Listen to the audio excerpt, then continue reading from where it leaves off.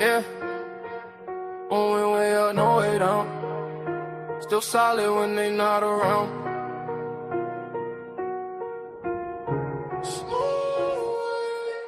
I've been winning, I've been hustling, and I stayed on top.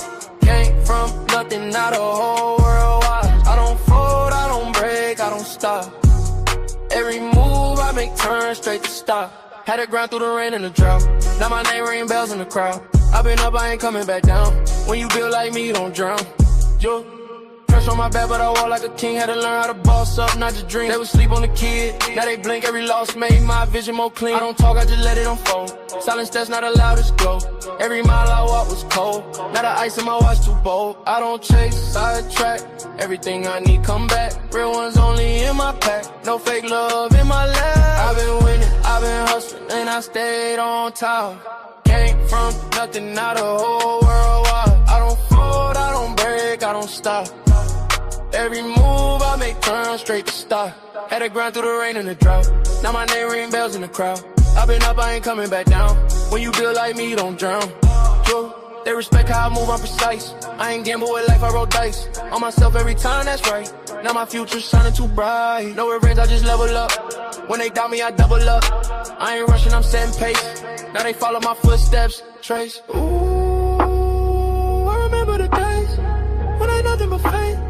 Now I'm breaking the chains, and I'm keeping my place. I've been winning, I've been hustling, then I stayed on top. Came from nothing, now the whole world wild. I don't fold, I don't break, I don't stop. Every move I make turn straight to stop. Had to grind through the rain and the drought. Now my name ring bells in the crowd. I've been up, I ain't coming back down. When you built like me, you don't drown. Yeah, top floor, no ceiling. Still hungry even when I'm eating.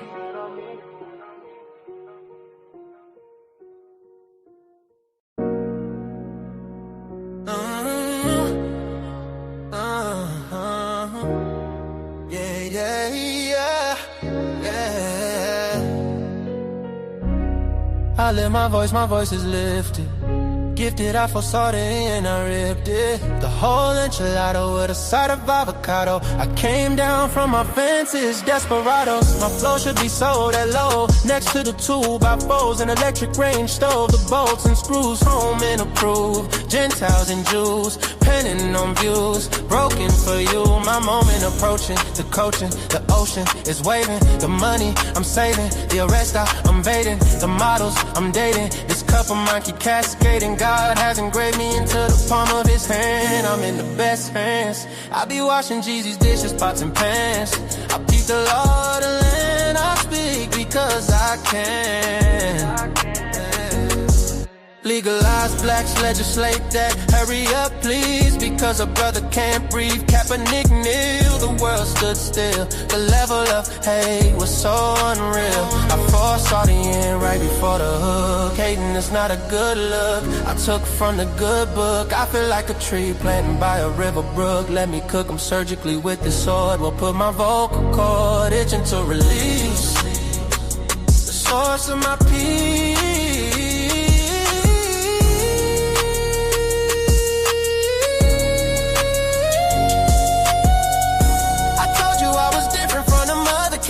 I'm flipping verses on these tracks like an acrobat. Yeah, glory to the Father, he implemented a plan. Jesus carried it out, it is finished. The Spirit empowered, blessing after blessing. We win this, we win this. My spirit smile. We win this, we win this, we win this. My spirit smile.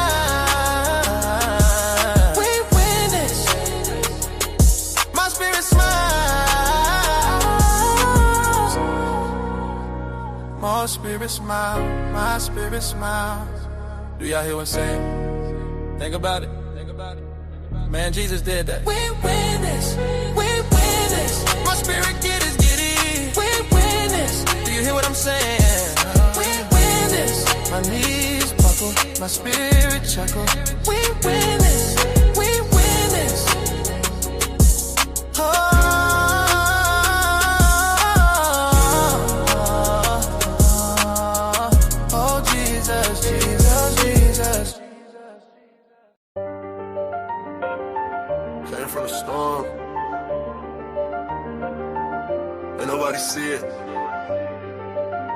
home.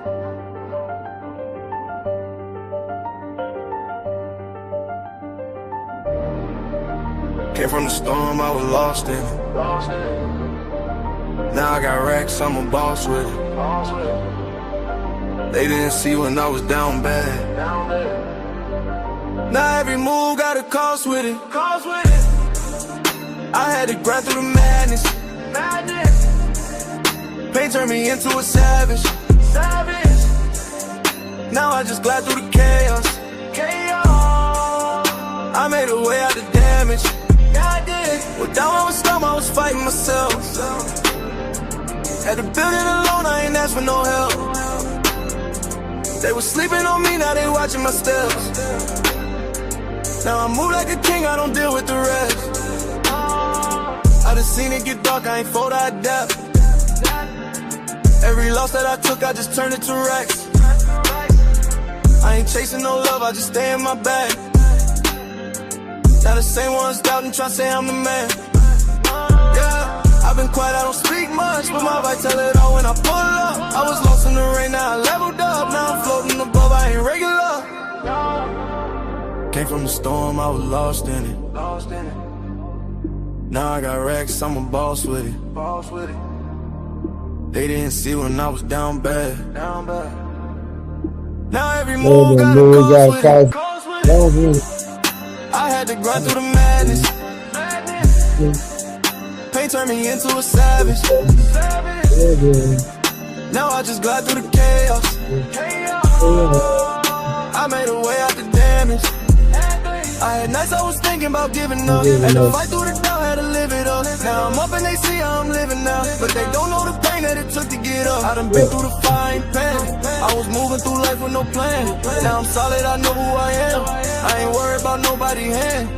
Yeah, I just stay in my zone. I don't need nobody else. I was down on my own. Now I'm up by myself. Yeah, all that pressure made me. All that pain changed me. I ain't the same me. I had to go through it all. Came from the storm, I was lost in it. Now I got racks, I'm a boss with it. They didn't see when I was down bad. Now every move got a cost with it. I had to grind through the madness. Pain turned me into a savage. Now I just glide through the chaos. I made a way out the damage. I did.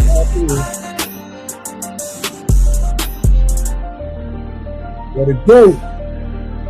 What it do? Came from the storm. Man, we finna go down the rabbit hole, y'all. We gonna be going down the rabbit hole for a minute, man. You only gonna get these subjects and content over here on the TrayTheTruthTeller side. And if y'all see any content creators start having these discussions, just know that they trying to copycat. We talking about real stuff over here. And we finna go down a rabbit hole, y'all. It's gonna be a lot of things said people not gonna like. It's gonna be a lot of things. It's a song I created with AI Waso. It's gonna be a lot of stuff said people not gonna like, people not gonna disagree with. But it is what it is. We're here to learn, we're here to build. We're not gonna agree with everything. All right.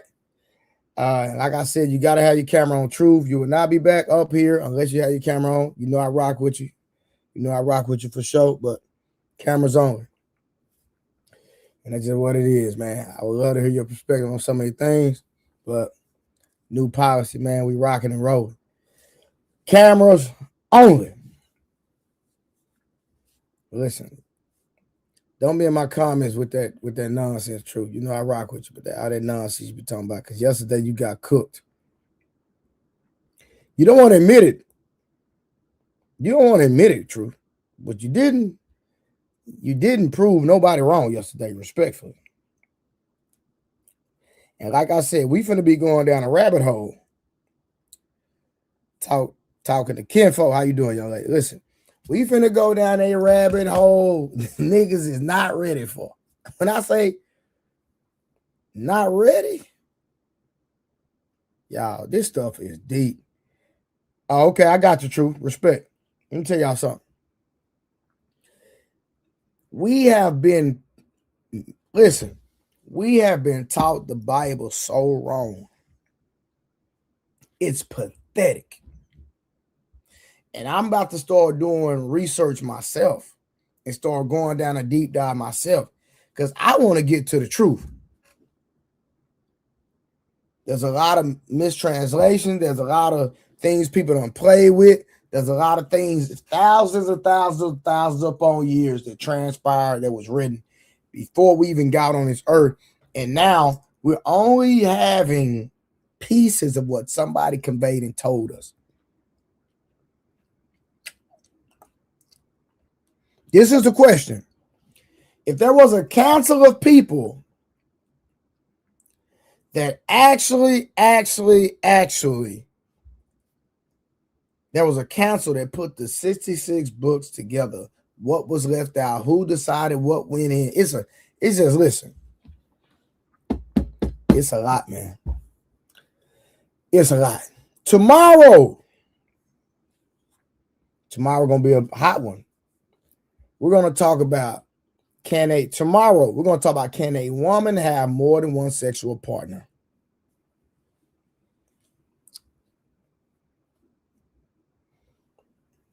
Listen, a woman is only supposed to have one sexual partner her entire life. I said it. Y'all don't want to hear the truth? Nah, the Quran is not true. That's Raheem, respectfully.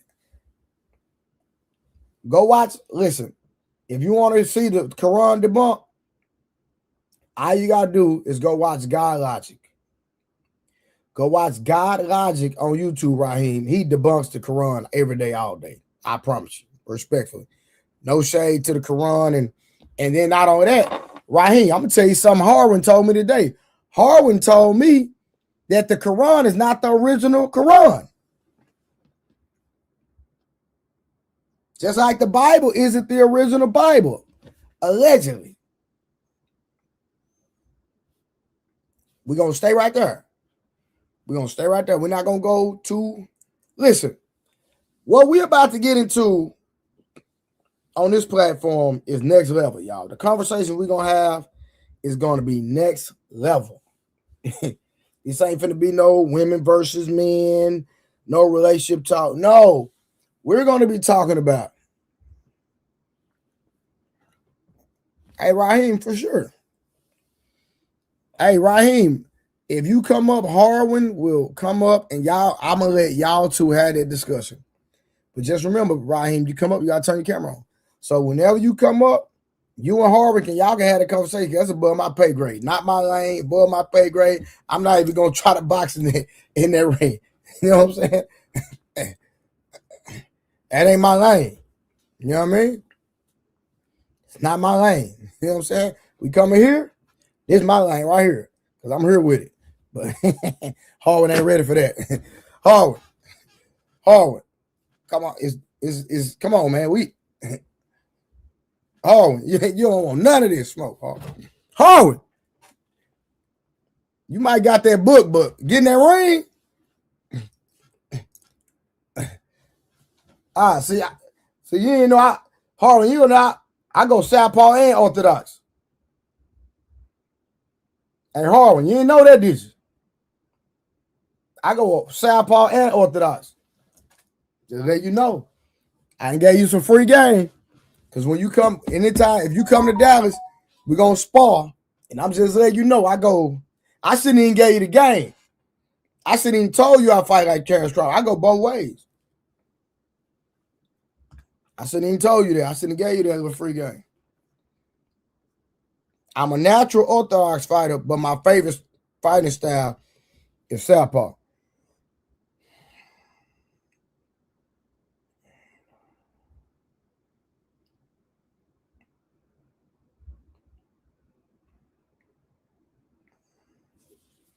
Rodney, where was the pause? I missed a pause, Rodney. Hold on. Did I miss a pause? Hold on, player. You know, I'm the king of the pause. Did I miss a part? What'd I say?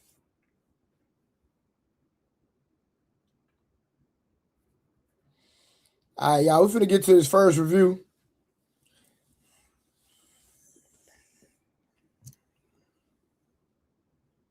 You said you went both ways. Man, chill out, man. I'm talking about fighting style, man.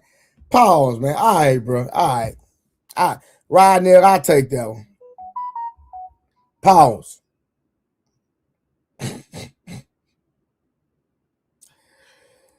All right, man. Let's get to this first. Hold on. Let me see who we got in the building. Hey, make sure you like the stream, share the stream. Speak to somebody in the comments. Tell them, hey, how you doing? God bless you, all of the above. And we're going to get into this first review. And shout out to MTR. We're going to review one of his videos of a video that we reviewed the other day, but we did not get to a certain part in the video. So MTR already got it cooked up. So we're going to review his. All right, real quick, we got Chris J in the building. And make sure y'all put some, man, listen, make sure y'all put some color in the chat, man. Y'all see the goals going across the bottom of the screen. I got Super Chat goals, Cash App goals. Donate to the platform, man. Y'all get straight heat, real conversations, giving y'all conversations ain't nobody around these spaces having, man. So support the stream. We got Young World in the building. Terry Goals in the building. I think I already said Chris J. Raheem. Truth, Why So Serious. Rod Neal. And get a membership too. If you don't have a membership. Maybe I need to start having these conversations just for my members. Jay Feezy. Taylor for Wealth. Talking to Kinfolk. Who else we got in the building? I think I said Harvard Construct. White Flag, what's cracking? Let's see. My phone is going off, y'all. Hold on. Check my phone. All right, shout out to Rod Neal, the first sponsor of the day with the $4.99. Sending nothing but love. You feel me? Appreciate that, brother. All right, y'all. God dang, why my phone going off? Hold on. The hell did you keep telling me? Hold on, where's it? Somebody send me some money. Hold on. What's that about? Y'all give me a second.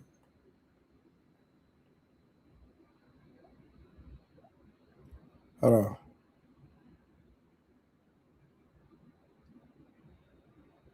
Give me 1 second.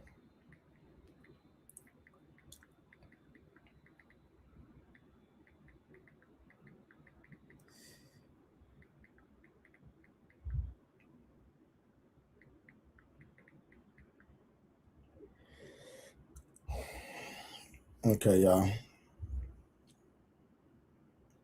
All right, so real quick, my bad, y'all. I had to check, see what was going on. All right, now I need to keep that on. Y'all might hear my phone going off all night. It is what it is. We'll stay. What's going on? All right, let's get to the first review. Give me 1 second, y'all. Get this. Hey, y'all, this first review finna be a good one. I'm telling y'all, y'all gonna like this one. I believe y'all are gonna like this one.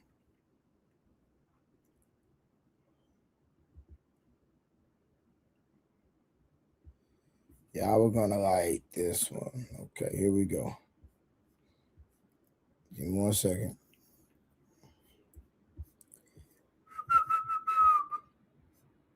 All right, here we go, y'all. Hold on.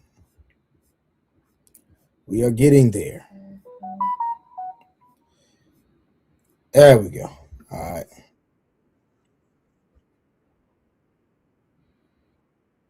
All right, let's start here. Now, we're going back to a video that we reviewed the other day, but there's a certain part in the video we did not get to.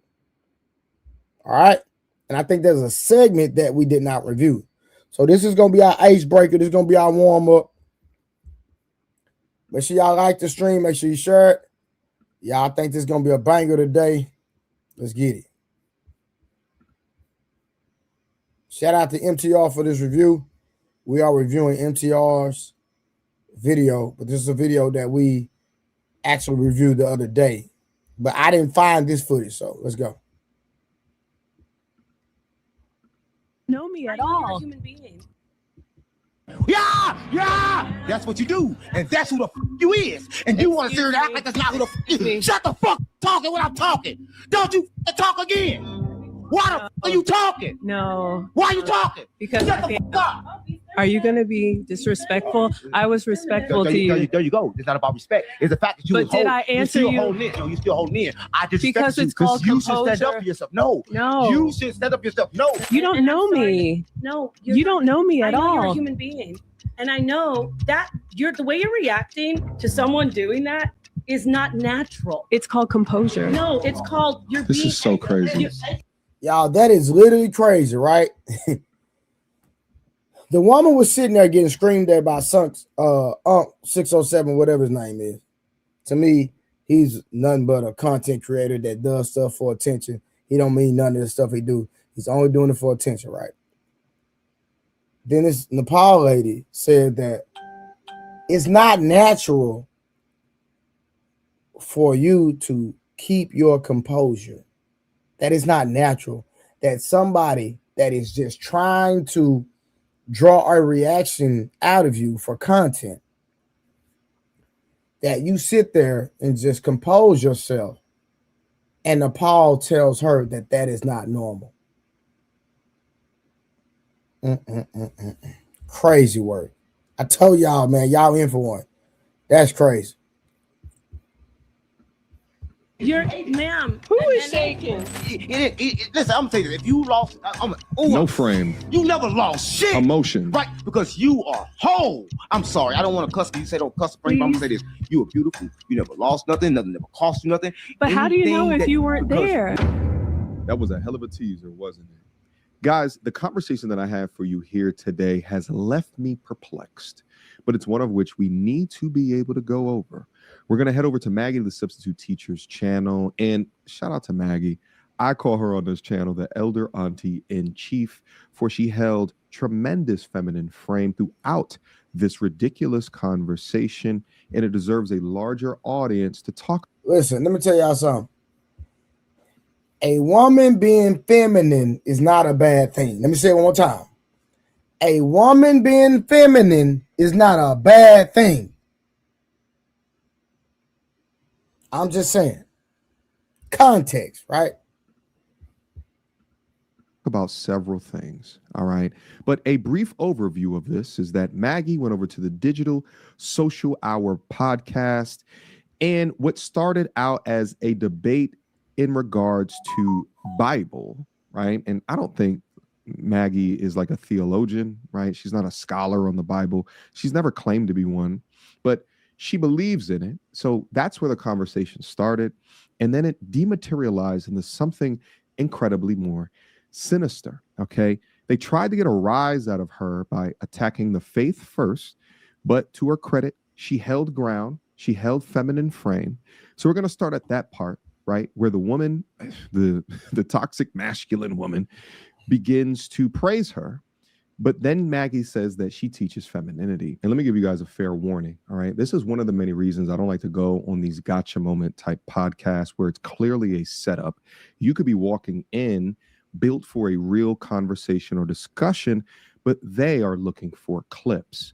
And when you have people that are thirsty for status, they're thirsty to climb the digital ranks, they will stop at nothing, not shy of even their own morality, will stop at nothing for that clip, for that fame. And it's disgusting to watch because I know Maggie wasn't there for that. But in the social media landscape of today, or more accurately, the algorithm landscape of today, shock value sells. So we're going to head over here, have this conversation, see what happened, watch Maggie in real time, understand the mistake that she made in walking into this building, and use it as a lesson for today. For the lesson is just not about holding feminine frame and all the empty auras that are out there, but the importance of holding it when people are trying as hard as they can to knock you out of it. So let's go through the content And let me guys know if I should do a live stream about this, because this is something that's going to cause a lot of conversation. But let's get active. Without further ado. Talking about is okay. Actually, you're a very nice lady. Thank Okay, you. so- I teach femininity. You teach femininity? I do. Why do you have to teach femininity? Because women have lost it today. How did they lose it? Because they're trying to compete with men as men, So and we've you- lost our So femininity. you think femininity is just talking like this? Absolutely not. Oh, That's not me at all. No. What is wrong with this woman having a soft temperament? That is crazy that this woman is being ridiculed for having a soft temperament, y'all. This is crazy to me.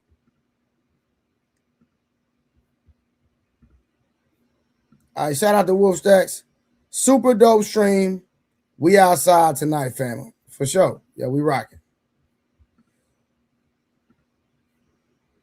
DJ Genesis in the MFN building. What it do? Have you ever paid like $700 for a camera and can't get it to work? Right. My actual camera that costs more than $700 is right here, and I'm not even using it. I need to figure out something because I paid too much. This camera, come on now. Listen, this is ridiculous. I got the same setup that Joe Rogan got. I spent all that money, and I don't know how to use none of it. No, they got YouTube tutorials about that. I'm not too, even right, using Trey? my Shure mic. Look, I got the same hold on, I can just turn this. This is my webcam I'm using, but this is my same mic Joe Rogan got. Same exact one. Got all the machines. I'm not using none of that stuff because I don't know how to use it. Man, child, I've been not trying the to only adjust one, Trey. Me I've been neither. trying to adjust the color on this sucker for days. I'm like, it just comes out black. I'm like, okay. Hold on. 'Cause I think it's your lighting though. I think so. Urban Lounge, you're gonna meet him soon. Even when I put the light on, it makes my face look black. No, I'm not talking about a ring light. I'm talking about don't worry about it. I'm gonna text you what Urban Lounge text me.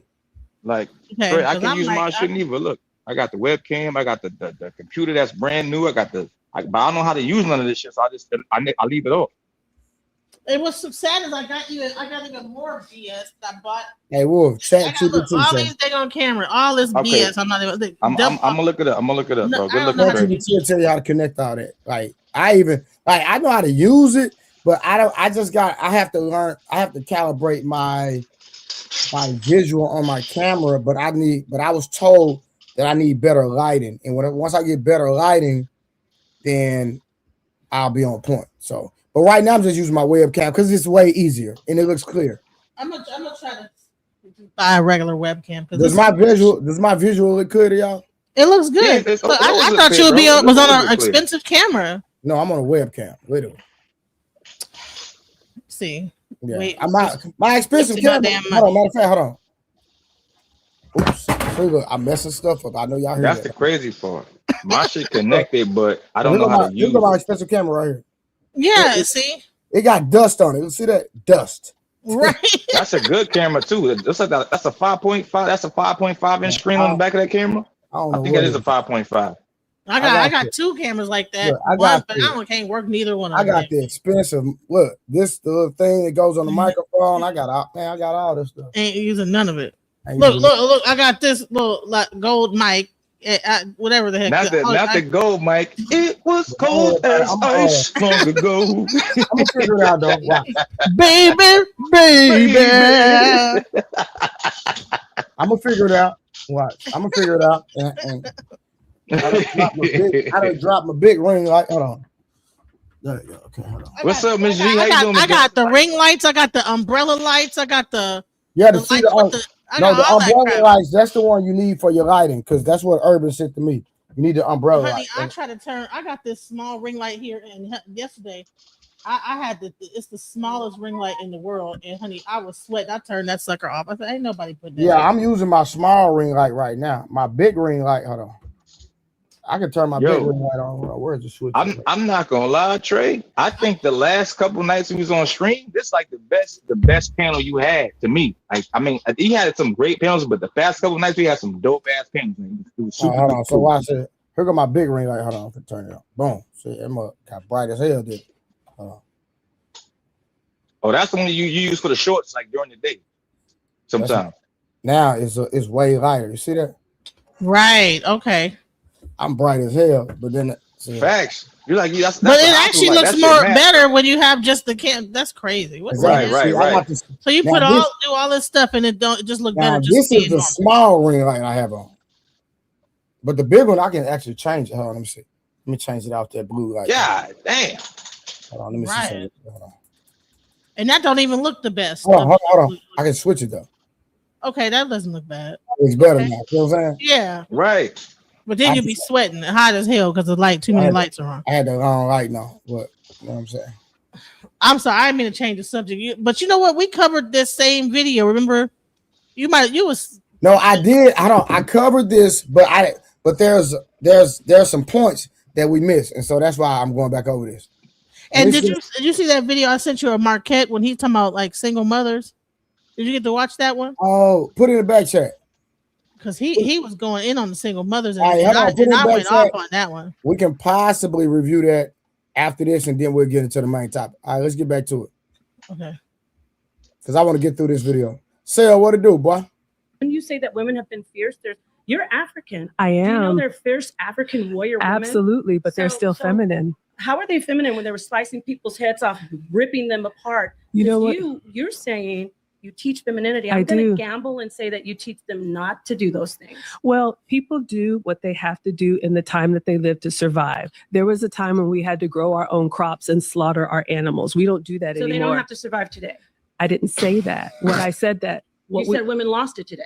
I said women lost their femininity. Please don't speak for me. Well, no, you said women lost their femininity today. And I said, you're from Africa. I am. Warriors. Women they had to do it back then. But today you said they don't have to do it now. They don't have to survive, women.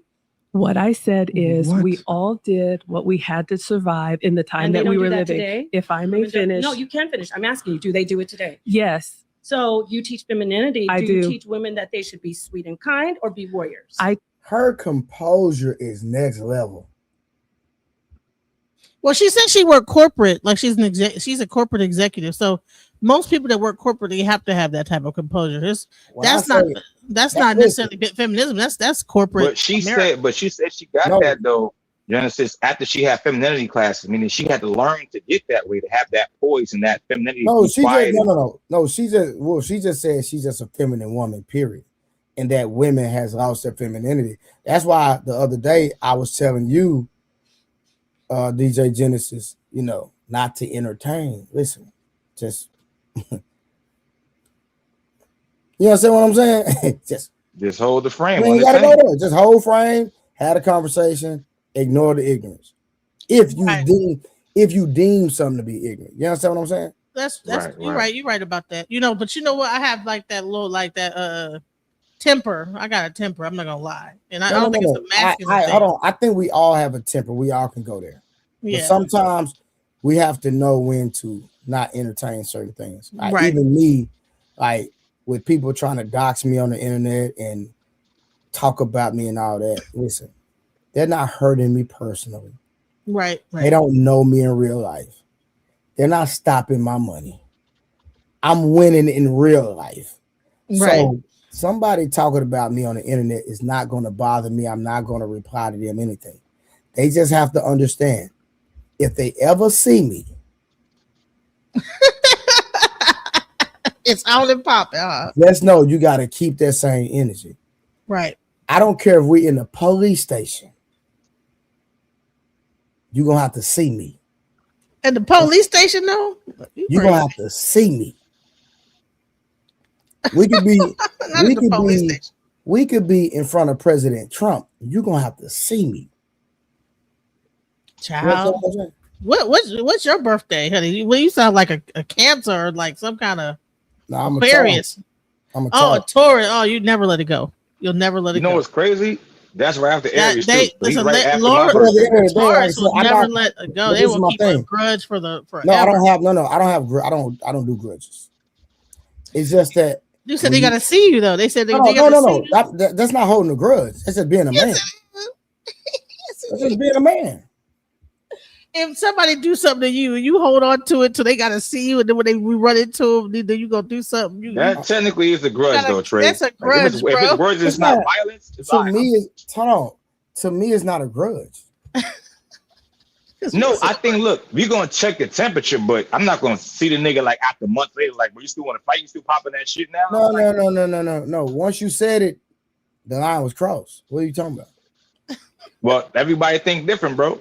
Yeah, and that's I'm fine. saying. I'm saying after 9-10 months, I see a nigga the first time in 9-10 months popping It shit could about be, me. sir. It could be 10 years. You gonna have to stand on business. See, that's a Taurus. Yeah, that's a grudge. That's Taurus. That's not a grudge. 10 years is a long time. That's a big. You listen. So you no. If you say something and I have not had the opportunity to address you personally or face to face in person, I still want you to keep that energy. I just hadn't seen you, so I call myself an opportunist. So if a person did something to you like 10 years ago, you're gonna be like, remember 10 years ago? And until I see you, it's not rectified. Period. Oh my God. Not the Fantasia. When I see you. Right, man. I think it's Child. yo. But I know a lot of Taurus lady, honey, her husband, her ex-husband, she won't even go to his funeral. He was having a funeral and died, and she won't even listen. I just believe you. You say something, you gotta stand on it. I don't care how long I it agree takes. with that. You gotta stand on that, brother. I don't know. You know what? I think I'm moving more peace. I got a bad temper too, Trey, but I'm moving more peace. Like if I see a nigga after 10, I'm very peaceful. You don't see me bothering nobody. Not Trey. I never said you was getting into it with nobody. None of that. Like I don't get into it. No, don't get me wrong. People get into it with me, and I just respond to people, but I don't start anything. I finish everything though. Well, he like anonymous. We don't forgive. We don't forget. We are anonymous. All he needs is one of them damn masks on his face. We are anonymous. We don't forgive. We don't forget. Listen, I don't start nothing, but I finish everything. I respect it, bro. I ain't saying shit, bro. Handle how you handle it. I ain't saying nothing. You grown. Hey. Yeah.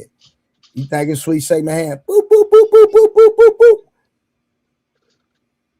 Yeah. See. Yeah. And with the crazy eyes. Okay. What?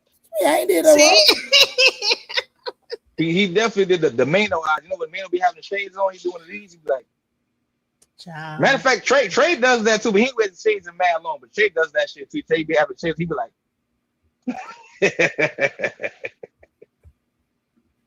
I forgive and forgive and forgive. Wait a minute. Do you teach them to be sweet and kind, or do you teach them to be warriors? If you want to a woman fights a man, I wasn't finished. I'm going to ask you. I gotta okay. Because You've asked me I can't let this niceness throw me off. Yeah, I'm struggling that you're bothered by it. Because you said you teach femininity. I do. When a woman is fighting, women do you say fight. That's manly, or it do you is? Say it's it's very masculine. If it's manly, it they is. are warriors today, and they don't have to survive today. But in the past, when they were warriors, it's okay. Okay, if I may answer you, again, we all do what we have to do to survive. There was a time when we had to grow our own crops and slaughter our own animals. I don't know if you're a mother. I'll speak for myself. I'm talking about warriors, not farmers, not husbandry. If I may, warriors. If I may answer. Sure, answer, please. I'm waiting. I consider myself a very kind and nonviolent person. Mm-hmm. However, cross me about my boys, it'll be a very different story. Mm-hmm. So if you're in, what will you do? Whatever I have to. Not in that moment. So it's masculine to fight. Absolutely. Oh, so women can't fight. I never said that. I never said that. You did. There were women. Masculine to fight. It is masculine to fight. Women can't fight, or they're manly. You can be a woman and have masculine moments. I'll give you an example. Mm-hmm. I'm a boy mom. There are times when I have to say, "Hey, get over here." So you're manly.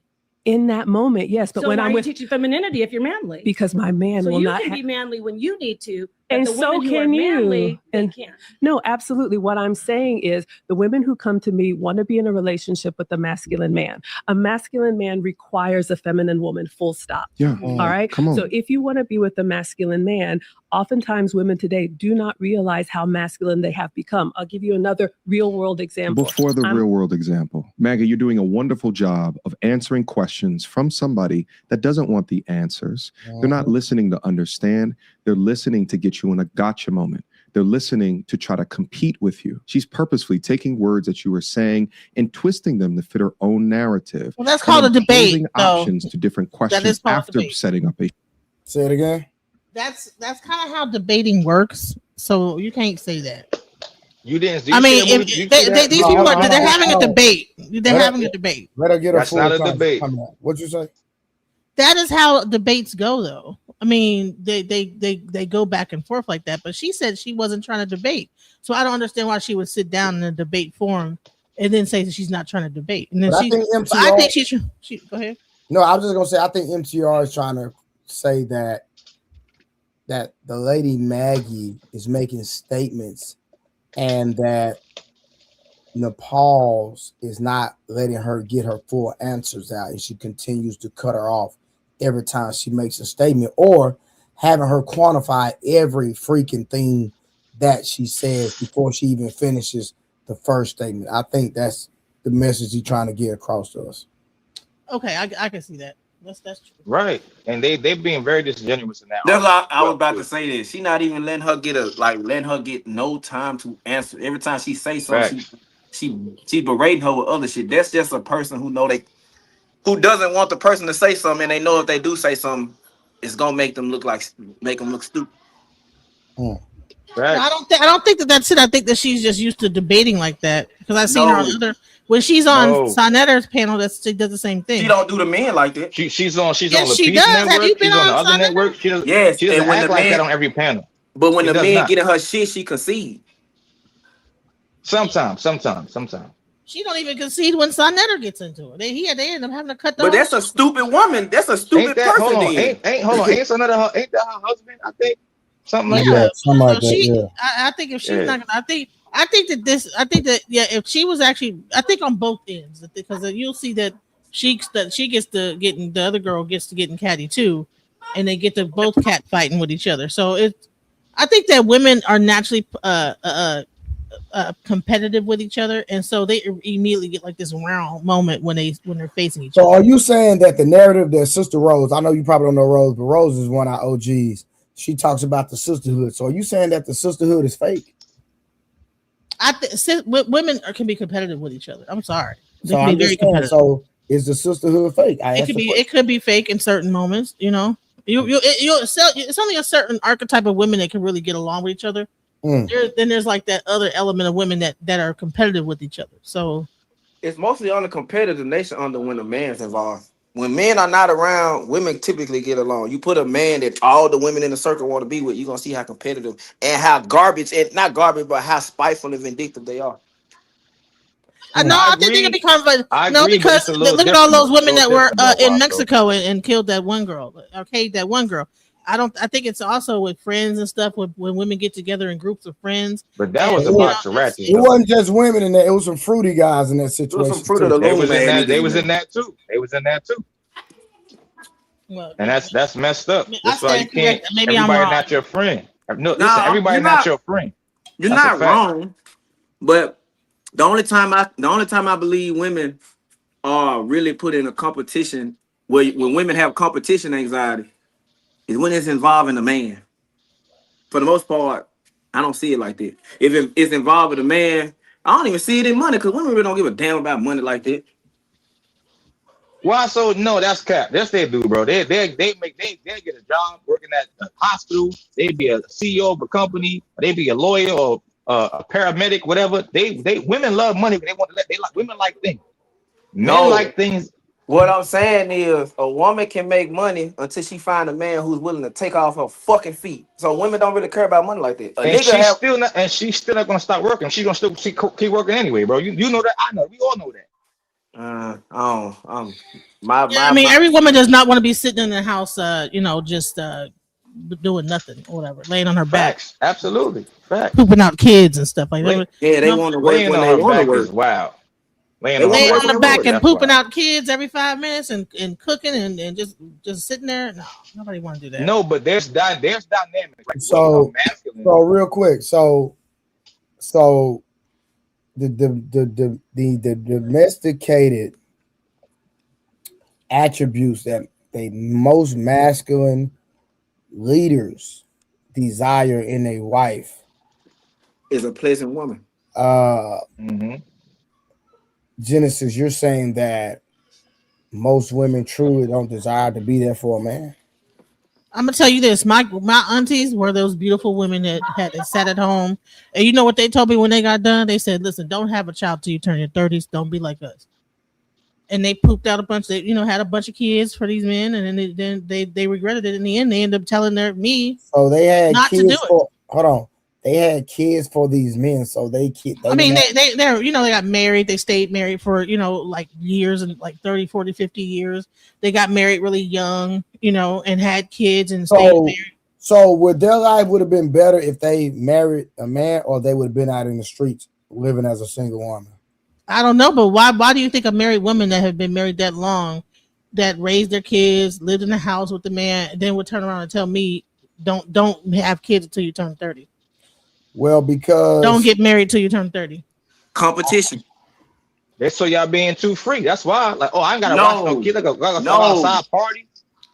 You gotta look at it. You gotta be some kind of regret that they must have had. If you listen to the way older women talk to the younger women, it's because they in competition.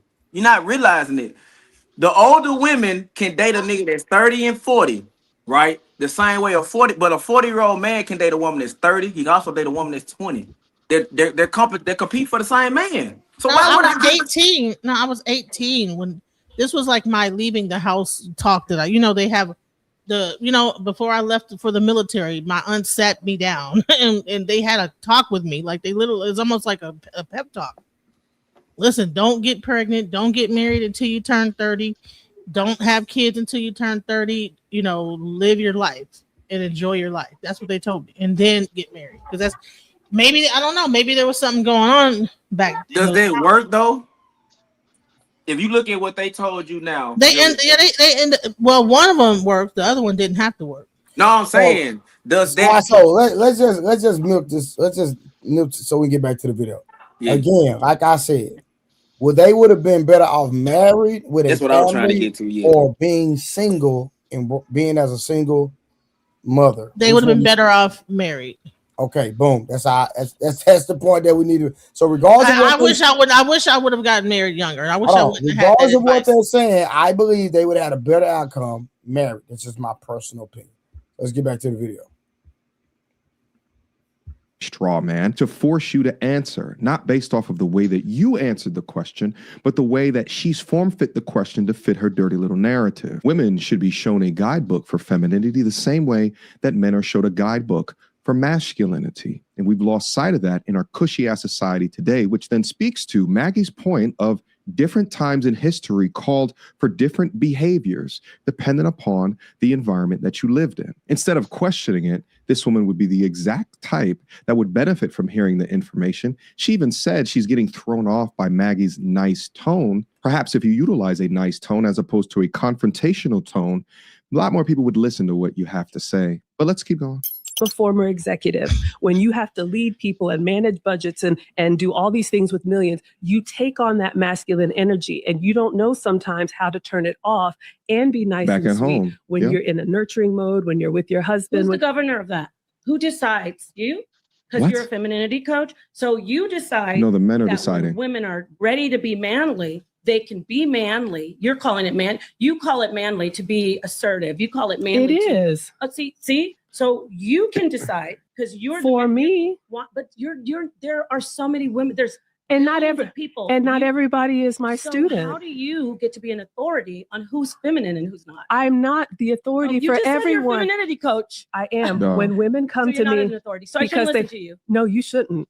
Because they want what I have. Listen to you. No. Thank you. She said it. No. So I said she's such an idiot. You should listen to people that get the result or have the result in life right out my that mouth. you want. This hyena battle axe, fake masculine woman on the left doesn't want the life result of what a Maggie has. So she shouldn't listen to Maggie. But that's not what Maggie said. I don't know anything about femininity because femininity isn't being nice and sweet. And guess what? Femininity is about fighting because I disagree. Because guess what? Females, lions, fight to the death while the male sits back. Women and mothers like you. You're an idiot. Are you telling me that the male lion doesn't fight? Is that what you're saying? Said. I can show you a picture of. You said it's manly to fight. It so is. Not. Which one is it? Nobody is feminine 100% of the time. And if a man loses a family member and he is heartbroken and crying, that is not a masculine moment. That is. I think we need to redefine all of. We need to redefine that crying is not being masculine. We need to redefine that being fighting isn't not being feminine. That's the problem. I hope she has no boys. You can define it however you want to. All I'm saying is there is a natural biology. So is it wow, wrong? You really No, interrupting is it wrong it's for masculine. your sons to cry if absolutely their not. turtle dies? Absolutely and not. Is it wrong if your son gets hit by another person and he cries and they say you're a sissy? That's absolutely by your wrong. Standards. He's being feminine crying. If right? he's a boy, that's expected. If he's a man, absolutely so not. If He'll a man correct. Gets punched in the face and he's going to punch you back. So wait, men can't cry? I never That's said not. that. Yes, Are you did. listening? No, I said we are not masculine 100% of the time. That's and yes. we are not feminine 100% of the time. Whatever outcome the like she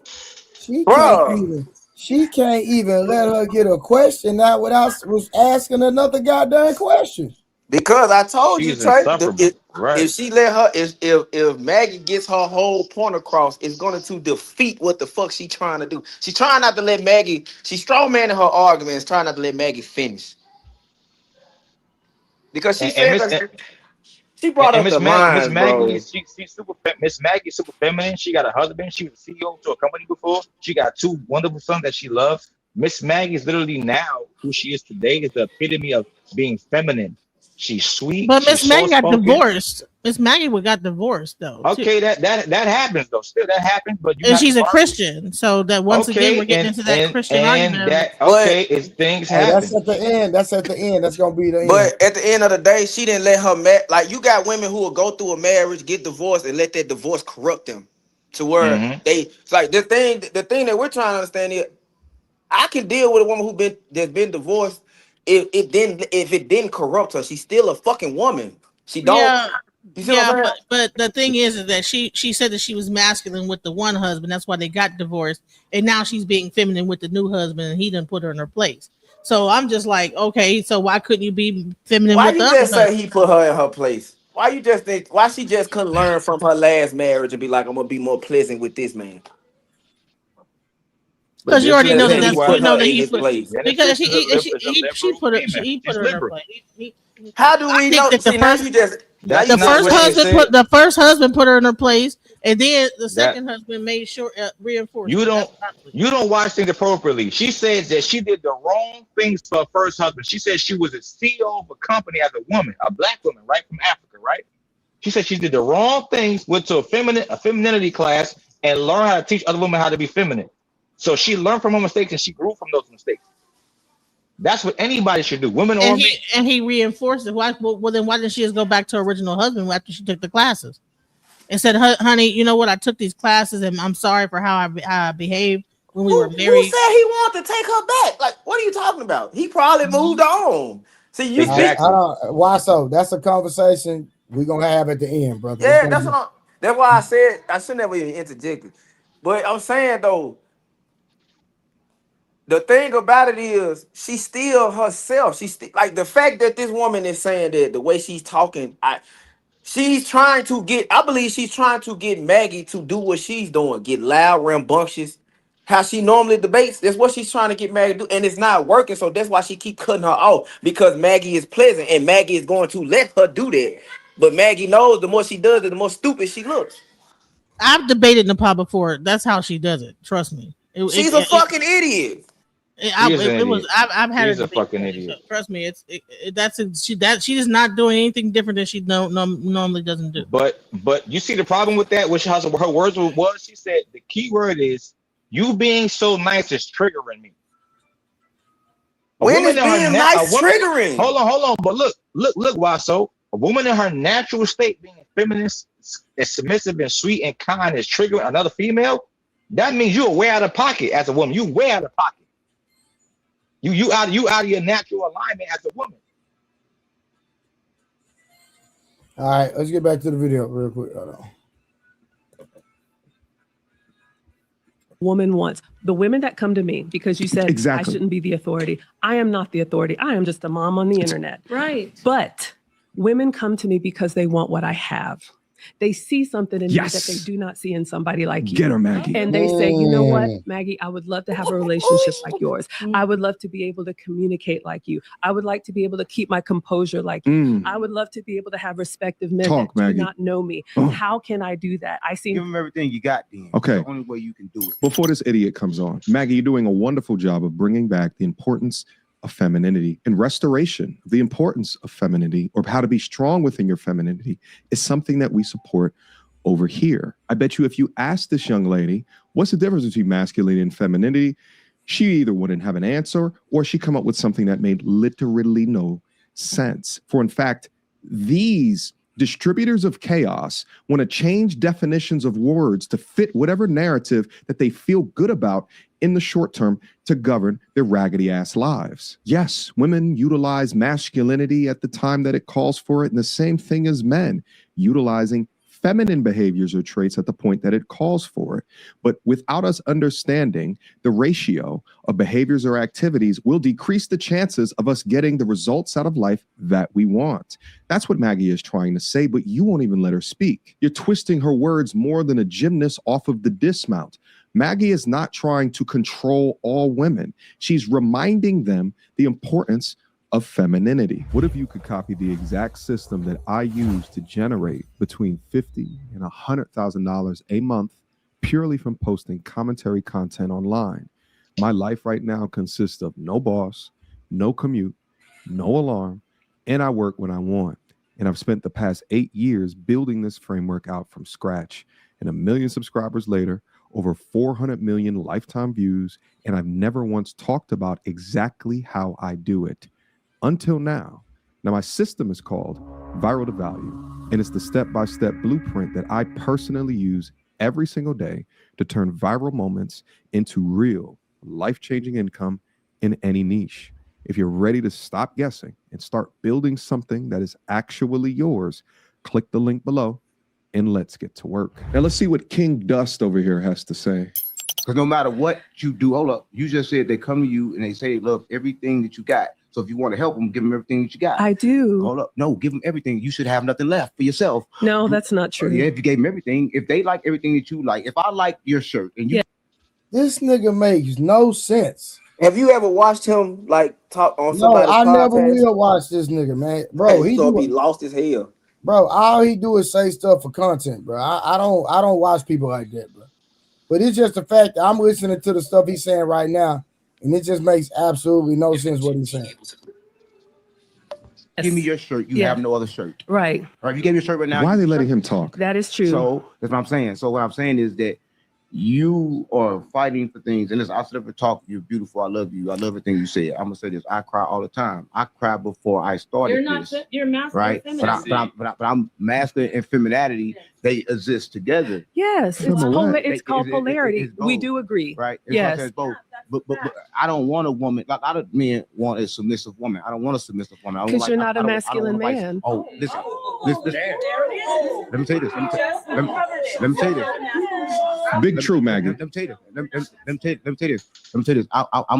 I'm something that you probably don't understand, right? A masculine man is going to tell you what to do. They're going to attach you. They're going to try to hold you down. Listen to me. Hold up. Listen to me.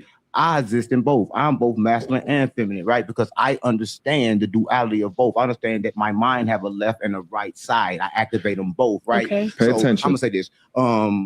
I'm not here to tell you what you should do, right? I'm not going to define what's masculinity to you and what she's not there. But I don't want a submissive woman, because once you tell a woman to submit to you, that's me telling the woman that I'm above her. I'm not above no woman. Hold up. If that's the case, when a child come out, then the mother should automatically submit to the child if the child is a male. Hold up, because you're suggesting that I am above you, right? That My you man should, is. hold up. Listen, I'm gonna say this. But You're in she's prison. married. Listen, I'm gonna say this. And I'm your happy. Man, listen to me. You're in prison. I'm your not. man is fine what you do, and that's a life that you shouldn't want to live. This man says she's in prison. He's a fucking idiot. He's raising a single mother household. Like when a man normally brings structure in order, it's not to just control, it's to provide structure. That's like saying your child got to get up at 5 in the morning or 6:30 in the morning for school. You get them up at 8, or they getting up at 9. So you already at school. You getting ready for school late. Like there's nothing wrong with structure. That's why jobs have HRs. That's why people have rules and guidelines to follow, because you need structure in order for life to go well for most people.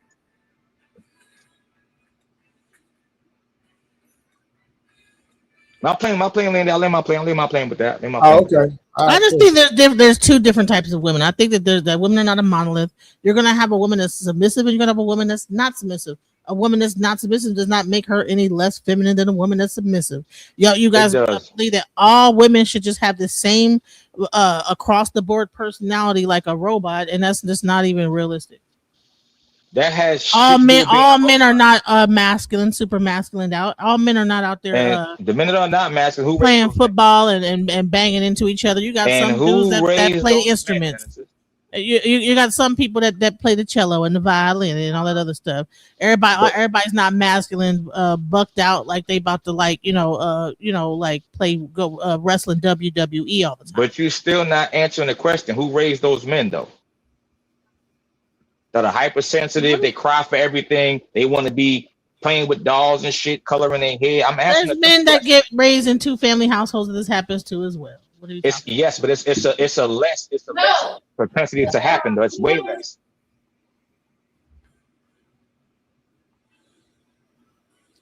I don't know yet. I think that's I don't know where. Show me where you get that statistic from. They're everywhere. BlackDemographics.com. No, give me a play. I just told you just now. I said BlackDemographics.com. The United States Census. They tell you how many men are in the household. They track social security numbers by who's in the house. So let's say so you're saying that a man. I didn't say about a man crying, all this other different stuff, because depending on how that man gets raised, it might be okay for him to express himself.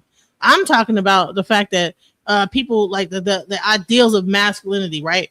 Like being hyper, physical and this, that, the other. You're gonna have some kids that are not gonna be physical. It don't matter how much the man's in the house, and he could probably keep throwing that football to that boy, and he might be scrawny and might not live up and might not be a football player. Everybody ain't meant to be strong and this warrior type of male. That almost never happens. That almost never happens. That's not true. Masculinity isn't about being a football player. Because I'm saying. So in femininity, it's not about being this soft, docile creature all the time. There's different types of men, and there's different types of women. So Napoleon happens to be a different kind of a woman, and just because she is they're having a debate. Number one, and and debate is almost like war, right? So you're watching two women warring with each other. They're not. So it's one person warring with herself. No. Facts. A debate is war. A debate is war. No, it's not. But that's not really. War. We make it like that. When it's a war of the words. When you win a real debate, they don't talk like that. They don't really talk to each other. They talk to the crowd. That's a real debate. What we doing on the panel is what the fuck we started. The way, look, femininity and masculinity, it's really a preference of what you like. Some men like a more feminine. Like, put it like this: if I gotta go out into the world and conquer the world, I shouldn't have to come back home and have to conquer my woman. Why am I arguing? That has nothing to do with what I'm talking about. Is there's different types of women. So you have the more feminine, submissive type of women, and then you also have a woman that's a little more aggressive, and men like that. There's certain men out there that like that femininity and masculinity. The conversation is about femininity when it doesn't mean that they're masculine because they're aggressive. Just because Napoleon's aggressive does not mean she's being masculine. Aggression is masculine. No, it isn't.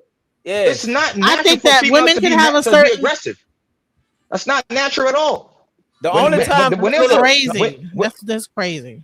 When it look, no, if it's not y'all crazy. This is the problem. listen. You saying y'all dominant and aggressive, but when your boss tell you to do something, are you gonna say I'm not doing it, or you gonna fucking do it? It depends on if I'm getting paid or not. Let me just say this: you just said your boss, you getting paid. What's up? Just because they're a boss don't mean you're getting paid. But I'm gonna just say this: is that who goes to work and don't get paid? This is being ignorant. Who goes to work and don't get paid? There's plenty of people that probably go to work and probably don't get paid what they deserve. I get what you're saying, though. I get what you're saying. But what I'm saying is that like, what are you guys are delusional? You guys are just you guys beat the same drum, and y'all don't know how to get on the quads, the bass drum, all the other drums that they got in the drum line. Y'all just hit the same damn bass drum every freaking time and don't know how to change the beat. No, that's your opinion. Or nothing. This your problem now. No, and so if a woman is actually asserting herself, now she's being masculine. That's assertiveness is a masculine trait. Assertiveness is a masculine trait. Not. It is a masculine trait. What have you listen? Do you have to be assertive to give birth to a child? What? Those two don't correlate. What are you talking about? Yeah, they do. You know how violent childbirth is. Childbirth is very assertive, very violent. Hold on. Genesis. Now I was chilling letting y'all cook. But you're saying that childbirth is violent? It's extremely violent. So explain it. Hold on. Okay, it's painful, but that doesn't make it violent though. Honey, the child rips through Who's the vagina. attacking you doing they call it the circle of fire. When the child finally passes through, it is so painful. They call it the ring of fire. Listen, and on top of that, you are bleeding. That's all they have. This is a very violent thing. Can y'all let her finish? Listen, most things that have any level of change, it happens with violence, especially childbirth. So giving that thing that's going to create a new life, it happens violently. It's a violent thing. I'm gonna just say that I totally disagree that childbirth is violent. I don't see how you even try to. How many people die during childbirth? Not that many. Yeah, but people die regularly. That doesn't make it violent, though. Genesis. Yeah, because you're losing blood. Have you seen your children be born? Yes, I have. What you mean? So is she just like, okay, bring the child into the world, and it's rose petals like that, but to say she's not screaming at the top of her lungs, and she's not sweating. It's called labor, right? My wife didn't do none of it with none of our 3 kids. She didn't scream. She didn't do shit. She went into labor. My wife went into labor at 10:30. Had my son at 11. Okay, so did she not have any pain? It was no pain whatsoever. She said she felt it. She felt pressure, but she it wasn't. Wasn't she get an epidural? No. Did she have a natural childbirth? Natural. Okay, well, she must have had a midwife or something like that. I don't see how that happens. Listen, you just had a great. Let's use our brain. Let's use our brain. Pain doesn't always correlate to violence. If you have a stomach virus or the flu, nobody put hands in, nobody hurt you. You just sick. So pain does not always correlate to violence. If you're having a baby, that does not correlate to violence at all, in no level whatsoever. That's the natural. I don't. Me personally, I don't get where you're going with that. Just saying that's violent. I can't rock with that. Because I'm thinking about the blood. Some women poo themselves. They lose their bowels. There's all type of things that happen during that. It's not a pretty sight. So is a woman having a cycle painful? Is a woman having a cycle violent? Because y'all bleed once a month, right? Is that depending on it could be very painful. Most women go through. Nah, he said violent though. He said violent though. No, it's painful, but I don't think it's violent. But I think that giving birth to the child, that's violent. Okay, so what you're saying right now is all right, hold on, that's enough, bro. We're not gonna keep going that rabbit hole. All right, let's get back to the video. Yeah, you're wrong. Because you have been programmed to believe that submitting is something that you want to do, but in reality, in your mind, right now, know what you're doing right now? You're wearing what they call a mask. Right now, you're doing this. Yeah. Then who's the real me? I can just ask your husband. He'll tell you when you're mad. Yeah. That's what you do. And that's who the you is. And you want to sit there and act like that's not who the you. Shut the fuck talking when I'm talking. Don't you talk again. Why the fuck are you talking? No. Why are you talking? Because shut the fuck Are you going to be disrespectful? I was respectful to you. There you go. It's not about respect. It's the fact that you But did I answer you? Holding in. No, you're still holding in. I just because it's called you composure. should stand up for yourself. No. You should stand up for yourself. No. Listen, let's go back. All right. I want to replay that in a quick second right here. But this is simply and utterly disgusting. Masculine men do not want masculine women. Maggie called that out, and the young man completely and utterly lost control, lost frame. He tried to butter it up at first, but he was already ticked off. So now he thinks he needs to prove what a masculine man acts like. That's not what that was. That's not what that was. Masculinity. It's fake masculinity. He was trying to make a point and try to get her out of her character to show who she really was underneath that, like that she was faking her. He was trying to trigger her into reacting a certain way to show her. What I said Nepal was been. Ain't that what I said Nepal had been doing from the beginning? I said he wasn't, but I'm saying but 6071 that wasn't. He wasn't really mad. He was just doing that. Not. He just trying to get her out of her. He just trying to right. Get her. It wasn't like he lost. No, 607 is trying to get a clip. Yes, right. He said the same way your husband talk to you. You get he like you get loud with him. I know you do. And then he was like, shut the fuck up when I talk. She just look. I'm pretty sure that's how Maggie really is now. Like, because any other woman would have got on his ass. Like, just to keep that shit $150. Look, I've been following Miss Maggie for years, bro. She is super duper feminine. She's sweet. If you watch her channel, she cooks, she bakes, she cooks food for her family, for her husband. And she's like that all the time. Even when she's posting videos of her outside, she's the same exact way. And what she said in the beginning was absolutely true. So many women have lost their way being feminine. They think being aggressive and arguing back and forth with another man is normal. That's not normal at all. Gotcha. All right, let's get back to it.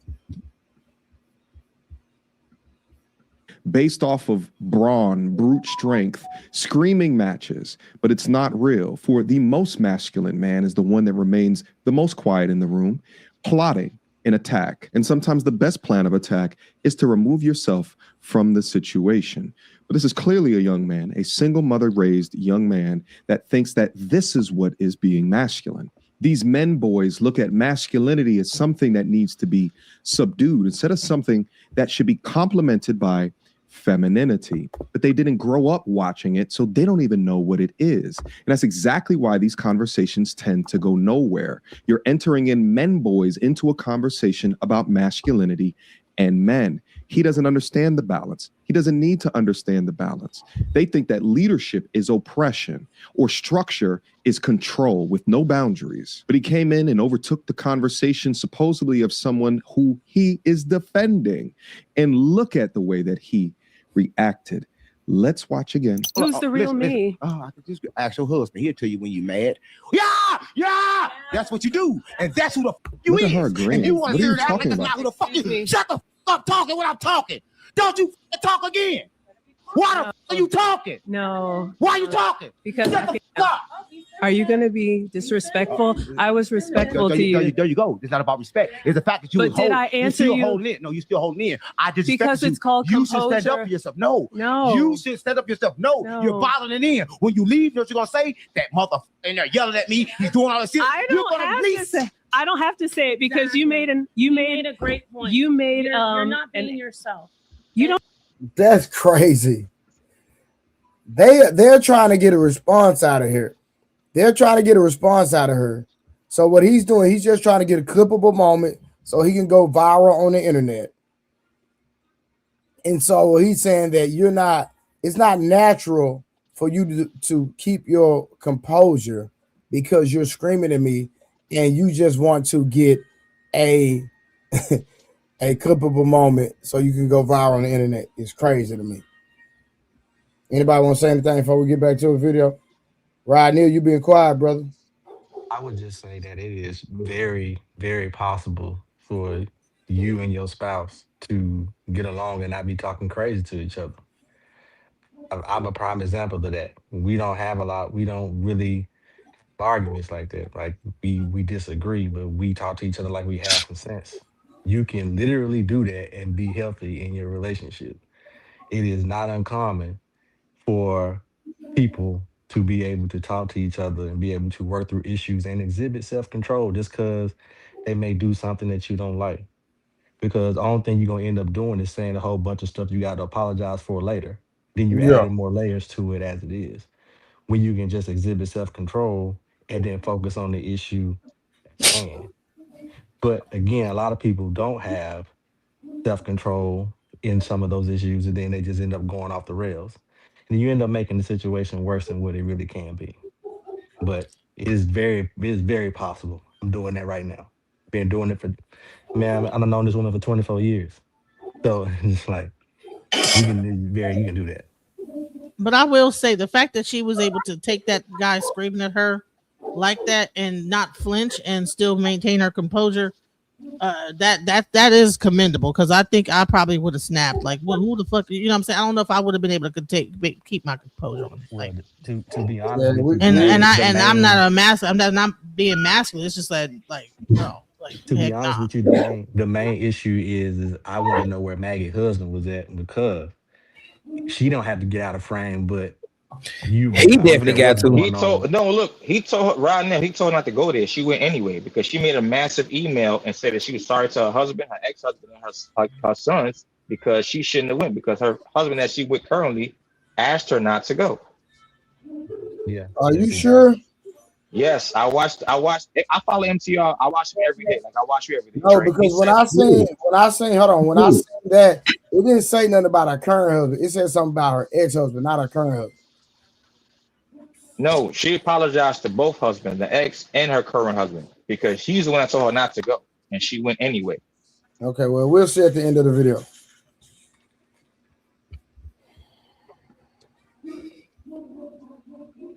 You don't know me. No, you don't know me at all. You're a human being, and I know that the way you're reacting to someone doing that is not natural. It's called composure. No, it's called This is so crazy. You're ma'am. Who is shaking? Oh, she's shaking? You.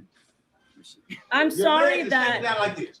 You're angry. Admit it. I am not angry because I don't respect you. Get him, Maggie. I don't respect you. Go where you respect it. You can't get respect. Listen, you can shout at me, but I don't even know you. You shouted at me and you slammed the table. Right. You disrespect me since you've been here. You say I was. How did I just? Oh yeah, I said you're not a masculine man. Yeah, hold on. That's true. Everything That's true. you said was disrespect, but you, listen. Everything I said to you was polite. It was giving you. You did. But love, right? But the moment I said something you didn't like, you're gonna say that disrespect, but you never acknowledged when I said something good to you. But you said you never acknowledged it. No. Hold up. Stop. I said thank God I had a father. You never acknowledged when I said something good to you. But the moment I said something you don't like, you acknowledge that. But that's how people is in the world. They acknowledge what's bad. They acknowledge what they figure is good. Okay, may I speak? Right? Stu can barely talk. Why should I allow you to speak when you won't even accept my kindness? I did. When you gave me the compliment, I said thank you. But you told me you loved me, and I said you don't even know me. Find love. Love is both. Listen, I'm saying this. You don't think you know love. I don't know. I know you don't know love, because love is both. I am so loved. If you were so loved, then everybody you love, you never was mad at. I swear for God, there's couple things. Either he used to be a straight up crackhead, right? And he's gotten over his addiction, and now he just does a podcast. Either that, but like take his voice and exchange it for a woman, and it would make a lot more sense of the way that he's communicating back and forth. But here's the thing: masculine men operate always under the threat of violence. Here's the thing: Maggie is in a situation. Maggie don't look like she has security. Why would Maggie try to get mad or lash out at a grown-ass man who is acting in this particular manner?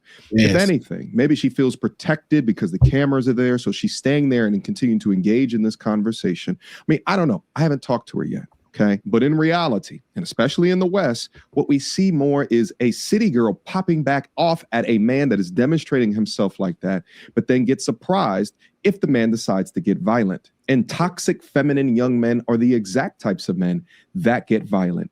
Not a real masculine man, because a masculine man stops at nothing to protect who he loves or someone that is deserving of his protection. Not true. So love exists. Mad is an emotion. So love exists, and all the emotions exist inside love. So you can't determine whether I love you or not. I would disagree. You can't determine that. If I may speak, I think when you love somebody, you're actually madder at them than someone you don't love. Take your children, right? If your children disobey you, if you see a kid acting out in the store, falling out, you're like, well, there they go. But if you see your kid misbehaving, you're even angrier because you want a better outcome for them. Because decide. If I see my kid fall, I'm not gonna think that you're trying to make me that's in fair. your reality. This is what I'm saying. Love is unconditional. It no matter what you do, no matter what you do to me, no matter what I do to you, love will still be there, right?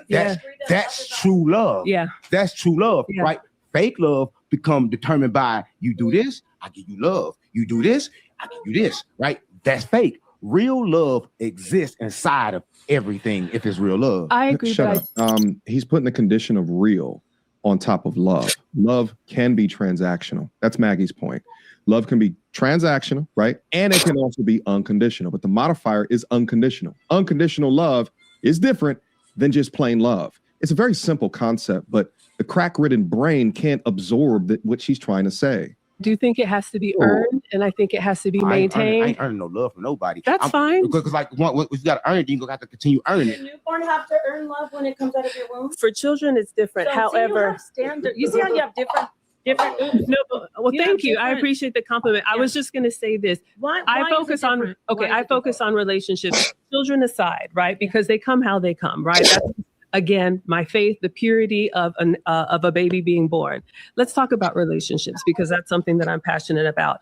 I can love my man, but if he doesn't continue to do the things that make me love him, that love is going to fade. We have to. That's why it's called keeping the home fires burning. I think as women, that is our responsibility. That's part of our nurturing. A relationship is not just going to be beautiful and bright just because I told you one time that I love you. If I'm not doing those loving things, you're going to feel slighted from me. And over time, that love will fade. How many times have we heard people say we fell out of love or it's just not there anymore because we didn't put the work in to maintain it? They never loved you in the first place. What is he? You said, listen. I disagree. Get him out of there. I'm saying this. Okay. If you love somebody, yes, love never leaves. That's true. The moment it leaves, it never was love. So I'm gonna say this, right? Okay. Sound like a woman talking. Love with attachments, meaning that if you sit here, if you do everything I tell you to do, then I can give you my love. But the moment you leave, that love disappears. He doesn't live in reality. That love disappears. So that I believe is not love. The true love that you said that we both agree on, all of us, that when the baby came in, they got that love. That's so true. I say that when you love somebody, it should be that love. Well, and if it's not that love, then it's not love at all. That's fair. I agree with you. And even the Bible that neither of you agree with has different. I never said I agree with the Bible. Okay, my mistake then. I agree. I believe it's Greek, and I'm not a Bible scholar, but I believe it's Greek that has different words for different types of love, right? Right. Okay, so there's they love, right, and then we have philo love, right, brotherly. So this is the thing I'm trying to understand with you. Okay. Are you do femininity coaching? Yes. You say, well, if my husband keeps on doing everything fine, that's great, but if he stops loving me, do you stop submitting?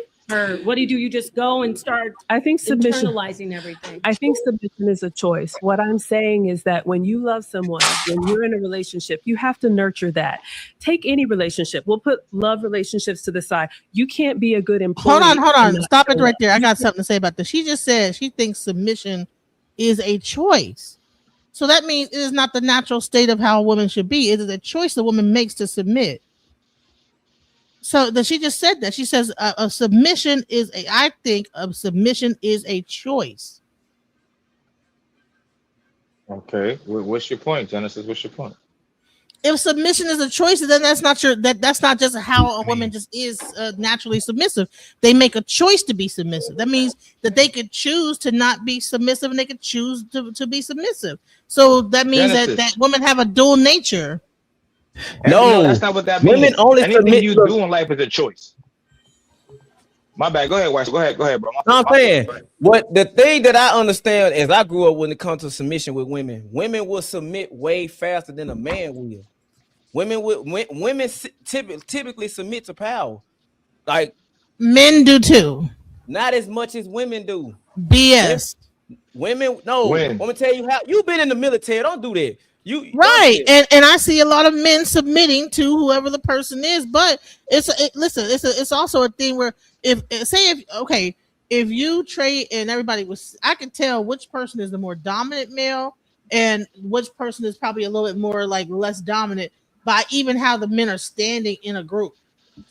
So, and those men, they will end up being a submissive, like in a submissive way. What I'm saying is, if your leader tell you to do something and you not against it, what gender is more likely to say, man, that shit ain't gonna work, the man or the woman? I think both. The woman is gonna say that ain't gonna work, just like a man will say that's not gonna work. And why so? She getting this shit. She getting subordinate confused with being submissive. Yes, a subordinate means you listen to the people over you, but you still got your own thing going on. Real quick. What's the difference between subordinate and submissive? Doesn't the submissive person, doesn't the subordinate submit to subordinate means the chain of command. That's all subordinate means, the chain of command. But isn't that person? I mean, why would a person submit to being subordinate? No, they're not the same thing. Okay, all right. They're similar, but not the same. Yo, Genesis. Yes. Is it in a human being's nature to eat? Yes. Do you choose to eat every day? Yeah, you could choose to eat. You could choose not to eat. Exactly. So just because if it's a choice, don't mean it's not a part of your nature. It's your nature to eat. It's your nature to do certain things, and you still choose to do it. So just because you choose to submit, don't mean it's not in your nature to submit. That's a false equivalence. Okay. Now that you put it like that, I have to admit that makes sense. I just needed to hear it in that kind of a way, and now I understand. Okay. But I will say this, right? I will say this. So I can admit when I'm wrong now. Just one thing I can do is admit when I'm wrong. With you talk about your wife, but put it this way: a woman shouldn't be trying to submit to every man anyway, right? So obviously that's a choice. But if she does choose to get married, you would like to believe that she did the vetting process enough that she does willingly submit to the guy that she chose to marry, because it is beneficial to you that you do submit to your husband, right? But obviously you need to be making sure you marry the right person. So in that sense, yes, you shouldn't be submitting to every man, but you should be submitting to your man. So yes, it is a choice. Now you get your better outcome when she does willingly submit, because then that means that she 100% buying into your program. You shouldn't have to step on her neck to make her submit, because if you got to do that, then you're doing it wrong anyway. So yes, it is a choice. It needs to be her choice. She needs to willingly do that, and then you would have your better outcomes. So here's a question. So should a woman submit to all men or just her husband? I answered that earlier. She shouldn't submit to every man. She should be submitting to her husband. No, I'm sorry. I missed that. I missed it. I could miss things. I missed that statement. Okay, so she should not. So how should she be with other men then? How should she?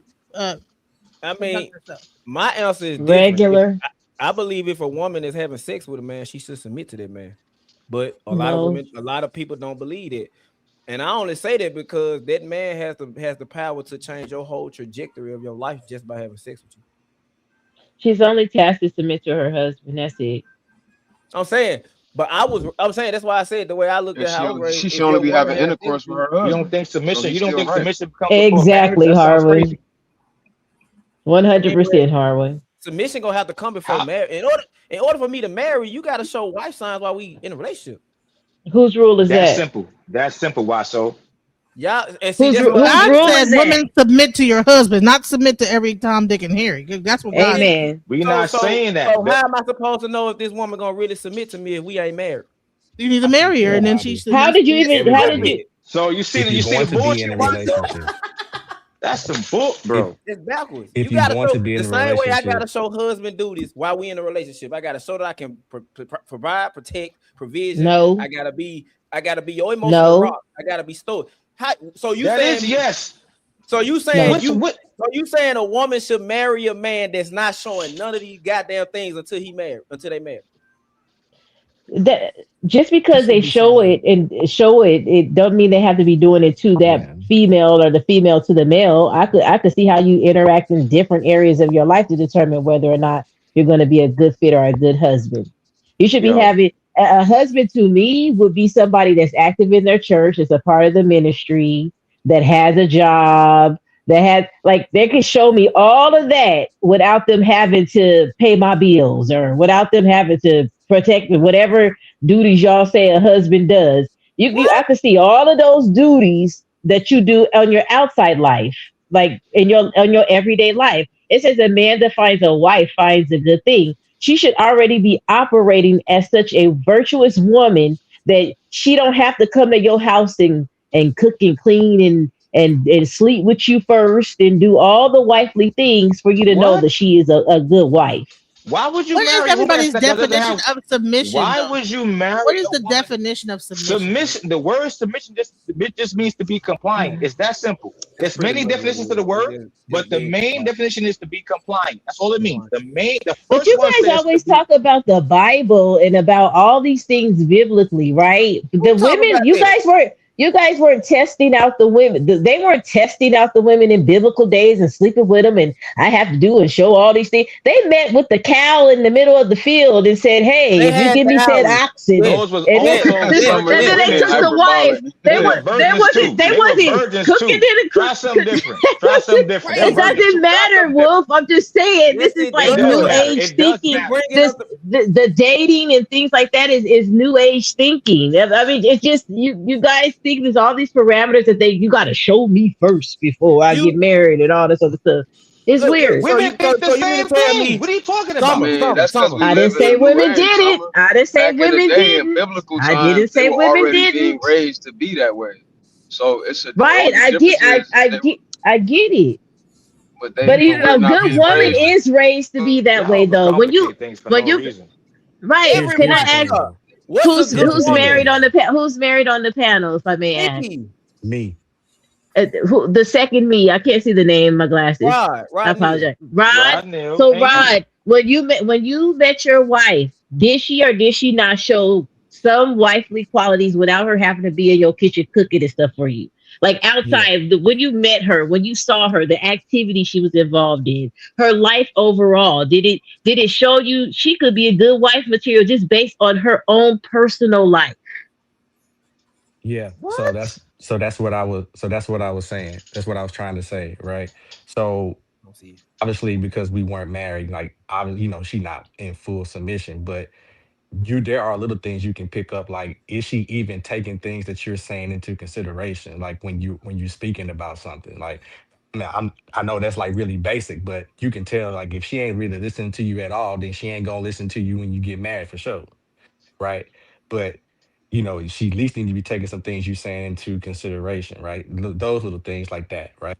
Like for me, in my own personal situation, like when we were dating, at one point we were living like 2 hours apart and stuff like that. So there were little things that she would do, like I would drive and go see her and stuff like that. I was doing most of the driving, but she would do some things to make sure that I was always great. So it was always, of course, again, she only did so much because we weren't married, but at the same time, she showed that she at least cared. I wasn't always having to come out of pocket with everything and all this stuff like that. She was like, okay, you driving down here and stuff like that to see me. So you put in the work this way, I got you. I'll make sure you taken care of this way. And Neil, before you got married, your wife was coming out of her pockets. I mean, not all. No, I'm just saying. No. Context. I'm saying she was willing to reciprocate. Let me say that. Yeah. So for instance, I said that to say this. Rose, take notes, Rose.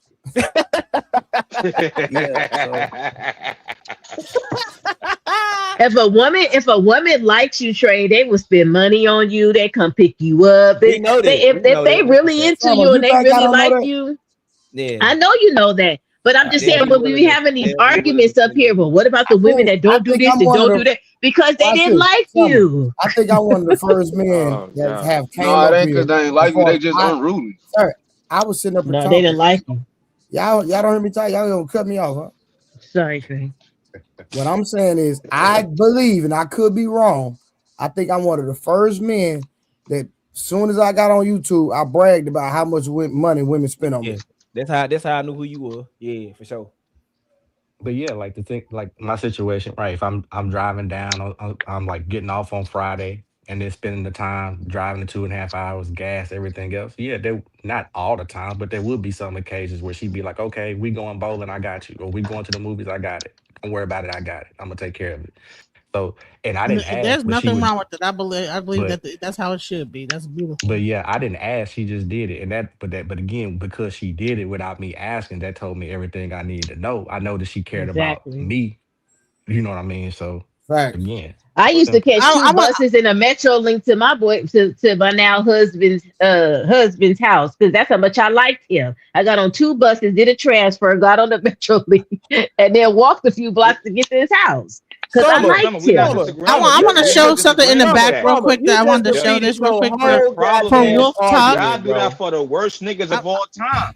But she got married to him. That's her husband. I'm not. Listen, hold on. I'm saying a It's real thing. because I liked him. She just said that was her husband. Now you know. I'm speaking because he didn't have no car because he was that man on the bus stop which y'all talked about last night because he didn't have no car either. I'm generalizing about today, not yesterday when Summer got married. I'm talking about today. Now when Rod Neal got married, now when I'm talking about today. Yesteryear. Women will buy shit and take care of the worst niggas of all time. Let the nigga drive a car. He don't got a house to live in. He was mama basement on a fucking Wolf, what's up, Wolf?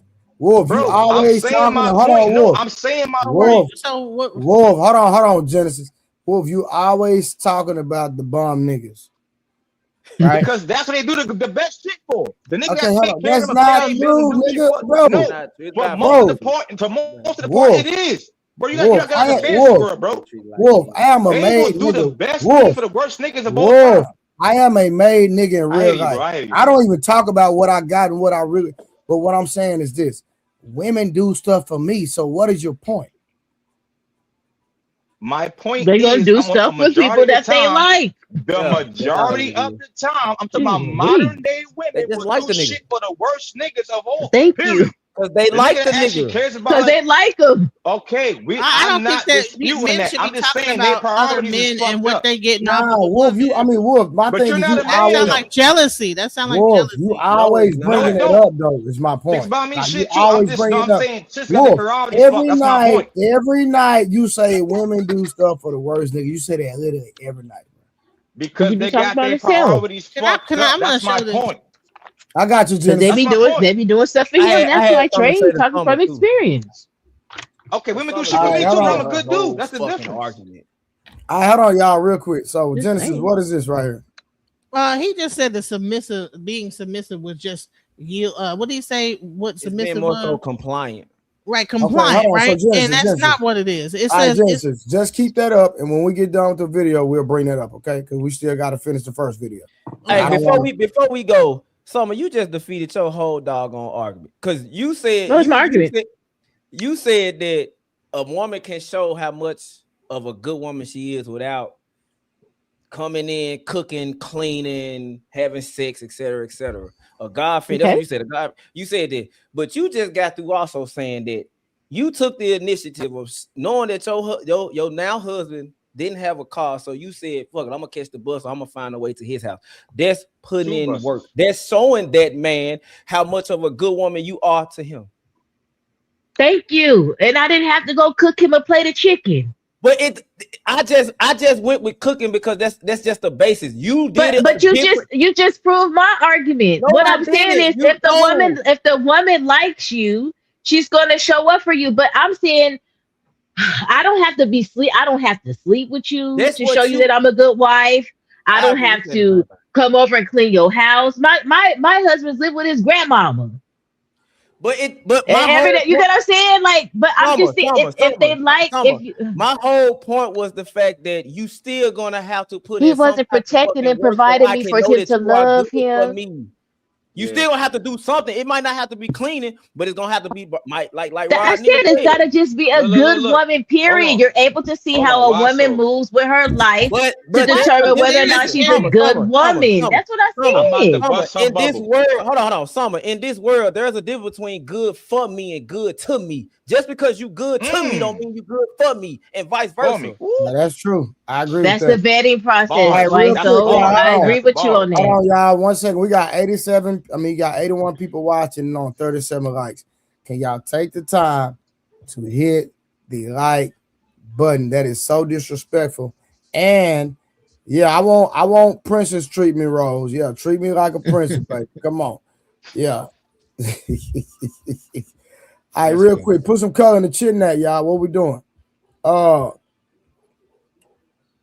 Shout out to the boy Trip, $5. He said, y'all turn up. It's Friday. I thought I was going dancing with the wife, but the daiquiri to go got him sleep.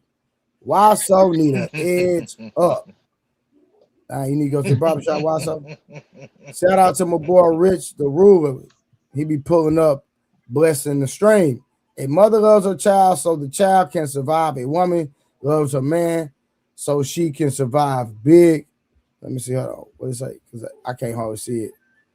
Difference. Big difference. Big difference. Rich, you said something there. It's going to go over their head. For real, for real. All right. Let's get back to the video real quick. I got you, Genesis. We're going to get to that conversation between you and Wolf, too. Be a good mother, sister, friend. You have to continue to do the things that bring that relationship closer. So yes, if your husband stops doing the things, if your wife stops sleeping with you. I want to go back to the mother thing. She didn't get up on that. She watching this. I haven't slept with her about 13 months to this day. She still will not leave. This is true. I believe you. Oh, I know that's true. What is that? He hasn't slept with his girlfriend for like 13 months, and she's still there. The choice that I made don't say I don't love someone because I don't want to stick my dick in them. She don't like this dude. Come on. It's the thing, right? I can speak to you without swearing if you can speak to me as you. I don't know what you mean by that. You before you decided to become a femininity coach and decided that you knew everything. Oh, when I never said I know everything. Before they go into that, Maggie is cooking them with no flame needed. Everything in this world requires maintenance. The delusional two on the left will make it seem like faith without works don't even goddamn matter. But we know faith without works is damn dead. It's dead. Delusion without works means you're still deluded. And it's the same with relationships. Now, dependent upon the relationship is going to change or vary the maintenance require. Him saying he don't give his old lady eggplant, and then Maggie with perfection within her wittiness saying, I believe you. Oh, this is what happens. You maintain frame. You can think through whatever is happening. I have a question. I will say this. Now, I know 607 personally, and I know that he is doing that for a spiritual reason. I know him. So, and he decided to stop. He's still a fucking idiot. But he's not. I mean, he's not doing it because he's just a weirdo or whatever. He's just doing it because he's trying to be this spiritual leader or whatever. So he decided to go to not have sex to keep his energy. Does he have multiple? Is that the one that has multiple women? Is that the dude has multiple women from the other day? He only has one woman. He only has one woman that stays there. The girl that's beside him, right? No, that's Sadnetter's wife. That's not his. Okay. He's a different guest. Got it. Okay. Right. So that's Sadnet. Well, that's one of Sadnetter's wives. Got it. Oh God. But I know why. But I know him personally as why he chose that. So it's not like what you think. So the one thing I don't get and I don't understand is why he keeps trying to make her. I guess he feels like she's in character or something because so he can go viral. That's all it is. That's all that it is. And she is in character. Let's not pretend like she's not in character. No, she's not. Why do you think she's in character? Let me tell you why she's in character because she's a dating coach and she's trying to keep her composure because she's the example of her. She's a feminine coach, right? Right. She says. I teach family and this, that, and the other. Before she is why so, bro? Let her finish, bro. Like, come on. I've been knowing about Megan for a while. When she was on It's Pearly Things, all that. She's been like this for a while. It wasn't. She seems performative a little bit, though. Like that for a while does not mean that she's not trying to keep up looks for a certain image that she created. Yeah, some of it seems performative. Not all of it. Listen, Princella had her whole why can't the woman just be she had? So why? Listen, Princella had a whole thing going on about how she was made to look, and so she had to. But you can't put that on everybody, though. People that are coaches. You're a coach. That means your business. You are the brand of that business. So she can't be up here wilding out Even Jabari, when Whack 100 was, he's a professor. Listen, Jabari man, y'all gotta let her get her word out, bro. Right, Jabari's a professor. He can't crash out with Rack 100. She is a dating coach. She can't crash out with 607 Uncle Napop. That doesn't mean she's acting. No, some of it. I'm not sure about all of it, but some of let me. But you guys could tell us about men because you're men. You could tell when men are being performative or doing certain things because you guys deal with men, right? So when females are up here about women, because y'all don't know. It's like y'all don't know y'all goddamn self.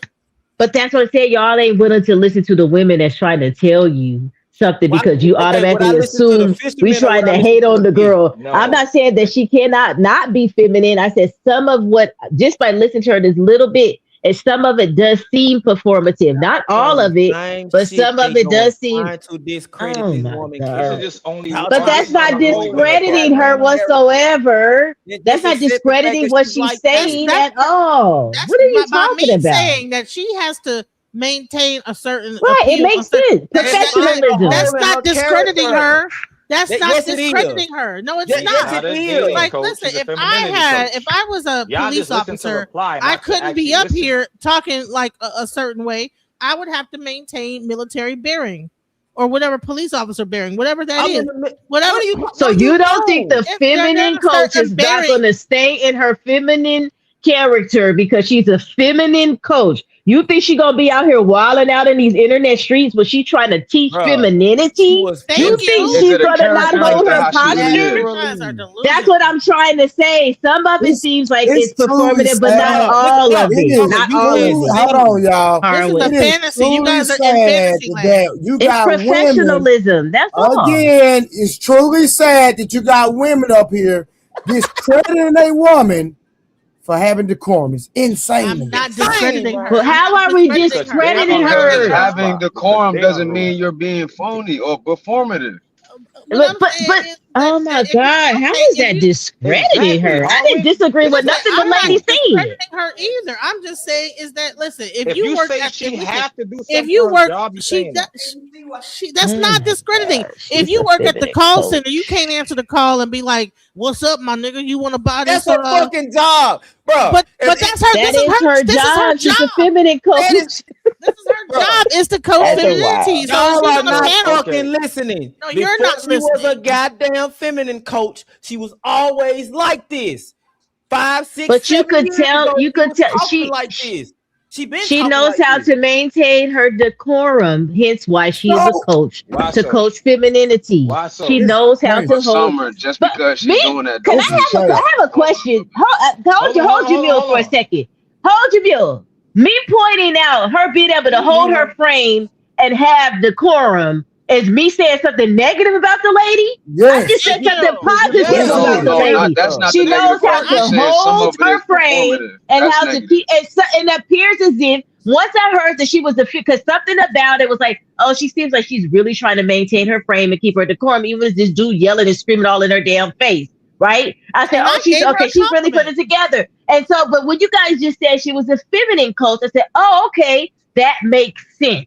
Because she has to hold her frame and she has to keep it. So some of it seems performative. That's what I'm saying. When you say when somebody's being performative, you're saying they're being fake. Yeah, this is if you're performing, some of it is. If you're a professional CEO, you have to act a certain way when you're in the meetings. People put on a professional voice. They maintain and hold their frame. It is the same thing this young lady is doing. Right now. It's not you gotta show some decorum and be a little feminine right now, real quick. When you say somebody is performing, you're saying they're being fake. Hey. That is a negative. I said some of it appeared a little bit performative. So and then when I got more information, some of it is negative. And when I got some more information that she was a feminine coach, I said, oh, that's what it is. She has to keep her frame and her decorum because that is a part of her job as well. So you don't think she'll do that in real life with the cameras not on? You don't think she'll be that same way? I said some of it, not all. I didn't call out the woman that she wasn't feminine. I didn't say Summer, now you I not listening never to something. said You not listening. never said that she wasn't feminine. I didn't say you did. I'm asking you. I didn't say you did. I asked a question. But if I didn't say it, why are you? I never called out this girl Because for you being said a it's fake feminine. I said some of it appeared feminine, and the aspect that appeared feminine, I just said when that y'all, man we was going up back in to the her video. We're face, not getting nowhere. yelling and screaming at her, Summer, you she not kept her listening. You decorum. actively choosing not to listen. I let Well, you that talk. cost You won't me even answer my question. marriage. You guys are trying to be negative. How would you know? Problem. If you lost, Damn. No frame. you never lost shit. Emotion. Right? Because you are whole. I'm sorry. I don't want to cuss. You say don't cuss. I'm going to say this. You are beautiful. You never lost nothing. Nothing never cost you nothing. But how do you know Anything if you weren't because there? you are beautiful. Listen, because everything, listen, I'm going to say this. Anything that comes from you is beautiful. Yes, you probably made mistakes. Everything makes mistakes. But if somebody loves you, I'm a they're gonna love you sinner. through I'm it. a hopeless sinner. No, you're not. You're not. Sinner is a sine wave. You were born in a wave of energy, right? The words have been changed and things are different. I have made mistakes. That was not performative. I'm a hopeless sinner. Man, you living your life submitting. And I am so happy because men are leaders. Yes. When you sat down, you said, why are we in a prison? There's a reason I've never heard of this guy before. It's because the majority of his talking points are from a side of the internet that I never venture into, outside of taking the content and poking and making fun of it because it makes no damn sense. And oh, how I love to do that. On that side of the internet, the women over there think that they are perfect the exact way that they are, that there's nothing to improve on, that there's no strategies that they can incorporate within the behavior, the morality that can improve their social, right, relationship situation. They think, accept me how as I am. I am a perfect being and energy just created, and he must accept me for me. This type of pandering needs to be studied, for they do way more damage to relationships than probably they even understand. But they will never stop pandering because of how easy it is to run up the bag on women that love to be lied to. But let's see if there's anything else. To do any crime, but you admit to being a sinner. Right. And sin is a crime. So that's why you're in a prison planet. Well, if you want to go by that. Okay. Being in a prison planet isn't just about sin, though. There's nothing inside of. He said there's nothing inside of that body. Oh, my doctor would beg to disagree, but okay. This nigga Jabari, big head ass in the background. Hey Trey. It seemed like all social media is they're not really trying to have a real fucking intentional conversation. It's like gimmicks and trying to I got you and trying to catch a motherfucker up in a lie, trying to hit their character, hit them with instead of just having a fucking conversation, because that's all I'm seeing with you. Right, performative. Thank you, Wiso. But I'm not talking about that's not what them. You're talking about her, Summer. You talking about performative. I'm talking about. Thank you. I appreciate it. I appreciate. I'm talking about 607. I'm talking about Nepal nappy weed having ass. I'm talking about all the rest of the folks. I'm talking about Nepal. That is Nepal. No, what I'm saying is no, Wolf. You're not listening. The other chick that's being feminine is not Nepal. No, that's Maggie. That's Miss Maggie. I know who that is. That's Miss Maggie. I'm saying Nepal. That's what I was talking about. Giving all this bullshit ass. What I'm saying is, it's like when you see podcasts and you see, I get they trying to get their clips, but all they doing is attacking her character. They're trying to find a hole in what she's talking about. They're trying to find the validity of what she's saying. How can you be a fucking feminine coach? It gotta be like it gotta be something off. It gotta be you're not always feminine. It's like that's what they're trying to figure out. Like the reason why 607 raised his voice in her. The reason why he's talking about the kids, the reason why Nepal keeps talking about prison and all this, like this shit is stupid. Well, no, the reason why they're talking about the prison planet is because they're talking about Gnosticism and they believe in the demiurge and Sophia. They're fucking idiots. Well, everybody is not. So you're saying that all Gnostics are idiots? You heard about the camel's mouth? Wait, what she you mean said about that Gnostic? because we were born in sin, Earth is a prison planet. That's what she said. She said that verbatim. No. Born in sin. She literally said that verbatim, Genesis, because we were born under sin, that Earth is a prison planet. And Miss Maggie said, no, it's not. She said, we have the freedom and the ability to do whatever we want to do. Be under God or be under ourselves. That's what she said at first. We all heard it. Where did the Gnostic thing come from? So what Nepal and what this actual debate is really about was Nepal trying to say that Jesus was a serpent in the garden, and also that we live on a prison planet, which is a Gnostic teaching. And these based are on the the people that Gnostic people are teachings. looking up to. This is the next generation You of said people that. are listening to them, bro. Why so? Hold on. My fault.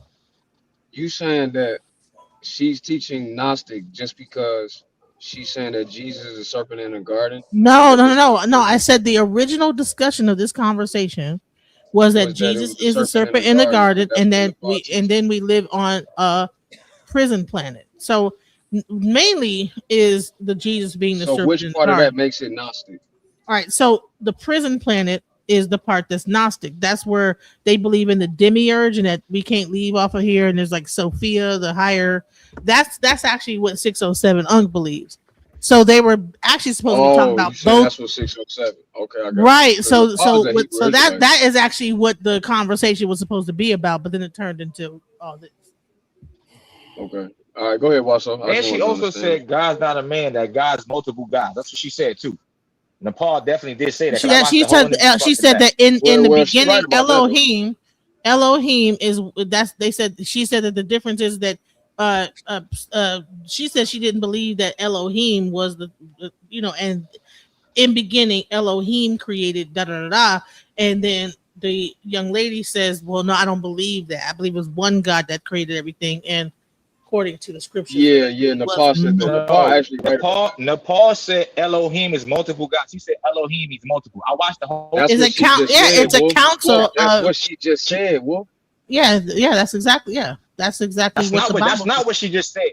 She just what the Bible says. She's saying the same thing. That's not what she said, bro. Oh my Come on, bro. God. I never heard her say the word multiple gods. That's crazy, but never mind. You caught that too, Rod. No, you don't even know what Elohim. Do you know what Elohim is? I learned what it was through Harwin. I think that's a Hebrew word, but I know multiple God. Hold on. Genesis. Wolf, you already know that. Listen, what you don't want to do, that's just like me. When there's certain conversations, I'm not even going to entertain it because I don't know what the hell I'm talking about. So I'm not even going to attempt or try to even get inside of that.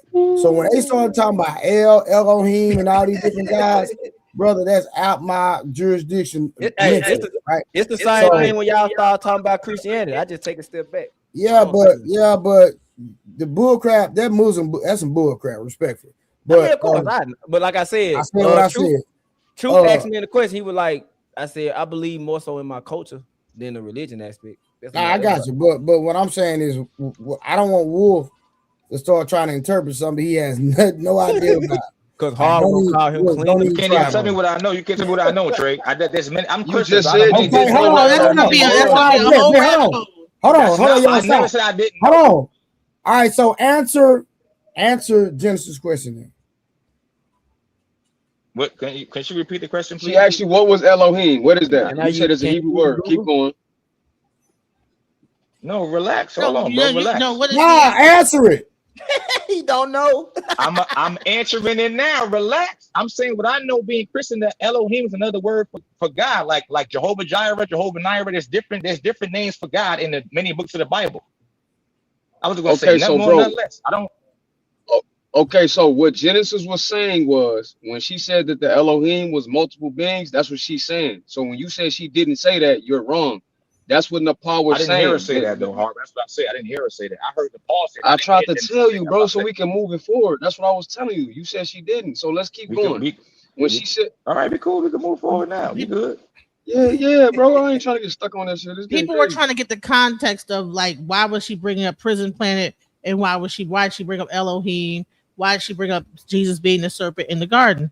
And they had that discussion. We're starting this conversation during feminism and not during the initial part where they talked about all that and had that debate as well. So that's I saw that part when she originally said that it's a council. That means multiple beings, bro. So when she said that, that's her belief, but I don't think that makes her Gnostic. But now I understand what you're saying, because you're saying the other dude, the buck teeth dude, is Gnostic. Yes, 607 Unk is Gnostic. He believed in Sophia and that we're on a prison planet, and then when you die, there's like this whole concept of like that it's like a trick to like get you just to recycle back on this earth constantly over and over again. It's like so does agnostic means that you is it something like ascension? No, agnostic is different from gnostic. Agnostic is saying that you don't know. It's like an antithesis of saying you're atheist or you're a believer of a deity or some religion. Agnostic, because I know gnostic means to know. Which one is the one for ascension? Like you're ascending to a better place. That's a different thing. Gnosticism is the belief in the prison, the demiurge, like it's like I'm not that there's like some kind of demiurge that surrounds the earth. I'm about souls from leaving that stops souls from leaving the earth and continues to recycle them over and over again. But then you got the there's some kind of weird trick that happens. Hold on, y'all. Let's keep going.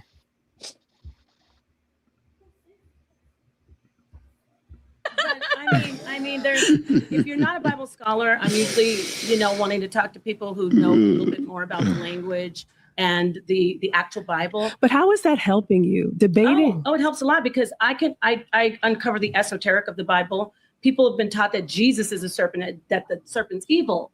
When you tell people no, the serpent isn't evil, you start. I never said that. Oh, I'm sorry. You're talking about yourself. Breaking programs. Okay. The programs that tell you that you have to keep sitting here and talking like this when Would you people believe scream at you, because the Bible tells you you're supposed to submit. You're weaker. You're lower. You do what men say. So if you knew that there were certain things in the Bible that programmed your mind to not be naturally yourself, it would help you. So me showing people that Jesus is the serpent in the garden of Genesis 3 helps people say, oh, I'm breaking just like in the Matrix. Once you saw that one thing, Neo started breaking the program. I disagree with you. What would actually be helpful? You keep saying you disagree with me. Well, what would be helpful? Give me a reason why you disagree. Wait, why do you disagree? Why do you disagree? What would be helpful is listen. I want you guys to go over to Maggie's channel so that you can see the answer that Maggie gives within why she disagrees. I can't believe that this is someone that is trying to rewrite history. She's revising history, religious doctrine in order, right? Like that's how far that these. I knew that was coming. People, and I was kind of with the brother, but Nepal's not rewriting history. She's informing you that somebody else rewrote history. Do I agree that Jesus is the serpent in the garden? No, I don't agree with that. But I understand why she's saying it. So when he say that she's rewriting history, y'all might want to read Genesis 3:22. In English, it said that. So now he wrong. Y'all got to comment. Y'all can comment on that. And I gotta say this is that listen, a lot of these Hebrew Israelites know the Bible in and out, upside down and left, right. They almost as bad as Jehovah's Witnesses. I don't think that they would come out and say something if they didn't do no research into it. You know what I'm saying? So I'm sure that she can substantiate what she says based on scripture, because she wouldn't get up here and make that claim. So people do all the time. That makes no sense. People give out bad information all the time because that's what they believe or what they was taught, and then they find out later on that information was either wrong or that was propagated off some bad bullshit. So no, that's but Jesus being the serpent in the garden this is not the first time this has been discussed. Listen, I've read the Bible since I was young to an adult. I've never heard nothing about no Jesus being a serpent in a garden. You read the Bible, but have you read Bible scholars? Have you actually studied Bible scholarship? Are you a scholar? All right, hold on. We're not going to have that conversation at the moment, but let me ask you a question. Genesis, do you believe it? I don't necessarily believe. I'm not a Christian, so I don't really get into it. All right, so it's no use to having a I'd rather say I don't know, but I'm saying is that she's a Bible scholar. So I mean, she's not a scholar, respectfully. She's not. She is. It says that nowhere in the Bible that Jesus is a serpent. Harwin, hold on. Harwin would know. Harwin, is she a Bible scholar? Yeah, I think, in my opinion, she is. All right, well, I'll take that. I wouldn't say that. Yeah. She get into the language. She thorough. Okay, I'll recant my statement. Then she's a Bible scholar. I stand corrected. All right, because that's Harwin. So when we start talking about that, I'm gonna let Harwin take that over. All right, let's go. So we got to get finished. Weirdos have to go. Like they gotta take the scripture and say, no, mother. He was a goddamn serpent. You heard? Jesus was a serpent. Let me break it down for you. And they'll literally take something. Hold on, y'all. Let me make one. Harlan, real quick. What up? You say she's a Bible scholar, right? Yeah. But was Jesus a serpent in the Bible? I mean, it's a serpent in the garden. So how is she a Bible scholar, but then she's talking about Jesus was the serpent in the Bible, and she's wrong? Because she's a Bible scholar that got something wrong, just like every other Bible scholar in history has got something wrong. I don't agree with everything she say, but if you ask me, she a Bible scholar, is because I would say yes, because I've witnessed her go into the language. I've witnessed her mention things in history and go into the text and show that she's adequate to have that conversation. So to me, is she a scholar? Did she go to college for this? I have no idea. And to me, it's irrelevant if you went to college or not. If you can demonstrate what you talking about, that's what mattered to me. And I've seen her, I've witnessed her on my own eyes on the panels with her do it. The things that Hebrew Israelite men couldn't do. They don't even know the language. She go into the language. That's why I say I understand why she's saying that he's the serpent in the garden. I don't agree. There's something she's missing. I can say who the serpent in the garden is, but I ain't gonna go there. But that's not, no, it's not Jesus. Do you know what her argument of Jesus being the serpent in the garden, where she gets it from? Yeah, I know her argument. What's the argument? The gist of her argument is that one of the Elohim told them that they would die the day that they bite the fruit, like literally. Now we're not finna get into what Christians imply on the text. We just going, what she's talking about is what the Hebrew text is saying. In the Hebrew text, the word there's literal for to die that day thereof. She's saying that the serpent told her something that was true, which is confirmed in Genesis 3:22 when God said man has become like one of us to be no good from evil. The serpent told Eve that same thing in Genesis 1-4. That's her argument. So her argument is saying that this L right here, that is Nakash, what they call a serpent, it's not, it don't mean serpent in Hebrew. The word there, Nakash, means whisper. It comes from the word to something that's copper. So her argument is the serpent isn't something that's always negative, and that throughout history, Christian scholars have conflated this serpent with the dragon in Revelations and the serpent in certain things in Isaiah, etc. like that. What she's saying is, no, this person is talking about something that is positive, that is of Christ-like. So she's now saying that this must be Christ. I don't agree that that's Christ, but I understand her argument. Like, because she says that Elohim had lied to Adam and Eve by saying that you're gonna die, and then they didn't die, and so and then it says, oh, they're gonna be just like us. I think Elohim says to themselves, oh, now that they ate, they're just like us now. They have the knowledge of God, of gods or whatever, something like that. I don't. The knowledge of, knowing the difference between good and evil. That's what it said in 3:22. Right, they're like, yeah, us. I know her argument. Like it was like a lie that Elohim lied to. So one of the council members, what she's saying is one of those of the council lied to them because they wanted to deceive them into being a certain way. That's her argument. And I do, in fact, I agree with that point. But just because I agree with that point doesn't mean that I agree with her other point. But I understand her argument for sure.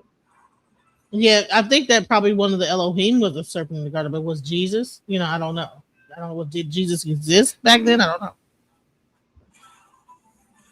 Are you asking me or you just? Oh, go ahead. Yeah, I'm asking you. Did Jesus exist back when existed, like when Genesis? Are you asking me? Did he exist? Like, was he there physically? Like, was he a part of Elohim? Was he a part of Elohim? According to him, he was. He said that I am from above, you are from here. So he's saying that he is an incarnated El of the Elohim that came here. That's what he's saying. Before Abraham was, I am, and all that. But what he also saying is, so is everybody else.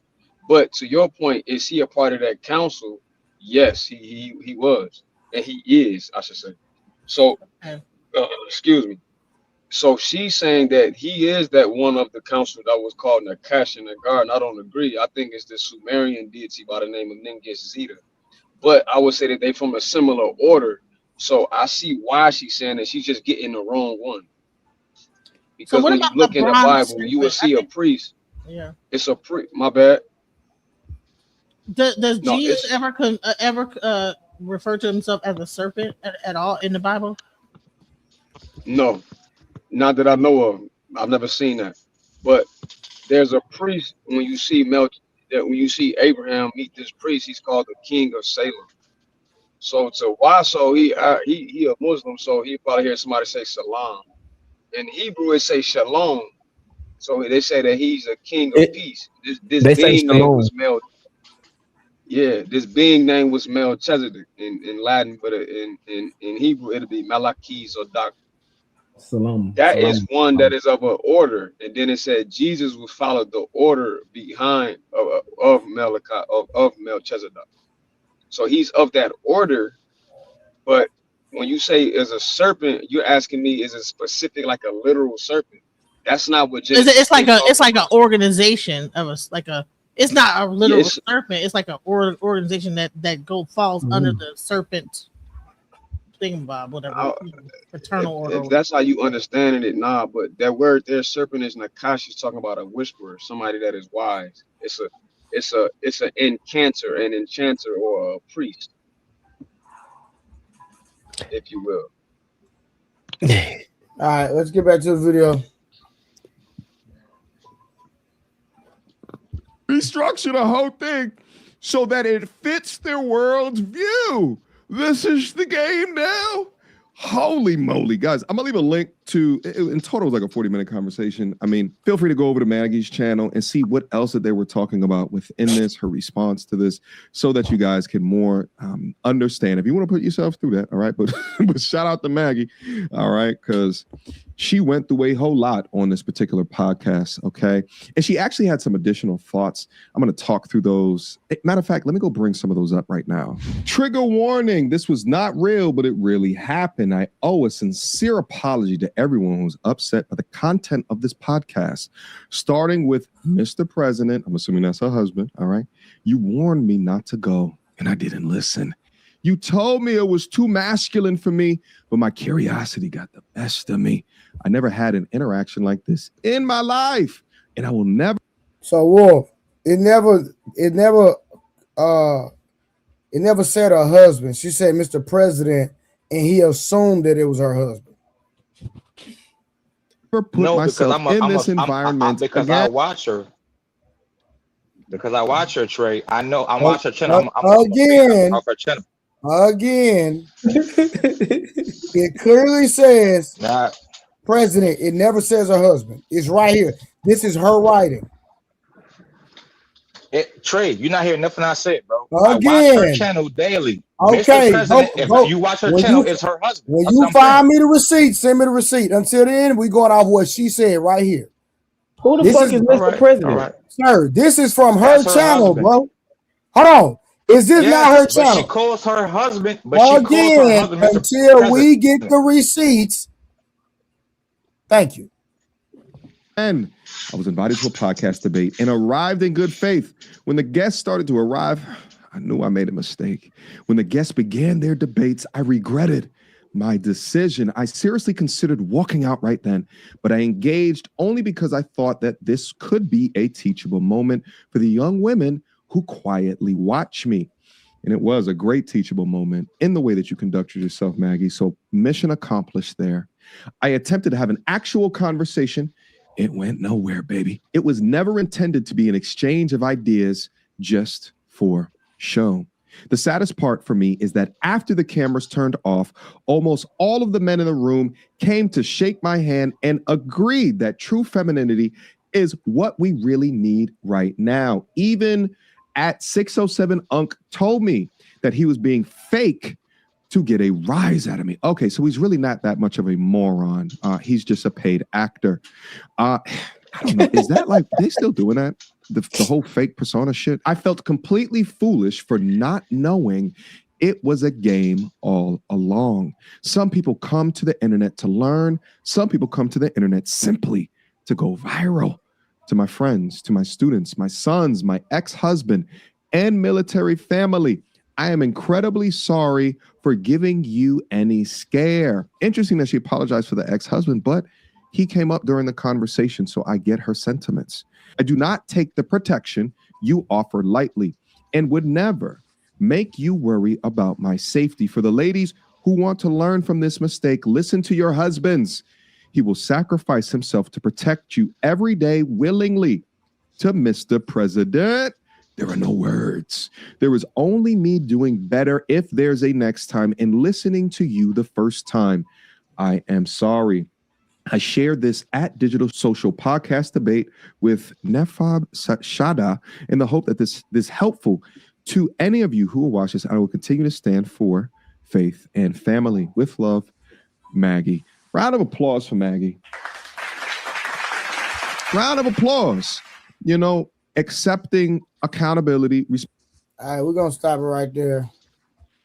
We're going to stop it right there. So that was that video. Shout out to Miss Maggie. I think she did a phenomenal job in that conversation. Exhibiting phenomenal decorum. Phenomenal.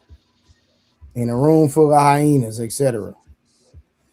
So that's what it is. You want to bring up that definition? You know what? I want to move on to the one that's talking about the single mother. I think that'd be a way better thing. We have submission, and I'm just so that's a tired conversation at this point. Okay, hold on. Let me find it real quick. It's in the back shot, right? I put it in the back. Yep. All right, what part of this video we need to watch? Because it's 2 hours. The one where he has the guy with the brick backdrop. I think he has. Hold on. I think I can find the one where he. No, I got that, but what it's a 2 hour stream. So like, what hour? What minute mark? What time stamp? Right, Yeah. get the benchmark. Here about. Let's see. I think it's gonna go like to 10. All right, he brings him up at about 102.29. 102.29. Yep. All right, cool. Sharon, what up, boy? It's mainly the part where he talks to the guy with the headphones on. Okay. Sharon, you still in Indonesia? I'd never been to Indonesia, but yes, I'm still in Asia. Yeah, Asia. He said, hold on, 102 what? You could tell. 29, I think. It's 102.29. 1 right, cool. hour 02. All right, I found it. All right, here we go.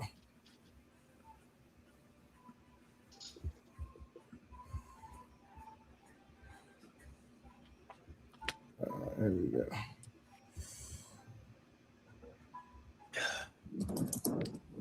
What's on your mind? How's it going, Saint? How you doing? I'm well. How are you, sir? I'm doing good. I just joined your live chat. I saw the last live of you going crazy on some dude with some prostitute 80-year-old lady. So I said, let me check in another live. You can't say that word with the P. Oh, sorry about that. Think nothing of it. Carry on. Gotcha. So yeah, and also I see that you're talking about stepdads. I'm a stepdad, so I want to chime in. I don't know exactly what your main argument or gripe is, but I'm willing to hear it. You don't have an argument, or no? I don't know what your argument is against stepfathers. I just know that you were talking about stepfathers. Sure, no problem. I'd be happy to share it in short. Sure. Number one, most women, 99.9%, end up as a lonely mother because they are unruly and they're incompetent in some significant area of what it is to be a woman, or the term we like is wife mother. Due to their incompetence or unruly, disrespectful, rude nature, they end up being a lonely mother. The stepdad is the beta male who comes in to support her in her wrongdoing, to provide a soft landing to the crash that would otherwise occur based on her bad behavior, thereby creating a system that supports bad behavior as opposed to punishing it, and thereby reducing the instances of a woman being a lonely mother. Now, let me say this. Does that mean that stepdads are bad people or evil people? No, not necessarily. Are they doing evil? Oh, probably on a systemic level, On an individual level, no. Now, they might do a great thing for that child, especially if the child is a boy. But on a systemic level, they do a great evil. And there's a lot of data that also indicates that stepfathers are generally a bad thing as opposed to two biological parents. And when you remove the stepfather as a safety net, you increase the likelihood of women taking seriously their initial pregnancy and the first man they decide to be with. I yield the floor. I think, all right, now that I've heard your full argument, I think not the full argument. It's a little something for you to respond. The appetizer. Got you. Yes, sir. I got you. All right. I think you're correct systemically. Because obviously I'm going to defend individual as myself, right? Sure. But you know what? Let's have a little fun with it. Let's see how smart I can be. Let's challenge your systemic wise, right? So in my personal case, my fiance now, who's now going to have my child as well. I came into this child's life when she was very young. So she basically looks at me, even though I'm her stepdad, I am the authority figure. I am the man of the house. I pay all the bills, etc. Right? All right. So I get the respect that I could have gotten with a woman who didn't have a baby, right? But in me becoming the stepdad, I'm helping out a little girl who, if she didn't have that father figure, might go out there and hit the pole or hit the block, you know?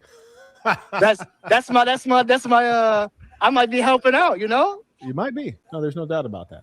Okay. You go by Ricky, right? Yes. Okay. All right. I'm listening to you. Yeah, so that's my main, I guess that's my main rebuttal against it. Like maybe actually this might help systemically all these girls doing what they're doing, you know? So you're saying in terms of the children? Yes. I think a strong man at home would steer the correct path. Okay. So again, we're talking in terms of the system. Yes. And would you agree that the ideal outcome is to prevent the creation of lonely mothers, also known as single mothers? Yes. Okay. For sure. So you would agree that the more that they are stigmatized, shunned, and left alone and not dealt with, then we'd probably be able to reduce them in number of. I don't agree. Okay. And the reason I say that is because I think there are a lot of men who, maybe not a lot of men, but there's a certain section of men who are attractive enough and understand how women move, and they can just run through them, right? I know you're one of those types of men. I'm one of those types of men. I could run through women and no problem, right? And they would have no chance in stopping me from impregnating all of them. They wouldn't have a fucking. I'm sorry. That's the second time. I apologize. I know you got 3 strike rule. I'm sorry about that. Sure. I'm from New York, so it's really a 1 strike rule, but carry on. Oh, I apologize. All right. So I appreciate you actually keeping me on as well. Sure. Yeah, I would just be running through them, and that number would still happen because men will do what men do. How do you feel about that? So I just want to recount what you said to make sure that I've fully understood. You're saying that men who are desirable to women will run through them, and as a result, the number or percentage of single mothers will not be impacted by us eliminating the beta males who deal with single mothers. Is that what you're saying? Yes, that number won't dwindle. I think the shame will just. I see that women these days don't have any shame anyway. So us shunning them and shaming them, some loser out there, right? Like you can say, like myself, right, is still going to do the thing that we're saying that we shouldn't do. So we could shun publicly. Sorry. Okay. So let's say, just hypothetically, if you were if your life was taken, right? So then you wouldn't be there. All right. So real quick, so DJ Genesis, real quick, because I'm just like, what's your Hey Wolf. These hold New York niggas hold on. So DJ Genesis want us to review this. So I'm just trying to figure out. I'm letting it play, but I'm trying to figure out, I just wanted to see is the general consensus of men that actually agree with him. Do they really feel like that single mothers should be shunned? And I mean, men that actually date single mothers should be shunned, and single mothers should be shunned, and this, that, the other. Is that the general consensus among the men on this panel? Me personally, I don't care what nobody got going on. It ain't my business because I ain't got to deal with it. I don't think that it ever happened because most of these women that have the children are the attractive women because they could pull easy. They have pick of the litter. So not all of them, but most of these women that have. They be bad with women Some too, of you, Summer. They now be some bad of you bills saying too. they the pick of the litter, you tripping now. I said Super attractive. tripping. I said most You attractive will women fuck are the women that are a already man in will fuck a relationships. couch. That don't mean Oh that my you are the pick God. of the litter just because I will fuck a Sir, couch. Okay, hold on. Let Auntie Summer explain, please. Let her all I'm explain. saying is most of the women out here that have children already is because they were, not saying all, but they were attracted. They were able to get a partner or get a companion, or they have options, right? So No. I was saying that it's never going to happen because if these are the attractive women that already previously have partners, the men are not going to give up on attractive women. They wouldn't care if they had a child or not. If that girl have a fat booty and a small waist and big boobs, and she's still attractive, and she have 2 kids, the man ain't gonna care because they're looking at the aesthetic. They're looking at the attractiveness of the box, not her situation overall in totality. So it's never going to happen. They're always going to have options if you're an attractive woman that have children. They're gonna Isn't have a options, Summer. isn't They're gonna man have that sexual options, not But real it was options. Those are sexual goofy. options. Listen, it would be more single mamas. It was stupid. Once a woman get with a stepfather, she's no longer a single mother. So Yeah. they're literally taking single mothers off the market. If you There you literally go say, with the "Hey, pandering man," shit. I mean, he kind of got a point. It's a he stupid says point, pandering when I make but sense, and this nigga make dumb points every fucking night. Nigga, you This don't is make nigga, you don't crazy. make no sense. Sharon, Don't think But going in is there. a I man agree They with. going in there for ass. They're going in there for ass. Even though you sound slow as fuck, they're going in there for ass and Tunsi. They're not going in there to marry her because she's a good person. No, she's an easy They're kill. not a She got stepfather, two, you three. Hold dumbass. on. No, you're yeah, They they're won't not retarded. be a stepfather. They stepfather just then. saying There's many. a No, listen. stepfather would be me. Let's stop being slow. There's many a man that will marry a chick and take care of her kids, but she's not worthy of being a wife to that man. But You because right. she's an Hey, easy Trey, kill, I'm not gonna have those conversations with she's this a dumb why dude. she Like because his you're IQ retarded. is too Because you're low. retarded. Like She's his an IQ easy is kill. way too low that he didn't even She's an understand what I easy said, kill. and he called it She's an pandering. easy kill. So he's like, you know what? I know if I fuck with her for a minute, You I'm don't got marry easy kills, you dummy. stop, bro. Stop. But that's men that do, dummy. No, they Goofy. don't. Did you do Men it? that's built like you. Men Did that's you built do like you it? do it all the time. Did Men you that's do built it? like you do all the time. Did you do There's it? men that's built like Oh, Edie you that don't do want to all the answer time. my question. Okay. Bad. He don't want No, to I answer did my not. question. Because I'm not a built bad nigga. So no. But No. But here's you the question. but So you are said you men was with a baby mama. See, this is what I'm telling you. Eat Y'all a can't man, listen to eat a these man, eat a goofies. man, eat a Y'all man, can't eat a listen to man, these goofies. Like this is getting eat a sad. man, eat That a he man, said, eat hold a on. man. I am This literally goofiest nigga on responding. here, bro. I am literally responding to the Hey, video either man, because 1 second, real quick. Hey, Wolf, real quick. Did your ex domestic partner already have a child before you met her? Yes. right? So are you a beta male for that? Are you a beta? She had one child, right? man, good And night, she had Trey. I'm 4 not about kids to with back me. you all the way up, So the son. stipulations were different. I had 4 hands on deck of He that whole always situation. arguing against It's not himself. the Every same. scenario is No, about I'm him, not. and he always Summer, arguing you against listen. himself. I can't hear you going in and out, Wolf. Sorry, Bro, that was like God. Hey, Trey, Wolf, you muted I can yourself. answer Genesis Hold on, question, no, brother. hold I on. didn't I'm not. is a man myself. that Hold I didn't on, touch Genesis. 1 I didn't second. mute I'm not through myself. Summer cooking. did that. I didn't So mute myself. You keep arguing against listen. yourself. Remember, It's y'all gotta crazy. have y'all cameras on. I don't mind y'all turning them off. Y'all turning them off to do something, but come right back on. All right. So let me ask you this. So the narrative that we just pointed out about, the narrative that you just pointed out about these women, is that the type of woman that you chose? It gets personal. Okay, so let's be specific. Let's be specific, Trey. Which narrative? Because back then she didn't have that narrative. About women being easy kill. So you said that the mother of your children, that one of the mother of your children already had a kid. So was she easy kill? Yes, she was. Damn. So are you a beta That's male? crazy. Do No, men that date single mothers, are they beta males? Are they considered? That's what this guy Marquette said. He says not that all of them. beta men that's not my date argument. single I mothers. get it now. He That's what was projecting. That's what it Marquette said. was. That's what he do all the time, This either is me and man. you a beta male. That's what he do all the time.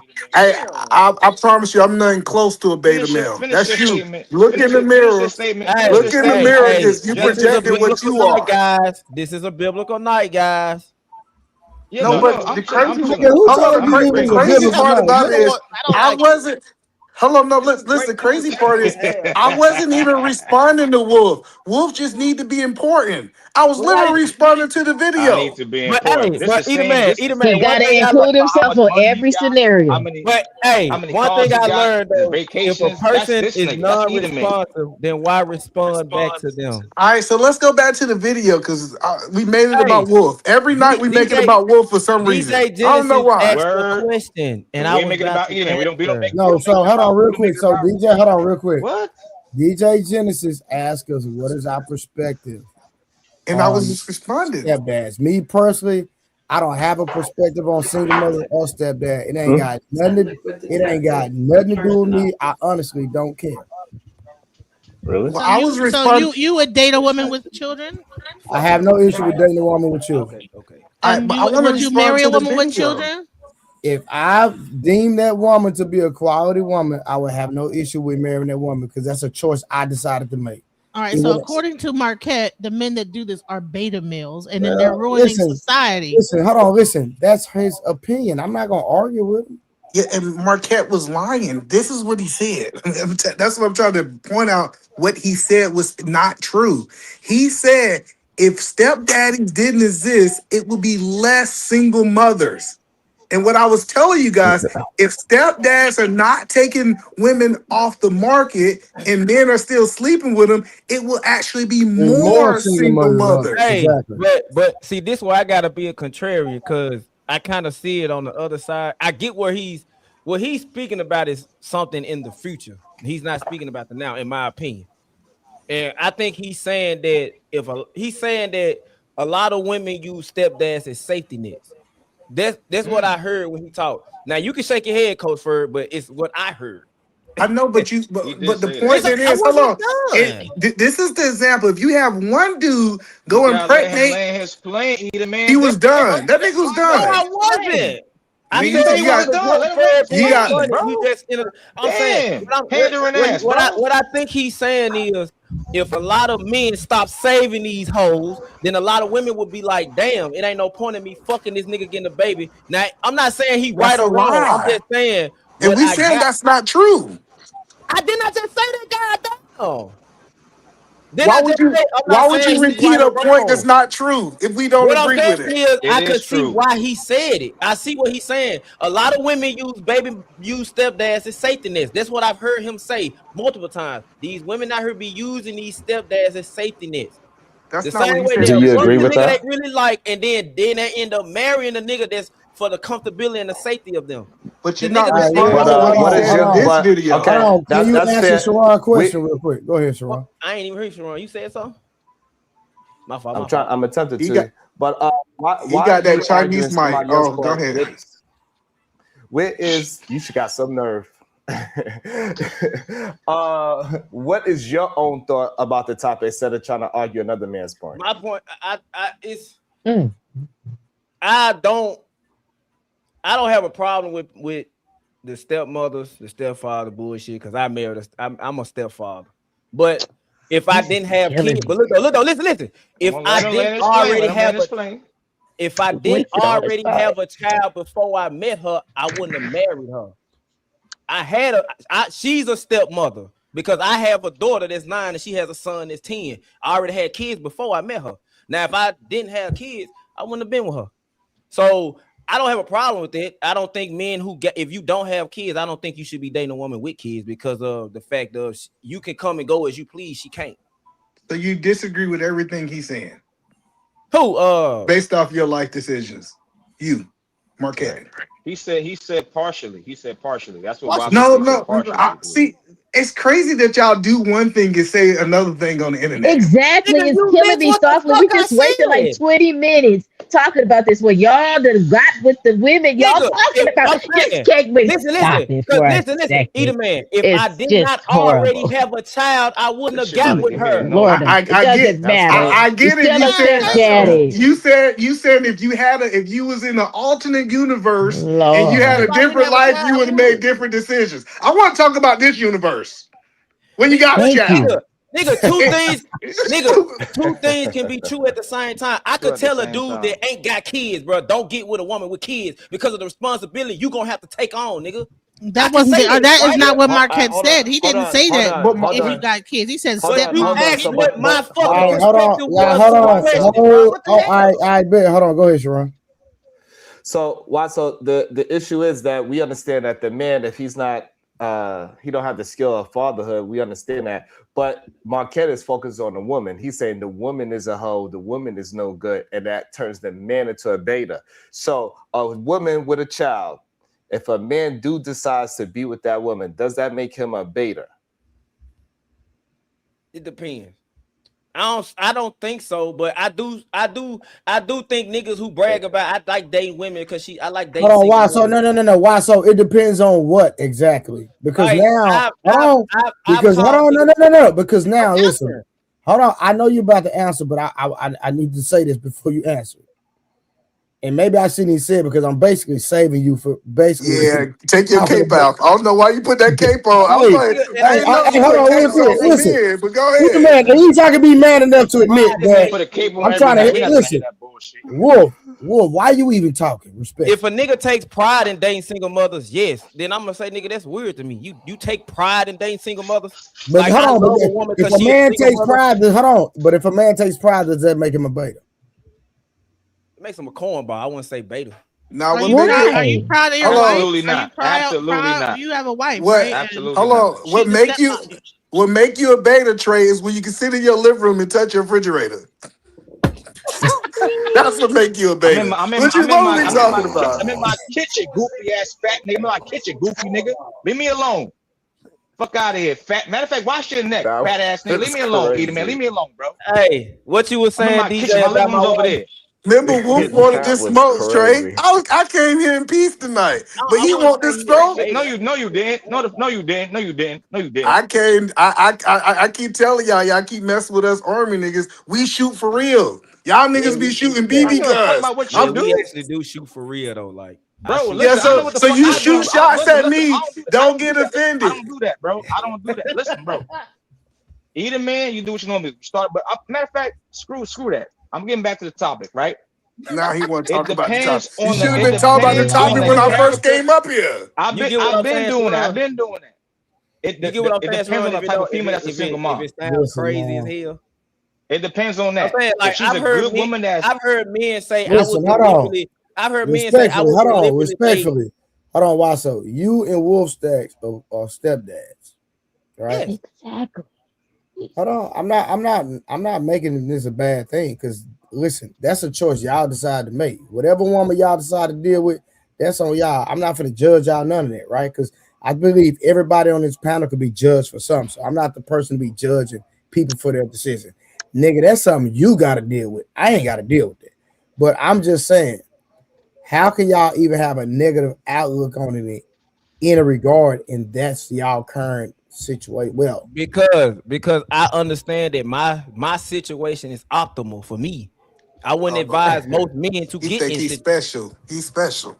In my world, I fucking am. You damn right. In my world, in my world. I did love it. Come on, bro. So this is the point. Is no, you didn't, man. And just because you did me the same, I'm gonna do you the same fucking way you did me. Do what you do. Do your thing, big dog. Say what you gotta say. I'm saying it's optimal for me, true.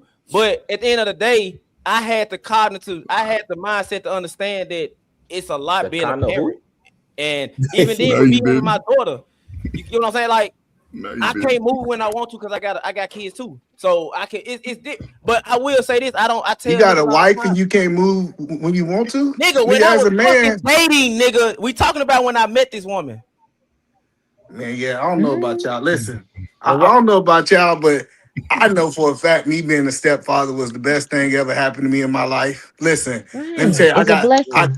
I got these kids working in my business. Nigga, I'm telling you, we making so much money off these kids. I'm telling you, man, we over here using every asset that we have. We ain't have to go out and hire a whole bunch of people because I got an 18-year-old, I got a 16-year-old. I'm putting the 5 and 3-year-old to work too. If you Hey, ain't, either if man, you it sounds like you gonna say that it hold sounds like you on, gonna say nigga, that I he let lying. you talk. Because if you cut me Listen, off, I'm gonna do the you the same goddamn way whole you did me, point that my I'm nigga. trying to help y'all saying, It if ain't you no ain't the helping type, me, nigga, because I if don't you fucking ain't the know you. type of dude that can maximize any situation you is, you That just works ain't for him, your bro. fat ass, not us, nigga. And now So y'all look in the God mirror and damn. y'all Because I'm regretting talking to y'all you how you talk to decisions. us, nigga. I know exactly what's happening. They so looking in the mirror and they said, dang, I really wasn't him. I really couldn't make these things happen. Hey, I'm it telling sound you. like to me, you mad Marquette called your wife a hoe, nigga. That's what it sound like. That's what it sound like, whoa. nigga. Because Why do y'all nigga, come on, always man. go You with was the you personal sound attack? like Come on, why Hold so? on, slow Hold on, down. you ain't gotta come at that man. I Why? gotta say it. Why so? What's that about, fam? I'm triggered. He in his feelings. He's triggered. Hold on. So question. So did Marquette actually say that? No, he didn't. He just said most women who are stepmother, well, baby mamas are whores. He So said why would you even make that? 99.9%. Okay, so why would you even make that statement to either I man? just Like said I'm he triggered. just I'm gonna say anything when I'm triggered. Didn't I just say that? bro, but we men, bro. We don't do that. Right. You ain't gotta attack the man's wife. Yeah, we men, fam. We don't do that. That's lame as hell, bro. God, I'm not attacking his wife. I'm that attacking was him. crazy. I You was I'm understand. crazy. saying, I said it sound like he mad because what did Marquette? He didn't call him that. Are you mad? I'm saying, are you mad that he's saying women with kids are whores? And if that's the case, was your wife one? But you He are said stepping. Oh my 99.9. God, I don't Hold on, understand. But you in the same position though. Why You so? are in the This same is Wait, position. because Like here's the it's thing. Wait, hold on, hold wild. on. The My crazy part. wife Hold on. had a past Let wait. me I got a respond. question. I got a Let me question. I got. respond to this whole ass idiot, nigga. nigga. No cell. Let Oh, me okay. All respond to right. this whole I'm ass not a nigga. fucking idiot. My wife had a past before me. What the fuck are y'all Listen, talking about? and I knew it. What? He's projecting his situation on I'm not me. projecting, Yes, nigga. you are. If you don't listen, you say, I know my wife had a past before me. And you saying you agreeing with this 99.9 BS, bro? You're I don't agree projecting. with Marquette. What are you saying? You I just said made if any nigga takes pride in dating, if any man takes pride, talking about I will actively seek out single mothers. I think that's a cornball ass Yeah, shit. and that's why I came up here. no, So but the point, hold on, I the said point that. is, Did I hold not say on, that to you? I got hold you. on. So I said as that. a I'm not man, saying hold on. I'm gonna As let. a man, you don't have the discipline to leave women out of this? I just really want to ask you that question. As a man, like I was beating your ass so bad that you had to bring my wife you into it? wasn't. Because I told you I don't care. No, no, listen, you said I got you in You your triggered me for feelings. sure. Listen, I just really want y'all to evaluate yourself as men. I was talking to another man, and you had to bring an innocent woman in it because I was whooping your ass up here. Nigga, you need to reflect, nigga, and grow up. Take that ass whooping like a man next Yeah, that time. was why so that weak as hell, my nigga. Straight up. That was weak. Super weak, my nigga. So really quick, what up, Trey? What up, What up, Sharon? Coach What's Ferg, up, Terminated Saber? Eden Man, Genesis, Summer, Harwin. I don't never speak to Hello. Wolfstack, so I can't. He already know what it is. But what up, Wolfstack? How you? I hope all with you. Fuck, though. So why? So this is why I came up here, right? Because there's always two sides to every coin. You said that men who actively seek out single mothers, they're cornballs, right? Yes, I have some homeboys that have said that before. Like I don't date Would you women would you without say kids. would you say that the same thing is for the other side of the coin, that women who actively seek out single fathers, are they cornballs too? If they looking for a safety net, yeah. See, it's funny that you added the word safety net when it wasn't there before, right? So this is the reason I came up here, right? As a man who, prior to me being married, I never had a problem with seeking out single mothers. The reason I specifically sought out single mothers is because we was going through a revolution where you had niggas that was trying to portray themselves as women. So I didn't mess with women unless they had kids, unless they can tell me about y'all. Now, I'm being honest. Sharon know my story. So Sharon, am I saying anything that I've never said before? All right, cool. So yeah, I specifically sought out single mothers, but when I became a father, I was still on that path because things happened. It was what it was. I was out here, I was doing my thing, but I would never listen to when people use an extreme perspective to try to prove a point, because you're going to an extreme, and it's an extreme that one can only be proven in one type of aspect. What Marquette was speaking to, that was a talking point that, although it sounds good, it's not true in every aspect. There's nuances to everything. Would you agree or disagree? Why so? Would you agree or disagree? I ain't heard shit you just said. I know, because you wasn't listening. So if 99%, I would read. It's all good. So if 99% of women are hoes because they're single mothers, that means that 99% of men are hoes because they're single fathers too, right?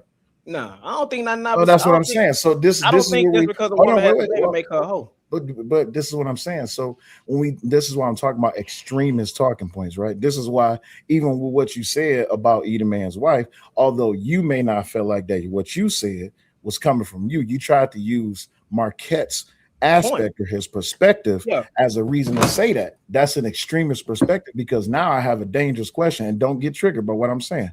Was your mother and father always married? Well, before she had sex? Yeah. Yeah. My mom lost her virginity to my dad. They've been married ever since. Okay, cool. So if that wasn't your mother's situation, if your mother had children prior to meeting your dad, your mama would be a hoe. Would you be okay with that statement? I wouldn't be okay with it, but if it's the truth, you gonna be. I'm saying if my mama was a hoe, I'm not gonna like. Hold on. I think a better way to frame this is this. Why so? If me, you, Ferg, Sharon, all of us was in a room together, and we were all in arm's reach of each other, would you have made that statement about Eat a Man's Wife? If Eat a Man was in arm's reach of you, would I have made it in his face? I probably would have. I would have beat the fuck out of you. I would have. Listen, hold on. I want to be clear. Hold on. I want to be clear. Eat a Man. I would have went to jail that day. These niggas always get. I'm gonna be my nigga. I do not believe why. So I do not believe why. So said that. It's a lie, man. This internet done gave these niggas batteries in their back. Hey, Trey, a lot of niggas say that until my nigga to be like, bro, it's me. Why so? I honestly don't believe you would have said that in that man's face. I just don't believe it. I swear to God, I don't. He got a tie-dye shirt. He talking about he would have said that shit to my face. What are we talking about? Like, that's what I'm saying. Y'all let dudes just come up here and be talking. He said it because we was in these boxes, Trey. And you know it, Trey. He said it because we was in these boxes. What did I just say, bro? You agree. I just wanted to repeat it. He said, I just want to repeat it. Y'all always got to introduce some EBT into a conversation. Jesus Christ. Nice. Hold on, y'all. All right, shout out to Iron Queen Tori. She said, sending love to the panel. Thank you for hitting the link, and thank you, Trey, for always showing up consistently and doing open panels. All right, my nigga Willie Beeman. You know my nigga Willie. He said, for $2, he said, the single and single mother isn't dating status. I know what time Willie be on. All right, man. DJ Genesis, you got anything else on this? Anybody else got something they want to say about the whole? Can I say something about the little stepdaddy thing? Go ahead, Coach. Stepdaddy saved the whole generation of y'all little slow asses, right? That's a fact. So salute to the man that actually helped raise y'all slow ass niggas kids, right? Some of y'all need a stepdaddy today. Some of y'all grow, and I'm being facetious when I say y'all know it's out of love, but I just gotta let y'all know, man. Come on, Coach Ferg. Stop saying the soft way. Say it the true way. Some of these niggas, mamas. I'll leave that to you, bro. Some of these dudes' mamas was career hoes, and they was career crackheads, or they was addicted to alcohol. Some of these dudes' mamas didn't raise them. No, I'm being honest. Like this, it wasn't that bad. This is what I mean by the extremist talking points. There's nuances in everything. Not every mother was a good mother, and not every father was a good father. Is that true, or is that not true? I mean, it's true, right? Okay, because we know in our but we already know in our community we already been slighted for the most part, right? That's why I bring up a time frame, right? Because even throughout my teenage years, stepfathers had some of the strongest families, and the guys that did that, they provided pretty much a lot. They kept a lot of women from being 304s. A lot of y'all aunties and sisters, the good ones, from off the streets. They did a lot. But I keep telling y'all, when that drug hit the 80s, and y'all niggas, if you 40 years old, you was what, 8, 9, 10? Didn't you see a lot of deletions? Didn't you see people outside drugged up? Didn't y'all uncles and cousins get taken away from y'all? Y'all adults now. And y'all don't like that. And I'll just be real when I say it. It's hard for guys to understand being a stepdaddy, right? Because without a father's sort of love, some of y'all niggas is lacking emotions and shit. And, you want to argue with the women too much. I get that because all y'all women told y'all wasn't shit since y'all was on the elementary school. But here y'all are as men, right? I disagree with that. That's fine. But here y'all are as men, right? So what y'all saying is this is y'all future. I won't get with no women because in America, 95% of black, white, Asian, all them girls has had sex by 25. So I don't know when some of y'all start getting coochie, maybe at 30, 40, 50, whatever. But you have to be intentional today, right?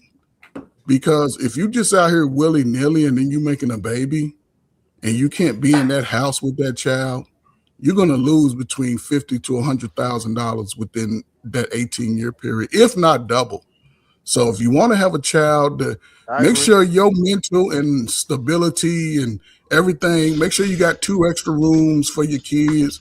Make sure you're ready to be engaged and take them outside, teach them how to throw a football, climb a tree, read a book, tie their shoe, wipe their nose. That's important.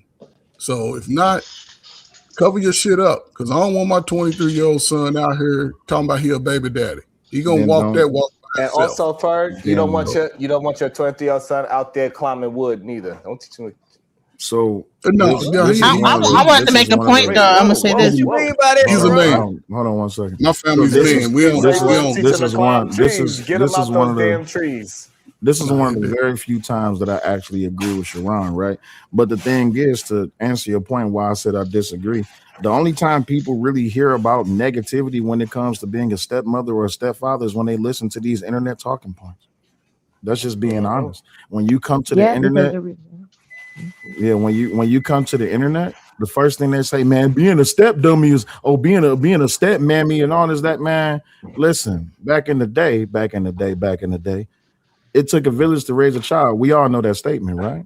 So if your mom and dad or your daddy went to jail or died or something like that, man, people chipped in, all this, that, and the other. So it was just a bitter generation of people that really just took on this whole entire role of, I'm gonna come to the internet and say the most salacious shit that I can say to try to get people to subscribe to me or throw money at me. So when you get away from the, I'm sorry, 1 second. When you get away from the extremism of these perspectives and you actually use logic and just basic human decency, a lot of people are actually just good people. It's just that y'all come on the internet and y'all try to say the most craziest shit that y'all can say to get people to listen to y'all, and it works. And I'm one of those women, one of those kids that her father passed away, and a stepfather stepped in and raised me from 6 years old all the way up until I was 14 when my mom died. So I would say this is that's why I wanted to bring this up, is because, like a lot of times people like take these things out of context now and want to make the woman out to be a hoe and this, that, the other. But my mom stayed with that stepdad until the day she passed on, and so it wasn't like she was a hoe out here, And here's another thing is that the whole beta male versus alpha male talking points. And then the one guy says, well, there's certain men that could just run through women, right? That they know what to say and they know how to get women and just run through them. What are y'all thoughts about running through women and being able to easily impregnate them, that they could get into their minds and be able to just get? That's what he said. That's what the guy said. He says that. Go ahead. I thought you was asking a question. My bad. That was a question. What do you think about that statement that there are certain kind of men that can just run through women and then just impregnate them? They stand out on the corner. They're called PUAs. They're called pickup artists. Yes, right? bro. It got to be Sharon with the goofy shit. Okay. So they're called And I apologize, Genesis. I apologize, Genesis. I thought you was done speaking because you said you have a question. But they're called pickup artists, and everybody has a little bit of makeup in them. Not just men, but women too. It just so happens that we like to track the stats of how many women that men go through, but we don't track the stats of how many men that women go through. That's another thing that we need to talk about. But that's a deeper conversation that a lot of people's not willing to have, because now we would have to come to the understanding that if that man's a whoremonger, then that woman's a whore for having multiple men. But y'all not ready for that conversation. But yeah, they're called pickup artists, and I tell people all the time, marriage before sex. Simple. Yeah. So Genesis, real quick. I'm gonna say this right. Wolf, real quick, pick up on a lot of women. Wolf, hold on. So Genesis, are you like with this question? I'm not even talking no more, bro. Right. Sorry, what are you talking about? I'm trying to talk to Genesis. I'm just trying to get. You got a delay. Yeah, he got amazing. I got a delay. No, he does. We'll pass the delay. Oh, I'm just trying to see. His internet, I'm trying to see. Internet or in his head. In his head. Genesis, I'm trying to see where you're going with this question. Like, are you trying to blame one side or the other? Like, what's your point of asking this question? Well, I'm trying to see is that the consensus that men really think that they just run through women. There's a certain like class of men that are able to easily run through women and impregnate them, and if they really tried to, they could impregnate a whole bunch of women. Well, that's the problem with our community. I believe it's not the fact that the men are impregnating the women. I think it's the fact that a lot of women are allowing these men in their vaginas. That's where it starts. Because I'm saying we got to acknowledge that when we start talking about all the dysfunction in the community, we got to give those men credit who's running through the women and getting them pregnant. They're the part of the dysfunction. Hold on, I'm not negating that, but what I'm saying that there's a demographic of women that target men as well. I agree. No, I'm agreeing with that statement. But she asked about one side. Watch this. Watch this, either man. If I got money, I'm in the hood, right? Everywhere I go, women gonna be attracted to me. Ain't gonna be trying to get at me. But that's not the situation that she asked. She asked the man. I'm describing. Oh my God, man, I'm describing the type of man that just being himself and that attract a lot of women just by being himself. But that's not what she said. That's the whole point. That's what she. That's what she said. No, she did not. She said she did. The type of man that is a pickup artist, that means that he's purposely going after these women. Hold on. Okay, if I might stand corrected. So, Genesis, you said that the men are purposely picking the women up? That's what the guy said in the video. He said that a man like me and a man like you could just run through these women if we wanted to, because we got the whatever it is that they feel like they have artist skills to be able to just go run I take that as he has the social status, he has the money. Women look at him and they see power, they find him attractive. That's what I got from that. The gift of gab. He got the gift of gab. He know what to say to get her out. Talk him up out of. He talk them out their draws. Replay the video. Come on. Let me ask you a question. Wait. So come on, y'all. Either man, you believe a man could talk a woman out of her draw? Yes. Absolutely. Without question. That's what double is. That's what I was trying to get down to. My opinion is there's nothing a man can say. If that woman don't want that man between her legs, she's not gonna allow him. That's how I believe. I understand that, but Trey, there's an old saying that goes like this: men don't need to lie to women because women will lie to themselves, right? So all you got to do is just make her believe. Right. All you gotta do is just make her believe she'll lie to herself. So Sel, regardless, it's a skill though, Sel. I understand that, but that's what regardless if she lies or not, is she allowing the man between her legs? Yes or no? Absolutely, but that's why I said that statement. There's a hold on, but we still didn't address. I don't know why we don't want to address this guy. So if I'm talking to a young lady, and I'm pushing on to her and I'm hitting on her, and I do not have no intentions of being with her, that is me talking her into the vagina, because she is not looking at me, oh, this is just a one and done, unless I actually say that. Hey, Sharon, I got a question. Hold on, what's up? Sharon, totally get it. Totally get it, respect it. But at the end of the day, that woman is no matter what that man says or does, there was something about that man that she wanted that man between her legs. Do you agree? Yeah. No. What do you think? I disagree. Both things are true. At both things are true. Hold on, wait, Sharon. You think it's Sharon, only how about can you- because how of can his you- status? The reason why I disagree is because if I was being my true self, she probably wouldn't want that. But so since I lied to her, she is what Sel said, right? I tricked her into getting me, so I influenced her to give me the vagina because I allowed her to lie to herself because I lied to her. Say yes, Yeah, I'm the man men's for you. She screw. said, you know what? This is the kind of man I want to be. Wait, let her But finish. yeah, I Oh my agree because God, why do men y'all do this? men screw your Let mind him before they finish. screw your. Let him Okay. finish. Let him finish, please. No, I let him was finish. agreeing with. I was amen cornering. Like, I yeah, you're got you. right. I got you. Go ahead. Finish what you were saying, Sharon. Yeah. So we talking about tricking the person into. So that is talking her into allowing y'all to have sex. That man don't have no good. Hey, intentions for her Sharon, please whatsoever. fix that because they She- saying that shit is coercion when you say trick, nigga. They're trying to change up the vocabulary. He's just speaking like him real self. But my thing is this, Sharon, you don't have to lie to a certain type of woman. You can lie, you can be yourself to 100 women, and as long as 10 believe in what you're saying, you win. Even No, if but that's one, hold on, wait. But this is why that statement reigns true: that a woman will lie to herself, because you said that if you lie to her, you lying your way into some pussy, correct? Right? Sharon? Correct. Now let's say you was Correct. just being, let's say you was being yourself and she turned you down, she rejects you. So you go be yourself to the next woman. And she be like, you know what? I'm kind of digging him. And you go be yourself to the next woman. I ain't digging him. And the next 5, I am digging him. You don't have to lie your way. But they into do. the, But pickup artists, that's what I'm saying. We're not being true. So say, let me respond though. Man, I'm speaking to what he said. Hold on. I got you. But pickup artists.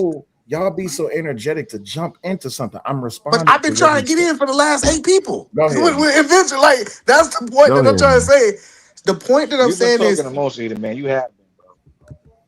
so the point is, a man to come up and he'll paint these white fence that he gonna marry her, he gonna do all these things, and he would deceive her, and then to get her draws, and then he would like pull the veil from under her eyes. I'm not disagreeing that Sel is men that can go out there and tell them the truth, and some women to go. I agree with what you're saying, but the normal pickup artist is typically lying.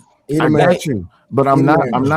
They not saying that shit though. I was only say real quick.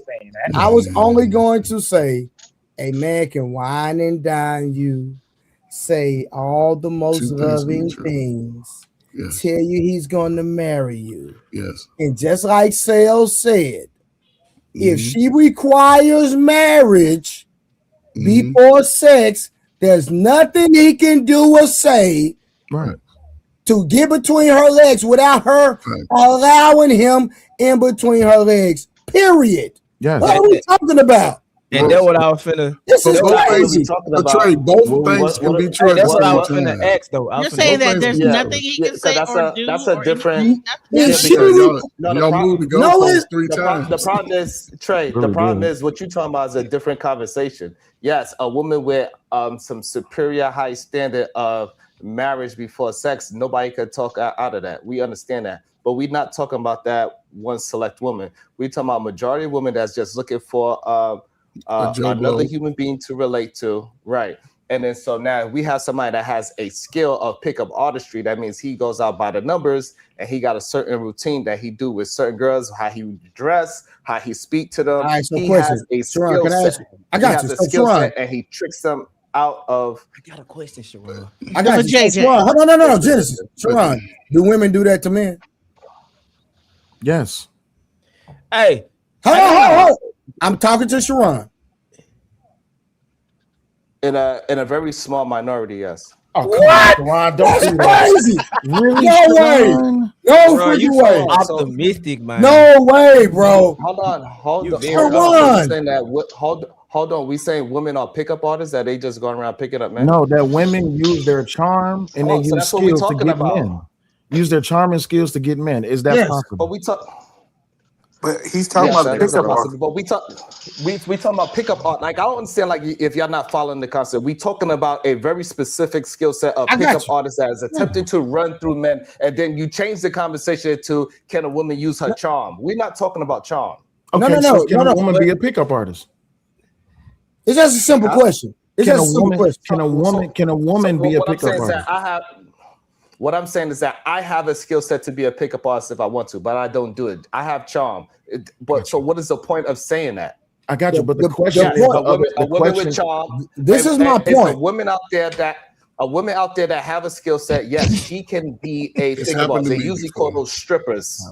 I was about to say that. Thank you, Construct. Genesis, that's not true. Hold on, wait. That's not true. Wait. What are y'all talking about? Hold on, wait. Construct said it. Construct said it in the chat. He said seduction. Women can use the art of seduction to pick up men. Both things are true at the same time.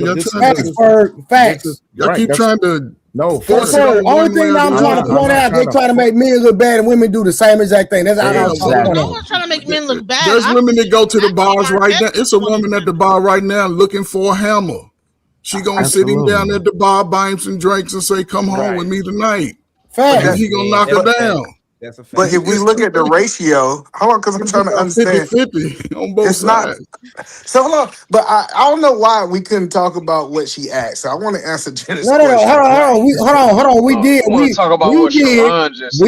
what I did was just even the playing field to let Genesis know women do the same goddamn thing. But we didn't answer her question first. Watch this. Hold on. Women play on me every day. That's a fact. Okay, but we still didn't answer her question. We made it back about women. That's all we said. If the subject was women, hold on. Listen, I can do that. Here you talking about. So the point that I'm saying is, well, I want to ask the men a straight up question. The pickup artist that is lying and they pregnant like they painted in the video. So hold on. Let me ask the question. I got you. At the end of the day, the woman letting that man between her legs. Period. You didn't even let me ask the question. But go ahead. You don't even know what my question is. What's the question? My question is the man that's the pickup artist that is lying and he's pregnating women like they gave the example in the video. Is that a problem in our community? Yes, he's a piece of shit, and all of them are pieces of shit. Hey, Oh, wait. Hold on. Why so? Hold on. Yes, he's a piece of shit, and all of them are pieces of shit that do that. Do all the men agree with that? Yeah. Let's just say we do. I don't Wait, hold on. I agree with it. I agree that he's manipulating her, but she has a responsibility for letting that man between her legs. Period. Okay, cool. We'll give you that, but I just want to say who don't agree with that. Everybody agrees with it. Everybody else I don't agree with that. Hold on, but some guys, listen, this is what's happened over our lifetime. Some guys have a child with a high school sweetheart, 16, 17. That has nothing to do with the conversation. But if you perpetuating it and you 25, 35, 40 5 still doing it, you a problem. That has nothing to do with the conversation. The question was, he said they said he had the power to sleep with 100 women. I understand. He's not talking about his childhood girlfriend. Hey, eat a man. This to you and Sharon with the question. Okay, cool. The nigga that's running through these hoes, these fuck boys. Okay, we gonna say they're a problem. But how many times are women going? If a woman, how many passes y'all gonna give to a woman for dealing with fuckboy before you realize you need to use some goddamn decorum? You moving the goalposts. That's I'm saying. Wolf Stacks. He only wants to talk about the men's side of the question, which is the question that Genesis posed. I don't know why you asking that question.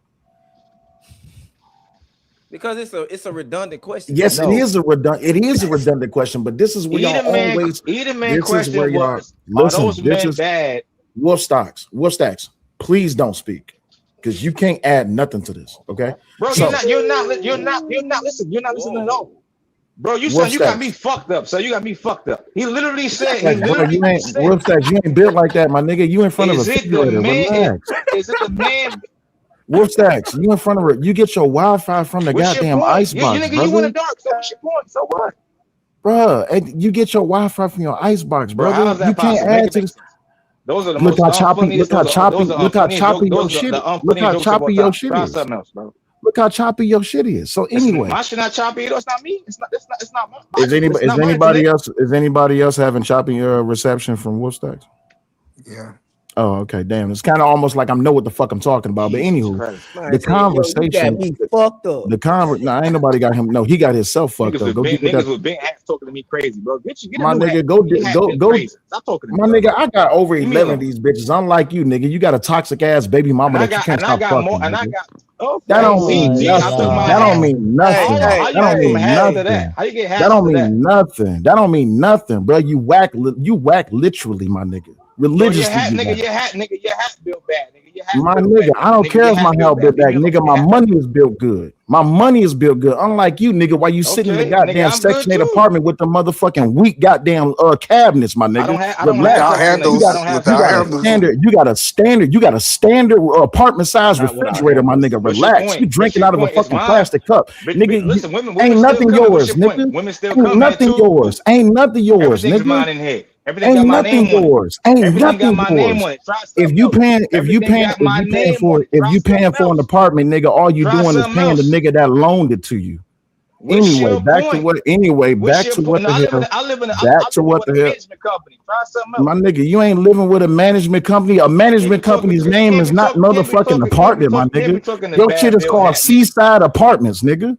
The fuck is you on? Management companies don't own apartments. Anyway, so managements don't own apartments. Did anybody hear what the fuck I just said? This dumbass nigga still trying to repeat it wrongly. So anyway, like I was saying, Genesis, your point, your question was about your question was about the men, and when it comes down to it, yes, men who they damn sure don't make them like you no more. I thank God that they stopped. Hoe ass niggas don't need to be around. So anywho. Genesis, when it comes down to your question, yes, these pickup artists, these men who go around and specifically lie to women just so they can have access to sex, they are indeed a piece of shit. I would agree with that. I agree too. Okay, now we can move on. That's all I want to say. Now we can move on. I know that's all you wanted. That's why I was trying to stop everybody because you're not going to let anybody continue the conversation until we answer that. I don't know why y'all haven't figured this out yet. I was mainly trying to I just realized if this was a common thing amongst men to think this way, right? Because no, it's not common. It's not common. It's not common. And then I because what happens is when these type of and I still don't agree is that women will think, oh, this guy's just being avoidant, or he's being a narcissist, or he's being a this, but he's just being a player. He's just doing his thing. You know what I'm saying? Maybe he just don't like the woman. Well, let's go to the next topic. We answered your question, Genesis. So wait. Now, he don't like the woman. Hold on. Like, wait. Now we get we can talk about the other side. Now we get to talk about the other side of the coin. Yeah. The other side of the question. Yes. Now you can ask your question. To Sharon and Eat a Man. Okay, we just agreed that the niggas, the fuck boys, they wrong as a motherfucker. But when are we gonna? So at what line do you cross? Do you say how many men? I mean, when are we going to tell the women you need? At what man do you tell the woman you need to use some decorum? The first time a nigga play her to the left for some coochie, the second time, the fifth time, or the 10th time? We need to tell her before the first time, in my opinion. So that's what I've been saying the whole time. So my question is this: if I meet a woman and the last 5 niggas she tell me are all the fucking same and they fuck boys, I shouldn't judge this woman out there? Yeah, you should judge her and move on. You shouldn't mess with her. That's called vetting. Like we're not. Is that pretty much what Marquette is saying? But hold on, isn't that what Marquette is saying? Is that? But when I say this shit, Wolf is tripping. No, hold on. I'm not advocating for. Hold on. I'm not advocating for men to get with women who make bad decisions over and over again. I'm not saying that. I'm telling you, if you sit down with a woman and her last 10 exes was bad choices, I think it's logical for you to say, hey, I'm going to not mess with her. I'm going to find someone who's more suitable than me. I'm not telling men not to vet. Why so? So can I ask you a minute question, please, Trey? So what's the... Hold on, Sharon about to go. Hold on. Let me. You can go after Sharon. My fault, Sharon. He said something first. So, are we equating the children part, or are we just talking about boyfriends? Because if a woman is breaking up with men when she found out that person is foul, that's a good thing. But I'm speaking on after she's already gave up her most valuable commodity, which is her vagina. So after you get this dude the best thing that, because you know that's God gift to mankind, then you find out he a piece of trash. I shouldn't judge you out there. Where's the decorum before you get? What? I judge you. I don't know about what Sharon talking about. If you make it repetitive, just sit back. The reason why, Yeah, but because I judge the hell out you. But there's some dudes that'll Sharon, play what the was it? long game and they'll like sit there. Y'all and still hate wait, after wait. about the I thought we was. It's I not thought like we it's was. just a 1 second situation. I thought we was done talking about the men. We talking about the women. Why are y'all including the men? The women, right? Right. Yeah. So go ahead, So, Sharon. Say what you're saying. Yeah, so if we have a scam artist out there and he keep finding people to scam, I'm not gonna be mad at the people that keep getting scammed. That don't make no sense. If you don't deal with 5 scam artists, I'm gonna say why you keep getting scammed. Gerard, you never blame the finesser. You always blame the person that got finessed. You keeping this nigga a fucking job. The way we was raised, the way I was brought up, I'm gonna give you an example, and I always use this broad ass example. If I was dealing with a woman and she was using me for my motherfucking money, and I found out, who you gonna say was a garbage? Who you gonna say was stupid, me or her? Who you gonna clown? Who y'all gonna make fun of? Me for letting her use me for my money, or her actually getting the money out of me? It depends who I'm talking to. So, but yes. But I want to respond to you, Sharon. Can I do that? It's circumstantial. It's circumstantial. Hold on, no. So Sharon, if she got scammed one time by a scam artist, I will give her grace. But in this scenario, she have been scammed by 5 scam artists. She keep making bad decisions. I am going to take that into considerations that she don't make good decisions. Is that fair, Sharon? Yeah. Okay. Yeah. That's why we need good stepdaddies. So y'all girls. Can I ask my question? That's why now, we need please? Wolf. That's why go you need to be a good stepdaddy, man, because you don't want nobody scamming your girls and your little boys out of their pants. Right, they don't want to have a Wolf. smooth talker. That's important. Y'all taking this scam, Coach. I agree with you. Why I think it's circumstantial is because this one reason, right? There's women that I've been with that have been fucked up and got scammed on by men, but they wasn't bad women. They just didn't have the right guidance to see that. So when I came in, I started fucking with them. I took care of their kids, their daughter, their sons. They followed my program for a minute. But can we agree that you don't know how to vet? Please let him finish. Let him finish, please. Let me finish, please. What I'm saying is this, right? There's some women that do not care for you to come into life and fix their life. Some women just like living in chaos. You might fix your life for 3 years, 4 years, 5 years, 10 years. It might be a year, 9.5, 10. You're like, you know what? I'm tired of this. I'm tired of this upright shit. I want to go back in my chaos life. And that shit happens every day.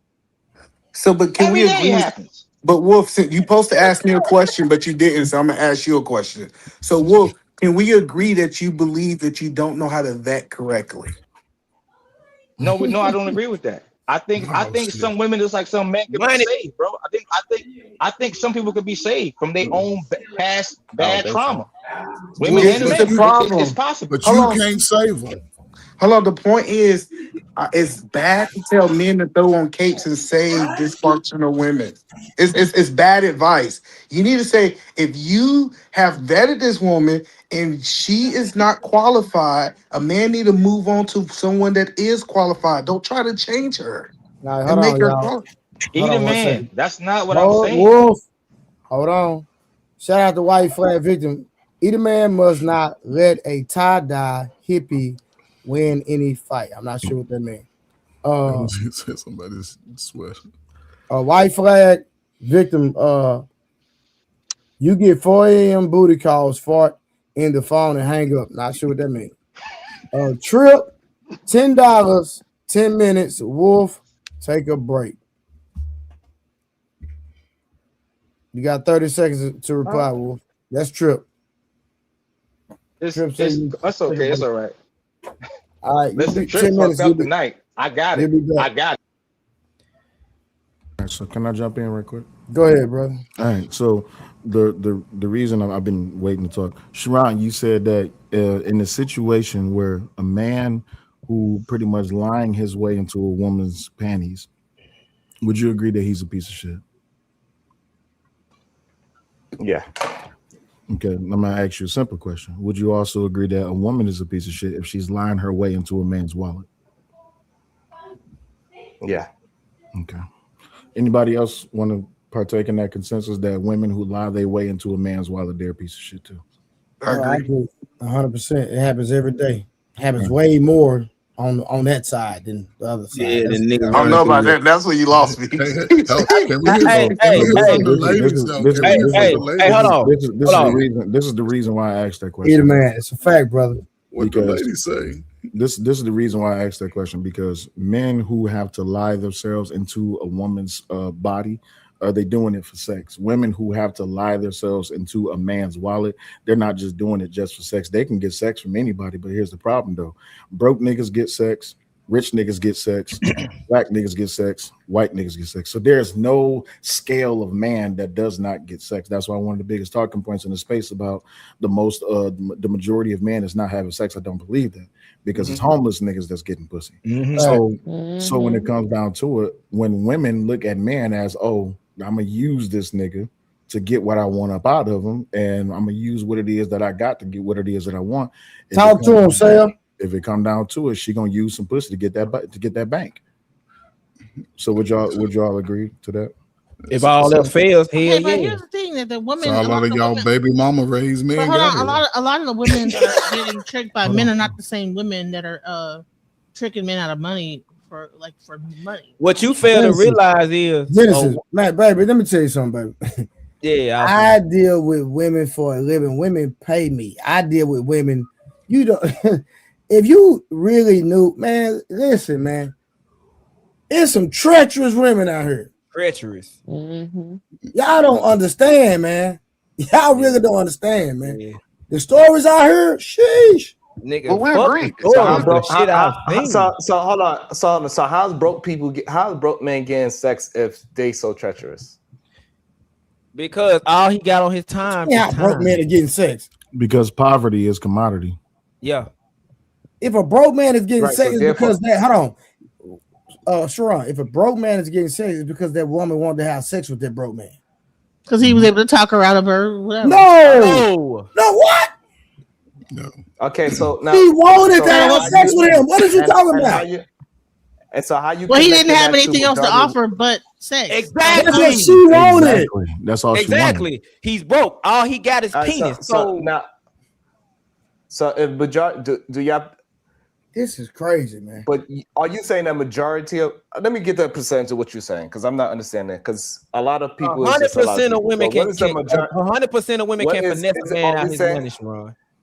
100% of women can finesse a man out. Why so? Let him finish his question. Why so? Okay, I got a delay. I got a delay. Minority. I got a delay. My fault. Are we saying, Trey? You saying the minority or the majority women are tricking men out of their money? Majority. So I can't understand that. What? I say 100. How's that possible? Because I see it literally every day. It's easier for them to trick a nigga out of their money. I see it every day. The thing is that when the man treat the woman out of money, he do it more effectively, so he get more money out of it. No, but I'm trying to understand if the majority of men don't have money, y'all believe that they're getting tricked out of the money. Hold on. It doesn't matter if he doesn't have a substantial amount of money. It could be $30. It could be $20. It could be anything. At the end of the day, bro, I know women who literally get on the internet and respond to niggas and ask niggas to pay their bills and cash out there, and niggas literally do it. Hold on. And these niggas ain't never seen these women a day in their life. I get what you're saying, but that's not the majority of women. That's a certain type of women. No. I'm just making a statement, Sharon. But what I'm saying is, this is what. Hold on. Let me make it easier. Let me ask y'all a question. I'm gonna see if the panel gonna be 100. Shout out to my nigga Munt. Look at it, bro. Are most women in marriages because they love the man, or they in the marriage because of security? Love. Security. It's not even close. What? Hell no. No, hold on. But not even close. No, the problem, because we about to it's move not to even close, Sharon. Trey, let me respond to your previous statement, Trey, because we about to go to a whole nother conversation. Hold on. The point that I'm saying, Trey, I disagree with the trick. I think men are willfully giving it and they know what's going on. I'm not gonna argue. I'm not gonna argue that it could be that we can argue that your point and my point is on an equal playing field. So I can't say that it's more when you say that because there's a lot of niggas that's willingly doing it. But what I'm saying, there's a lot of women that are only dealing with me and trying to get money up out of my niggas. It's literally a thing called a gold digger, fam. No, I get it. But if a woman say, "Hey, I need gas in my car," and he's sending $50, he was not tricked out of his money. I'm not gonna argue that. So we're not. The argument is not. Hold on. The argument is not most women are getting money from men. What I'm disagreeing is the trick part. Well, stop, because you're about to move the conversation to a different playing field. This is why I was trying to stop Trey when he said it. That's a bad example to use, because just because if you're a content creator or if you're just posting pictures or something like that, that's kind of a bad example, right? So let's bring it down to a more local level. Let's not use the internet. Let's use old school way of just meeting people face to face. Can you come up with an example like that, Trey? No, I know women that actually meet men, go out. Will literally date them. I'm talking about like go out on a date. This is a real thing. Okay. They will go out on a date knowing they don't like the man at all. To get a meal, have a good time, and just only deal with that man only when they need. Matter of fact, I had a woman in my house today that I was training. She said, I have a man for everything. I had a man to cut my yard. I had a man that if the plumbing need done. I have a man if I just want to go out. I have a man if I want to. I have a man for everything, and she not trying to be with none of them, and she don't want to be with any of them. Got you. So Sharon, told me this today. Sharon, hold on, Sharon. I'm gonna bring it back to you for a second. With the premise that Trey is laying out, would you say that that's a minority of women that have a roster, or is a majority of women that have a roster? Minority. Okay. Genesis, same question to you. Is it a minority or majority of women that have a roster? It's the majority of women that have a roster. Yes, women that have a roster. As Rose in the comments. I would say this is that the ones that I do know do have more than one man. Thank you. It's the majority. I know. As Rose in the comments, she'll tell you. Look, Rose say facts. I'm trying to understand. Now I don't. I'm gonna say this. I don't. I get maybe whatever. I don't. I've never had a roster of men because I believe in. I don't believe in. I don't. This is how I look at it like that. Is like that. If you have more than one dude, at any point you're gonna have to screw more than one dude at a time in like a small amount of time, and so you're gonna put yourself in a. So in my mind, I wouldn't have. I only date one guy at a time. I wouldn't. No, so hold on. Because when y'all said the majority, y'all saying 51% or more. So y'all believe that majority of women have more than one man. Yeah, I believe. Yeah. Hold on. So we got to count all of them. So we saying count all of them. Hold on. So when we look at the married, I know you don't deal with married women, so you know. Bro, the married ones would be the worst, nigga. Okay, wait, hold on. Hold on. But I would say roster. Don't worry about it. Don't worry about it. She's not necessarily. Are we talking about?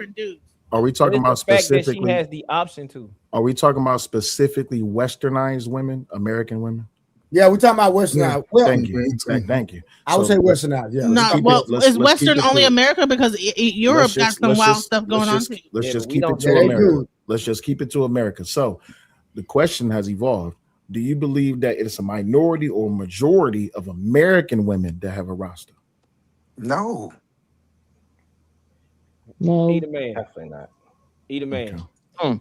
You believe that for real? Answer that question because I believe that there are the younger audience, the younger people tend to be like that. They tend to be more promiscuous. I think that when you get to a certain age, it's not as. Well, let's put an age. No. That's the problem. Hold on. The problem with the whole thing is we want to include. The boy Trey outside, man.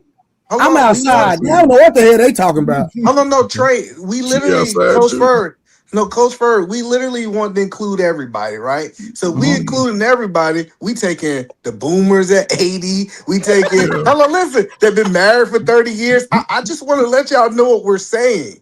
We saying if we take all of the women in America, and 51% of them are dealing with multiple, and we include that. So you don't With think good married women, most yeah. women are in their Make goddamn phone messaging niggas back on social media just and make shit it when they exclusive. Make it exclusive just for the women that is dating. Just put it on that group. They take There away you go. the marry hoes. There Take you away the go. marry Yeah. hoes. Man, he still call them hoes. Including the women who are overweight, all of those That's women. So all of those women are in the play, right? Hey, fat. Yes, Hold and on, they wait. No, and stop. girls No, telling niggas no. So so let's give it a no, 7's wait, out of stop. As an overweight woman, I would concede to say that I don't have as many options as I have to tell you the truth. But you It's do a have lot of more than dudes. one. No, it's a lot of dudes that is very interested in a lot of big women. And it's a lot of Yes. big women that got bigger rosters than some of these average. Yes, That's not big true at girls all, out here man. telling No, Y'all that gotta is stop Big that girls is got true. rosters. That is Can true. I That ask a is question? absolutely true. So can I ask a question, Trey? How many Sure. girls are you sponsoring? Damn. I don't sponsor nobody. What you talking about? So how many You don't women are you sponsor nobody. How many women are you sponsored by? Mind your business. All right, so Mr. Blanco, how many women are you sponsoring? I don't spend. I just hang out with them hoes, man. We just have a good time. Zero. I don't take care of them. So you're not sponsoring? No. Okay. Sal, how many women are you sponsoring, bro? Well, you know I'm married. Don't do that. One. But here's the thing, Sharon. I don't know why you asked me that question. Mr. Bracy, here's where you're wrong, boss. Right? I'm gonna tell you where you're wrong. All I'm saying is this. Y'all saying this is what I'm saying before you tell me why I'm wrong, because I don't know what I'm wrong about. But what I'm saying is that every time y'all say that there's a bunch of women that has a bunch of men paying for things, there's never nobody on the panel. That's crazy. But go ahead, Blanco. I'm gonna tell you where you're wrong, Mr. Bracy. Right? Is that most niggas are suckers, right? The average bra runs circles around the average man. That's true. I want you to But listen. the average man is wolf, right? You Blanco, the average man is wolf. Wolf cannot be tricked out of no money because he ain't got none. Well, he can It still doesn't matter the listen. amount, but He can I tell still you like get this: a tricked, nigga like, though. and I know I don't want to use my nigga Wolf, right? However, Wolf will spend his last $20 to impress a bitch. You see what I'm saying? He will spend his last $50 to impress a bitch, right? And here's listen, bro. The problem is that you Negroes ain't outside, bro. You Negroes ain't outside, so you're not Blanco, communicating. that's why I'm trying to tell them they ain't outside. Hey, my nigga. Sharon. I know, yo, true. Mr. Brazy, I know these bras, my nigga. Yo, these bitches have called niggas in front of me that they don't want to fuck or nothing. Because I used to call them liars. I'm like, bitch, you lying. Get the fuck up out of here. All right, watch this. Hey, baby, can you send me $400? That sale came in 5 minutes later, nigga. A 45-year-old man. You see what I'm saying? Poppy, Here's the you deal, even bro. The said thing that you is- deal with sevens Hold or on, better. Hold on. You're not Here's even the deal. considering the ones. Here's the deal, right? What they do is then women then go that pussy in front of these niggas, right? Here's the pussy, like here, man. Here, Mr. Man. Here's the pussy. I'm about to give you this pussy. You spend some money. Half of the time they didn't even get the pussy, bro. I got it, but so look, you think ones, twos, and threes. I want to make sure I understand because I know you said that you do sevens or better. That's what I heard Poppy say, right? So I get the beautiful women doing it. Remember, we said all of them. So you believe ones? Hold on. Yes. Wait, hold on. Wait. No, wait. It's a different. Who has an echo? It's a different. I don't know. It's a different. Sometimes I don't know what world y'all live, bro. Poppy, hold Fam, on for a second. she doesn't even have to be a goddamn 10, bro. She can a 5 would get the job done, bro. Hold on. A fucking 5, my nigga. Here's the thing, Eden, man. A woman that already considers themselves a 1 or 2 or 3, they already have a mindset about themselves. They know that when it comes down to it, they gotta do some fucking. You see what I'm saying? So Trey, I don't know if you speak. Oh, he on the phone. So yeah. Well, hold on. But hold on. Wait. Let me finish. So the mentality is that they know what they're there for. They know what time it is. They know that look, he just wants some pussy, and I just want some dick. So it is what it is. That's the women. And I've always used this analogy. Between 8 and 10 o'clock, the 9s and the 8s is getting picked up. Between 10:30 and 12, the 7s and the 5s is getting picked up. Between 12 and 1, the 6s, I mean the 4s and the 3s getting picked up. Between 1 and 2, ain't nothing left but 3s, 2s, and the 2s and 1s. You see what I'm saying? What about in the afternoon? Hold on, wait, no, what let is me that? What respond numbers to in the Sam. afternoon? Hold on, Like wait, about no, like wait, Genesis, wait. Absolutely. Hold on, no. At that point, he's not being tricked. If he's putting $50 on the dresser and he's a lot of sleeping my with her, shenanigans hold go on on, in the But you're afternoon. wait, talking hold on. about tricking. We're not having a conversation about tricking. No, because if he give her money and they have sex, that was an equal exchange. It wasn't tricked. But that's why we're not talking about tricking. We're just talking about consensual, mutual. It is what it is. We're not talking about tricking. No. I think you missing my point. Hold on. No, I get To get tricked out your money. Hold on. You don't get anything back for your exchange. So when you made the example for the 1s and 4s, at 3:00 in the morning, he might come over there and put $50 or give her $50 for gas or No, whatever. he don't Hold even on. have to give 50. That's what I'm saying. You missing my point. $20, say $5. It's No, the dollar he don't amount have to is give not her important. nothing.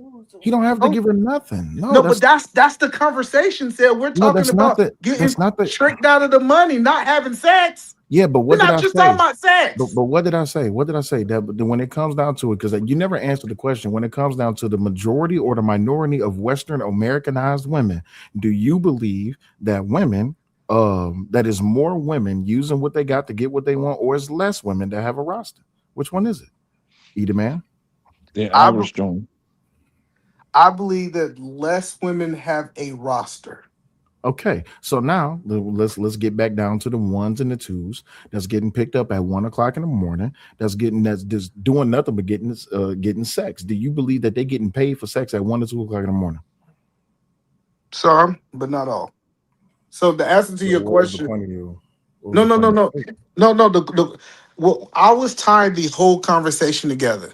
What Poppy came up and said, I'm responding to you and Poppy. Poppy said it's a woman that he messed with can hit a dude up and get $400 sent to him. And I was explaining to Poppy, he's talking about 7 and above, maybe 5s. I say 5s and above that can be able to do that. If she's just having sex with men, she don't have that same privilege that Poppy's talking about. That was Right. the point he responded. So do you believe Hey, that? hold on, y'all. Y'all know I made everybody cam up. I just got a month out the country. I just want to make month. That's you, right? They got cameras Now, outside if I the country. showed you a picture of a dick or something, you'd Yeah. See, that wasn't Mutt. There's no way. I don't know what Mutt doing on vacation, but he's thinking about dicks. It's Put him my down. nigga. Hey, bro, what you on, my nigga? It's Pause. me, bro. I'm just saying. I'm gonna let you. I'm gonna You'd have been- I'm gonna it'd let have you been not already too late cam if I up, was nigga, because you out the country, nigga. Is we solely I was talking gonna about crash the sex joint, or a it'd have been woman too getting late by some then. type of something from a nigga outside of sex? Was she using him? Period. We was talking about using him and Sal changed it. The thing is, you changed it your because you Negroes is introduced outdated, tricking. bro. Y'all What niggas I'm is saying is, outdated, and y'all don't a know nigga shit. can't get used for his skills. Like, let's say a nigga know how to work on cars and he like the bitch. She know this nigga like him. She call on the nigga. He'll work on her car. Do y'all honestly believe these queens be single, bro? No. Do you honestly believe that? When they tell you they're single, they ain't really single, my nigga. So let me see, Poppy. So out of all the women, how many do you think is faithful, in your opinion? How many what? Are faithful to the man they with? Poppy said he like hoes though, so Hold on, wait. I want to understand his perspective. Like hoes. Out of the women, all the women out here, because we keep including, how much do you think is faithful? Because we faithful. Let me start there, Poppy. I want to say they have to be in a relationship to be faithful, right? In relationship, yep, in the relationship. Man, boy. Nigga, that's a 51-49 right there, gang. Oh, that's a good idea. Perfect. How many men are required in a relationship? No. Perfect. So we agree. Hold on, no, listen. That was a rabbit hole. We're not going there. So he said 51, 49, 49% of the women that's in relationships, he said he believe is faithful. That means that number drops. That we keep saying that the majority, it drops. That's a big drop off the total women. We agree with that, Poppy, right? A majority what? I don't know if it's me that you're going in and out. I think it's mine. Is it me or him? Is I'm going in and out, Sales? No, I heard everything you said. I think you think just need to just it's me then. consolidate the question a little bit.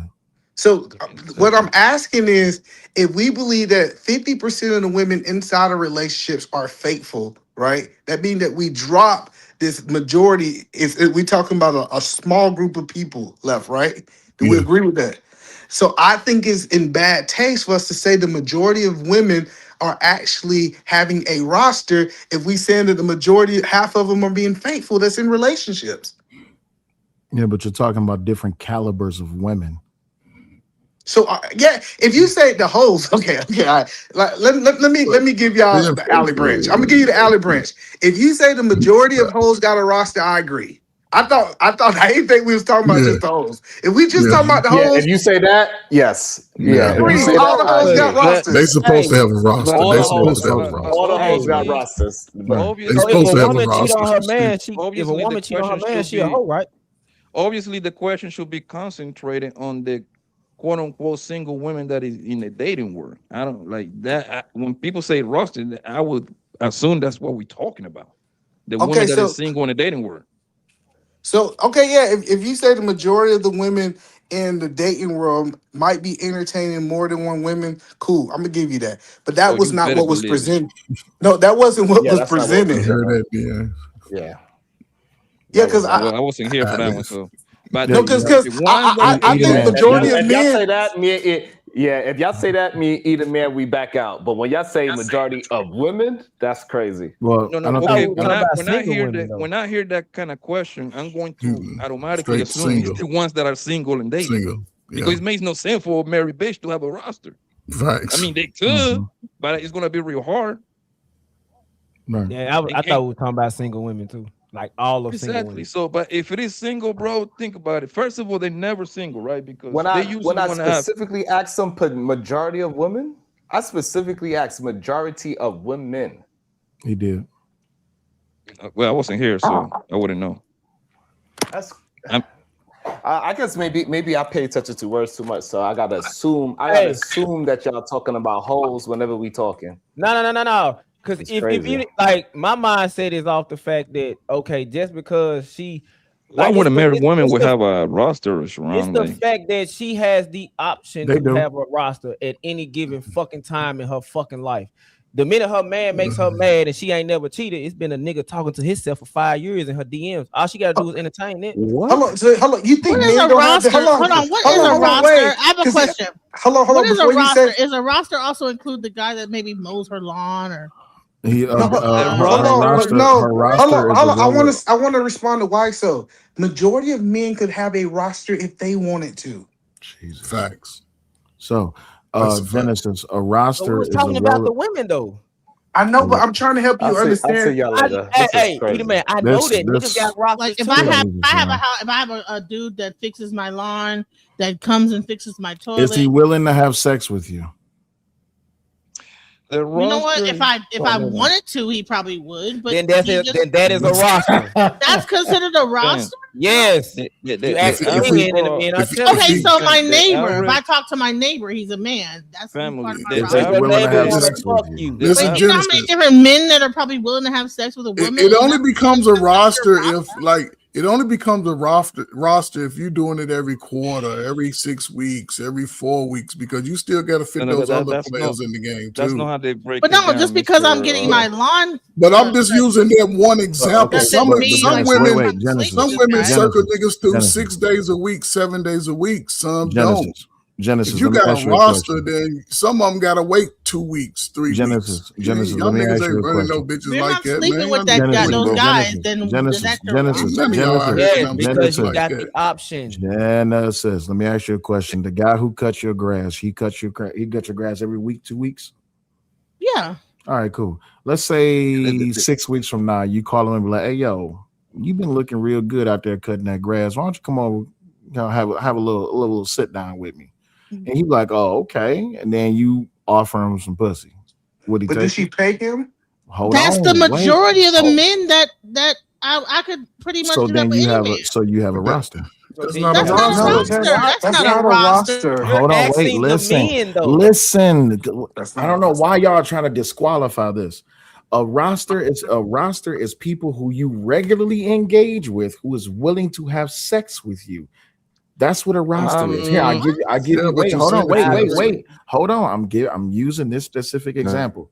If you have a guy that you can call, that you can get something out of him without sex, and he's willing to do it without sex, great. But if you offer him sex, would he be willing to take it? Yeah, that's But that's it. roster. But if she paid him, that's not part of the roster. She's not paying him. I never said anywhere is she paying him for sex. He's cutting your grass for free. I'm paying him to cut my grass. That's the point. He's not a part of the roster. But he might want to have a say. He might be interested. So if she's paying him for sex, if she's paying him for sex, and then she calls up and say, "Hey, you want some pussy?" and he be like, "All right, cool, bet." We never said sex. We talking about paying to get his grass cut. Hold on. You're trying to dismiss what I'm saying. Listen, I'm not saying. I'm saying if a man come over and cut her grass, that's business. Yeah. Listen, if a man is coming over and cut, I'm not talking about him cutting the grass makes him part of the roster. It's the fact that he's willing to fuck her. But Sale, okay, but that's listen. not part of her roster. They're not in a romantic kind of situation, bro. But roster ain't necessarily romantic. And of course, it will fuck her if she throw that pussy at him, my nigga. But that's no absolutely. But a here's roster, y'all never let me finish. But a roster is somebody that can rotate women every Thursday, every Wednesday. Thank you. That's what I was Let me hold on. Let me tell y'all what I think a roster is. Hold on. Roster. Rose, hey Rose. Hey Bye, Trey, Rose. hey y'all. Where your camera at? Rose good. That's who I was on the phone talking to. I was talking to Rose. You convinced her to come on the panel? Yeah, I convinced her to come up here. In a million years, god damn. Now, Rose. What's up? Hold on, watch this. Based off our conversation. Y'all hear her laughing, right? Rose, don't get up here with that bull crap. Be honest, Rose. Do you believe that women have more do women have a bigger user have a date more than one man or entertaining more than one man? Absolutely, yes. Well, now that you make it the lawn guy that cuts my lawn and my grass. No, I ain't saying no. I'm not talking about no lawn man on that bull crap. I'm talking about men that you are entertaining. Yes, absolutely. Women entertain more men than because think about this. Genesis. Women wake up, it's a new nigga every day in their inbox. They go to sleep, it's a new nigga in their inbox. Women can't even get on the internet without a man saying hello. The average woman can't even go to a store if she's single without a man trying to speak, do something for her, anything. But it don't mean I'm going to talk to him. We're not talking about you. We're talking about that. Yes, it is. Let me tell you why it's not. No. Listen, I wasn't finished. First of all, think about it. This is what I'm saying. I'm just talking about that women are bombarded by men every single day. Either man is my point. But what I'm saying is this: women be entertaining multiple men. Rose just said, "Are you gonna argue with a woman?" I'm not arguing. I believe that Rose. I've never argued that attractive women have a whole bunch of people. But I have a bunch of dudes like trying to talk to me too. But that doesn't mean that I'm gonna like. Exactly, man. The game is the game, but bro. Still a roster, though. The game is controlled by the niggas that know how to play the game at the top of the line. The niggas is gonna be at the top of the line. The few niggas that know how to pull the strings, they are the one that gonna control a lot of them hoes, right? And then the majority of the hoes come next on that list. You see what I'm saying? Because usually the majority of the hoes wanna fuck with the niggas that know how to play the game. You see what I'm saying?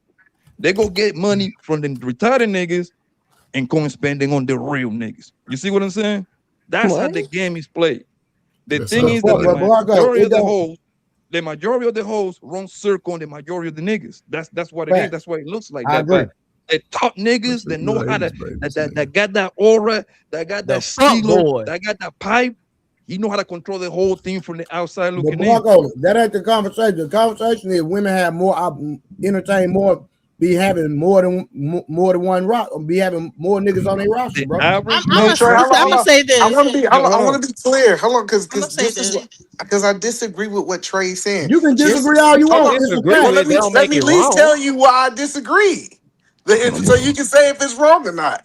Just because if a woman is not entertaining a man, he's not on her roster. That's not on the roster.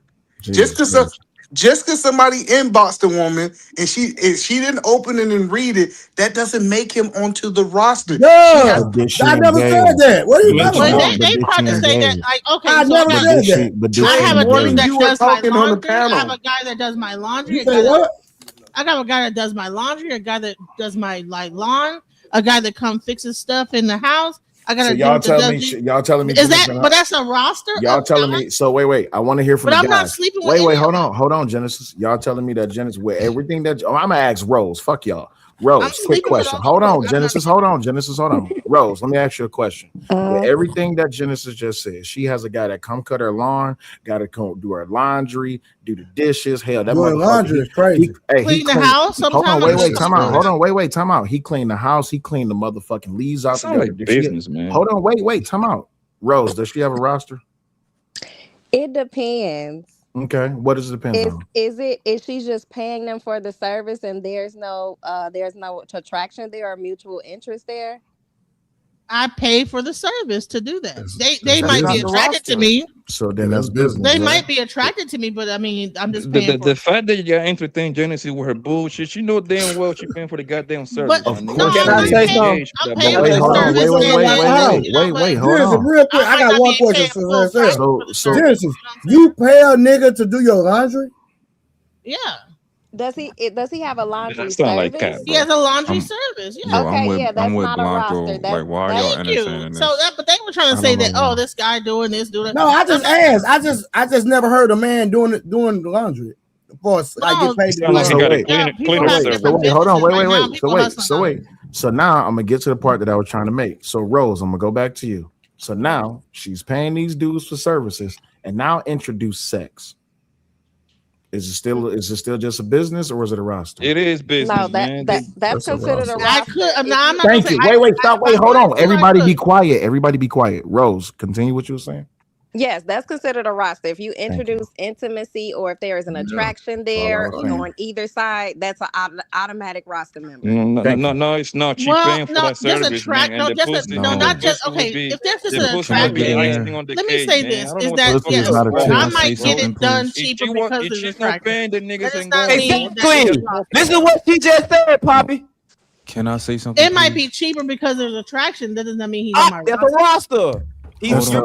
Hold on, guys. You gotta sleep with him first, man. But I didn't sleep with him. You don't have to sleep with him. Guys, hold on. If a woman sleeps with a man, right, he's now a part of her roster, regardless of whatever else they got going on. If she can go back, if she can call him up again and try to get some more, he's on the roster now. Right? Even without going on. No, even without intimacy. That's incorrect. You can come buy weed. Can y'all let Rose speak? You can come buy weed off of me all day, as much as you want, and I can hit you. And if you keep buying that weed, I ain't never gonna give you a discount. But I'm on your roster if we fuck. And that's what I was trying to say earlier. Like just because you. Like when I was single, I used to work on cars, bro. It had been women that I was attracted to for real. I wasn't really having sex with them, but you know, man, you need me to change your cooling hole, bro. I normally charge 45. I do it for 20. But what I'm saying, but why so? Hold on, wait. Hold on, wait. This is what I'm saying. Once you introduce sex, you have now made an option for sex. Yes, which means you're a roster now. That's but all I you was haven't saying. introduced sex, so that's the point. Hold on. Either man, you're focused on what it is that I said prior to I said sex.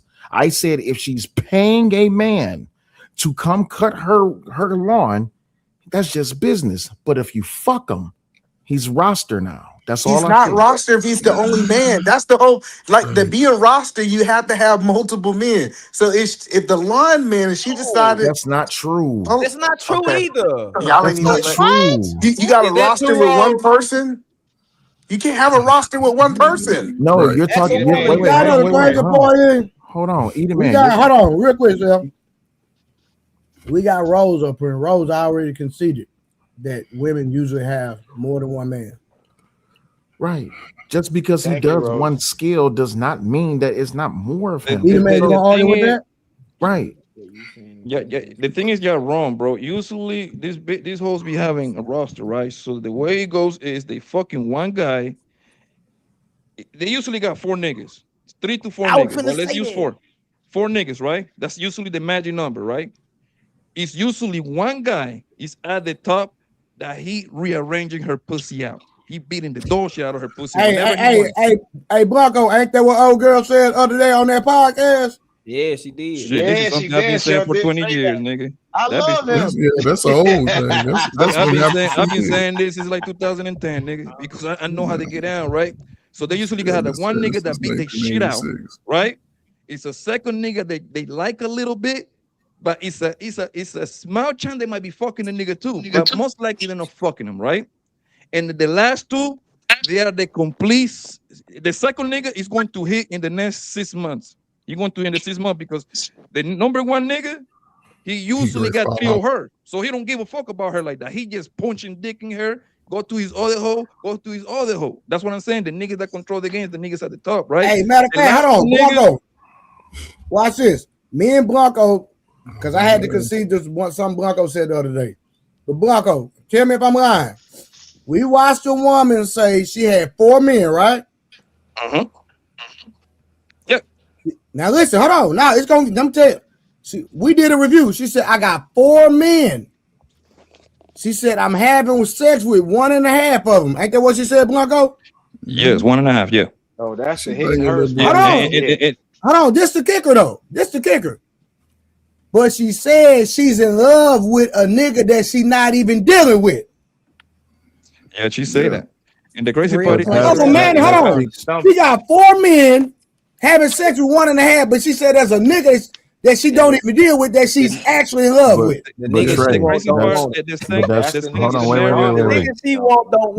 The same scenario, Trey, I broke it down literally on this panel like 3 years ago. The same way she broke it down, I broke it down like 3 years ago, bro, because I know hoes, my nigga. That's how I give it up, nigga. I'm in the jungle. I know how to give it up, bro. Come on, man. That doesn't. Go ahead, Poppy. My bad. I thought you was done. The thing is that the last 2, right? The second nigga is a 50-50, 40-60 chance that they might be fucking, right? Nigga number 3, nigga number 4.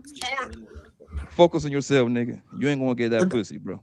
I get it, but you talking about hoes. So you talking about hoes? We conceded to. We talking about hoes, yeah. But y'all are skipping all over the goddamn Monopoly board. We're dealing with one specific premise, which was DJ Jennings' premise. I don't know why y'all trying to skip all over that. These are other examples. The premise is that if a woman offers up sex with the potentiality for more sex, which is now an option, that man becomes part of the roster. Yeah, he volunteers to play. Right. Yeah, deal with that. Deal with that. Y'all introducing all these other anecdotal experiences. He volunteers.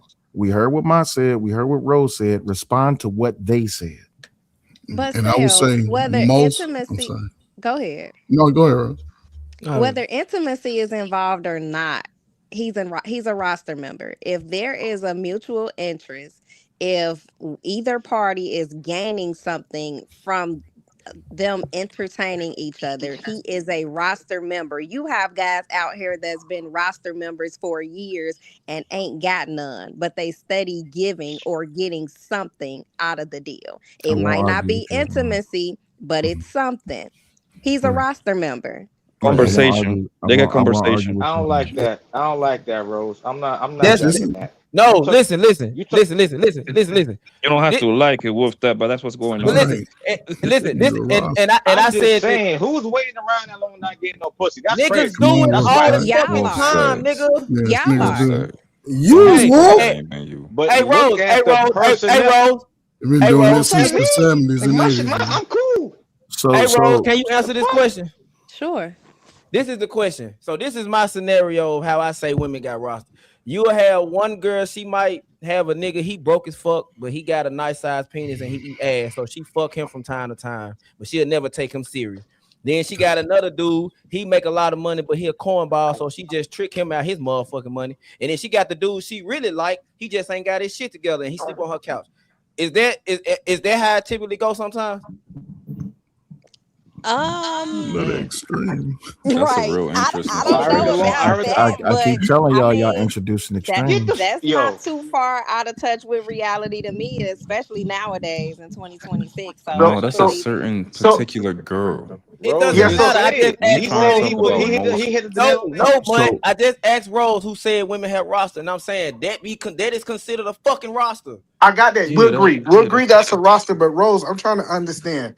If we talking about hoes, I concede to that. Most of But them are hoes, man. I don't know what part you let me want. ask Rose a question. Undercover brother hoes, man. Oh man, yeah. Rose, the women that are not hoes, do you believe that they still have a roster? Yes, women that are single, actively dating, that are not hoes, yes, they have rosters as well. Thank you, Rose. Thank you. Thank you, Hold on, Rose. the issue The here, fact right? that you I asked will such say a question about real quick, the definite is that Eda Man didn't specify what a hoe is, right? So I'm pretty sure Eda Man has a different idea what a hoe is than Rose do, right? The average woman that Eda Man would probably consider to be a hoe, I don't know if it's Eda Man, but the average woman has a roster, right? Regardless of what y'all talking about. Now, an exceptional woman might not have a roster, right? But the average woman absolutely has a roster. The average woman today the average woman today is what a hoe was 30 years ago. Mark, we've been said that. That's what we've been saying. Wait 1 second, Trey. Nepal wants to come up. I'm gonna drop so she can come up. She says full. Studio full. Hold on. The thing is, your niggas be thinking that this exceptional queens out here, they ain't whoring. All right, nigga. Nah, Nepal is crazy. We just reviewed Nepal like an hour ago. Y'all keep believing on Disneyland.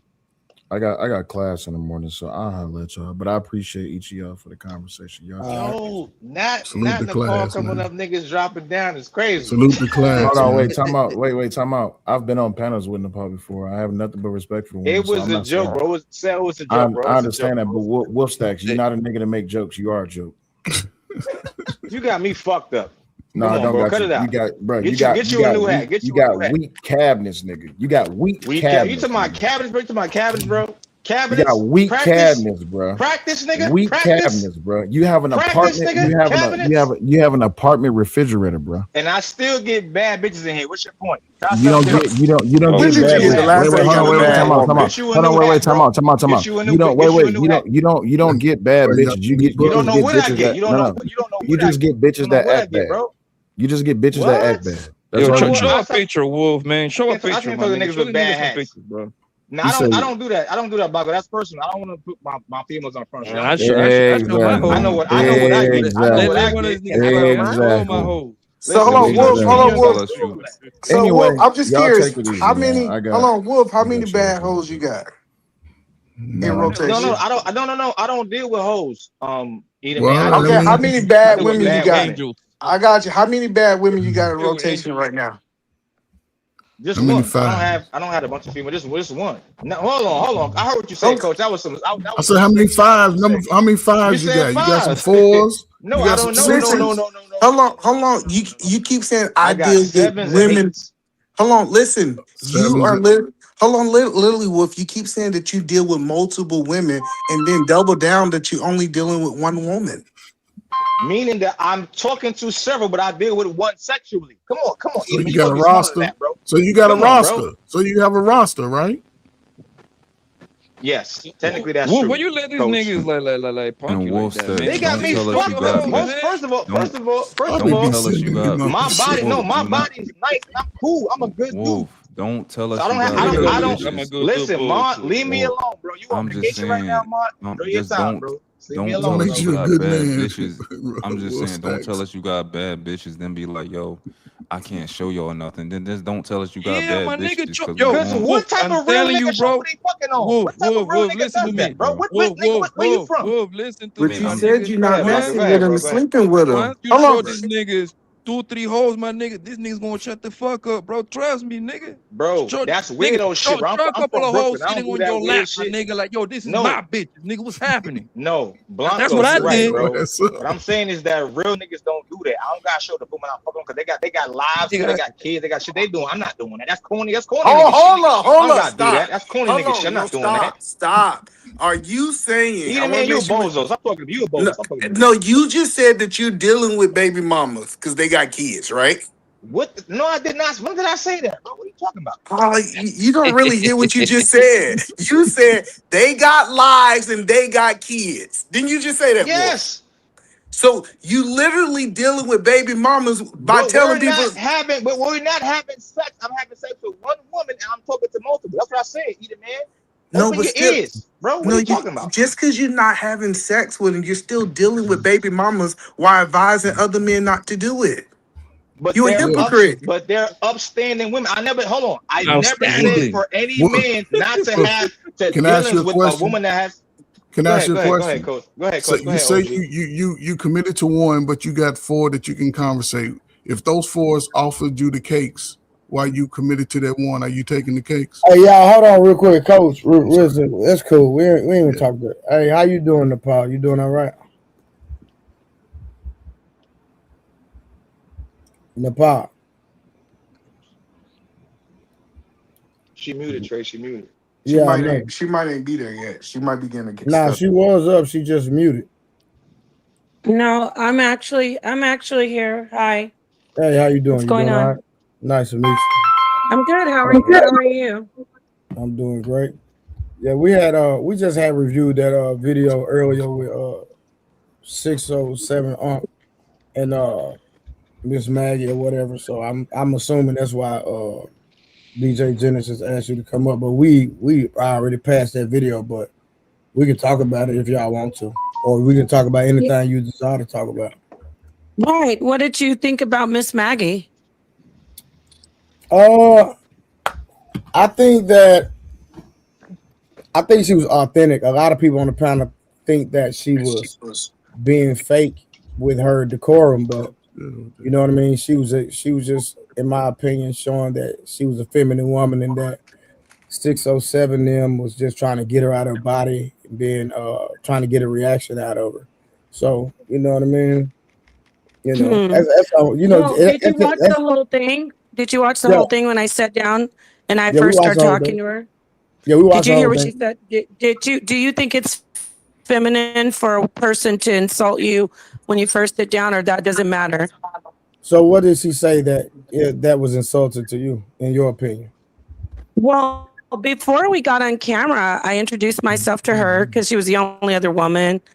I was pleasant with her, and she's very passive aggressive. This isn't a diss on her, but it's interesting how she's enjoying how the entire internet is painting her as a victim, when through the whole interaction, I'm saying, I really don't want to debate this lady. She's not a debater. I don't want to be beating this lady up. So when I sat down, they were miking us up, and she said, yeah, your voice is pretty loud.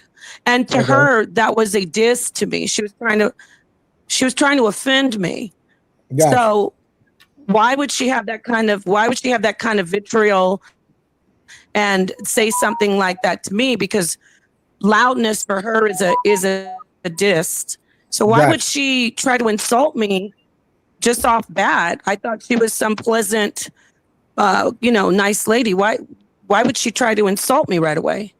Well, that's a question. And I didn't respond to it in a negative way. Yeah, I got you. So as far as her, go ahead. No. So as far as her making the insult, of course, we were not privy to that comment because we didn't hear it, per se.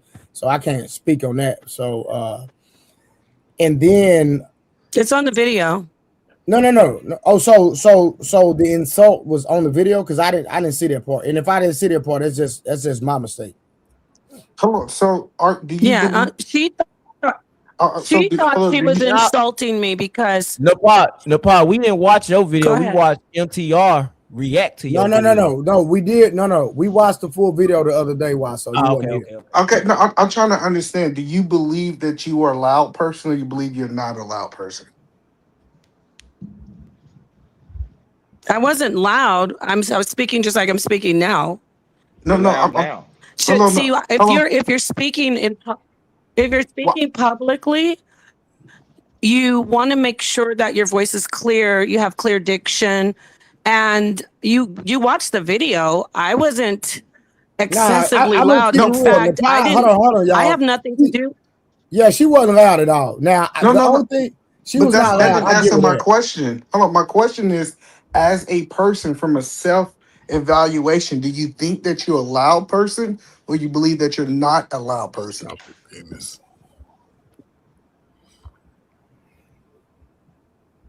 Loud for myself. That's offensive in very many forums. I have a clear speaking voice, and my voice is audible in it, and it's clear. I'm an orator. I'm a speaker like you. Your voice isn't loud, but your voice is clear. So she was trying. So no, she was trying. No, I don't think I'm loud. She was trying, because she is. Let me get this out. Her perspective. I didn't know she was a femininity coach.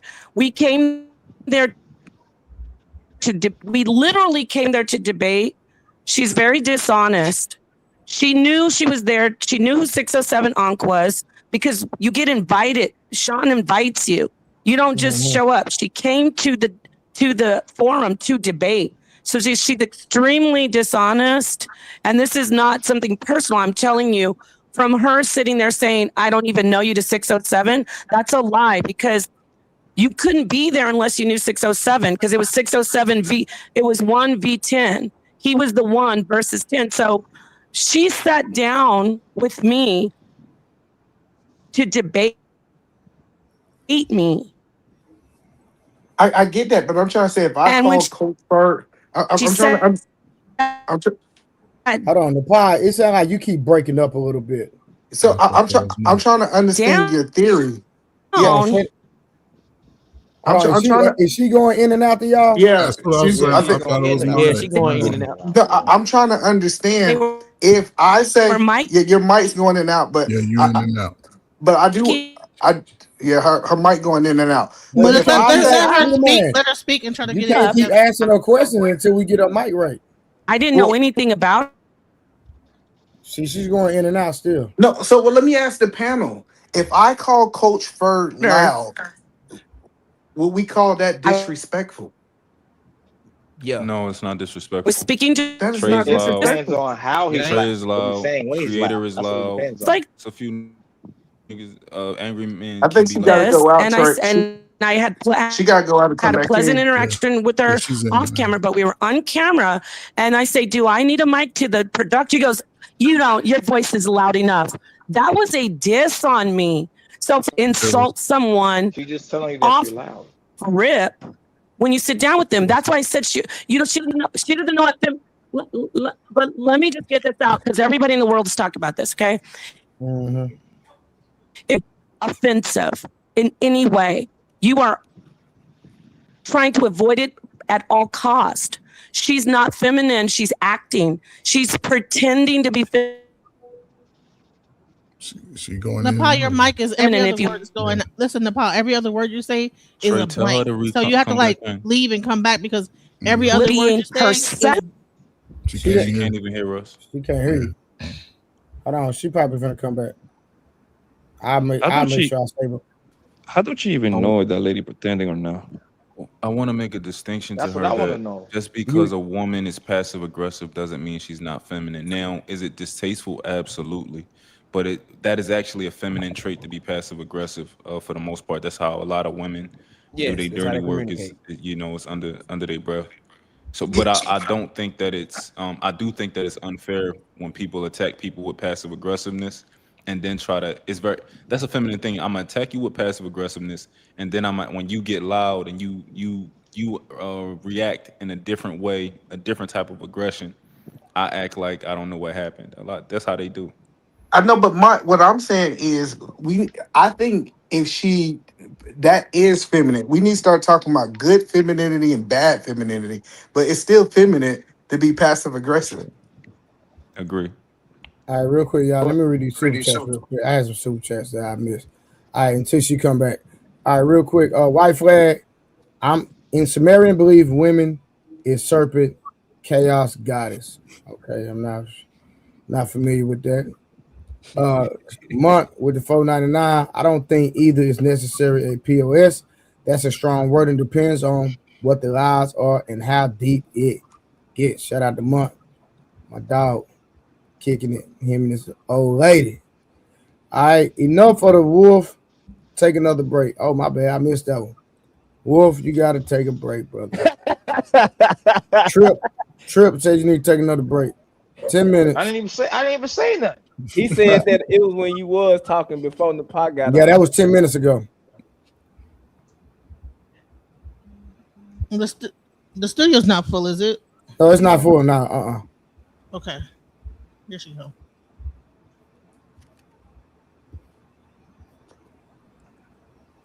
No, it's not full. We have room for.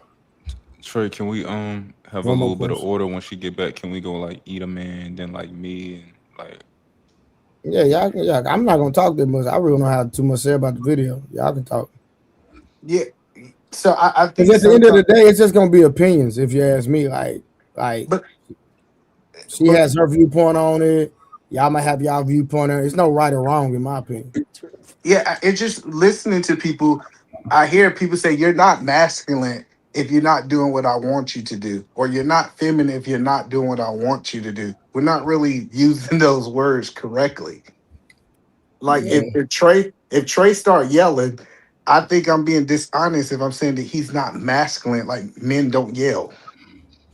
Yeah, raising your voice just part of it. I just want to ask a question in regards to this whole thing, and then I'm gonna step away, right? So there must have been some contention before the show started, right? Mm-hmm. Apparently.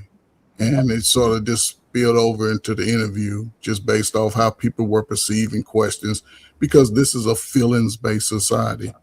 And I don't know, the history behind them or whatever the guy. It's just that it's just part of what y'all gonna be dealing with. So whenever y'all go out there, hey y'all, just FYI, Wolf sent the cash out, and Wolf brought himself back. Trip, and just let you know he brought himself back. Oh, there she goes. She back. All right, go ahead. I think she was very disingenuous. I watched the video 4 times. Golly. I watched it on MCR's page. I watched it on several different Well, pages. you here with the red pill shit They kept already. on cutting her off and not letting her speak. Okay, no, let her talk. Hold on, Mark. I'm saying what I saw visibly. They kept cutting her off, and Nepal asked her like 5 questions back to back, and then I let her answer once. And then Unc asked her like 2 or 3 questions and made statements as well. I'm saying that me watching Miss Maggie for like 3.5, 4 years, I know her content and her on Instagram and YouTube and different platforms to be a good, sweet, wholesome woman. So I'm not jacking that somebody gonna say, oh, she's just faking it and she's not who she really is. So I believe that's what she really is. And I land my plane. So the woman told us, right? Now we don't know if it's true or not, right? But this is what she just told us, that she was passive aggressive towards her. Now, in your opinion, are you saying that you don't believe that Miss Maggie can be passive aggressive towards another woman? I think a woman being feminine is not passive aggressive. I think that's in her nature to be like she hears what's being said to her, and then she responds and rebuttals based off of the energy in the room. Got you. So I follow Miss Maggie too, right? And I'm aware that I like a lot of the stuff that she teach and all that type of stuff that she put on the internet, right? However, I am aware that a lot of people like that look down on certain types of other people. So, for example, a lot of them don't get. Hold on, Mark. Did you see the video? No, I ain't seen none of it. Oh, Mark, I think it's yelling. not. You can't really speak on it respectfully, right? Because we seen the I'm not talking video. about the video. Hold on. So, Mark, I'm just gonna say this. In my opinion, I don't believe she was being passive aggressive. That's just my personal. I'd like to speak. That's my personal opinion, and I seen the video. I didn't mention the video at all, Trey. No, Mark. You accuse her of being a passive aggressive. You say you didn't see the video. No. I never accused her of anything. Yes, you did. No, he said he could understand that she might be. He's not saying she is or isn't.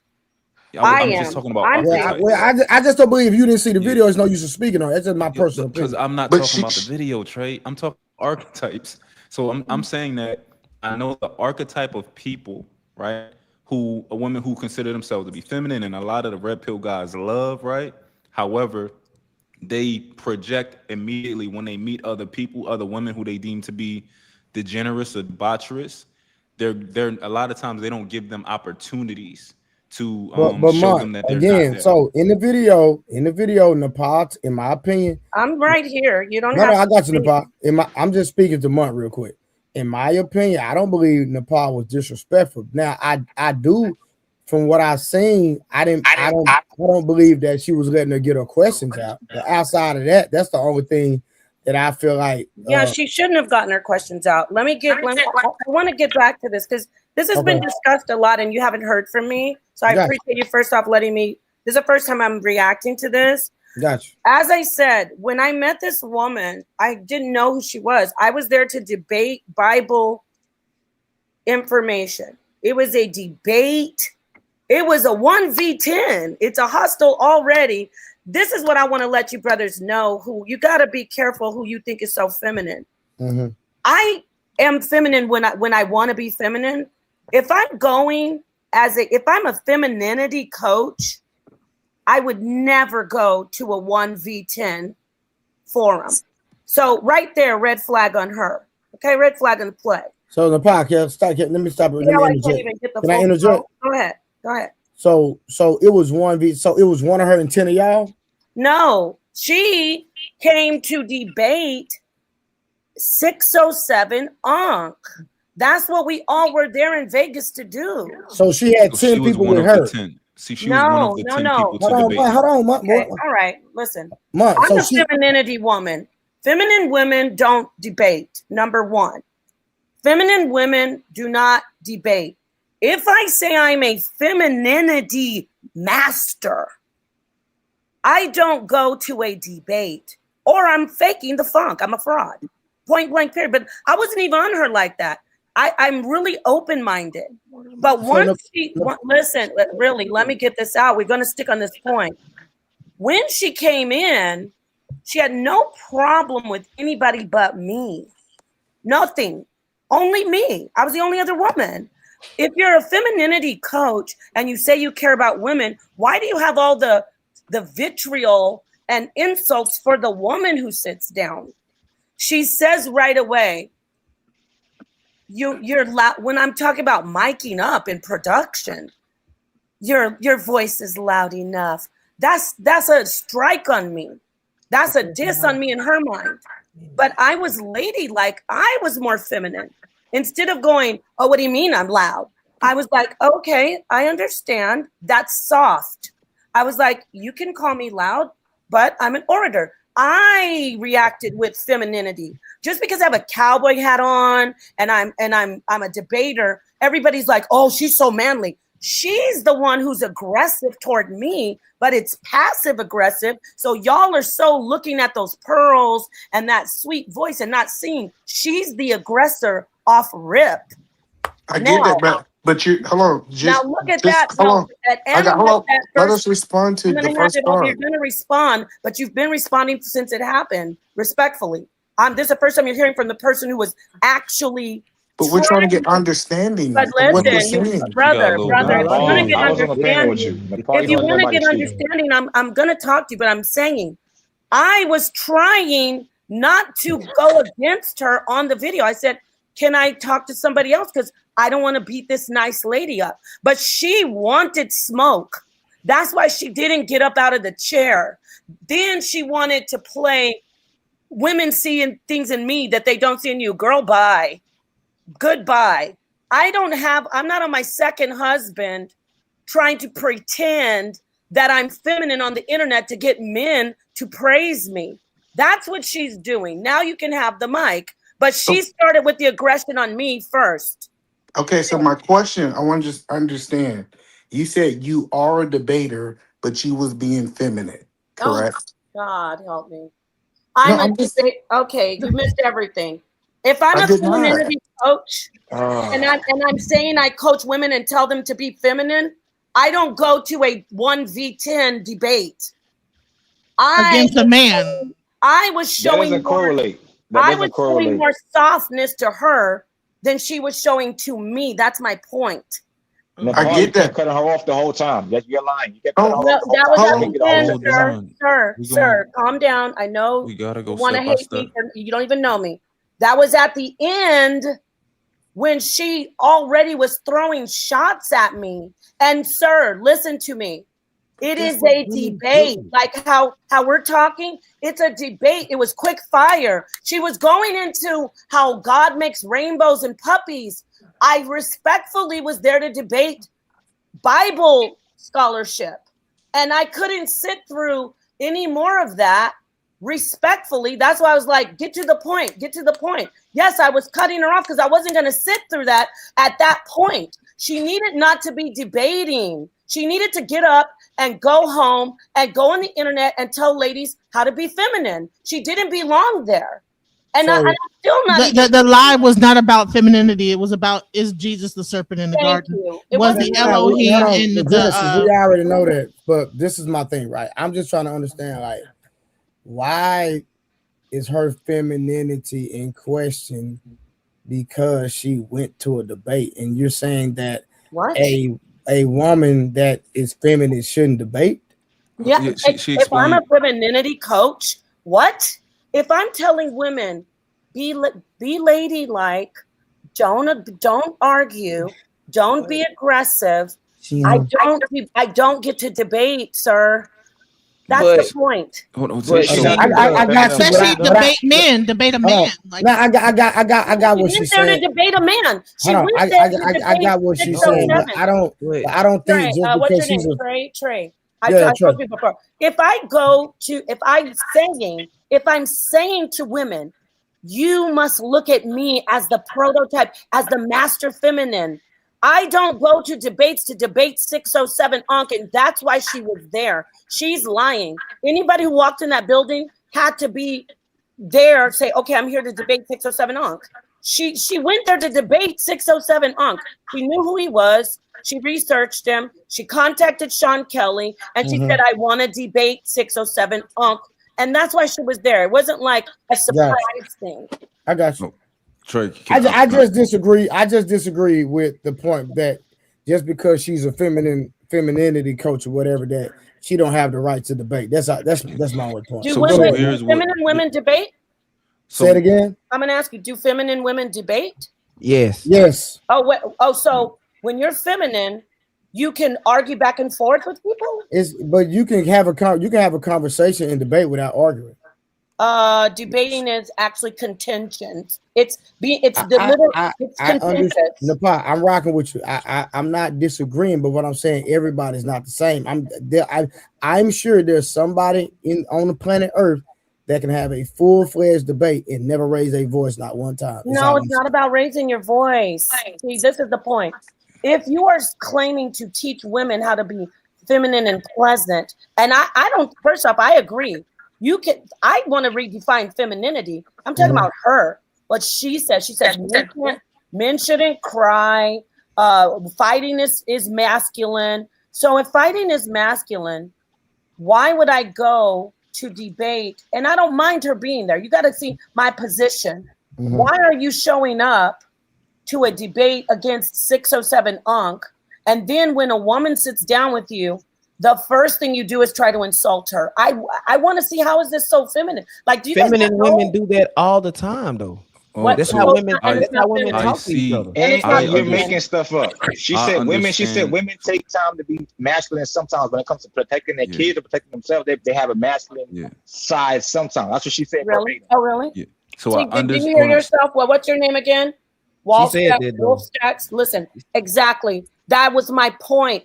You can't. She even says you can be masculine sometimes and you can be feminine at others. So why are you trying to tell people about femininity? You don't get, like Genesis. Genesis can come out and say the same thing. Is she a femininity coach? No, she's living her life as a person. I don't need to hear, if you're going to tell me you're going to teach me femininity, you're not going to tell women you can be masculine sometimes, because now you're not an authority on it. You don't get to decide when I can be masculine if you say women can be masculine. If you're truly out there trying to tell women how to be more feminine, the last thing you're going to do is say, well, sometimes you can be masculine. Take several seats. So You I can't think do that. You can't do that. I see both sides of what everybody's saying right now, right? I understand what Napa is saying when she says that if you're so feminine, this is probably not the place for you. And I kind of agree that I don't think that's the place for Miss Maggie, right? To be on there in front of that nigga, he's screaming, yelling all the time. I don't think that's the place for her. I think it was a misstep, her even being there, right? I don't know. This is my opinion. However, she said it was a misstep. She even did a whole email saying it. All I saw was some clips on Instagram. Y'all know a lot more than me. However, I do see the guy's perspective of you still can be feminine and you can commit that misstep by being somewhere that's probably not the best space for you and thinking that you can debate or trying to debate. You can still be feminine. But inherently a debate is a fight. The objective is to win, which is why personally I don't do debates. I had conversations. Yeah. I'm not debating nobody, and I think of most feminine women should have the position of, I'm not debating you. We can talk. But, I'm not debating you. However, I see both sides. Can I say this real quickly? I want to get another point out, please. Please indulge me, because you're just hearing what I don't appreciate about her, and I lose respect for her. Is she is enjoying people saying that I attacked her when I literally. I was trying to apologize at the moment when she got screamed at. I was like, but 607, that was his 1v10. So I had to show him take a back seat. Like 2 people didn't double team that lady. That was his 1v10. That was his 1v10. And he brought me and Jabari in as tag team for the Christians. Now with her, she was trying her hardest to put me down in any way she could when I was continuing to purposefully call her sweet. That woman wasn't sweet.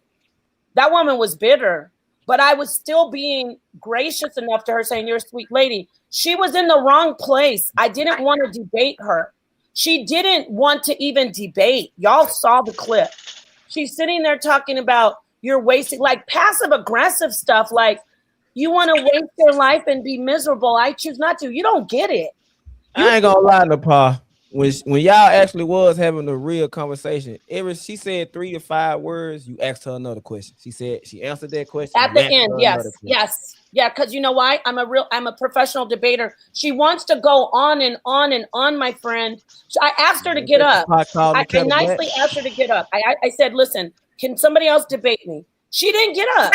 So I'm not going to sit there with this woman going on and on about my life is beautiful and I believe in everything. And I don't, boom, let's go. Did you this? What else? Hey, I don't need, no, let me. And then she did say about the Jesus in the garden.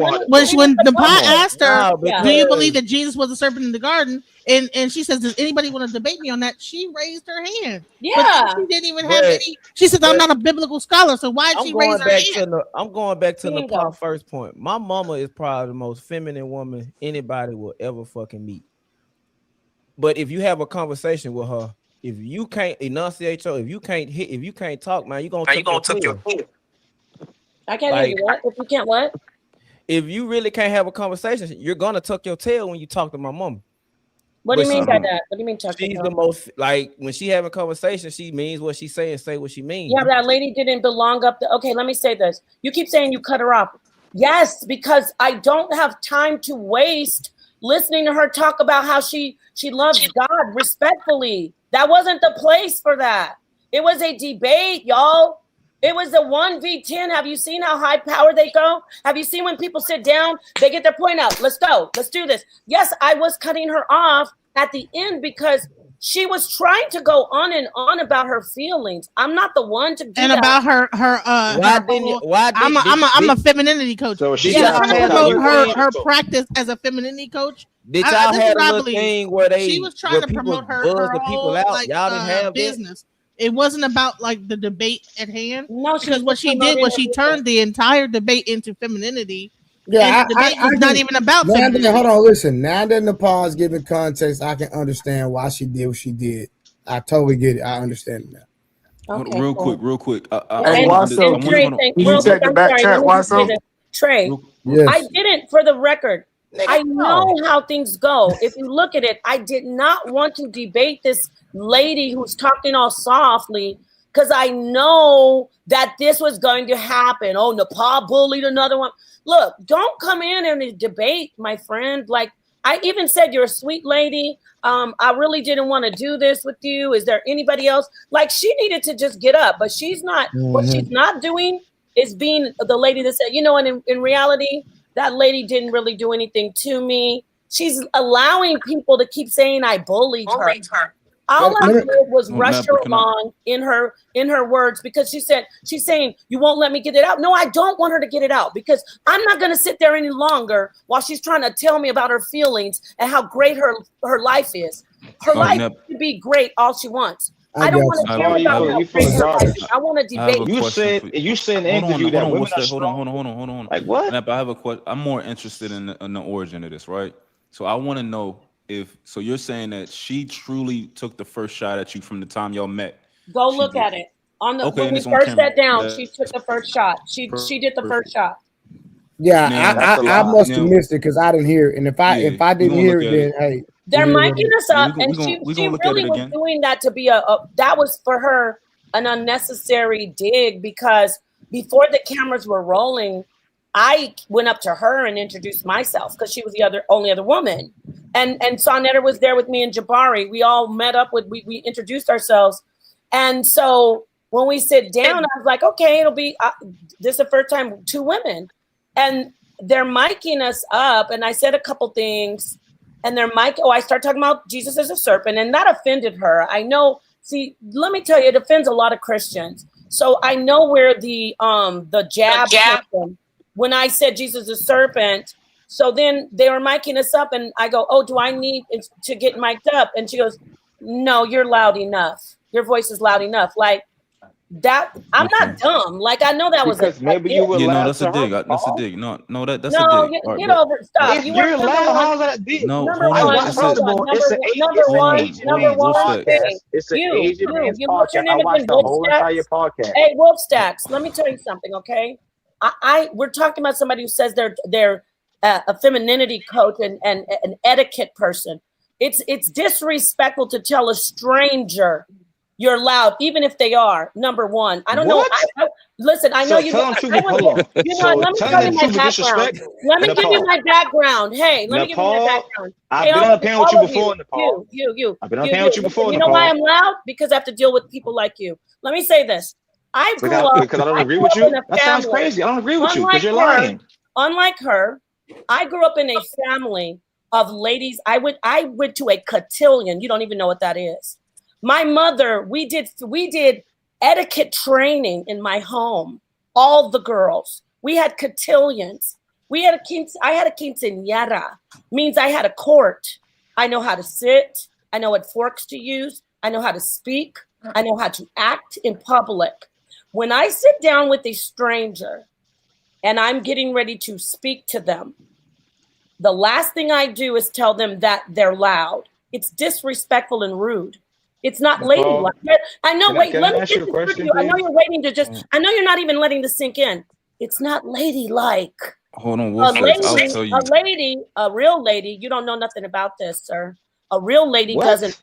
Let me explain to you about ladies. Let me tell you about being a lady. A lady never points out things that are uncomfortable, and a lady never points out things whether it's true or not. Yes, they do.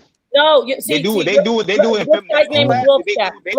This guy's name is Wolfstack. The first thing they do, Nepal. The first thing they do, Nepal. Let me lower my tone. No, I'm talking. Have you ever had training? The first thing you've been talking. Hey, and I'm going to keep talking. I'm the one that's have a conversation with her. She's asking you a question. Have you ever been to a cotillion? Have you ever had any type of formal etiquette training? Yes or no? Of course not. Yes. So I just said yes. I have mine in church. When you not church. I'm not talking about church. I'm talking about etiquette training. You asked where I had it. I said I had etiquette. No, I'm talking about formal etiquette training. I just said yes, I had it in church. What are you not hearing about? You're lying again. What is a What's that? cotillion? Excuse me, anybody. What is a cotillion? Jesus Anybody? Christ. You don't know? Hey, Nepal, I Yes, have exactly. absolutely no idea. So let me say this. That's like I when you do. come of age and then they give you Yeah. like it's like the certain age they like do a Isn't whole that like It's like a loose? right. prom. It's a We rights. can It's a use rights to context clues. womenhood. Hello, no, We can it's use it's a Right, right. a My rites of point that passage. I'm making is, if you're saying you're such a lady, you don't sit down and try to make a jab on someone. That's not ladylike. That's not feminine. Y'all don't get it.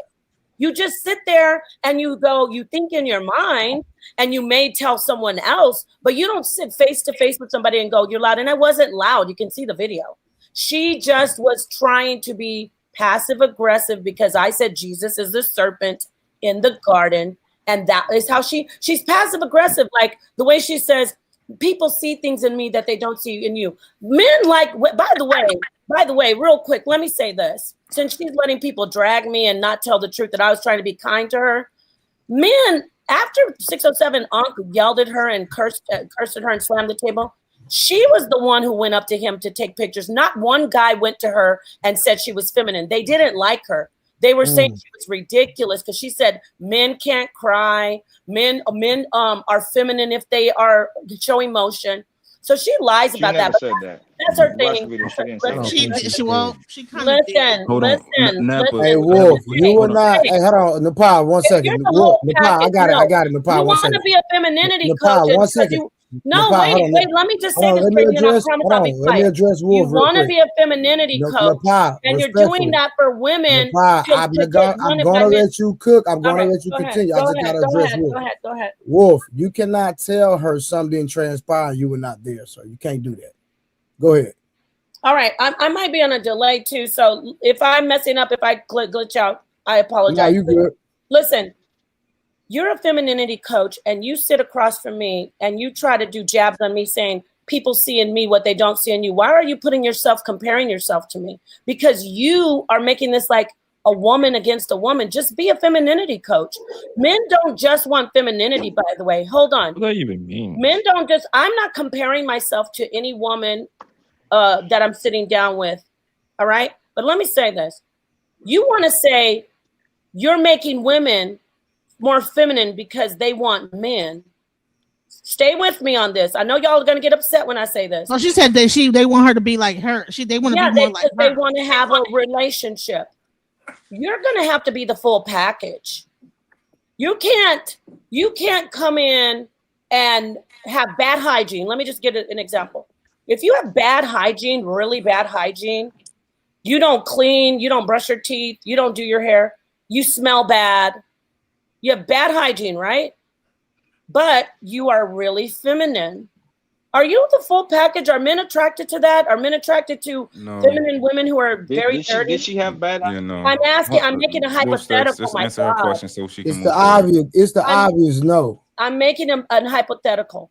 If I have poor hygiene and I'm going around telling women, well, men don't want you because you're not feminine like me. Is that fair? Hell no. So my point is, how is she going to go around and judge women and tell women what they should be and they shouldn't be? But she can do whatever she wants. She can be masculine when she wants. Because they coming to her asking her though. They're coming to her, so it ain't like she's going to them. They're coming to her. Judging other women though. She judged me. Paul, can I ask you? Me. No, Paul, do you think that there's any chance that you can get your perspective through to the men on this panel? I'm just telling you what transpired. I mean, no, I'm just saying. Do you so even when you speak and you try to get them to understand and you say it again? You know what? Let me say it a different way so hopefully they can understand. Do you think that the men on the panel will actually understand what you're saying? I don't know. I just know that I can speak. I spoke what happened from my side, so my perspective. Okay. Yeah, Mark, what's the point of Mark? That's I'm not irrelevant. trying to win anybody over. I just like to be able to get my side out. Mark, that's irrelevant. She just getting her stuff out. No, I can tell you why I asked the question because I hear what she's saying, and I'd like to try to communicate it. I personally feel like there's nothing that she can say based on how she communicates that will not have everybody arguing on this panel. But who's arguing? Wolfstacks. I think Wolfstacks is going to jump in and disagree every time. I think Wasa is going to jump in and disagree whenever they have an opportunity. I don't think the But perspective. Mont, that's not the majority of people on the panel, though. Just the people who talking right now. Nobody else talks, so I don't. Honey, I did an entire live about this, and I'm gonna tell you what. When I did it, I was like, you know what? First of all, she's in the wrong place. This is a debate about religion. She's talking about her femininity coaching that had no place in that discussion. So to me, it was a play on trying to promote her femininity coaching business and not the actual Bible subject. I can see that. Let me ask you this: who invited her? Well, that's the great thing about Sean Kelly's podcast. Shout out to Sean Kelly, by the way. He allows anybody he puts it out there. He says, hey, you want to come 1v this person or 10v this one person? 10, and that's what she responded to. So hold on. So who invited her? It's a blanket general invite that Sean Kelly's podcast does. He'll say, if you want to come, imagine Jubilee. Sean Jubilee Kelly's will have a producer, 10v1. most likely. You know. So Sean Kelly's producer, whoever he puts in charge, invited her. His show, his podcast invites everybody, not just her. So somebody somebody from his podcast, Trey, sent an invite to her. Nope. Worse than that. That's why I'm saying she's lying. You gotta contact them. She's just basically saying they put it out there, and she volunteered to come. Contacted them and say, I want to come do the 10V. I want to do it. So she knew. So she got an invitation, and then she called. She didn't get an invitation. No, she didn't get an invitation, man. It was an open invitation. She contacted them and said she wanted to come. Yo. So you just said she didn't get an invitation. It was an open invitation. Yeah, no, like if you drop the StreamYard link in your chat and somebody clicks it, it's not exactly like, oh, I'm inviting the man Williams. That's fair, right? Dropping the link is different. So how did this she get person, though? Was it messaged to her that this is, hey, anybody can come?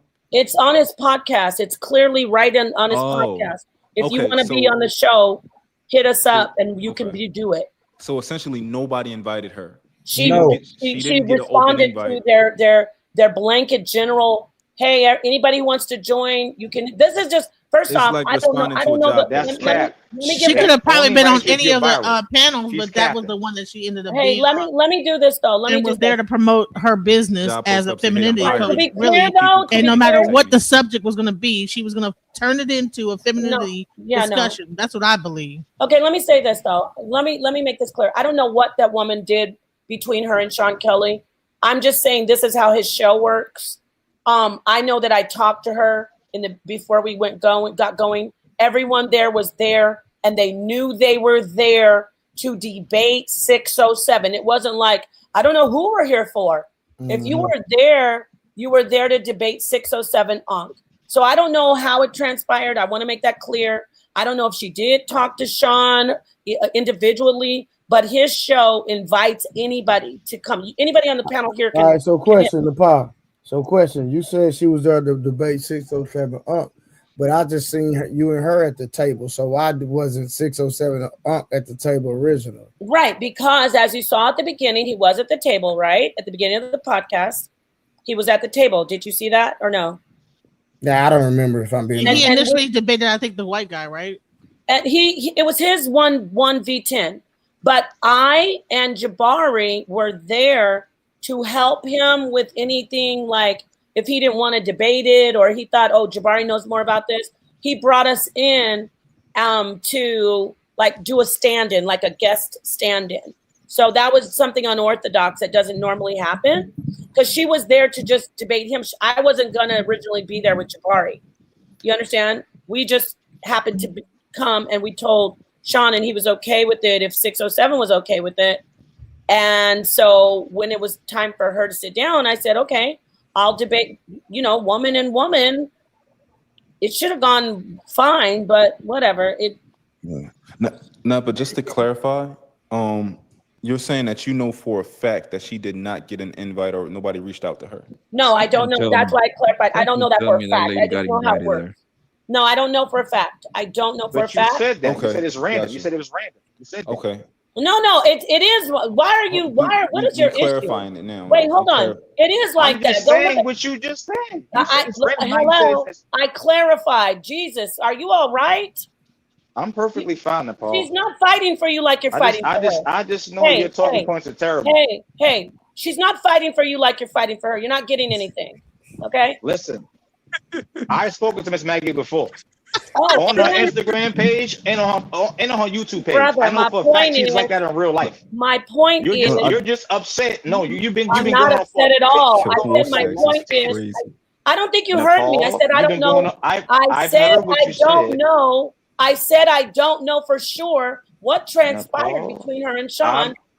Okay, but you just said if go to Sean 3 minutes Kelly's ago that podcast, it's random. You said if it's, you- you said it's it is random. random. It is. You go to So his how can it be podcast- random if you don't know that she got called and not to the show? You just said Oh No, my I don't know. God. I can't do this. My IQ is too high. You're bringing it down. I'm saying, I'm if saying you what are, you just if said. you What want are you to talking be, about? if you want to be a 1v10, you can go into Sean Kelly, and it's on his channel and on his Instagram.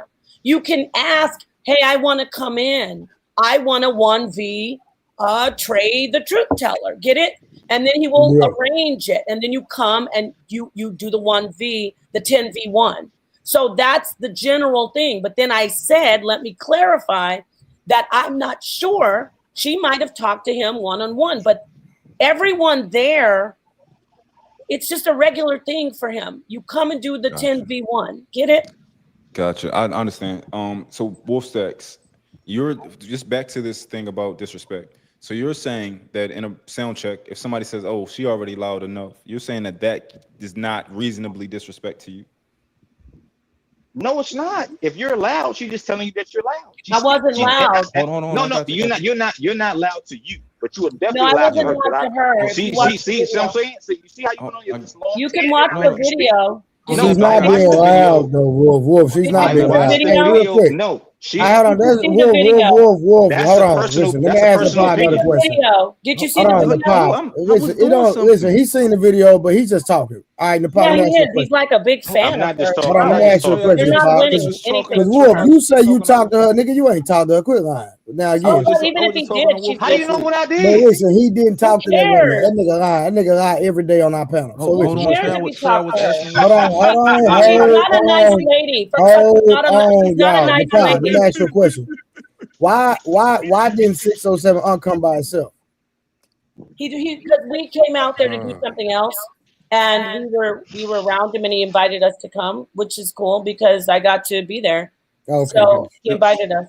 Can I go back to my Hey, question? let me tell you something, dude. Drinking that Hold purple, on, that green. hold on, Nepal. I wanted to real quick. Wolfstacks. So That you were nigga saying drinking it is lean. disrespectful. What up, Nepal? Hey, Harwin, how you doing, brother? How about you? I was like, is that Harwin? No. We're not doing pleasantries right now. I was Yeah, just that's talking. Harwin. Yeah. That's my homie. What up, Harwin? Wolfstacks. So if you wanna join, I'm like, yo, he already loud enough. That's disrespectful, bro. To a degree. I'm not saying it's heavy disrespect, but that's not how you tell somebody they're a little loud, right? You say it to them. You say, hey, I don't know if you knew, but it's kind of a little loud when you talk. That's how you say it, especially somebody who's a femininity coach, right, bro? Yeah. Especially a woman who's teaching etiquette and teaching people, oh, don't say that you gotta pee out loud, right? Say it this way, right? rude. Bend She down was this rude. way. Does that make sense, Wolf? She was rude, and Of she course was. it makes She sense. was. But She was Mom, passive do you not aggressive. watch Miss Maggie's content? I would never watch that. She What, normally this is cooking my a point. This is pounder, my hold all on. that food He when asked you're me a obese? question. I would No, like I watch to answer the question. I would like to answer the question, please. Knowing from what I know from speaking to her personally and watching her content, she does not speak like that. Right. That's Anyway, fair. but it's on the- She it's on the normally camera. speaks very kind and exquisite and sweet. She's like, well, I think you're kind of loud. You probably shouldn't talk Can like we- that because you're kind You of didn't loud. say that. No, hold on. Listen, Can you we? didn't watch Yo, the You yo, just one said second. you Hold on, said hold on. that. You didn't Hold on. watch You it. said that You don't know what verbatim. you're talking about. You said that verbatim that she said that. Hold on, let me we finish. going around Wolfstacks, and hold on, around hold and on. around, bro. Yeah, he Yo, didn't can even we watch just it. Yeah, watch we the talking video? about real talk, bro. Can We we? Can we? yeah, we Yo, go. Trey, do me a I favor, gotta please. grasp on Can the we thing that I'm just trying to watch show. the video for the first 30 seconds. Cool. Yeah, No, that's perfect. where That's she perfect. sits But down and talks to me like. Let me try to find it. I'm real talking quick. about the Bible, and she's taking personal shots. Like, who cares? no, But hold for on, me, I y'all don't care. I going was off. like, Hold okay. on, I'm trying to make a point Bro, real quick. but we talking about you done already told them the same thing, I bro. didn't do. Every time I say something, y'all All jump right, in go after ahead, and get bro. mad. All right, so back to what I was saying, right? Damn it, y'all lose my. Y'all always want to jump in. And y'all always want to fucking talk. All right, Wolf. About what she said about the John. So you didn't just dispute whether she said it or not. You were right now. You just disputed. Oh, I don't think she talked like that. Before you were disputing like the fact that it's not disrespectful if she said that, right? Now you're switching it up to, oh, I don't think that she would talk like that. Now I'm not saying that she said it or not. I'm just listening to the woman's account right now. The woman who we talking to could be lying about everything. I don't know until we watch the video, right? And Miss Maggie could tell us how she feels. She could be lying, but I'm just taking her account and I'm listening to it. Based on what she's saying, that I would consider to be disrespectful. And as somebody who understands, as a woman who teaches etiquette, I do think that that's blatantly not how you would go about that. Thank you. Okay. Yeah. Okay. Right. My thing is, you can't. My only issue with you, you can't speak on something you ain't seen. Hey, why don't you play it? You can't play it or what? But You I can't literally play just It don't matter. You still can't speak I on think something you I ain't have it on seen. my channel. Trey, I literally just said she could be lying. However, But based but on what? what she's Do saying, you get I my watched the whole point though? video, bro. You want me to No, get it on my No, channel? I already got it queued up. I got you. I would. All right, listen, cool. I'm so particular with my words. I would never claim that she said anything, and I would never affirm that she said anything. However, I'm speaking on a hypothetical situation pretty much because I don't know what she said. If she said this, then yes, I agree with Nepal. That's what I'm saying. But what I'm saying is, wisdom says I'm not going to speak on it at all until I see the video. I never spoke on it. I'm You speaking just on. told you're speaking about etiquette and all that. You're good at doing it, bro. Yeah. So all right. So how about this? I disagree with what you just said, right? If you're telling me a story about something that you went through with your homie, right? I'm not gonna say, bro, I wasn't there. I'm gonna say, you know what? If that's actually what happened, that shit fucked up. If that's how that shit went down, it's fucked up. I agree. And that's not me speaking on something I don't, All right, hold on real quick. Serene Lemonade with the $4.99. Sprinkle some color in the chat, family. Truth Teller gang. Appreciate you. I was gonna call her real name. Appreciate that, Serene. DJ Genesis said, Wolf, you gotta take a break. What's that? A 5? I Yeah, got that. It's $5. cool. All right, real quick. I got the video, y'all. Hold on, let me pull it up. Hold on. Right. In the part where I'm talking about the Bible, and then she starts. I don't know. Now, to be honest, I don't have anything against that lady except the fact that she's capitalizing off of being. This is her page, right? Yeah, this is. So that's what I'm saying. So if I started from right here, this is the beginning of the video of her page. We're gonna hear everything, right? Oh, we're on her page? Yeah. Why? When we could play it from my page. Why are we using her page? Well, I just said put it in the back chat then because the reason go back. No, wait, show the thumbnail. Let's talk about that. Show the thumbnail. Thank you. I'm glad you got her page. Show the thumbnail that she used why is she fucking with my face, like my picture? Why does she do that? Why does she make me like that? Oh, okay. I thought she was so sweet and feminine. Why is she doing my face like that on a depiction of me? She's not real. Like, if you're a lady, that's a beautiful picture. No, why is she making me scream with my fist up? That's your face, right? I gotta keep it gangster. She never did scream at her, so that is kind of. And I was kind to her. That's kind of disingenuous to do that. Like fake. That. She's petty. She's passive aggressive. So put your video on. If you want to react from I have it because I don't know if she'll flag you or what, but we've already watched it before. Oh well, then go ahead and play it then. But this is my point. Like, why is she messing? Why is she doing AI depictions of me like that? I didn't do anything to her. If you learned anything from this episode or got any value at all, please share this episode with a friend. And nobody even attacked her besides 607, and she was hugging up on him, asking him for a picture. First ladies on the show on the 1 on 10 series. Oh, really? Thank you for coming, being brave. Awesome. You wanted to do the first prompt? I did. Okay. The Prison Planet one? I did. Are you cool with that? Oh yeah, I'll do it all. Nepal, I didn't hear her say anything. No, right? Go forward. It's not. It's Okay. when Then I don't wanted do to this talk about person Jesus. like. Yeah, Notice. Wait. Go ahead. Watch. She's gonna be talking a lot when they're like, I was cutting her off. She starts talking about stuff that has nothing to do with the Bible, about faith and all this stuff. That's my pet peeve. Don't start telling me about your feelings when we're getting ready to discuss the biblical text. But I still chilled out. If you watch, Hold on, but we looking for the mic check, right? Where she disrespected. Yeah, I didn't see the mic check. Did we get past Wait, that? Nepal, before you go any further, let me ask you this question. Were there any other debates before this debate that you guys had where people were like probably arguing with each other? No.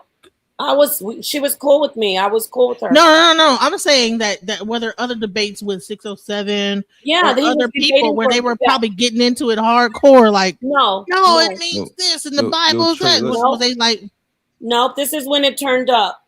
So how far How far away from this point is the mic check? It's about a minute, 2 minutes. All right. Okay. So the first prompt is that Earth is a prison planet, and I and you disagree with that. Yeah. Why do you disagree with that? That's not even my I've prompt, never by been the way. to prison, but Could you speak louder too? Yes, absolutely. So I've never been to pause prison, it. But Pause as it. I understand, Pause it, you please. must. Can you pause it? Notice he said, "Can you speak louder?" She's in her mode so badly that she's not even getting picked up by the mic, which I don't even mind that.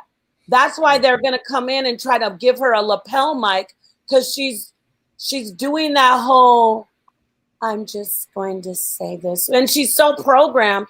So Nepal, you genuinely think that's just not her temperament? 1,000, because she's too mean. She being fake. She's mean. She's a nasty, mean lady. Like, Let's get to these facts. Let's get to the facts, guys. Why are you being mean to me? Wait, why are you being mean to me when I'm showing you love and respect? You're a mean lady. Well, let's get to the facts, Trey. You're not For a crime. Why are you I going would so wanna hard at know this lady? If this is a prison planet, what is the crime that we're sent here? Well, like Anka explained it, it's not always that you're having a crime, but you do know that the Bible, because you're a Christian, right? I am. The Bible tells you that you're born in sin. We are. So to ask me what is the sin, you should already know. But I don't subscribe to that. Just if we're going to stick in the Bible says that you already are a sinner when you're born. Yes, that's why we need. And the Bible tells you that. So you answer that question. What is your original sin? Well, the original sin came from Adam when Adam and Eve disobeyed God. To be honest, I'm glad you brought that up, because Adam and Eve never disobeyed God. I understand that's what you think. They disobeyed Elohim. That was not God. That was a council of gods or spirits. And that's fair, and that's fine. You can call him whatever you want to call him. So you agreed that wasn't God? I don't agree. What I'm saying. So can you prove that wasn't God? Because I can't. I can't prove it, and neither can you. Quick, Trey. Oh yes, I can.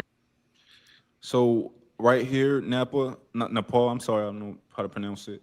I think that this could be perceived to her as hostile and disrespect, how you kind of keep interjecting. No, maybe that's what you're used to, and maybe that's fair game normally. But I can understand from her perspective if it's like, yo, Shorty's disrespecting me and I'm getting ticked off. Yeah, but if you look at the other debaters, I hear you, but she shouldn't get personal about that, because I'm gonna debate with this guy named Ro later, and we're both doing that. That's debate style. So I get what you're saying, but if you're gonna come to a debate, you should know how it goes. Like even Harwin's on the panel, DJ Genesis, we're debaters. And I'm trying to get her like on track. You know, just listen. I get what you're saying, but she's gonna start the lady there in disrespect. Is this all? Hold on, real quick, y'all. Nepal, is that only one debate style, and do people debate differently? No, there's not only one, but this still. I'm not being personal with her though. You know, even if she doesn't like me jumping in and get like these are quick fire questions to get her on track. I'm trying to win the debate. So yeah, if she's. But I think Nepal, wouldn't that be up to the person that's moderating to gauge the tempo of the debate?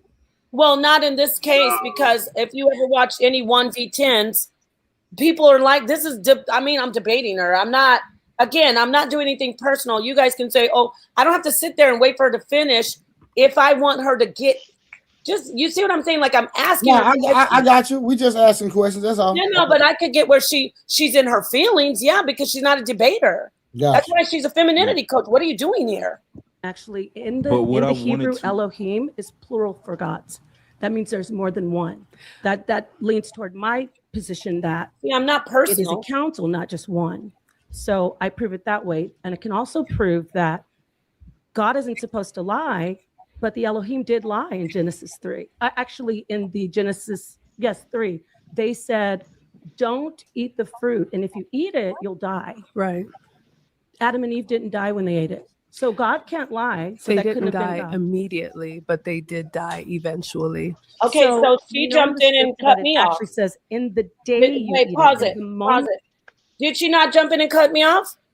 She play it back for me. She just responded to you. No, I was talking. I don't see that as a cutoff. You cut me off because you get in where you fit in, and I think we're starting to pick up, but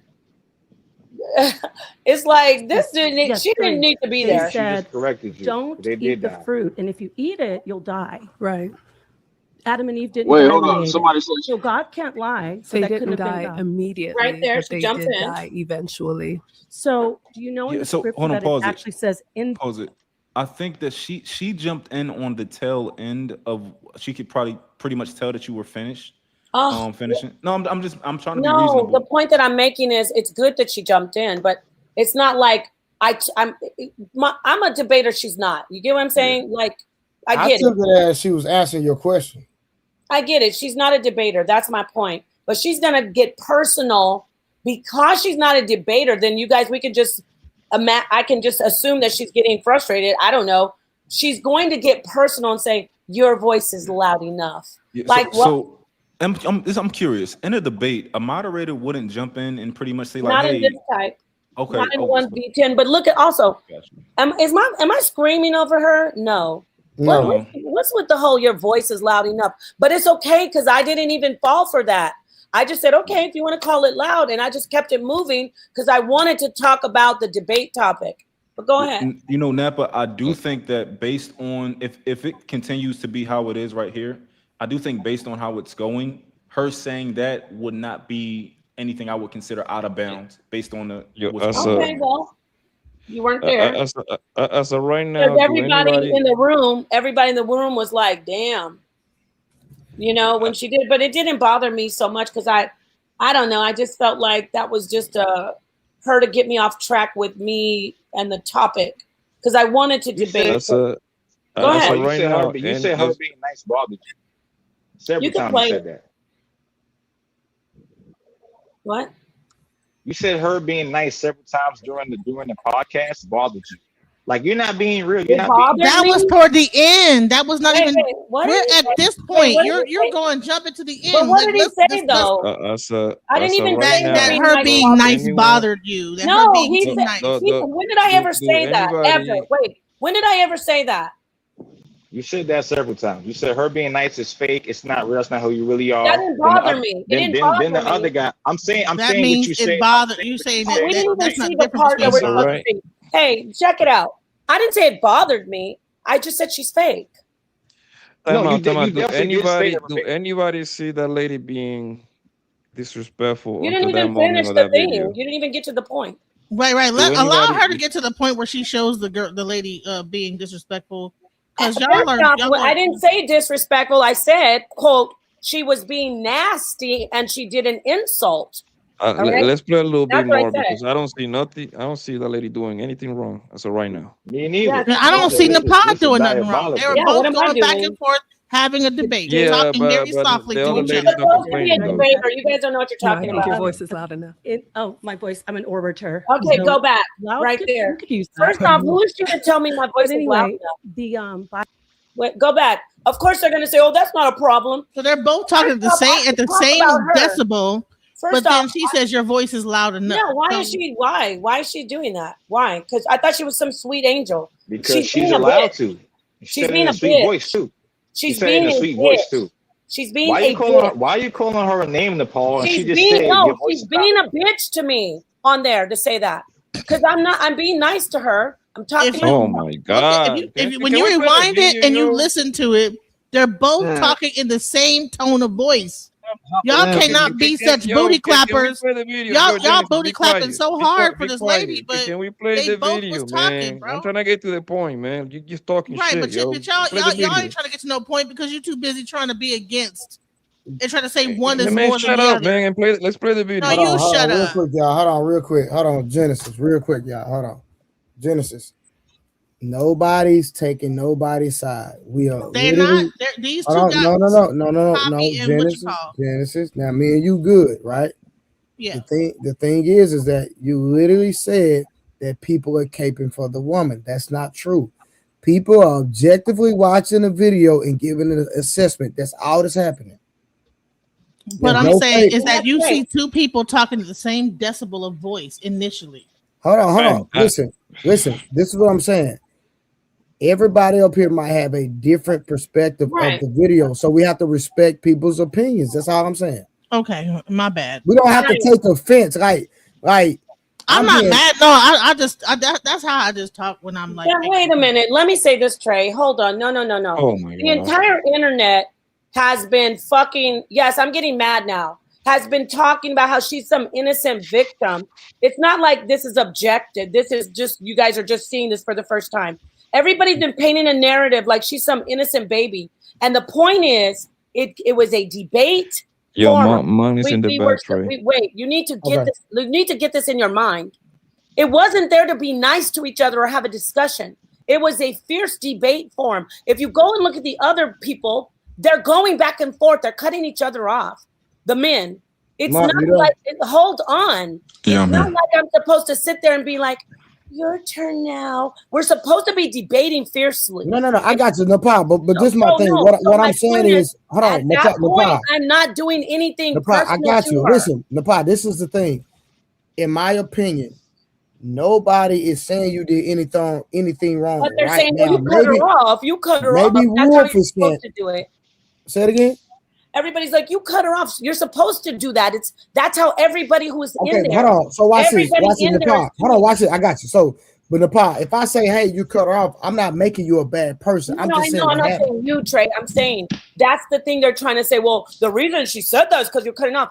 Everybody in there is debating. Nobody's getting personal. She got personal, thinking that I was gonna, I don't know, get mad and start. No, this is the point. No, this is the point. What I'm saying is, Napal, while we're reviewing this, the people on the panel, what I'm saying is that if anybody gives their perspective, it just honor it. Like, I don't. Like we don't have no heaven or hell to put you in. Like, I'm not gonna get mad because I say Napal. I don't think Napal needs to get mad. I say, well, Napal, you cut off. No, I'm just speaking that, hey, from my lens, from what I see, you did cut off. I'm not trying to make you a bad person because I said you cut off. That's not. I got you, Trey. But let me make this point though. It's funny how people are trying to, not you, just in general, like, oh, look how you cut her off. This woman literally took my depiction, made me rage out, use my face on her thumbnail. That's not cool. Like, I wouldn't take her and use her shit on my thumbnail. I'm starting to curse because I'm getting frustrated that you got some people. Listen, don't get frustrated though. Somebody's trying to find a little thing. Like, you're supposed to behave like that. You're supposed to jump in and cut each other off on that type of debate forum. But with her, she's gonna get personal and be like, your voice. Okay, but the only thing I'm gonna ask you to do is let everybody just give their opinion. And I'm gonna give mine. I got you real quick. So shout out to Michael. He sent $20 for Genesis, but Genesis came right back and brought herself back up before I even caught it. So y'all know. Can I say something real quick? Go ahead, Mark. Can we watch the video? Yeah, no, for sure. Yeah, Napa. I hope you know that even before, like, I'm just trying to be fair. So before, when I was like, I didn't see the video, and I'm like, yo, if this would happen, this what it is. I'm saying that so far, even though you might not be wrong, because this is what happens in the space, y'all debate like that. From her perspective, this is her first time doing that and being around that. If you cut me off in that manner, I do think it's reasonable for her to respond with a little small jab. No, you already loud enough. It's not reasonable to get personal ever, because you're supposed to be a femininity coach. Why I would you don't think. start personally attacking people? That's not ladylike. Yeah. When did I she get think personal saying for that you're loud? femininity, coach, I don't That's think that. I think that disrespectful. attack was fine. All right, Well, let's thank go and you. watch the video, y'all. Barely a jab. We getting away from the video. Come on. And it didn't hurt my. I still kept going though. All right, let's So go. that it actually says in the day you eat it, in the moment you eat it. Do I need that too? No, I No, think your it's voice good. is loud enough. My voice. I'm an orator, so loud you could use that. But anyway, So she thought it was funny. Bible Pause it. says, Pause it. That's it. That's it. when So you you eat notice it- how I didn't let it. That's classy. I didn't let it get to. Wow. What do you mean? Why would you call my voice loud? She was being disrespectful, if you call it that, but I say insulting. I'd like to say insulting. She thought it was funny because she's passive aggressive. She thought it would be funny to take a jab at me personally. But why? Because I'm beating you up in a debate that you shouldn't even be in. You don't debate. You're not a debater. You're a femininity coach. You just came here for what? For Why you keep mentioning she being a femininity coach? What did she say personally? What do you too, by mean? the Why way? do I keep mentioning it? Because when you're if you're gonna coach femininity, you don't go to do a debate against 607 Ankh. That's why I keep mentioning it. Well, you mentioned that like 70 different And times. I'll mention it 70 more times. Nah, Because but to be honest, if you're a hypocrite, if I'm saying I'm coaching how to not smoke right cigarettes, now, I don't think if anybody I'm can call a lady coaching a not to do hypocrite. drugs, I'm not gonna go to a drug party. If I'm coaching not to get drunk, I'm not gonna go to a place where people are doing beer bongs. If I'm coaching how to be feminine, I'm not Watch gonna the come to video, a place yo. to debate men. If I'm coaching to be feminine, I'm not gonna go to debate men. nah, but Paul, to this be is fair, this you are actually being a actually bit not our circular. first debate. I do think when you do You don't know speak, what circular we are means. getting kind of the same thing. That how am I circular? My point is made. If I'm a femininity coach, I don't spend my time debating men or women, but especially not men. I don't do Let's that. watch the video. That's fine. That's fantastic. Well, that's all. We already watched the part where she said that. That's all I was talking about. Really? So that? Oh my god. Yeah, she said your voice is loud enough. That's it. So that disrespectful. Why is she telling me my voice is loud when it's not? She's a femininity coach. Being loud is something that's not ladylike. She's trying to make a jab It's on me. not ladylike. You also said that, oh, if a woman fights for her fights, and is that masculine? You say yes. So wait a minute. Hold on. So she gets. So this is what you've been arguing the whole time. If it's This not point. ladylike, why is she? So it is a jab on me. Why is she taking an opportunity to make a personal jab when we're talking about the Bible? Okay. So Nepal, what job No did she say answer. to you? Watch this, everybody. No answer. I'm No answer at all. asking what jab did she say to you about the You're Bible? being Just tell me dramatic, one. yo. You just said it's not ladylike, right? To be loud, right? Yes, ma'am. That's what I said. Yes, ma'am. Got it. So she's trying to accuse me because to her that's a diss. She's saying it's not that I'm not ladylike, which I'm speaking in the same tone as she is. She's trying to take a personal jab at me, and we're talking about the Bible. Also, she says another jab when we're talking. People see something in me that they don't see in you. She's the one who's personal. She's the one who's not a jab. Oh my fucking She's God. saying so obvious things. Who's she? Wait, who's man. she to tell me what people see in me? Just do your general talk. Because from your personal behavior on several. No, wrong. I didn't do anything That's how to you her. It behave. wasn't my personal No, behavior. It's not about. It's not about. It's a Nepal. debate. It's You not don't about. get it. It's a debate. Hold on, Wolf. So there is nothing else on this video that we No, need it's to watch over. then. But it's a Oh my debate. fucking god! Are you serious? This is what you arguing the whole night? No, I'm not arguing. You guys are arguing about me. You were talking about me. You over here repeating femininity like 75 different times, yo. What do you mean I'm repeating femininity 70 times? She's a femininity coach. This is about her. Well, what? That's her business. So what? Somebody got to coach the whole. Let her have her business, but they're talking about her getting attacked. What part don't you understand? Nepal, it wasn't a physical attack. It was a verbal attack. What's the nigga name, man? He banged against the table. Didn't like he scream at her? Wait, he did. He did. Yeah, I 607. Yeah, Nepal did. He was pretty much 2 against 1, pretty much. No, right? it wasn't 2 against 1. He grabbed the Really? mic and screamed at her. What are you talking about? If you agree with him while he's doing that, you was 2 What are against you 1. talking about? I agree with him. We watched the video because you said, "Oh, I can listen. Nepal, you said 2 against 1. Nepal, watching the Maybe video, you need to sign we up to her heard you femininity say. coaching classes. I heard you say, Nepal. She's probably quiet now because because you don't want no trouble. I heard you say that during the video. What the fuck are you talking about? I didn't say that. You told her to be quiet when he started screaming. No, I heard you say that. I said, "Oh, you're being feminine. You're being feminine." Okay. How am I attacking her? I heard you say verbatim. But he said, "Oh, shut the f up! Stop talking while I'm talking." You said, "Oh, you should be quiet now." With that? Hey, who's okay with that? Who's okay with that? I'm saying what you said. Wait, no, I asked you a question. Who was okay with that? I know I wasn't. I wasn't either, idiot. You're getting me mad. I actually apologize. Why am I getting you mad? Because you don't know after the video. I'm talking about the live video. I apologized to her. I said, and I didn't even do that to her. And she did apologize to her. I'm sorry that happened to you. So you don't know what the fuck you're talking about. Be quiet. After the video was over, you did that. No, I said it. On the panel, I go, "I'm really sorry," and he comes in again. It's his show. It's his 1v10. And she did do that. In the middle of me telling her, "I'm sorry that happened to you," he jumps in again. But guess who she went and took pictures with? Her fake ass went and hugged up on him. He didn't even go to her. She went to him first, and she asked him for a picture. So don't tell me anything about this. Because Nepal, as a feminine woman, she wants to de-escalate anything before something happens. That's what feminine women do. Talking about as a feminine I woman, don't. you stay away from danger. So hold on. Stay away from danger. You don't know hold on. So de-escalate. So hold on, Nepal.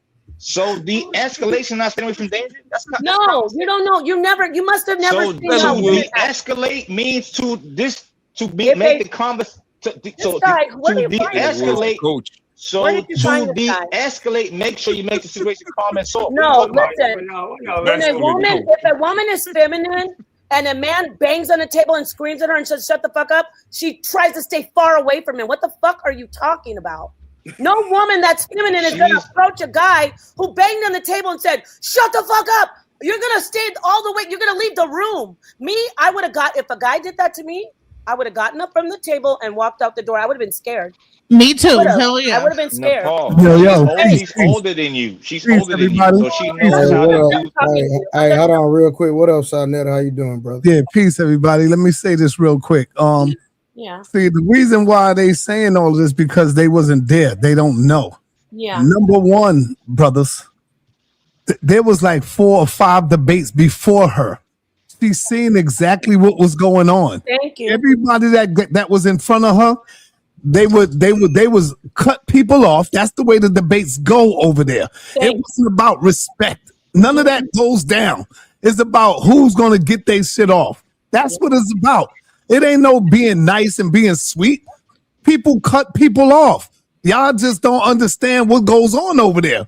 And so what she did was she tricked you and fooled you with the sweet talk. Because after it was all over, she was on the side taking pictures with 607 Unc. Unc just cursed her butt out, going in on her, and he just cursed the butt out. And Sonetta, real quick, I'm gonna be real with you, G. Yes. We cut niggas off over here all day, so you know how it is. So, there you go, brother. So you know how it is. Yeah. So when Nepal got up there, Nepal didn't even want to debate with the woman. Because she said, "No, you ain't ready for this. You don't want to debate. I don't. You know, you're too sweet. I don't want to do this." I said you're too sweet. Yeah, I'm gonna keep it gangster, right? I believe if she was truly offended, then she should have took a picture with him. Yeah, number one, she wasn't supposed to be up there on that panel because that wasn't for her. This wasn't for no tiptoeing through the tulips. Right. This was about getting it in. See, if only you was there, you would see it. And she's seen like. Hold on. She's seen like 5 debates in front of her. Like when people get up and they say, "Who's next? Who want to get in next?" And then they get in next. Who want to get in next? And she chose to get in. So when you get in there, it ain't no talking sweet. It's about getting in, being aggressive. And Sonetta, didn't I try to go to her and she turned her back and walked away from me when I wanted to talk to her afterwards? Yes, it was nothing feminine about it. Y'all just fell for the okie doke. Well, Sinetta, to be fair, my brother, the only thing we can go off is what we're seeing. You know what I'm saying? Right. But but for somebody who was there, like she's a sweet lady. Yeah, that's cool. Yeah, that's cool. I don't care if you say that, but She's a sweet lady that she used to. Don't she used to do like a cooking channel? That's what I Well, know. she's not She still have it. She still have it. She still have the cooking channel. She still cooks got it. very well, very Well, sweet. but you know what? Lady, and that's Well, the you end know of what? it. I don't know why You y'all know arguing what? about. I don't know nothing about her. I don't know nothing about her being sweet. None of that. I only seen her one time, and that was at the debate. She wasn't supposed to be there. And let me say this. She can be a sweet lady, but what she's doing is disingenuous. She's letting people go around and act like I attacked her, and she used my face like I'm screaming at her. She's playing a card like, oh, great, this is my opportunity. Femininity versus feminism. I'm not a feminist. She's just I can honestly see why the thumbnail did upset you. I can respect it, understand that, because but I kept it moving. You don't never see me screamed going at on her. talking I about give you that. Because see me, I can be objective and be a truth across the board and say where I believe that, where you were wrong, and I believe that where you were right. You know what I mean? So, well, you heard Sonetter. It was a debate forum. Yeah. No, I get it. I get it 100%. Like you said, because there was a talking point that was put out. You started talking, communicating. You trying to have the conversation. She's been, right. And so you like, no, let's have the conversation. You know what I'm saying? Right. So I 100% understand now that you put more context to it. And so the moderator, he's not going to get in there like that. He gives them a certain time to be up there going back and forth. Gotcha. When their time is up, he say, yo, next. But since what I'm trying to get in the pot to understand, I believe she shouldn't be like, now, if she feel like that Maggie is trying to disparage her across the internet, I get why she's upset. She is. She's calling me shameful. She called me disgusting. Having the conversation, but what I'm saying, right here and now, having a conversation with us, nobody's trying to make you a bad person. We're just seeing what we saw. That's all. Right. I know, and it's all good. You know what? At the end of the day, it's just the internet. But I'm just saying, I'm giving you some background, and I'm glad Sonetter, thank you so much. He was there. Look, hey, real quick, I don't mean to change the subject, but Sonetter, I've been watching your videos for years, right? I've never been on a panel with you, but real quick, I just gotta say this. Why you won't give my boy Harwin, your boy, what's his name? Jabari. Yeah, why you won't give my man Harwin a shot, man? What we doing? Do I need to put some money up for my nigga or what? What we doing? No, because Harwin can't just come in and go right to the top. I don't know. What if I put some money up? No, it don't matter. Harwin got to take on Chuck Morgan first. He ain't got Harwin. So hold on, listen. Let's just go and get it out the way. Harwin, go on and go up the. It's like boxing, but you can't go to the champ. You got to work your way up the rank. There you go. But hold on, Blanco. This whole I got to do this. Why I got an opportunity. As soon as he take on Chuck Morgan, I told him, and now I'm saying it on your channel. Okay, he go right to Jabari. I bet. Hey, Harwin, you got to accept that, bro. I already did, but Sonetta got it. Don't cap. Get it in writing. Like I said, we're not doing the ambiguous bullshit. So I'm going to step on Chuck. Then I'm going to step on Jabari. Sonetta, so what we doing? Harwin can't come into my debate forum and try to change up rules. I told him how it go. He want to do all kind of. He want to do some goddamn college debate forum and sign this and write this down and we ain't doing all that. Sonetta, real quick. So what's the protocol then? Harwin, no, we I told him we all gonna go in the contract though, Sonetta. We could give him our contract. Yeah, we could give him a contract. Don't save him, the pot. Don't save him. Because let him talk. I gotta save him right now. I know you can't.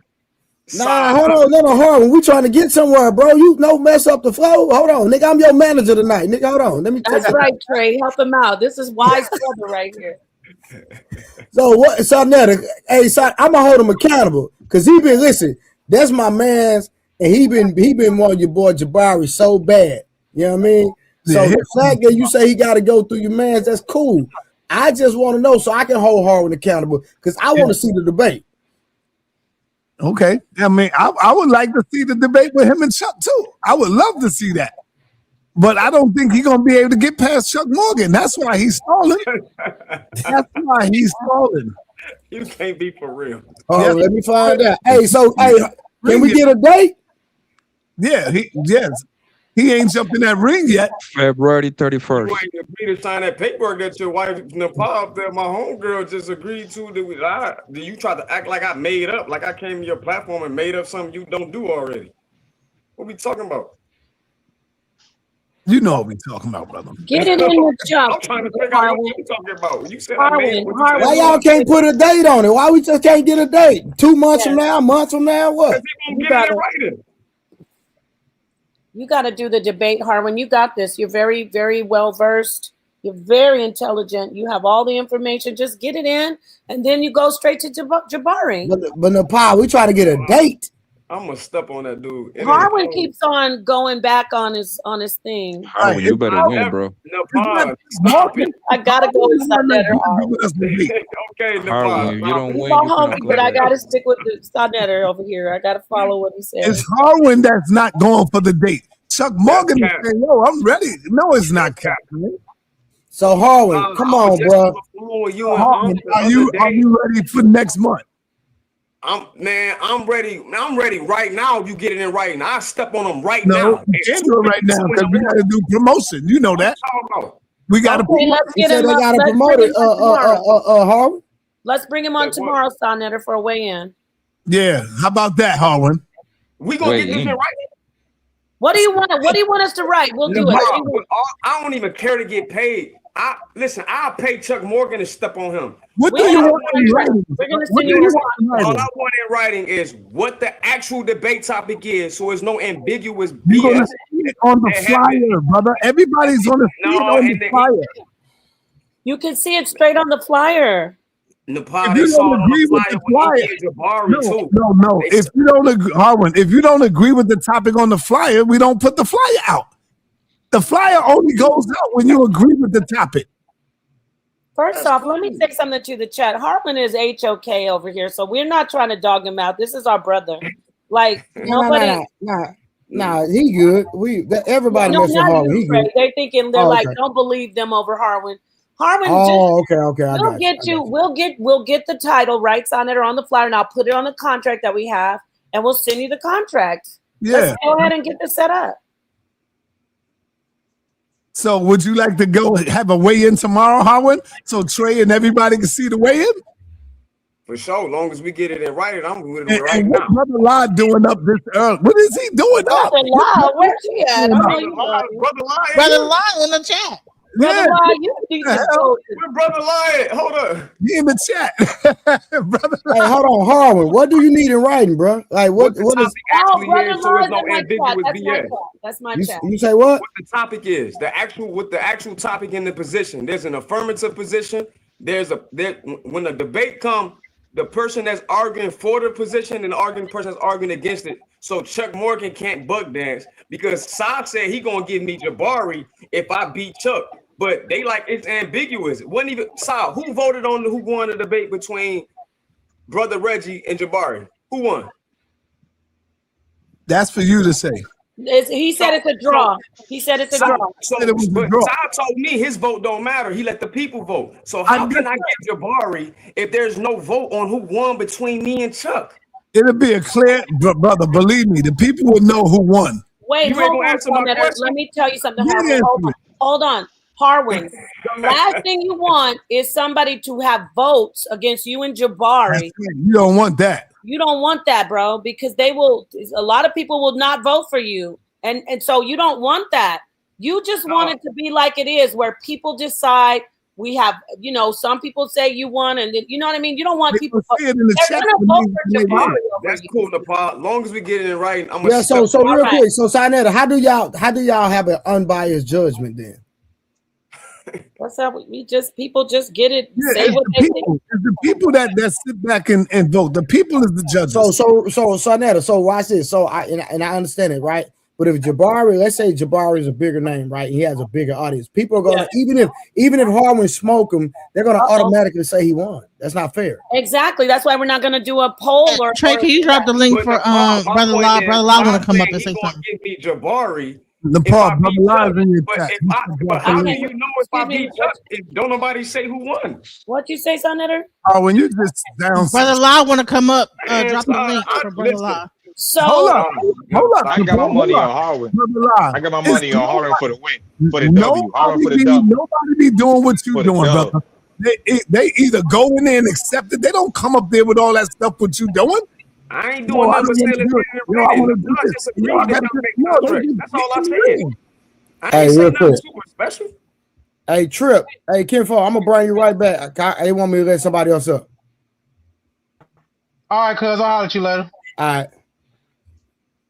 I'm dropping the link now, real quick. Yeah, they just get right in the ring, brother. Brother Howard, you know that. Hey, Harlan, let me know. Hey, Harlan, let me know because I wanna. Based on the poll, so I want us to watch when y'all debate too. So I need to see that. yeah, you could promote it over here. Hey, Yeah, you going with Harwin all the way? Nah, hell no. I be cooking Harwin. Hell, what I'm gonna go in for? But no, Side Netter, I did my debate and it was all based on what the poll was. So thank you, so I was debating the cube. I debated the Hebrew Israelites, and it was all based on the That's poll. different. That's different than debating Jabari because if you debate Jabari and you get a poll, Chuck Morgan, wherever it was. No, oh yeah, Chuck Morgan's different. But if you debate Jabari, you don't want a poll. You really don't. But no, he doing Chuck Morgan, so he get the poll at first, and I then don't care what we talking about. I'm talking about. He said he gonna give me Jabari if I beat Chuck. So when I step on him, you gonna get in there and say, "Oh, I think it's a tie." When it's a clear win. Because Chucky, goofy, extra stupid, big head, little as is talking about. Dr. York said that it come from Arabic. He never said nothing else. Though I do this in my sleep, so. If that dummy come in there saying that's an Arabic word, I'm going to step on him. I'm going to step on Jabari, Jonathan Owens, whoever else believe that goofy shit. Jonathan Owens, wow. Yeah, because he said it too. Oh, Nawaba doesn't exist. Well, put some money up on it then. If I felt like you and confident like you, I would have been in the ring by now, long time ago. It was a flip with me drunk. Doing all that nonsense. We would have agreed you see what he's doing. it would have happened already. All that is just talk, brother. He trying to put that battery in your back. That's just talk, Howard. You know that. I hear you. When people really want to debate, you see them get it in over there. They don't do all that what you doing. Hey, Sa, have you? Hey, Sa, I ain't had near contract when I debated. It was this is when the debate gonna be, and I stepped up to the plate. So and I'm a female, so I'm a woman, and I stepped up to debate. Come on, now you got too much. Stop capping. You don't know what you're talking about right now. Relax. Listen. No, I ain't. They shoot. Hey, hold on. They shoot shots at you, bro. Brother Law is in the chat. No, it ain't about that. It's about knowing so they can't switch up. I had dropped the link. He dropped the link for you, Brother Law. No, Brother Law's in your chat. You gotta Yeah, he in somebody else's chat, y'all. He not in mine. Chat. He can't. Oh, I got you. My bad. Yeah, drop the link in your chat. Yeah, he not in my chat. Sorry. Oh, Brother Law wants to come in and share some information. I got my money on Harwin. Yeah, he shooting shots. I mean, they shooting shots at you right now. I got my money on Harwin, but I'm like, bro, like all these stipulations. That's all you need. That's all you need for the win. Hey, listen. If you don't believe Chuck so much, let's put a stack on him. Harwin, it look like right now. I'm just saying, based off the information we're getting, it look like people debating without contracts and all that, man. The pod just said they do contract, bro. I don't even ask for no contract. I never had a contract. I just debated. I just said it though, Genesis. So why you stepping in? Because Harwin, if you don't win some, you gotta go to the rainbow rooms. Hey, you selling a lot of wolf tickets at this point. Go ahead and debate. You gotta go debate the rainbow. The little boy crowd. Put some money on him too. We can do a side bet. Side, you still ain't answering. You gonna put some money on Chuck? Hey, yo, homeboy said if you don't win, you go into the rainbow room, brother. Yeah, that's we ain't worried about that. The Side, rainbow you room. answering everybody Never but heard me. that before. Side, you gonna put some money on Chuck? Nope. Okay. I thought so.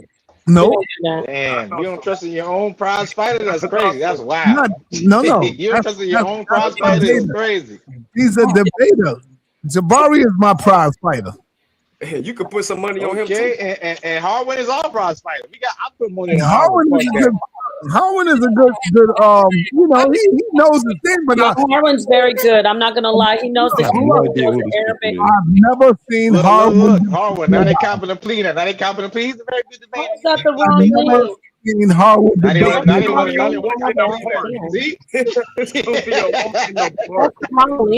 Yo, if we get this in writing right now in the back chat, you could tell Chuck to come here and send them, and I'll cook them right now.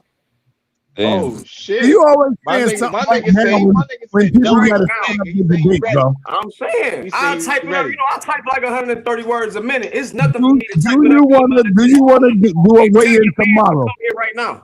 Do you want to? He said, "Do you want to do a weigh-in tomorrow, bro? Like, come on, answer a question." As long as we get it in writing, we can do the weigh-in.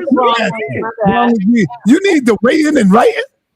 No, the debate. Yeah, Come bro. on, stop with the Harlem two-step shuffle. I'm talking about the South. You're right.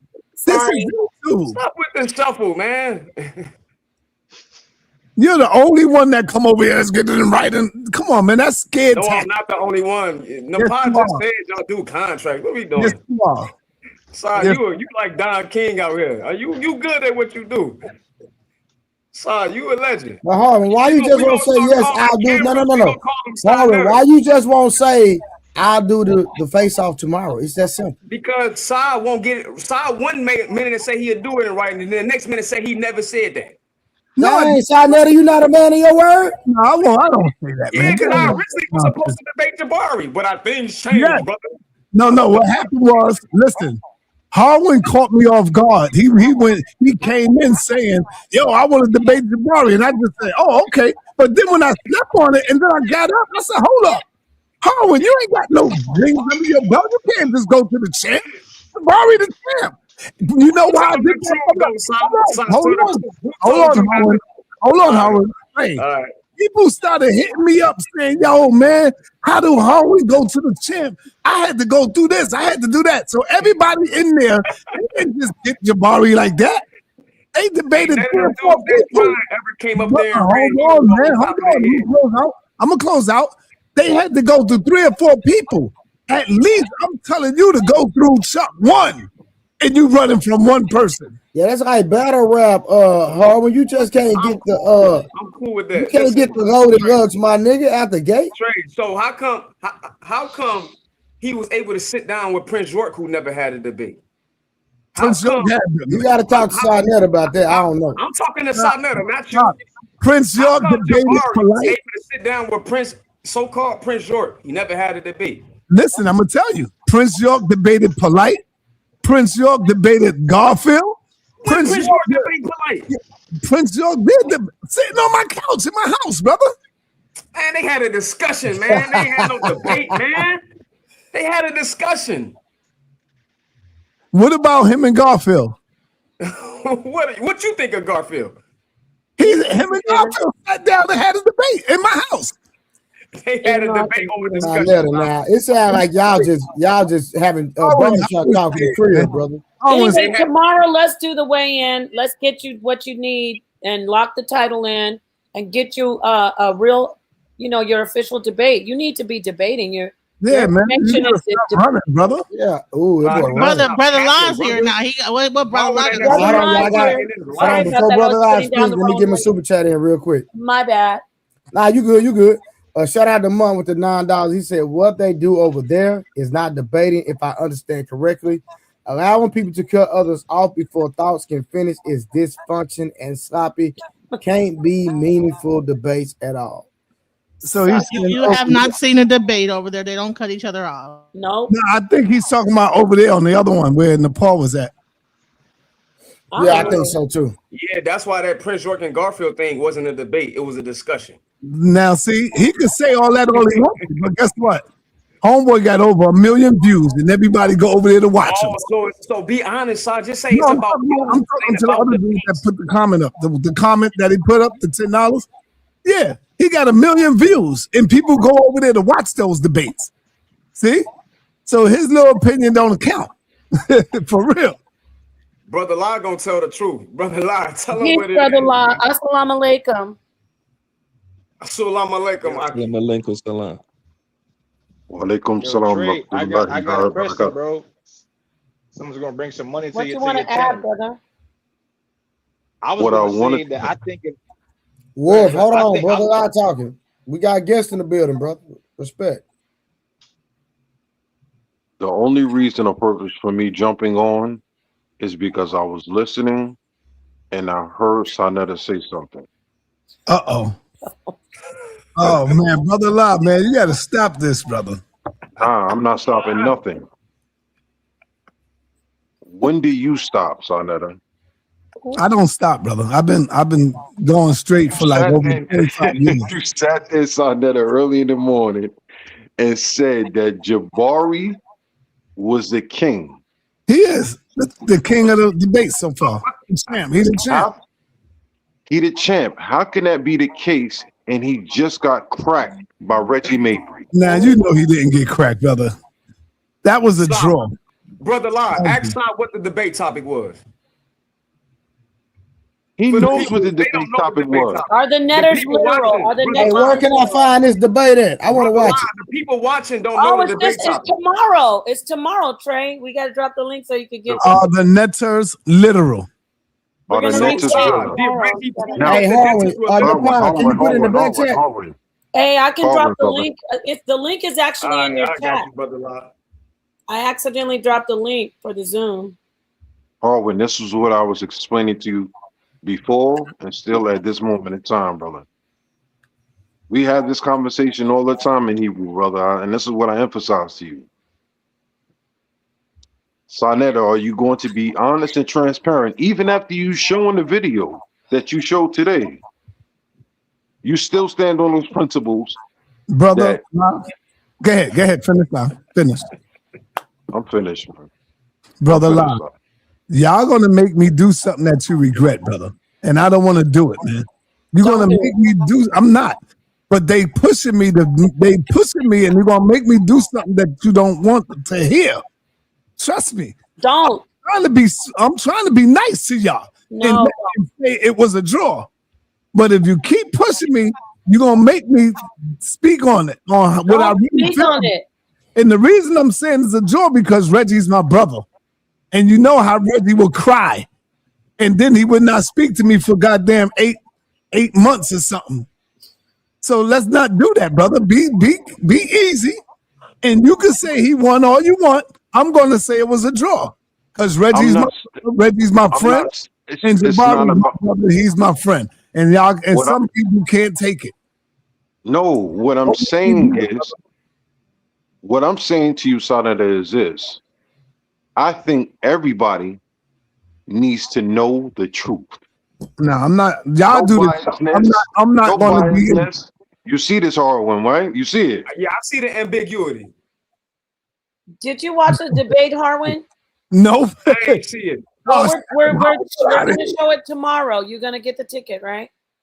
Yeah, I'll watch it. But listen, all Jabari already had to do was show one literal netter and the debate is over. He did. When he showed that Manetho source, who was a real ancient Egyptian priest, and they said that they believed they were real beings, the debate is over. No, it's not. Know why? Know why?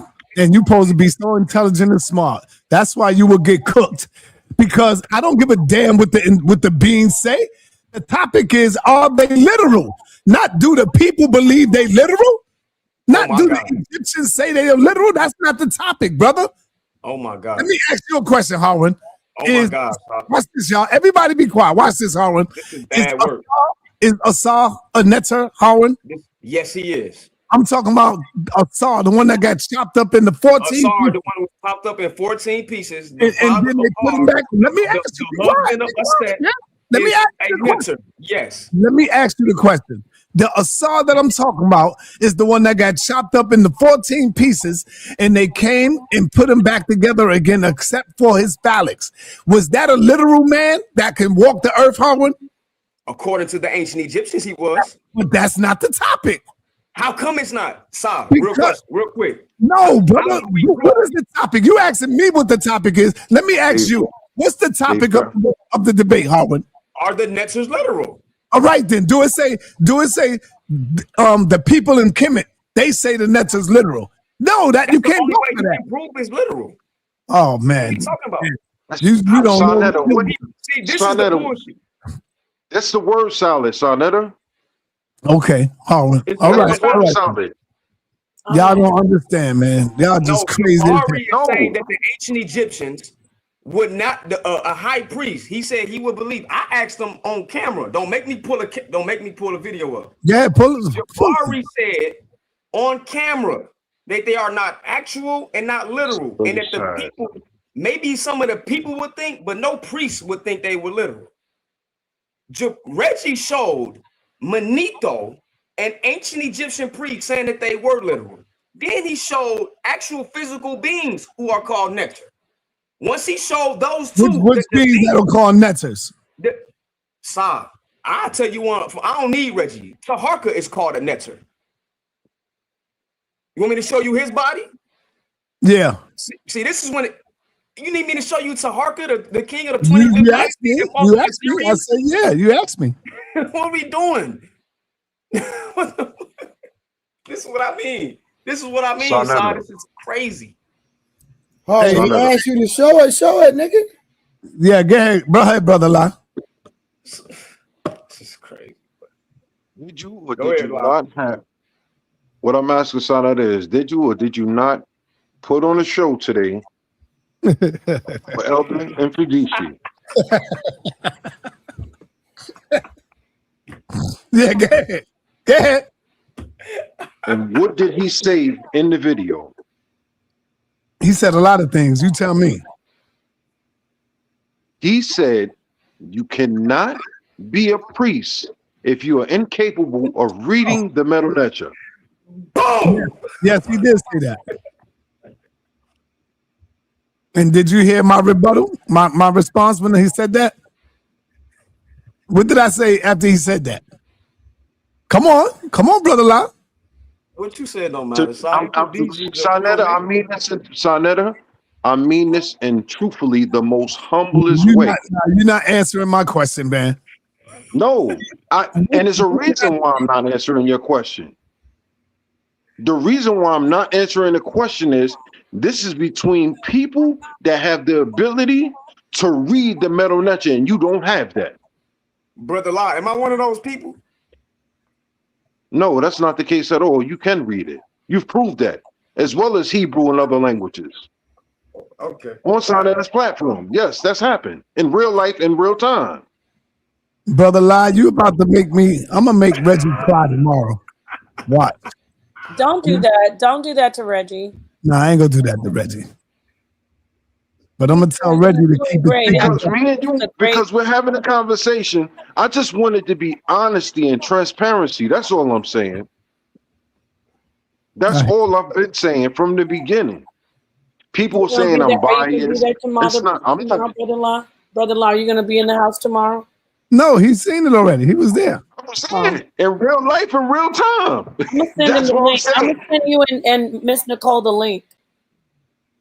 Drop your email. Send me the link too. I didn't get to see it. Nepal, can I ask you a question? And I got cussed out because I didn't get to see it. Sure. Try to join a panel. How big would the flyer be if you had to be real pedantic and say, were the ancient Egyptians Netzer literal to the actual ancient Egyptians? My titles are like that, so I make every now I see Harwin. The Netzer's literal. We're clearly talking about those people in that culture. No, we're not. You got to be careful with your titles. This is the atheism. Harwin, when you do your title, that's why you got to make sure you cover everything, so that there won't be any loopholes. Nepal, it's gonna be in writing. Trust me, ain't no loopholes because I'm gonna step on them. Y'all ain't gonna play with me like that. I'm not no goofy. It ain't even happening. Let's get the debate in, and we got to get to the debate. Yeah, go get Chucky, Mr. Arabic, who can't read Arabic. Shout out to Chuck Morgan. That's also my homie too. Chuck is cool. Yeah, you know what's funny to me, man? You dudes funny as hell to me because you really think you reading the metal nature. Oh my! You really think you reading the metal nature? Because your name come from the metal nature. You really think you reading the metal nature? So I'm not saying your name, Si. What's your name? Hey, Trey, you hear me, Trey? Talk to me. Your great-great-grandmother and my great-great-grandmother. Here go to Spain. Here go to Spain. Here go to Spain. And see, let me finish. And I'm giving you some real life stuff right now. And they create something and write it on the wall in their own writing, in their own understanding, in their own pictorial picture, right? The only one who know what that means is our grandmother. Facts. They haven't been here for over 3,000 to 4,000 years now. They gone. So, Si, how you know Osiris? Hold on, real quick, Harvard. So basically, if me and you gonna read what our great grandparents wrote, we're just interpreting based off how we view it, right? Thank you.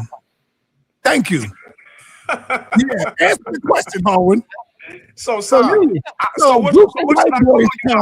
A group of white boys come, Harwin, and tell you what the metal method is, and y'all all run for it. No, I ain't learned from no white boy. I taught myself. I'm an autodidact. Watch this. If you know how to read the metal method, let me hear you speak the damn language. I'm listening. I'm listening.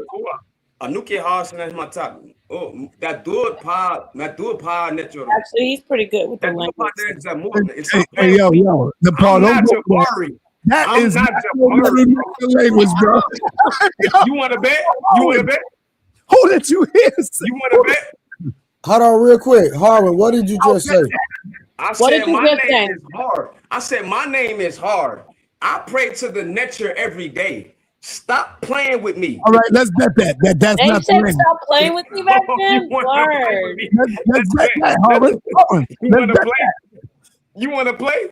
No, I want to bet that's not the language. You want to? How much you bet? Let's bet $100. Let's bet 200. Bet. How you gonna prove it? I want to intervene on this late night betting. How you gonna prove it? You might be right. Harwin, how can you prove it though? Harwin, how can you prove it? Easy. How? Don't worry about how I'm gonna prove it. Just give me my. Hey, you know what? You know what? Hey, hold on. We might. No, hold on. This time I'm gonna prove it, Trey. Wait, ask Sinetta where he get his name from. Sinetta, where did you get your name from? Come on, you crazy. Where you get your name Hey, from? no. Look, what language did you? Hold on. What language did you say you were speaking, Harwin? What language was that, Harwin? Randy and a Nubian dialect. And who told you that, Dr. York? I'm not answering no more questions. Tell Trey where your name come from. Hey, hold on, no. Hold on, Harwin. Let's try something real quick. Hold on, Harwin. I'm gonna turn my computer real loud.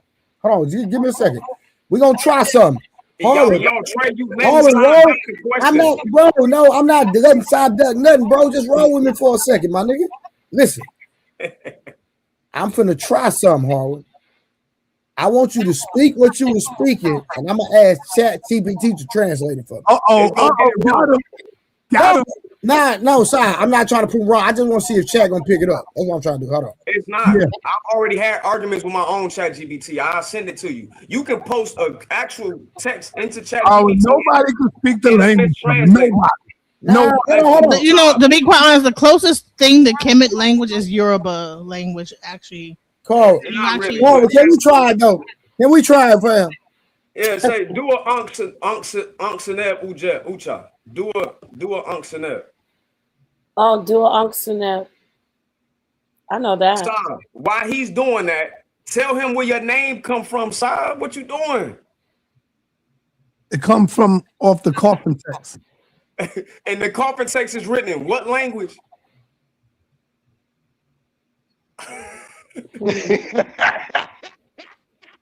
I assume the metal nature. So how can we not speak it if I say your name right now? What's up, Sinetta? You gotta say son of God. What does it mean? It means it depends on the context of how it's used. Sock means son. It means son of God. No, he's right. He's right, brother La. He's right, brother La. Yeah, Sa means son of the nature. But because the nature was looked at as divine, it can be looked at as soap or incense because Or it can mean cleanliness protection. is next to godliness, right? Or it And can it mean means protection because Sa can mean protection. That's what the Shinu root is for. The Shinu that you write the name in, they call it cartouche. That's No, Sa-nu or Shinu. I know that, brother. So that's It took protection. Sarnetta. It took Sarnetta a long time to answer the question. So if it's not a language you can speak, how in the hell are we saying your name and I know what it means?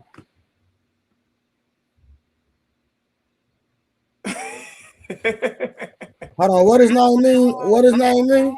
It means protective God. It means son of God or protected of God, or it depends on the context how it was used. Yeah. It took Sarnetta a long time to answer that question, though. He's still quiet. See, brother Rod, that's why I always get you, because you be doing that, man. That's So just I'm the first person to ask you that question. Why? So they did all this to get away from the puppy and a bitch? Wow. This dude right here. You know somebody what? said that? Yeah, Trip because the ghost. Trip the ghost is he wild. wanted to come up here and say something to me about me debating that lady. It's like, Hey, I don't Trip. Hold on, y'all. Hold on. That's one of my people. Trip. Come on, fam. We ain't doing that, bro. Like that. Like this lady, her whole husband up her, fam. We ain't doing that, kinfolk. We not doing that, bro. Respectfully. thank you, Trey. Sarnetta. But it's all good. That's Sarnetta. okay because I'm done talking about that. Listen, shout out to that lady and her That's family. Sarnetta. And That's what to happens be when you honest come with you, into brother, debate. Sometimes it gets heated. As you see, Harwin is ready to shed some blood. It's debating. You know, people get, they get emotional.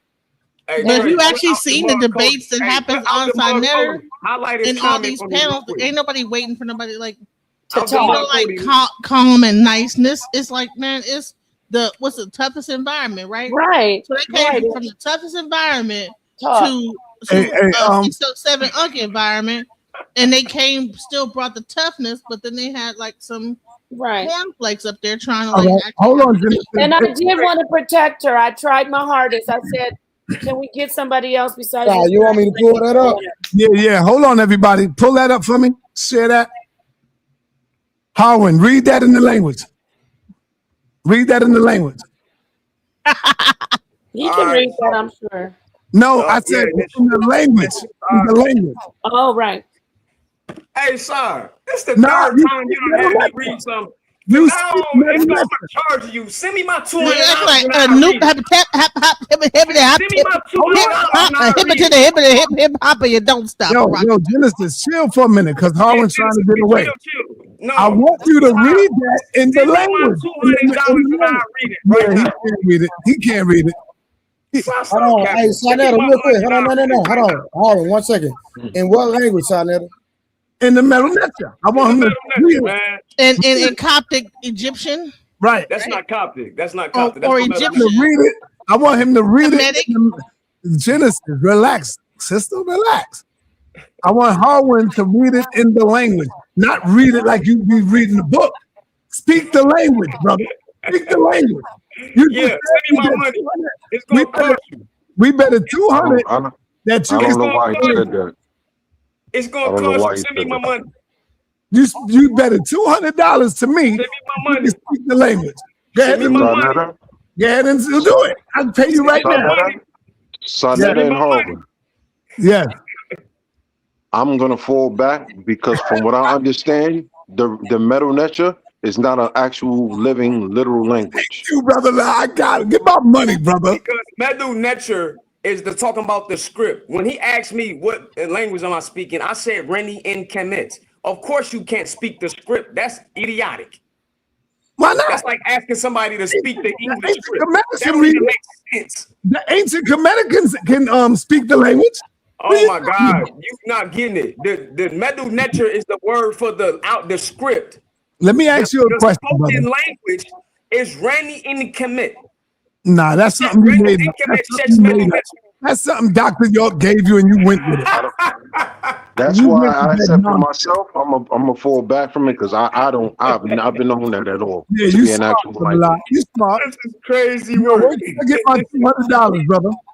No, you owe me $200. I'm gonna send my cash app. to you. You tripping? You owe me $200. Yo, I'm gonna send my cash app to your phone right now. What does your name mean? Brother, man, give my 200, man. That's all I'm You doing. owe me $200, man. You gotta Hey, stop. Trey, you see, I got him right. You see, I got him. Have me. Hold on, real quick. So, Sal, hold on, Sal. So you saying this right here? Hold on, Harlan. So you saying this right here, what we have on the screen, you can't actually speak that language? That's not a Man, language. he's lying, man. Listen. No, Harlan can't speak that language. No, Jabari can't speak that He language. can read it. You but got me he can't speak the confused. language. You got me confused with Jabari. Well, why don't you speak the language, brother? I'll give you your 200 right now. Listen, stop. It's See, going you hard. fronting, man. Told you I you done fronting. read that do Netcher on your channel I'm not 6, talking 7 about times, reading. man. Bro, Stop the cap. I'm not talking about reading the metal Netzer. You know what I'm Oh talking about. my God. You know exactly. Harlan, real quick. Can you just read that right there to us? No, he can read it. I'm telling him to speak the language. No, you got to understand what he's saying, bro. What he's saying is the phonetic sounds, all of the vowels, some of them are like that re sound by that ooh, that coil right there is a sound. What he's saying is all the vowels not written. So ask him where the vowels in his name come from. Where that A come from. Man, he getting away Where from those what two E's come from. So what I'm gonna show, yeah, I know, I know. It's gonna hurt your pants. It's gonna hurt you bad. But next time, tell Jabari to read it. Jabari can read he can read that better than You tapped out on No, y'all now y'all gotta see what I'm seeing. Yo, sign letter, man. I've seen him read it though, brother Law. No, what you seen him do I want Sonetta, and this is what I had emphasized on the show with Sonetta. For the people that are going to actually see the debate later on today, it's going to be a beautiful debate. It's going to be a beautiful debate. But the energy in the room and to actually be there to see the debate and actually the folks is going to see it online is two different things. I agree. Uh-huh. So Harlan, what city you in, Harlan? It was fire if you were there in the audience. What city you in? I'm in Chicago, man. Listen. Oh, okay. You know I've been to Chicago a few times, right? Yeah, okay. What that mean? No, I'm gonna fly you in. I'm gonna fly you into New York to do a live debate. Yep. Listen. Yeah, look at you now. It's gonna be the best money you ever spent. It's gonna be the best money. Sly, you know I'm the first. You ain't never seen nothing like me. Harlan, I know you nice, man. I told you that many times. I always say I told you that. Now, what I'm mad about is that you don't jump in the ring with with the man. You're gonna get it. We're gonna do the weigh-in tomorrow or no? Yeah. And I'm Today, gonna see you the paperwork too. Oh Put your wait, we email can't in the do it back today. check. No, we have the debate today. We'll do it Sunday, What's today? What's today? Friday? Saturday. So I Oh, mean yes, tomorrow. Wait, we Saturday. can't do it tomorrow. I'm tripping. It's tomorrow. We'll do it on Sunday. Right, Sonetter? We'll get Chuck. Yep. Are you ready now, Harlan? Are you going to do the weigh-in on Sunday? Yes or no? Yeah, and y'all gonna sign, and we gonna agree to that paperwork. Yes, I we sent got you the too. title. Put That's your all I'm worried email in about. the back chat. What paperwork you're talking about? I'm He just wanted in writing the title. about, and then we can pick from that what the title is, because the flyer not gonna be big enough for the whole topic. The What is whole the topic gonna be in this piece I'm finna write, and What then is we the can put a little bitty What is the title on topic? the flyer. You know what I'm What is saying? the topic?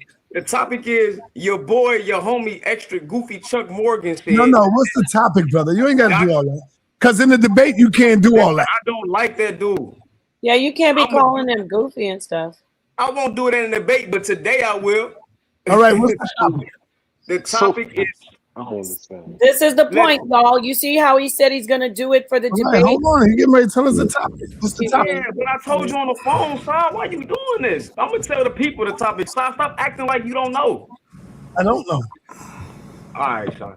Chuck Morgan said that Dr. York got the word nuwabu from Arabic and nothing else.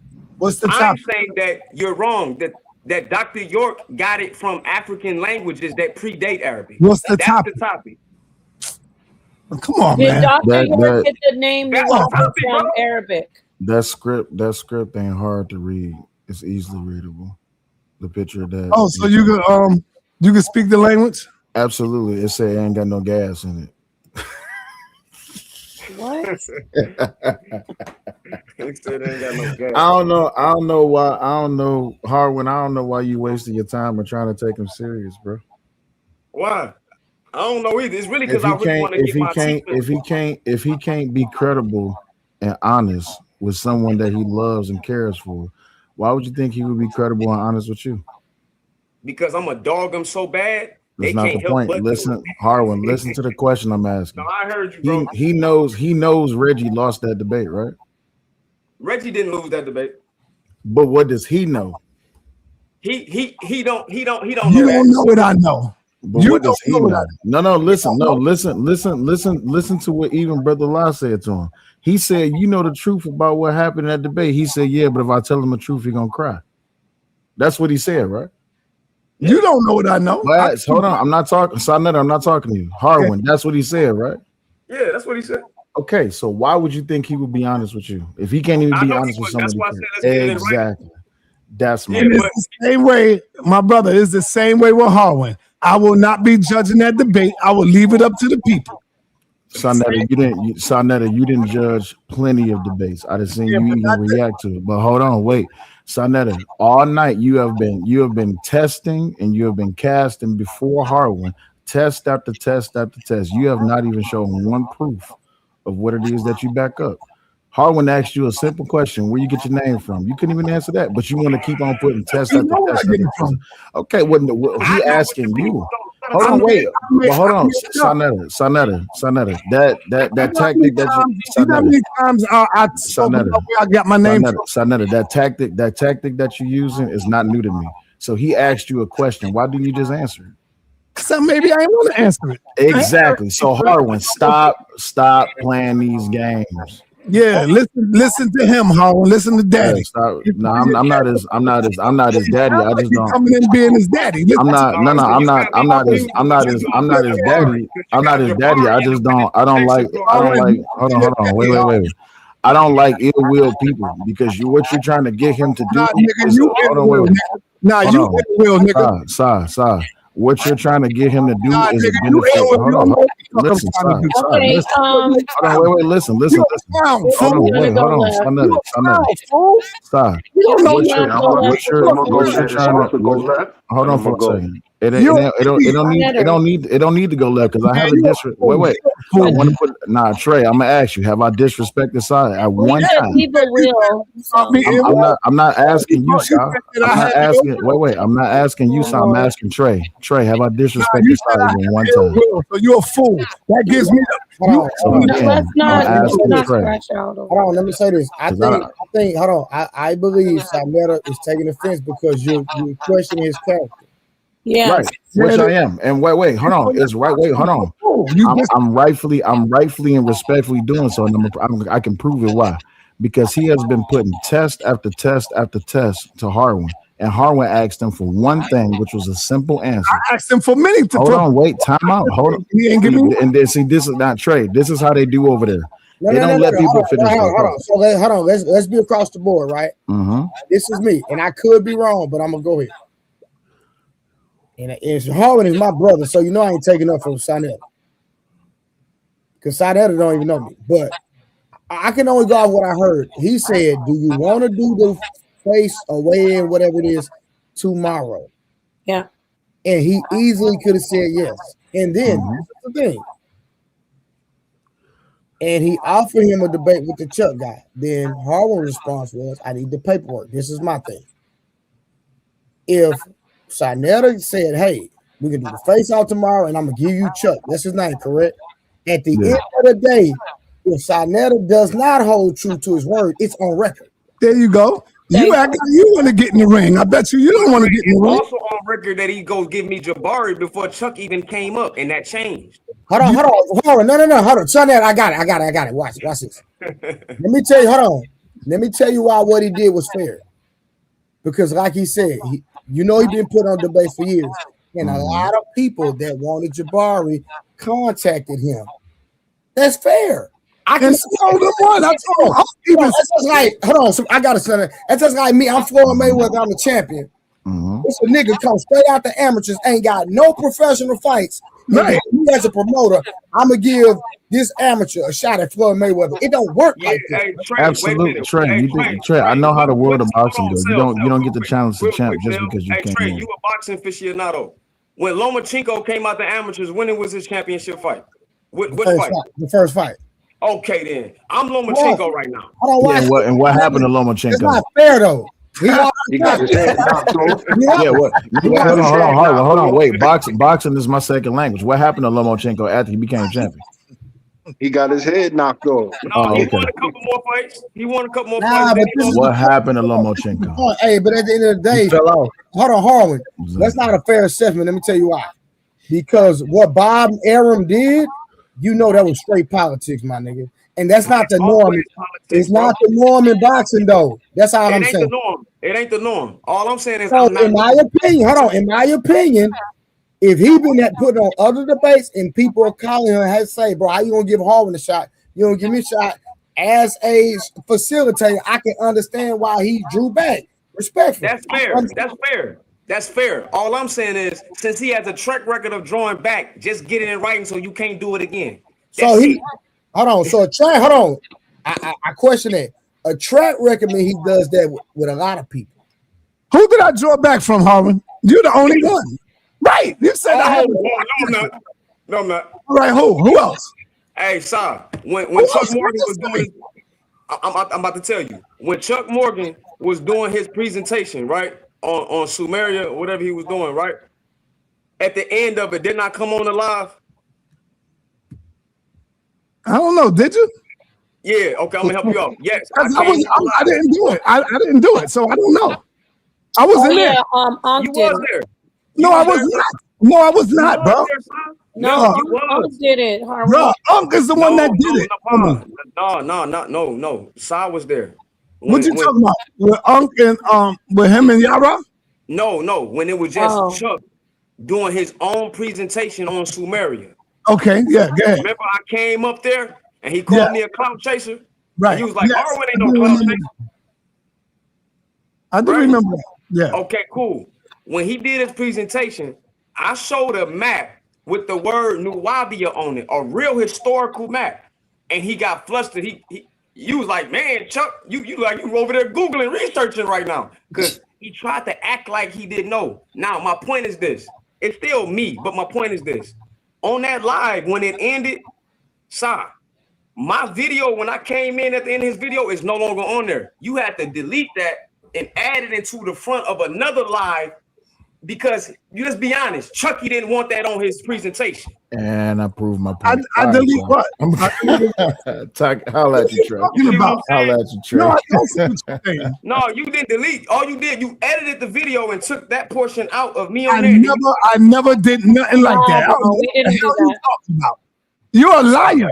Now I don't think he's lying. I think he on misunderstood. my grave, on my granny mud. That's Stop, what happened. don't I wait. that on your grandmother and I deleted it? No, you didn't delete it. I said you took it and edited and added it to a front of another live and took it off that live. Oh no, this what happened, dude. You're a liar, man. No, he misunderstood what happened. No, let me tell him what I told him. Because this dude is a goddamn liar. I said, yo, I can't put all of that stuff. You know, once he finished his presentation, that's Chuck Morgan's presentation. Right. I'm not putting all that other stuff on the end of his presentation. I put up your part on your own video. Okay. You did. I just said that, son. That's what I said. Yeah, nobody's lying though. Y'all are sleeping. Hold up, Harlan. You gotta stop with this old feminine stuff that you're doing, brother. Hey, saw that there. You gotta stop with you this just feminine literally said stuff. the same thing I said. What I did was Chuck Morgan came over, did a presentation, a 2-hour presentation. Right. Yes. Once he finished the presentation, I opened up the platform and everybody came in, was wilding out, was doing what they do. And I said, damn, I got to take all this stuff off for Chuck video.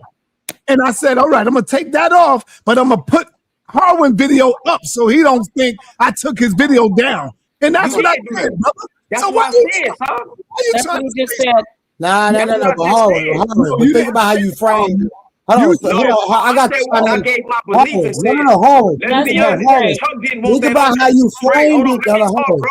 You gotta be responsible. Let's hear from the host real quick. I don't think I'm saying it's Howard. You got to think about how you framed it. That's why you're taking offense, fam. That's all I'm saying. Right. All I'm saying is there's millions of people that Sarnetta a legend. Sarnetta done millions of people that done interviews. He's consistent. When they done with doing they little presentation interview, he opened up the panel. When he opened up the panel, all types of stuff happened. Sometimes he might remove some stuff, sometimes he don't know. You can go on people that done presentations before, and that all the rhetoric that after the presentation happened is still on the videos. So what I'm saying is, in my opinion, is because Like what video? mad because how he looked. What video? Any video I like this. do that to a lot of the people that have videos. I've the been watching people your that videos. have the people that have. All right, Howard. You got to stop with this crazy stuff you're doing, brother. Stop it. All right, real quick. Hold on, brother. All right, 1 second. Let me read the super chat. Shout out to my boy Angry Man. He said, I can read it, talking about the picture y'all had up. It says, no free parking. Shout out to Angry Man. Angry Man, what it do? All right, go ahead, brother guy. Sarnetta, I wanted to ask you this.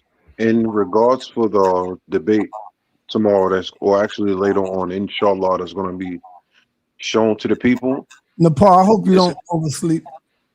Oh my gosh, you're hilarious. Go ahead, brother. I hope I don't oversleep when we do this. Go ahead. What I I'm wanted, not gonna oversleep.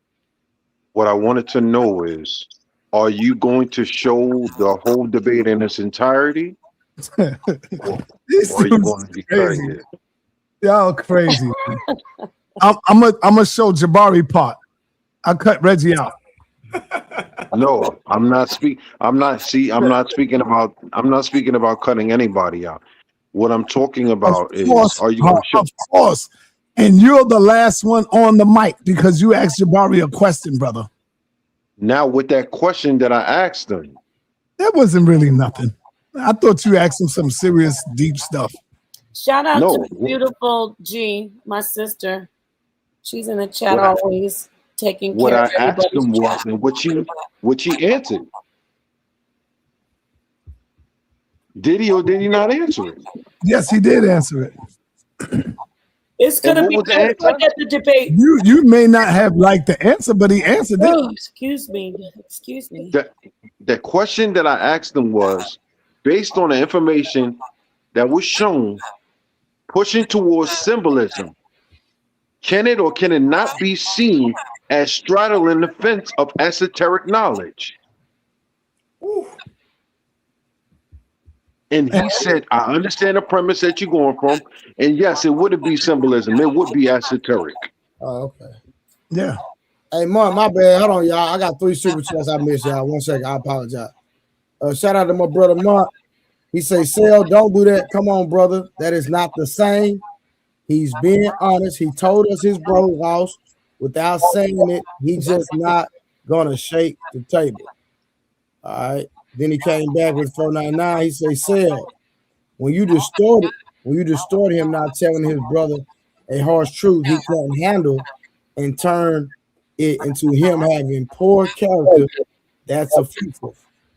And then the last one with my boy Marvin for $5. Get the out of here. Lomo never fell off. He was railroaded. All his losses were very precious. Cap. Shout out to my brother Mark. You gotta stop capping for Loma up here, bro. Am, what it do, fam? What's good with y'all, man? Peace. Woke up, heard y'all up here arguing, going back and forth. I see Harwin up here in rare form. Yeah, we trying to get hard. I'm trying to get hard in this debate, man. Who we gonna debate? Somebody on Sarnetta's platform. Supposed to be Jabari, but he in witness protection program, so they had to put Chuck in front of him to protect him. But they both can get it. Wow. They both can get it. Mr. Ancient Egyptian priest that can't read ancient Egyptian, ain't that about a fish?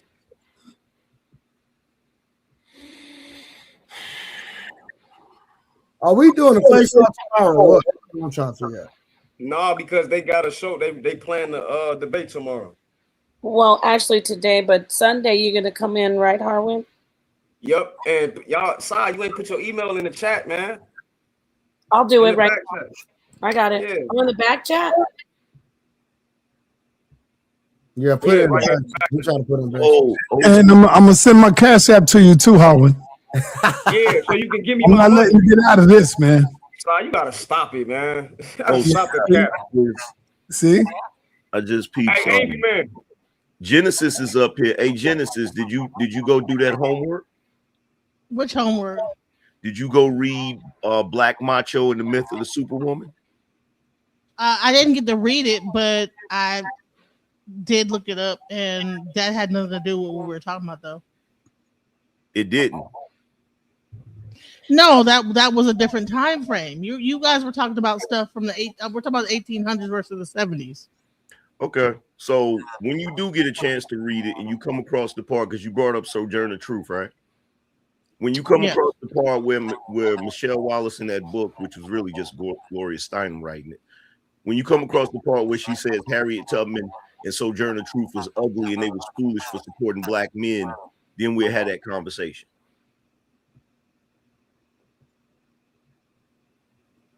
Crickets. But what does that have to do with? It has everything to do with it. Okay. It has everything to do with it. But, you know, All right. Hey, everybody, peace out, Harlan. I'll talk to you, man. Yeah, peace, everybody. Thank you for All letting right, me in, man. Trey. It's Peace all to you, good. Genesis, Harwin. Hey, Nepal, I want to give you your flowers. Well, thank you. I want to give you flowers back. Peace to you, No. Angry Man. I What's like going your on? show. Good Peace. brother. Harwin, what flowers you want to give me? Ain't no Hebrew Israelite that be coming through the house of consciousness that can really mess with you with that book, because I know that I studied the language, the stuff you be saying is going over their head. Thank you so much. Wait, Harwin. before you leave, can you break down the My spirit, brother, the thank you. serpent in the garden? Can you break down Jesus the is a serpent in the garden. I don't know. I want to make some. Can you English break up that in down? here. Because No, that's too long. But you know, that's too long right is now. it long? Is it long with it? Yeah, it's Yeah, not it's just gonna a be a little long time. short thing. Donnetta's ready to go to sleep. You should have asked me earlier, Genesis. Oh, dang it. By the way, Because that was an argument earlier about like the serpent in the garden. Shout out to Sinetta. I was only on one panel that he came on, but he came up there, cursed Yeah, I remember, brother. I thought I was gonna get to talk to him, but he just cursed everybody I out. just wanted to get Tommy Sotomayor. So he was my target. Really not you, Angry Man. It was Tommy. I was like, damn, he just cursed everybody out. Yeah, it was Tommy that I wanted. Or So, you know, that's crazy. Brother Law, say peace to your wife. Peace to you. I can't wait to see her again. And That's why yeah. that's All why right. actually We gotta do a show about the serpent in the garden. I think we need to do a show about that. We will. We're Hey, going. brother Bob, before you go, yes, brother. he know what that title was about. Was the Nets are literal. He over there trying to protect Jabari. Reggie got that dub. Reggie got that dub. Well, we have another replay today, everybody. If you're interested, it's going on at 4 p.m. We're gonna replay it today. All right. Whenever you're ready, Sonetta, What's really sad about it is, peace, Harwin. everyone. Peace, Trey. Thanks. All right. Peace, What's really sad about it, Harwin, is this: for Sonetta to show the show the way he did, and then thereafter, I mean, it's sad, man. It really is. That's why they gonna get it in writing. They ain't playing with me. I keep telling Side, like, man, we're not doing that. I'm really surprised that Sonetta really didn't want to answer the question. I see everybody left. It's Brother Lie, is the Nets are literal? How do we prove that without using Egyptian text? Well, Sunday, that's when you gonna do it. Like figure out that thing, right? What was the? No, that's not the title. That was the title of the debate between Jabari and Reggie. I wanted to debate Jabari on that topic, but Reggie the big dog, so you know he got it. He won. What was the issue? Jabari is claiming that the Netzer, he's speaking in absolutes. He's saying that the ancient Egyptian Netzer are just allegory. Reggie was arguing that no, the ancient Egyptians believed that they were actual beings that walked the earth, none different from the Elohim and the angels in the Bible. So I That see was the somebody debate. put something in the chat. Beautiful brother law fake as fuck. Wow. You gotta ignore some people, bro. Yeah, sometimes, bro, you gotta ignore some stuff, bro. Real talk. Look, No, I mean, they think the same thing about the Hey, Orisha. people talk about me, bro. I do not care, man. You're familiar with the Orisha? You know, they believe that the Orisha really walked the earth and this, that, the other, but they're also what I've like figments of like nature. So Yeah, they are, but the some people will Nephilim be are like, that too. The problem hey, is, well, market is saying that actually, they're if you not. go into, yeah, so if you go into Yoruba history, like basically people feel like that the Yoruba priests are like the priests of ancient Egypt, that they migrated from Egypt over into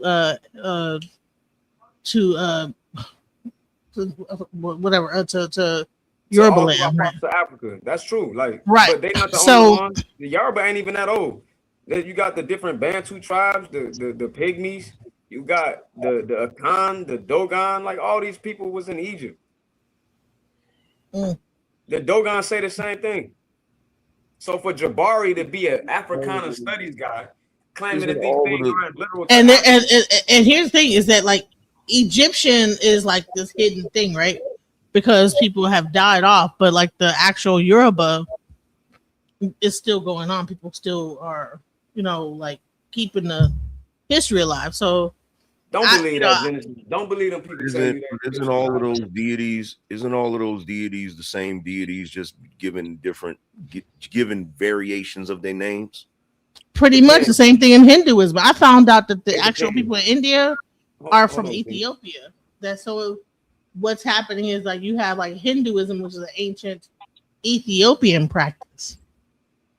So yeah, That's debatable, but look, what's debatable that the South India are really Ethiopians, or that their they Hindu are practice is no. based in. No. It's some text that call them people Ethiopians in by Homer, but I'm talking about Angry Man. What he said. Some of them are like, for example, Osiris got multiple names. You might see him called Winnefer. You might see him called Heti Mentiu for most of the West. Like those three names would apply to that guy. But they also can be titles for things in nature. They also can be titles for somebody else. And also body parts, Like colors. like Gabriel, right? But what I'm saying Michael. is, when you look across the entire spectrum, I'm not just talking about just African, what they call folklore. I'm talking about across the entire spectrum. Osiris, and you have when you start going into Zeus, when you start going into all of the deities that we currently speak about historically, like, to me, I feel like they're all the same deities. They're just variations where different cultures gave them another name, like to try to suit their own culture. I agree somewhat. For Yeah, example, I do agree. like Vishnu, right? In Hinduism, like what Genesis was talking about.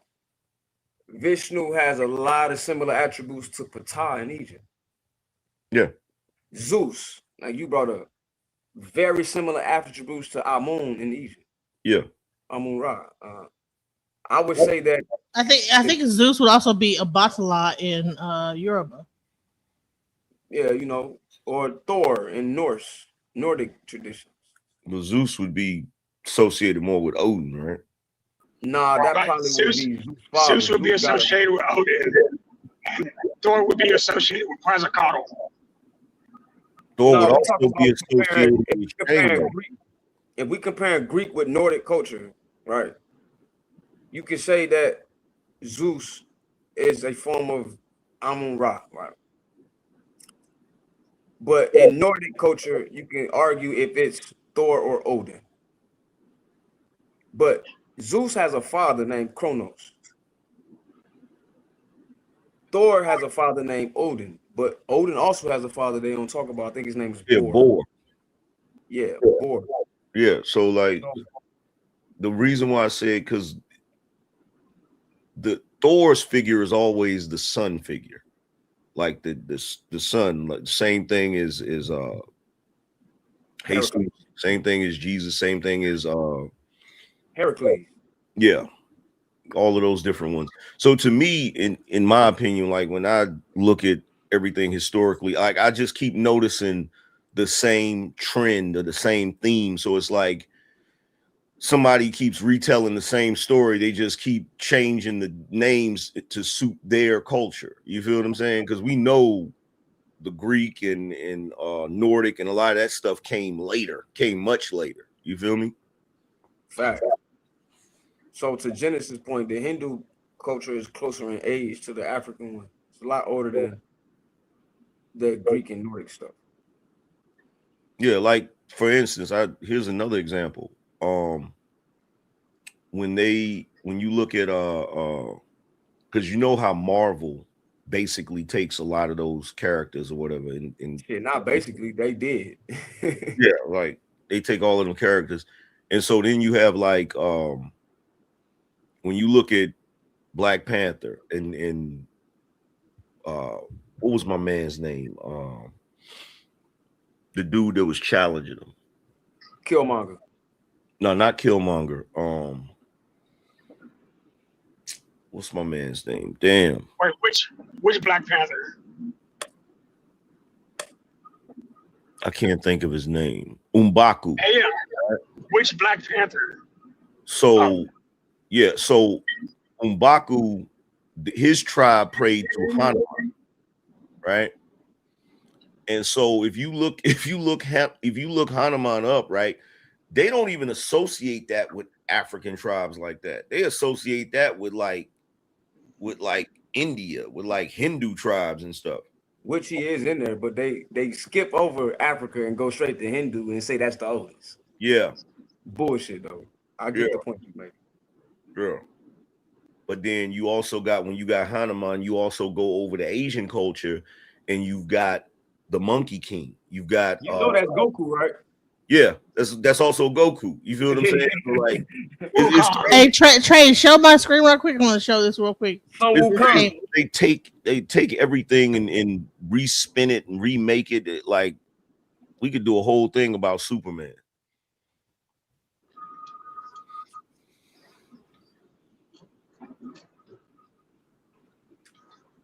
Yeah, Sun Right. Ra, So Helios. you have okay. Supreme creator, Atum in Egyptian, Zeus, Jupiter in Roman, Odin in Norse, Olodumare in Yoruba, Ra in Egyptian. And to be keep that right there. Don't move that. The word Zeus in Greek is the exact same word as Jupiter in Roman. The same word. Yeah. So sky, Horus, Zeus, Jupiter, Tyre, Olofin in Yoruba. Earth, Geb, Gaia, Terra, Joro, Onile, right? Sun, Ra, Helios, Apollo, Sol, Obaluaye. That's where the word soul come from. War, Mantu, Ares, Athena, Mars, Thor, Ogun. Wisdom, Thoth, Athena, Minerva, Odin, Arumila. No, Thoth will be Hermes. Wait, Athena are these will be words Mid. of association? Are these gods of Yeah, association? they're okay. So they're breaking the role, right? And then each culture that they have like a different what it means. Yeah, right? Tahuti or Thoth in Greece is Hermes. Love, Hathor, Aphrodite, Venus, Freya, Oshun.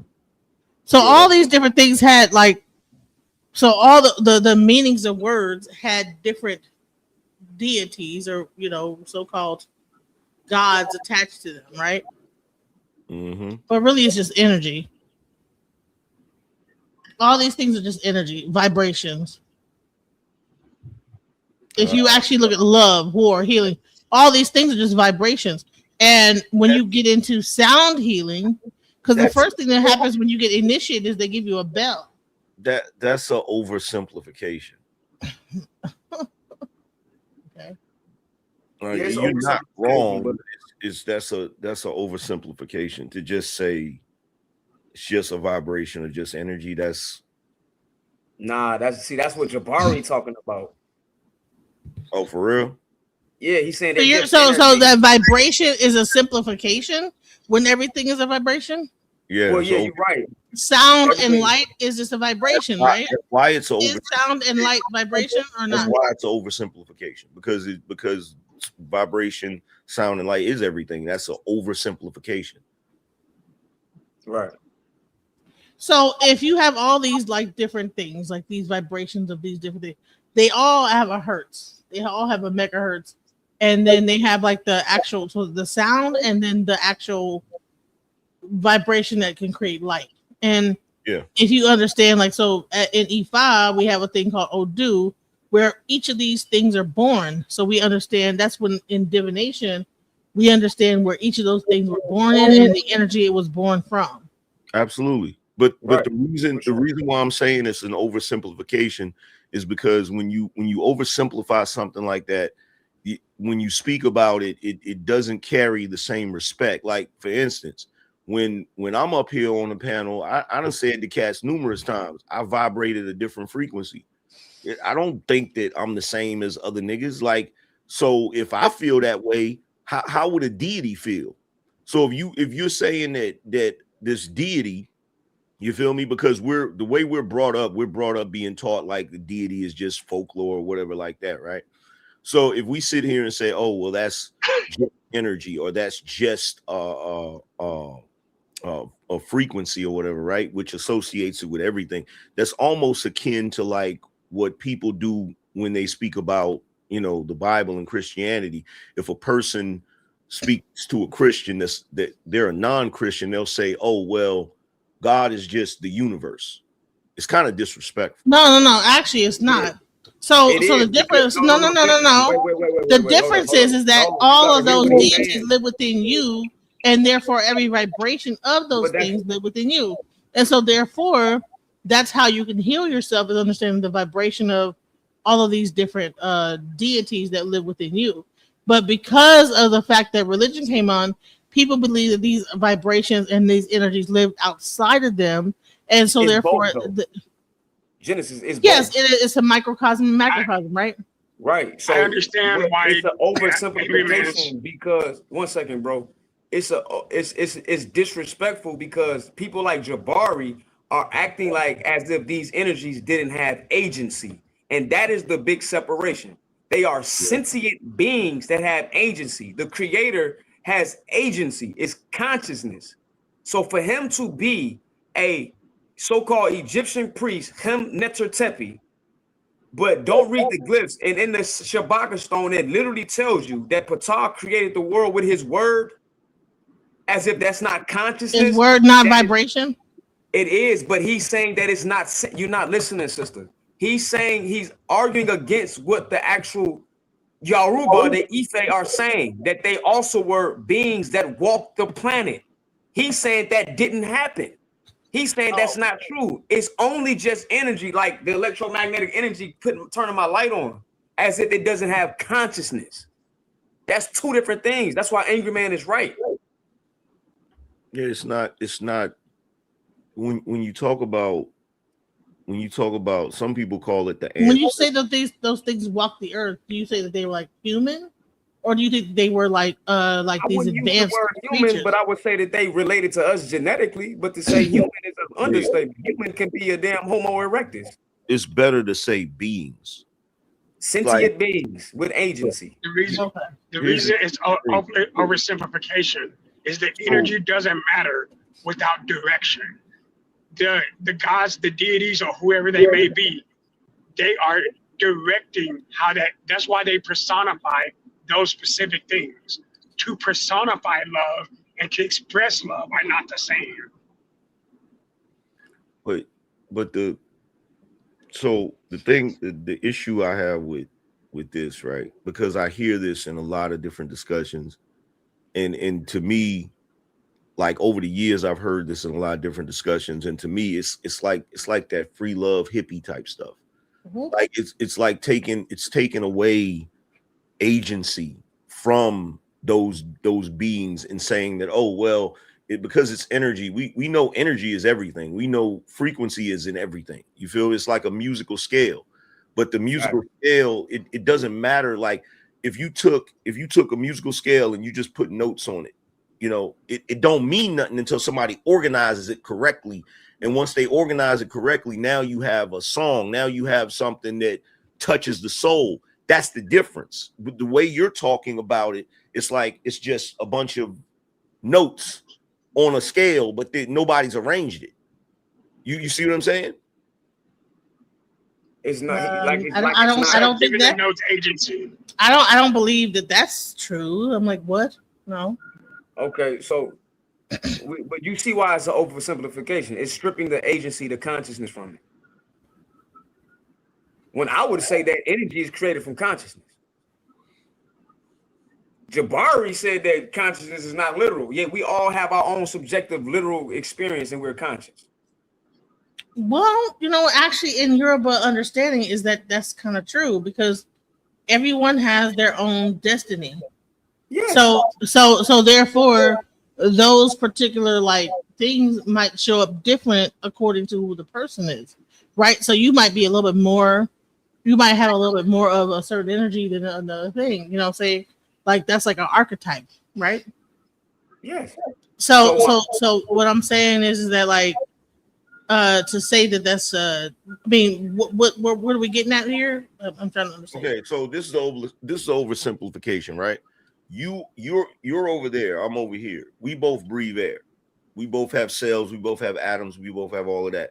But is there a difference between you and I? Yes. Absolutely, right? Mm-hmm. Okay, so how are we speaking of higher beings and think that they don't have a difference? How are we speaking of higher beings as if they all are just basically energy, as if they don't? I think when you say higher beings, that takes it outside of oneself. Like, okay, so what does it take to make up a human being, right? I believe that it takes all of those things to make up one person, right? And then those things show up more or less in each person. So, Okay, so a higher being, when you take Obatala outside of the being, Obatala is actually within me. There is no separation. That's where it gets dangerous right there. That's where it gets dangerous right there.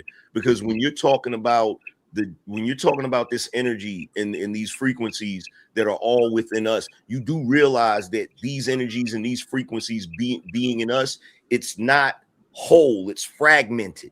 It's when you take a deity or you take that being and you fragment it and you put it in multiple souls as a prison. See, I didn't even want to get into this. Is it a prison? Yes, a prison. Yes, because it's an illusion that you're not a part of the oneness. It's a prison. It's a prison from a perspective of living a linear. But what about like, okay, so the same thing that exists within us lives in the fauna and flora of the land. Genesis, listen. Wait, y'all are both explaining that you can fragment infinity, which is impossible. You cannot divide infinity by anything and it still not be infinite. That's why we are still creatures of creation. I don't understand where we're coming from. I don't think that's what Angry Man was doing. That's not what I'm saying. See, here's the thing, right? You remember in the Matrix when Morpheus was talking about how certain rules can be bent and others can be broken? Yes. You're right. Infinity is when you take something that is infinite. What I'm saying is, I really didn't want to get into this, but I'm gonna say it anyway. When you take when something decides that it's going to war with something else and it knows it can't defeat it because it's infinite, it has to figure out another way to defeat it. And another way to defeat it is to bend the rules by taking that being and scattering it and separating it, like dividing it. Let me see if I can think of a it's creating slivers of infinity. Yeah. So let's say, for instance, damn, I know there's a movie or something. But if you were to take a microscope and look at your various cells and go deeper, you would find inward infinity. Like you would find the exact same thing inside of us as if when we look outside of it. So the why? macro versus micro. There's no really right macrocosm versus macro, and the only thing that is really existing is compression, a contraction, and expansion. And so once we understand that everything in the universe is really contracting and expanding, everything that even like the so-called universe, when they call themselves like going out into space and whatever, is really talking about us. Okay, but you see, here's where the problem comes in with this. The problem comes in with this is you're not acknowledging. See, the problem is sometimes a being or something can be in a cage for so long that they don't think it's a cage anymore. Like you're literally in a cage, like your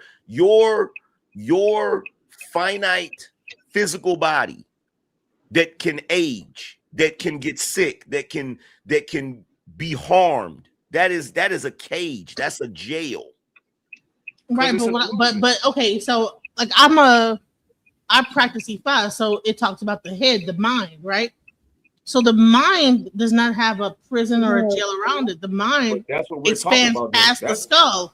The mind is not just within the actual head; it actually expands past it. So therefore, that's what we're talking about, Genesis. That's what we're saying. So are we saying the same exact thing, or no?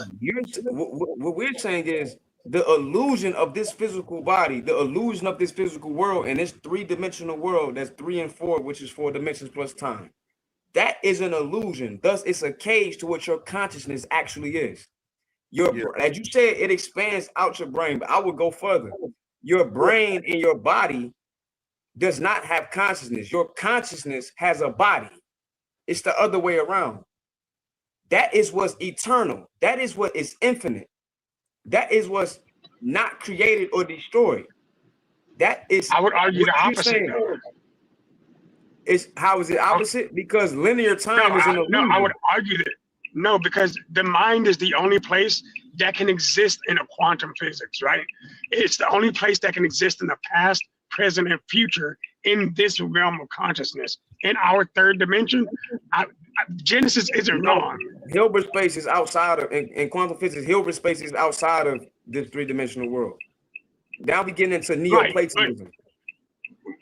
So the mind is not confined. Right. It's a quantum. Right. No, I agree. It's a quantum realm. Mechanical thing. For sure. Because your mind is not limited by the linear path that we are already on.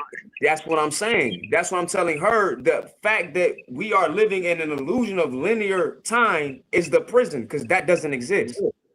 But our mind makes it exist, But which goes back to what I just said a second ago, which is we are in a prison that we don't even realize we're in. But it gets even deeper than that. It's our mind, because it's infinite, because our subconscious, not our conscious, but our subconscious is infinite. We actually can understand the concept of infinity. We can understand the concept of infinite while simultaneously keeping ourselves in a freaking prison. Trey, are you there? Are you awake? Trey. Yeah.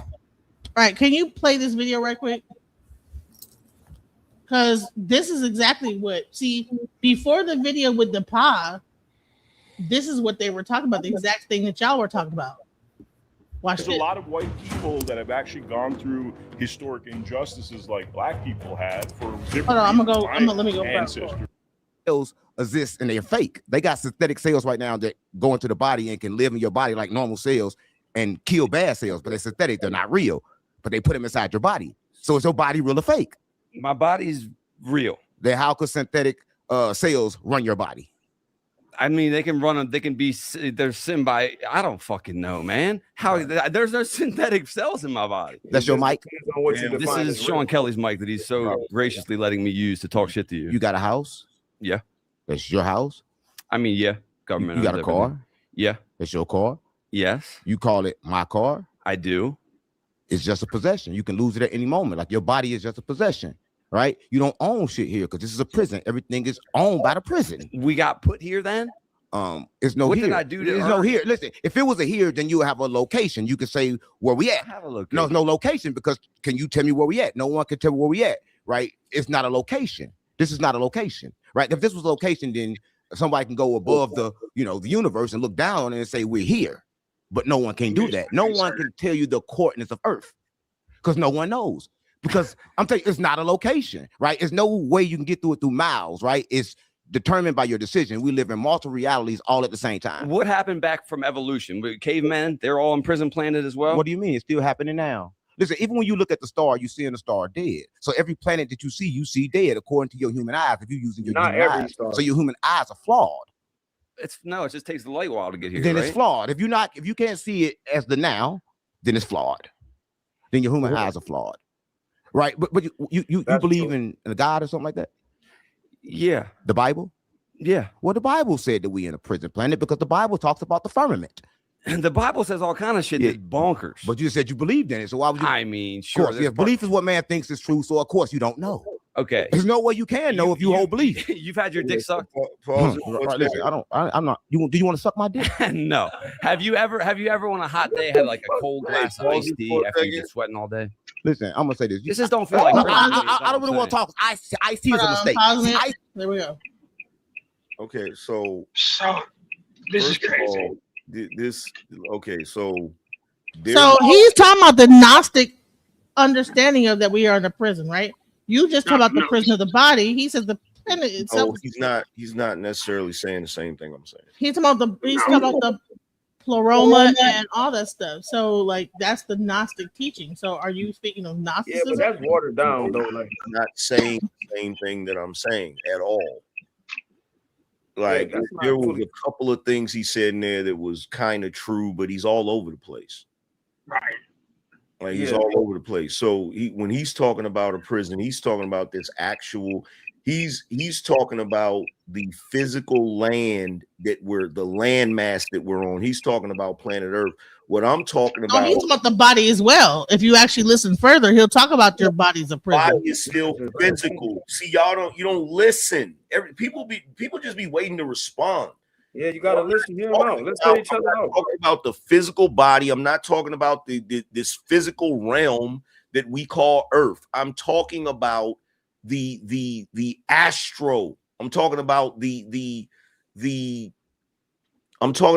infinite possibility is what I'm talking about. I'm talking about the fact that your mind created a freaking prison where it has to your essence has to exist inside of this container.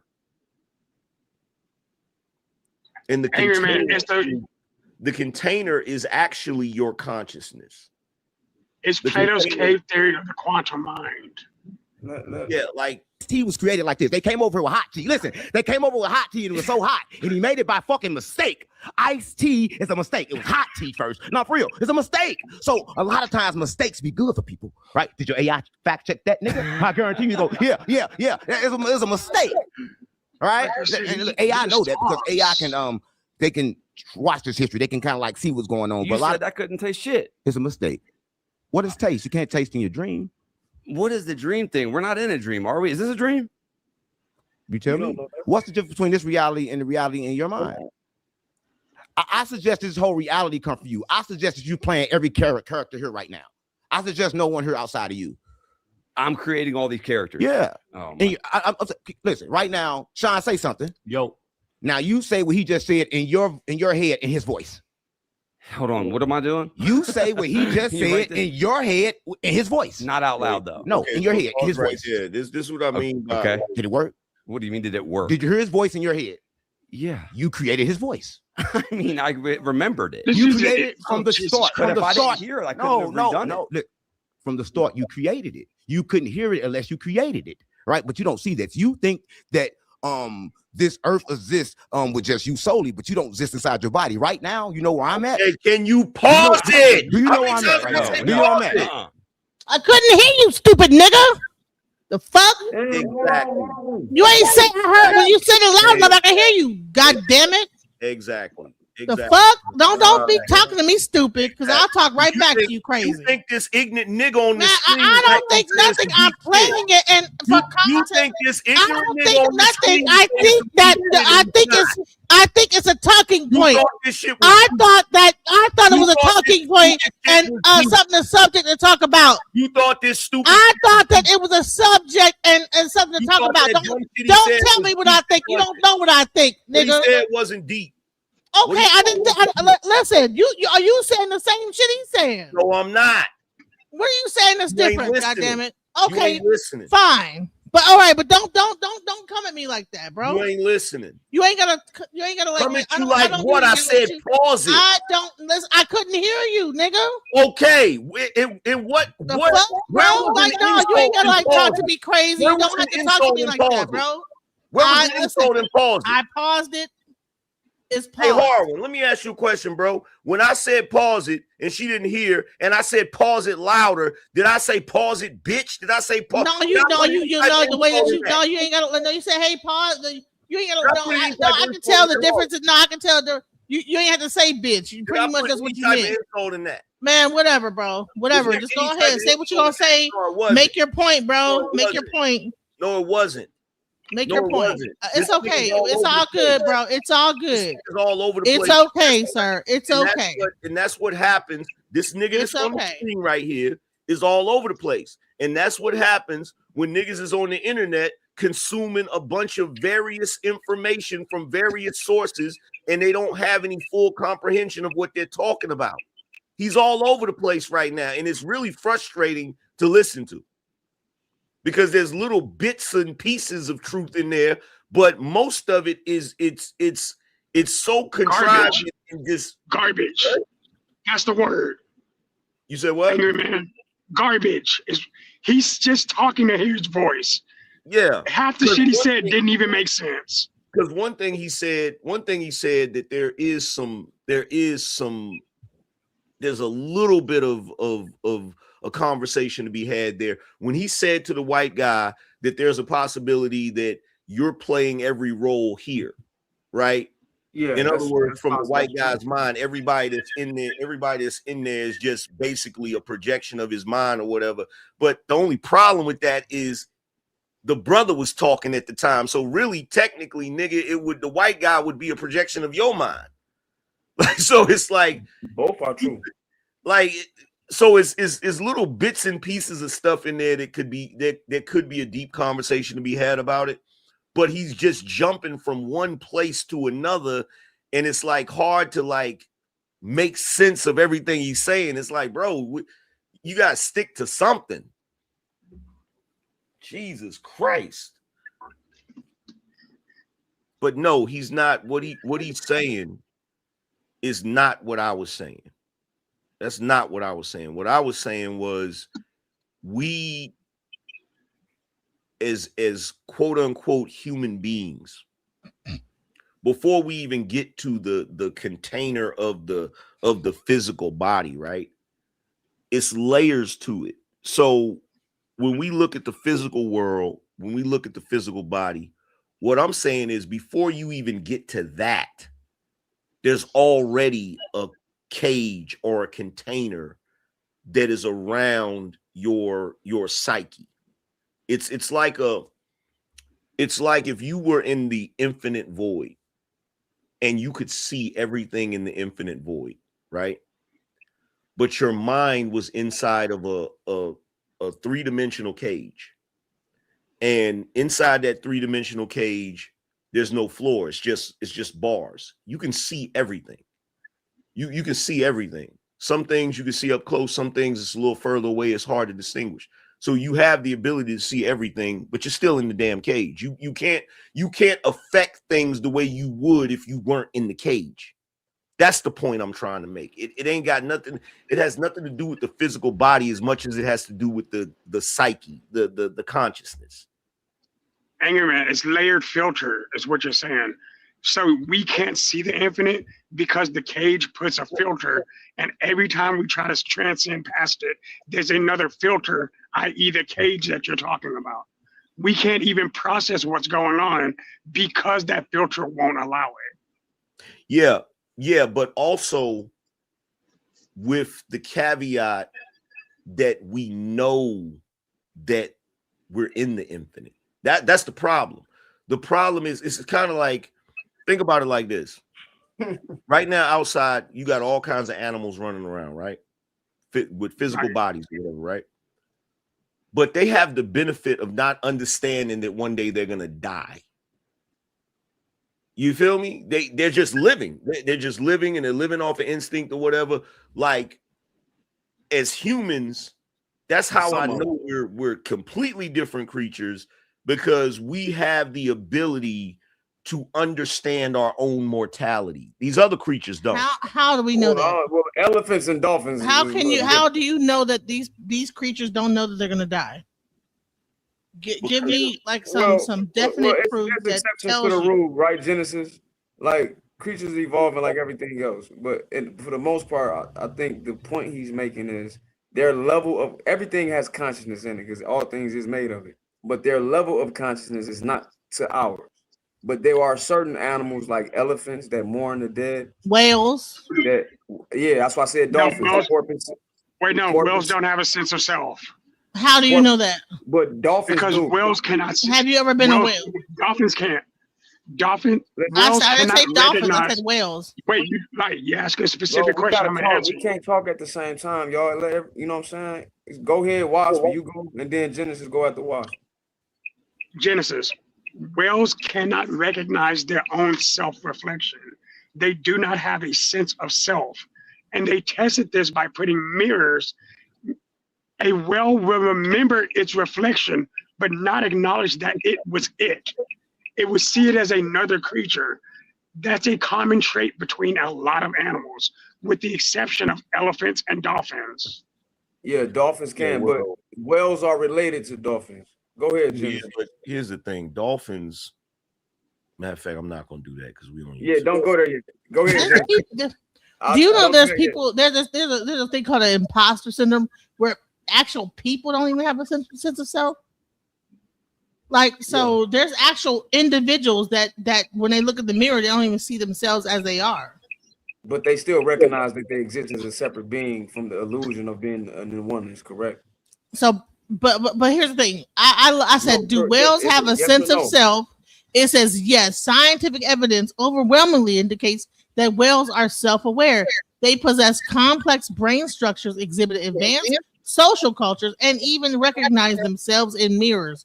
Whales, which include dolphins and porpoises, display multiple markers of high-level consciousness and self-awareness, self-recognition, etc. So, someone just said that. I said it. Right, it was me who said it, because they did the experiment with blue whales, killer whales, and not orcas. Some kind of gray whale. Right, and each of them, when they did the mirror test, they recognized the mirror as a threat because they saw it as a different creature. It wasn't but again, dolphins, which are whales by definition, mammalian fish, do not have that same level of recognition. They understand that their reflection was them. That's the only thing I'm trying to explain. Okay, but what study did you look at? And since then, has things changed? The point that I'm trying to make is this. This is the point that I'm trying to make. So I brought up squirrels, not dolphins, not whales. That's a whole different story, right? I don't remember you bring up squirrels. That's a new thing. But even if we're talking about that, the question still remains the same. Do dolphins and whales, do they have a philosophy? Do they view the world from a philosophical standpoint? Do they know that at some point their life is going to come to an end? I would say that they do, but these are exceptions to the rule. I still agree with your greater point. I would say this is that, when you get into whales, it's a whole nother stuff. Because let me tell you why. Because water creatures are a very intricate phenomenon. That's the reason why you can't go into the water and get to like fooling around with them. That's why there's huge fines with that, because even down to like if someone fools with a whale, they will get their whole entire thing, and they will make a sound and get all them whales to attack a boat. So they might not have a philosophy, but they have a community that when they say, "Hey, this person hurt one of our people," they will come after that boat. Okay, but that's not okay. Elephants. So Elephants. Here's the thing. That's not. Here's the thing. Here's the thing. I'm not saying they don't have a community. That is common amongst a lot of animals. Okay, if you start attacking specific animals or whatever, they can keep a memory. In fact, with ravens, their memory of you attacking them actually passes down genetically to their children. So it's genetic. Yeah, that's a thing, right? But if they attack you back, is it a philosophy? That'd be epigenetic. That's not what I'm talking What about. is a philosophy? What does philosophy mean? What I'm talking about is when you look at these creatures separate from us, right? Do they have the thing, the mechanism that is inside of us that I would call godly, the thing that makes us make art? You see what I'm saying? The thing that makes us do certain things that are not necessities, but they're just a manifestation of creative. You This understand? is high philosophy. You can call anything. I'm gonna say this is that this is high. Us looking down on the ant colony could say that they don't have no art. 1 second, but then please. alien species looking down on us will say that we ain't doing shit. So I don't know. Depending on what level you're looking down on. But if you're not on the level of it. But Genesis, that's a good point, right? I will agree that dolphins do have a philosophy, and I can prove that. But the greater point that Angry Man is proving is that it's not at the same level of consciousness. Just like I'm gonna use your own point to what you just said, aliens looking down on us from other dimensions, like look at these little primitive people. And we have a level of consciousness, right? But these interdimensional beings or angels, whatever you want to call them, gods, deities, would you agree that their level of consciousness is higher than ours? It's higher, but that does not mean that we don't possess one.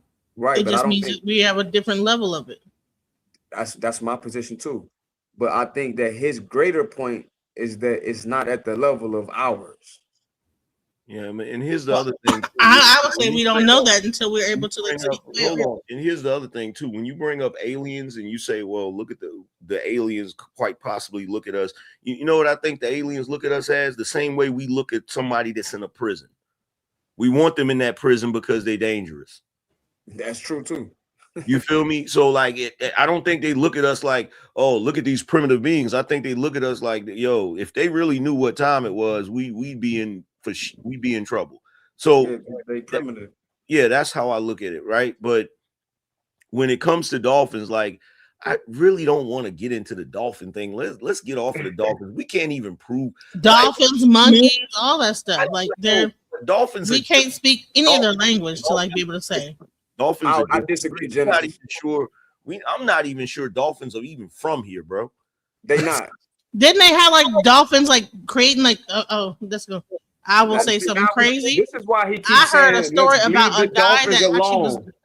That's why I don't want to have. Didn't they say that they brought a dude underneath the ground and made him build a city underneath the water or something crazy? That's why right there. Dolphins is a whole other can of worms. Here's the thing. If y'all don't want to have that conversation about these dolphins, leave it alone, because y'all gonna be thinking we crazy up here. I'm telling you. Hey, Harwood. I know. If I really get to talking about it, like, but didn't they like take a dude down into the? You'll realize. I'm not trying to shut her down. Named Chad or something like that. Because look, here's the thing. I really want to have that conversation. We just can't have it here. You know what I'm saying? Let's do this, y'all. Let's do this. My tinfoil. It'd have to be in the back check. It'd have to be in the back check. My bro. whole tinfoil head is all the way on. Let's do this. Put a 1 in the chat if y'all want us to go down that rabbit hole. Wait, are we going to limit it to dolphins? Or are we going into octopus and you know? Even worse. Anything in the water is crazy. Listen, the dolphins is different, G. If y'all want us to go into that, put a 1 in the chat. Stop it, bro. Yeah, Put a one in the chat. I think at this point, when it comes to the octopus, I think at this point we know for a fact they're not from this planet. The squid? Yeah, they not from. Come on now. No, the octopus is different. The squid is Man, listen. All that stuff is wild as So hell. we got two ones in the chat. Y'all want to really go into because Genesis, when you said that we don't understand their language, I can show you different. I'm gonna say this. Put a one in the chat. Y'all want us to go into the dolphins. I'm gonna say this though. Genesis, what the oldest languages on the planet? You know how they're spoken? Telekinesis. Listen, we talk about spoken. Spoken? No, it was in clicks. What, Sumerian? Like it's clicks. All right, but okay, South Africa. Right. Okay, so when they get the doing things like when they start doing stuff like Yep. we gonna go if they keep putting ones in the chat. I'm gonna show you that the dolphins be getting talked to.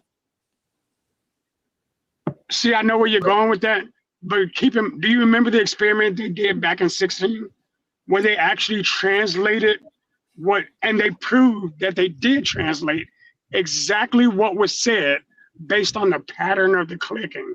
It showed that the dolphins had the ability to have functional communication with creatures outside of itself. But did you see the one thing where the dolphin actually took the dude and fell in love with the dude that was like his trainer or whatever, and took him down to the bottom of the thing and was trying to make love to him and killed him and everything? Like, yeah, dolphins are super. Dolphins are super. Yeah, and they be raping people and all type of stuff. Like, we'd be in trouble. I'm sorry, draping women, like all those people that be doing like It's 102 people watching. There's only 5 ones in the chat. Okay, well maybe we should talk about it. But I'm just saying that I've been down so many rabbit holes of all this crazy stuff. Like, trust me. Okay, but you can't talk about every rabbit hole on YouTube. They're tripping about that shit. Right. So okay, I get it. But I can prove what I'm talking about. So. Well, yeah, maybe I'll bring you on my channel. Illegal. There's a reason. I'm down to talk about all that. I don't care if I get like whatever. I'm like, I'm already shadow banned, so I don't care. Okay, but you got to care about Trey's panel. No, what I said, you can come on my channel. Listen, I said that if you want to come to my channel and we can talk about it, but I'm already.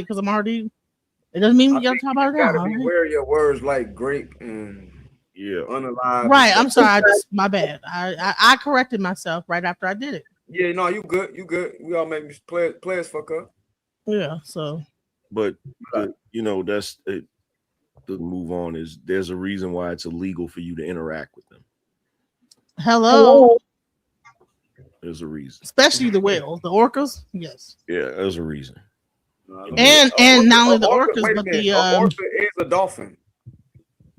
No, orca and dolphin are technically different genus. Orca's a whale. No, orca is a killer whale. They're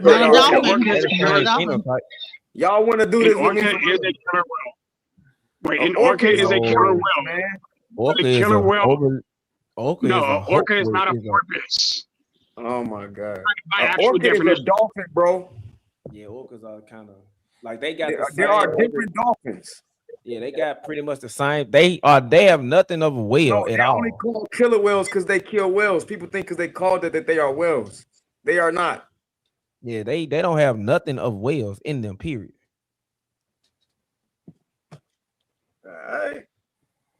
Okay, so they are. I looked it up. They are dolphins. All right. I know they're dolphins. I know animals better than I know that Egyptian shit. They are dolphins. They just a big. You know what? I'm gonna apologize to you. I'm actually out of pocket for that one. Then. It's all good. I'm everywhere. Everywhere here is me now, right? Because I can't see my face. But I've created you. Oh no, I'm everywhere. I'm everywhere. I can't be created or destroyed. But you can see them on the screens. Oh no, see, I don't think I'm saying the screen is a different reality. They tell you that's virtual reality. What kind of reality is that? What they call it? That's a different world. See, we live in worlds. The problem with bruh. Like the more he makes sense, the more he be all over the fucking place. I told you. Like some of that shit I don't know. I've heard of him before. And he done said some shit that made me like, damn, he got a point. And then in the same sentence would say some stupid shit. And I'd be like, bro, what the fuck is you talking about? You had me. Now he just lost me, bro. Because everybody, look, you know what that phenomenon is right there? This is what I call that phenomenon. I'm a firm believer that each one of us have an individual consciousness, but we all share the subconscious, right? So he's able to tap into knowledge. Like, so it's like if somebody put a funnel on you and he can get little bits and pieces of like some supreme wisdom, but then it's still tangled up with his bullshit. That's what that is, bro. It's like he trying to use the knowledge that he's realizing and warping into his own perspective. Yeah, basically. But the main thing I was trying to show is that because Nethernet, when they came up here, they were saying that they were having a whole debate prior to the whole debate with the pa and that lady. So this is the debate they had prior to. So that's what I'm really trying to show is that like they had a whole back and forth, and this was the debate prior to the debate with the pa. Oh. Just yeah. But even then, like he gotta what we do on a panel, like niggas, he moves the goalpost on his own. I thought I talk chaotic, man. Y'all, goddamn. Inside of worlds, inside of worlds. So I don't think you understand. You think you just live in one, but it's multiple realities, right? You got to know how to live in all of them. I take you to the hood, they're gonna think you the Dauphin or police. There's no other choice for you. I'm keeping it real. There's no other choice. Like they can't determine. You can do both, I guess. No, you either one or the other because based on their perception, that's all you can be. So what happens at death then? If in the prison planet, there is no death. So we're stuck in prison forever. We're stuck inside what they call. How can I say it? Should I tell them? No, we stuck inside God. Well, if that's what you want to call it, or the energy, we stuck inside what you call God. Some people call it Allah, Jesus, Buddhist, Confucius. They got different names for it. But we stuck inside it. But whatever you say the fuck stuck. Yeah, stuck. So then what's outside of that? What is outside of the prison planet? There's nothing outside of this. Listen, all right, so it tell you this. It said when it said in the Bible, God created heaven, it say he created heaven and he stayed in heaven. It say he created this shit and he stayed here. It never said he's outside of this. There's no outside of the universe. Everybody tell you this. There's no outside of the universe. You can't go outside of it because there's no outside. It's only inside. So is Mars a prison planet? Like, is everything prison? What do you mean? I'm saying, do you believe in other planets or that's bullshit too? I'm gonna say this. Only time you don't worry touch about that. You say pause it or yeah, pause it for 1 second. Yeah, I disagree that you can't go outside of the universe because evil Morty created a portal that actually took him outside of the universe. I just want to say that. No, not only that, the Philadelphia experiment. Yeah. Yeah. Y'all, hey, you watched it? You read that? You saw that? I saw what? The Philadelphia experiment. I don't know what you're talking about, but I know about it from reading the documentation. Yeah, like hey, that shit'll blow your fucking mind. Yeah, I mean, that's why go ahead, Andrew, man. That's a crazy prospect, though, to say that you can't go outside of the universe. But you can go outside of the universe if there's multiple universes. I think what he mean is modern technology hasn't figured out how to do it at will. Oh, yeah. Yeah. Well, or has it? No, they haven't. You don't think they have? It's called Project Looking Glass. No, Project Looking Glass. Them aliens would have showed up already. Like, hold up. Project Looking Glass already showed exactly what was going to happen. Hey, how did they get like this actual thing to actually look into the future called Project Looking Glass? They got it from outside the universe. Yeah, but I think Project Looking Glass only gives them the ability to see what they can't travel lines in this universe. It's like these big ass goggles I got on my face. They haven't even unified general relativity and quantum mechanics yet. We're way behind. Yeah, so like if even if they have something like that, and I'm not saying they do, but even if they did, the premise of it is it can only show them possible realities in the future tense. You feel what I'm saying? But it's still in this physical reality. Okay. It's still in this reality. Yeah, we can't even see, man. We can't even leave this galaxy. It's so fucking big. That is going to determine where you from. Why do you think they got zodiac signs? So the planet going to determine where you from. Okay, cool. You from Mars, then you know how you act according to the zodiac sign. What's that white nigga name to do all that shit? Bring him Gary, the back. numbers guy. Yeah, bring that nigga back. He'll tell you about the planets and shit. I'm gonna tell you about you. That's your boy, Yeah, Gary. I didn't know my boy. I don't got no boy. Everything is me. I don't think you understand. Right, but we stuck us out of prison because you can't get out. And the warden is Trump. Well, right now, but I'm gonna tell you this. A lot of people suggest that it's like 13 families that's running everything, but I suggest that it's the original. I'm gonna say this. A lot of people ain't gonna like this, but I'm gonna say this. It's the original black man. Because the black man don't know who the fuck he is. He don't know. You said pause it. I knew he was gonna go there. Like, have you? Yeah, I Harlan, think that too. have you heard about that too? The original hierarchy that's supposed to be black people, and basically that they've used the white hierarchy as a proxy in order to keep the black people at the bottom where they're Hitler's supposed to be black, Napoleon's black, all these people supposed to be like the Tartarians and all that stuff. You mean that or what? See, you why you say the name like the name, like, you feel what I'm saying? But okay, my bad. Angry man. Some of those people are black, some of them not. Like that Napoleon thing is a stretch. Yeah, I ain't gonna lie. Me and Harlan be talking, and Harlan sent me down a rabbit hole to make me understand why my people, like, they don't fuck with them boys, but they actually love the H man. Yeah. Who the H man? Use another word. Short mustache guy. Oh, mustache man. Remember when we was talking that day a couple months ago, you sent me down like the rabbit holes you always do. Man. I mean, my bad. He a small head.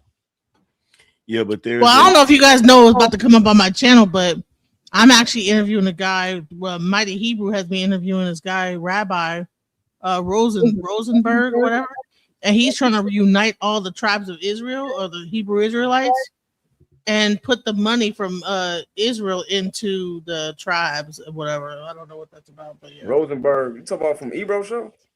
From actual like Israel. Like works for like the government of Israel. Talking about Joel C? No, his name is Harry Rosenberg. It's a lot of them small heads called Rosenbergs, man. Well, no, he actually is in Israel, so that's interesting. Like he has a new thing called iTribe, and he's trying to. He ain't trying to unite no real tribe of Israel. I'll tell you that. He is not the real man. Go listen. Go on my page and watch the video. And he's breaking down the Kabbalah on Thursday, but the video I did like last week with him. You saying he is trying to help. He's going through Africa. He's saying that Israel wants to put like you know how like Nigeria don't have no electricity and stuff like that. It goes up and down. They're trying to go into those areas and like make it so they have constantly like electricity and Wi-Fi and. No, they need to stay where they at. They only coming over there because they want to dominate because they see China. Yeah, that's why I said. That's why I said. That's another colonialism. It's a reason why Nigeria don't have electricity like that, bro. They not uniting nothing, man. They trying to dominate. It's all imperialism. Yeah, that's why. Don't trust the main reason. Small head talks when they come into your land and unite, man. Stop it. Because then they have to admit that they're not the real ones. And they did admit it. They admitted it. Listen, you gotta go see it. Go watch it. He admitted it. He says no. Okay. Go watch it. That's all I can say. Like the black man from Africa. Where you from? Well, they know they was here, but they know they got here because we know that we gave Indians certain shit while the Indians was here. So we know that we popped up here, but we don't know where the fuck we came from. But they're gonna say you came from Africa. They're gonna take me to Africa. They're gonna say, oh shit, this nigga not African. So what the fuck is this nigga? Where the fuck did he come from? Right? Do you ever done like genealogy, the ancestry.com, and where are your people from? You can look it up. Show me your hair. My hair? Yeah. I don't even know what that means. Show me your hair. Bro. I think you're show me your hair. I know eyes don't work and nothing's real. It's here. You want to pull a piece out. Okay, so what's this? If that's hair, what's this? The uglier hair. No, not ugly hair. Listen, no. So what you have is probably the same thing a dog has. That's crazy. What this dude Unc is trying to say is the white boy don't have no hair, he got fur. That's what he's saying. Yeah, that's what he's saying. Trying to say. It's not hair. We set the white boy up for him to say that crazy shit. And I think the white dude caught on to it. Yeah, he knew what he was about to say. Okay. Nah, he Right? didn't. Because you mix with dog, pig, and monkey. Me? Yeah. Oh, wow. You're a human. And you're not. You were created to work. I'm with a wait. What am I? I don't think you get it. You said I'm a dog, a pig, and a monkey. Yeah. Do you agree with that? That's what you are. But they looked it up. They signed Is that like Malachi York stuff? Is that like was that where does this thing? Muhammad. That's Elijah Muhammad. That's Malachi York. Don't do Elijah like that, man. That goes all. That is Elijah. The story of Yaqub comes from Elijah. That's the theology of time. I know. Yes, it's in the theology of time, bro. That story comes from Elijah Muhammad. I know. Yaqub York that's expounded on it. But the first person to mention that in America is Elijah Muhammad. That's the story of Yaqub. Yes. You ain't know that. Does AI fact checking this? If AI tells me I'm donkey pig, I'll give you a. Press pause. I plead the fifth. Why? So you didn't know that? I know some of it. That's why I said don't say. Not all of it. No, I'm saying you didn't know that Elijah said that. Yeah, now I know. You know my family talk about it, but I was like, "Come on, man, don't bring him up." I hope y'all won't bring him up in it. Why not? Not a good look. He said it. Why? Wait. Why is not a good look? Right, because when he said it, like I told you, remember when we was talking, how I questioned a lot of holes that's already in the Quran that I already read. So it's like it's a lot of holes I question, and then when he said this, shit's like, damn. You muted, Hall. You question what hole? You talking what Elijah said? No, like when to correlate what he said to the Quran is like, damn. It's not in the Quran, is what you saying? You want to go down that hole? I don't, bro. Is it in the Quran? The Quran ain't nothing but a remix of the Bible, and the Bible is definitely in the Bible. See, that's the thing that I like. It's in the Bible and the Quran that the white man is made of like a pig, a dog, and a donkey. It's no, it don't say that explicitly, right? What it says is that there's a beast of the field that wears sackcloth, which is clothing. Yes, right? That's in English. But I'm gonna ask you this, Wasso. No. In science, can two different species mate? What you mean by species? Like, can a cat mate with a dog? Can a cat mate with a bird? Scientifically, no. At least not to my knowledge. So how did you? So you do know Neanderthals and Denisovans, these cavemen, are not the same species as us, right? Yeah. So how did the DNA, if they made it naturally, how did they get in white folks? Would you think it was injected? I'm asking you because you just agreed that science says that two different species can't mix. I don't want to go down a rabbit hole. All right, go ahead. Check this out. There's one piece of definitive proof that back in the day that they were actually playing around genetically with species. You know what the proof is? The house cat. Hey. It's like a snake and a cat at the same time. Huh? It hits like a snake. Its eyes got like the only slits in them and stuff like that, like a snake and everything. Yeah. But every other cat has round pupils.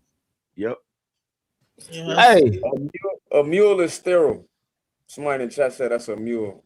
Hey, and to the people who talk like it's to the people who say they diehard Muslims, like, look, man, understand this. Most of Africans were actually what they was Christians, bro. The thing is, once the Roman Catholic Church took over, they didn't like that, so they said they fuck was it. not Christians, sir. Who was? How the fuck are you gonna tell me? Why are you cursing? Christianity was in Africa before Islam. Yes, the Moors. But there was the Moors are Islam.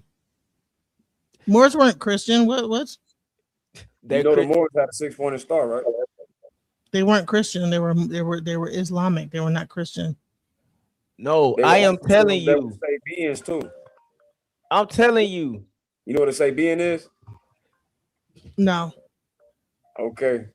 Let's not Look, do this. I'm telling you. Ain't nothing but watered down Christianity. I'm Yes. telling you. Yo, The hey, only thing is, my bad. check this out. Harlan, the one thing I've learned throughout my entire life is they have done one hell of a job of scrambling up history. Like, it's like they took the planet and just shook it like this and shit. They said, nah, nigga, this. Anger man, get the plastic bag and put flour in it and put the chicken in it and shit like. Hey, Anger man, who when something happens, who can write history over again? The winner. The winner. So the thing that I'm trying to get, like I be trying to tell a lot of people, like the only thing why Africans or people of their country, I say people of their country like I'm not there, but Africans did that was because they didn't like how the Roman Catholic Church structured the new Christianity. So they was like, they were going against the law. They was making up. Islam is more structured than the Roman Catholic. Now it's the same thing happened in Islam. Christianity happened in Islam. Yeah, but when you lock out the old people, they said like to them it was more structured. The women and kids was always protected. The men were held to a certain standard, so was the women, and the culture protected. The religion and the culture protected everybody, especially the women and kids. So they was like they didn't like it like that, and then now, but I blame you because I didn't know that. But what about the female sages? What about the women sages? What you mean? What about them? Mami Wata, like the actual priest of Mami Wata. What about them? Yeah, shout out to them. Like Did they come before or after Christianity and Islam? Well, there's men and women sages that come way before. No. What happened is okay. I'm not even gonna get into it. That's gonna turn into a question. You said that's gonna turn into a whole argument. I don't even want to do it. Yeah, it was just general. It was a vague question. Well, before there were male priests, there were female organizations like similar to the fraternal organizations. And what happened is, based on like the story, is that the younger women that came up in the priesthood, their husbands pressured them to get the knowledge of the women, like these secret societies. And so what happened is, once the men got that information, then they hung the women and killed them if they were to practice it ever again. And that is actually stories that, if you actually look up the book, the Sibyls, if you look up Ianifa, the book, the books called Ianifa, the Sibyls, there's several books that talks about like the women priests that existed prior to. I mean, because we were in a more matrilineal society. I mean, prior to the patriarchy. That happens in the Quran. So let me address this. No, we were not. This thing. Let me address this real quick. Please, Angry Man. So are these stories you talking about? Do they predate Isis and Osiris? Some of them do, yeah. Which one? Let me get the actual book. It's called The Sibyls. So when does why you get that? Go ahead, why so? Because I just looked it up. So does Osiris now predate the 6th century BC and 7th century, or are they before that? Yeah, of course, bro. Way before it. Oh, okay then. Well, nah, they was Osiris no came before that. I'm trying to figure out because I noticed it, like this same discussion keeps coming up where individuals and it only happens really in our culture. Like, what is with Black women and their desire to try to prove that they're above us on the hierarchy? It's not about above. It is. You said oh Lord. You said no one says it has to be above. Stay focused. Find it first. I want you to find that first. All right, the Sibylline oracles. written by Jewish and Christian authors between the 2nd and 4th century. It's hold on, let me actually get the actual book. It's called the Sibyls. Yeah, get that. Were legendary prophetess in ancient Greece and Rome, but there's also other Sibyls that came prior to that. All right, so if you talk about regions including Delphi, Kume, Persia, and Hellespont. She's talking about those same 3 weird sisters that show up in just about every in every culture, the sisters. Talking about the witches on Hercules when they were doing the thing. Witches, they're witches. Yes, it's just a word. Oh my, what is a witch? Look, it's just a word. Let's not get caught up on the word. I'm caught up in the word. It's 3 of them, right? If you go back to Shakespeare, they're in Shakespeare. They're in freaking they're in every last bit of our culture, pop culture. They're in every. Okay, you've got them in. All right, so you don't think that Mami Wata was something that existed prior to Greeks? I do, but she don't exist before Osiris and Isis. All right, so you're talking about Osiris and Isis. Have you seen Harwin? You seen what's that damn show? It's based off of the comic. You seen Sandman on Netflix? Absolutely. We had that conversation before about 2 months ago. Yeah, I was trying to remember if we had that conversation. But if you remember, the 3 sisters are there. They're in that show.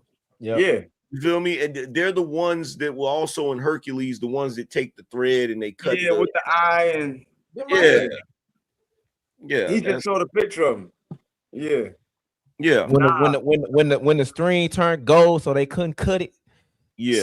So Genesis, Pete. When you look at the Turin Papyrus, you see a king's list of deities that came from the stars, right?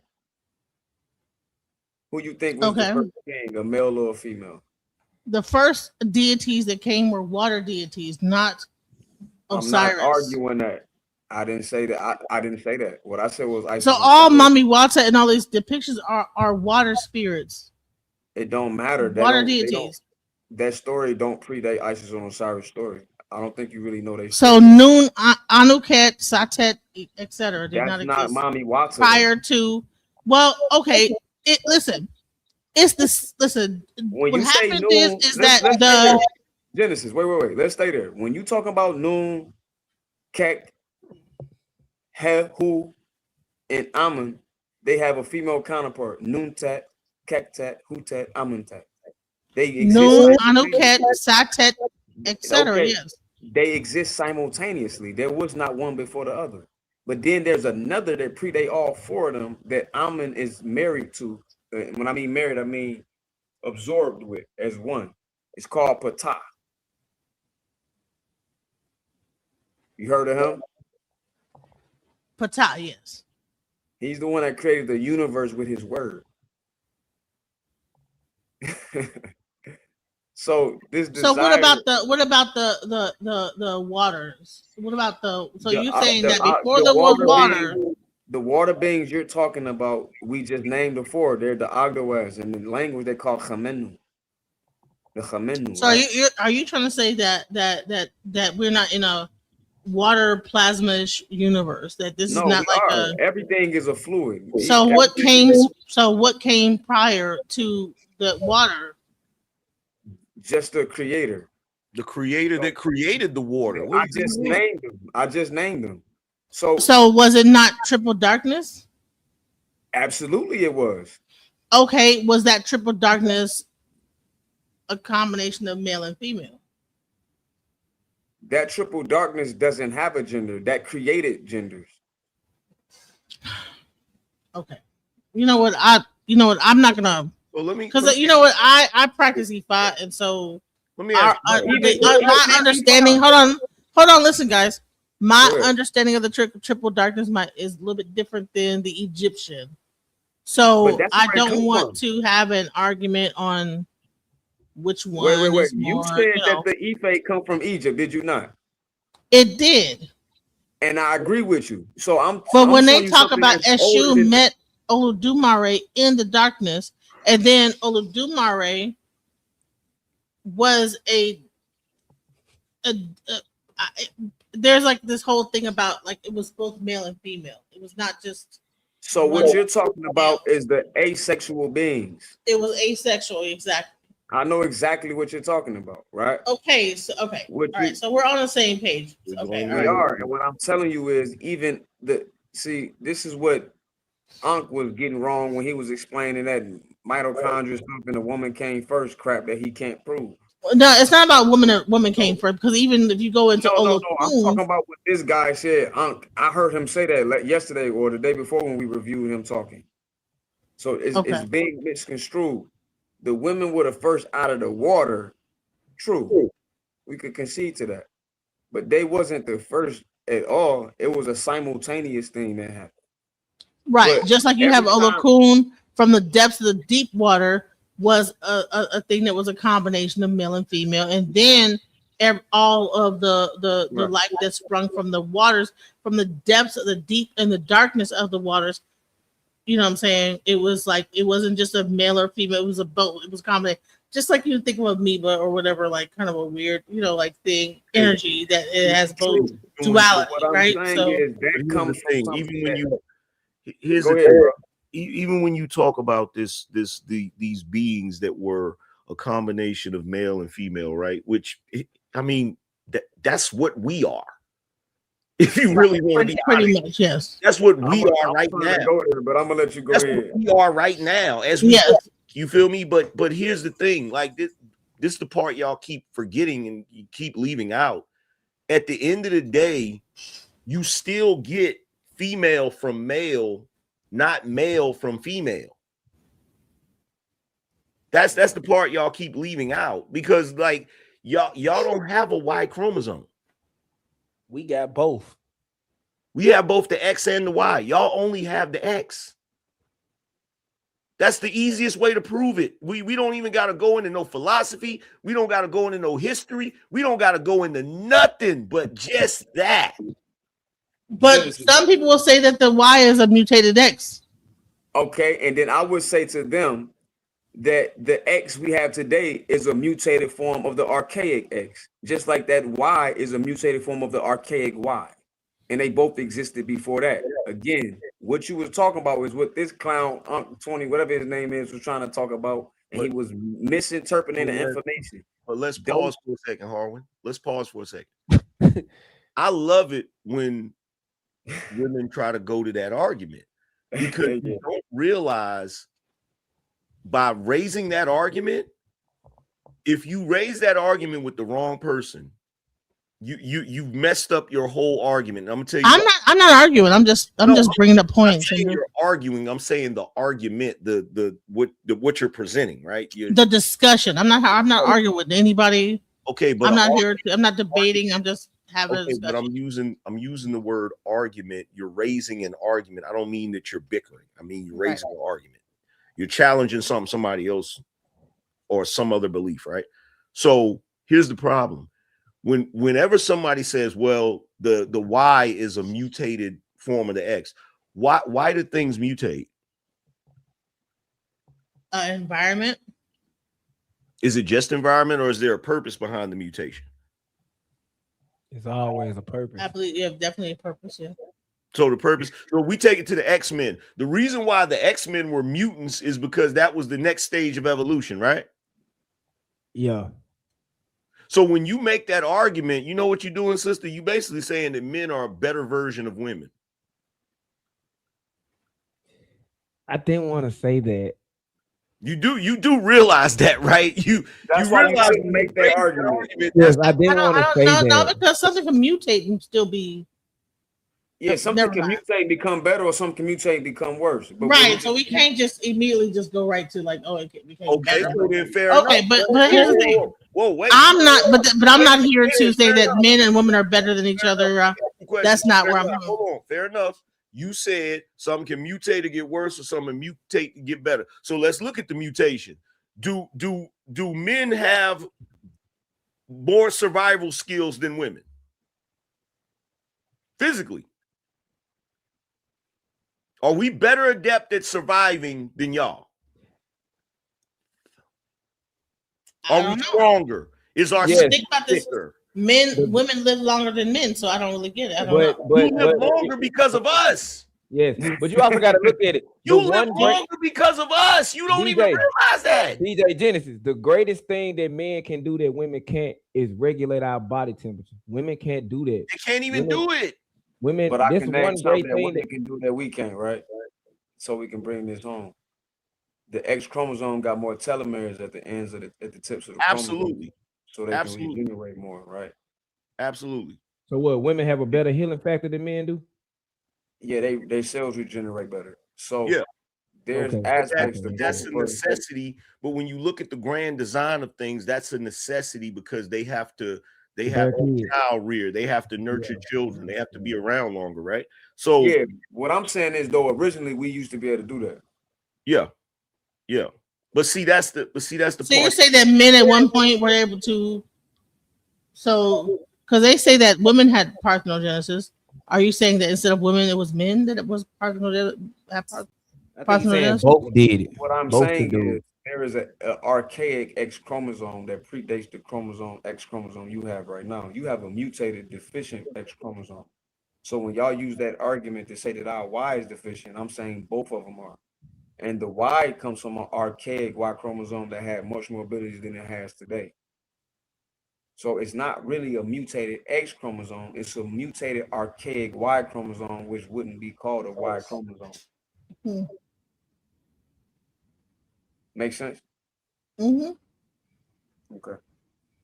Yeah, and see the thing is, when we look at this, right? When it comes to male, female, there's trade-offs. You feel me? There's certain strengths that we get at the detriment of a weakness. And it's the same thing with y'all. There's certain strengths y'all get at the detriment of a weakness. But it's in my personal opinion, I believe it's divinely put that way so that we need each other, so that we're intertwined instead of one being independent of the other.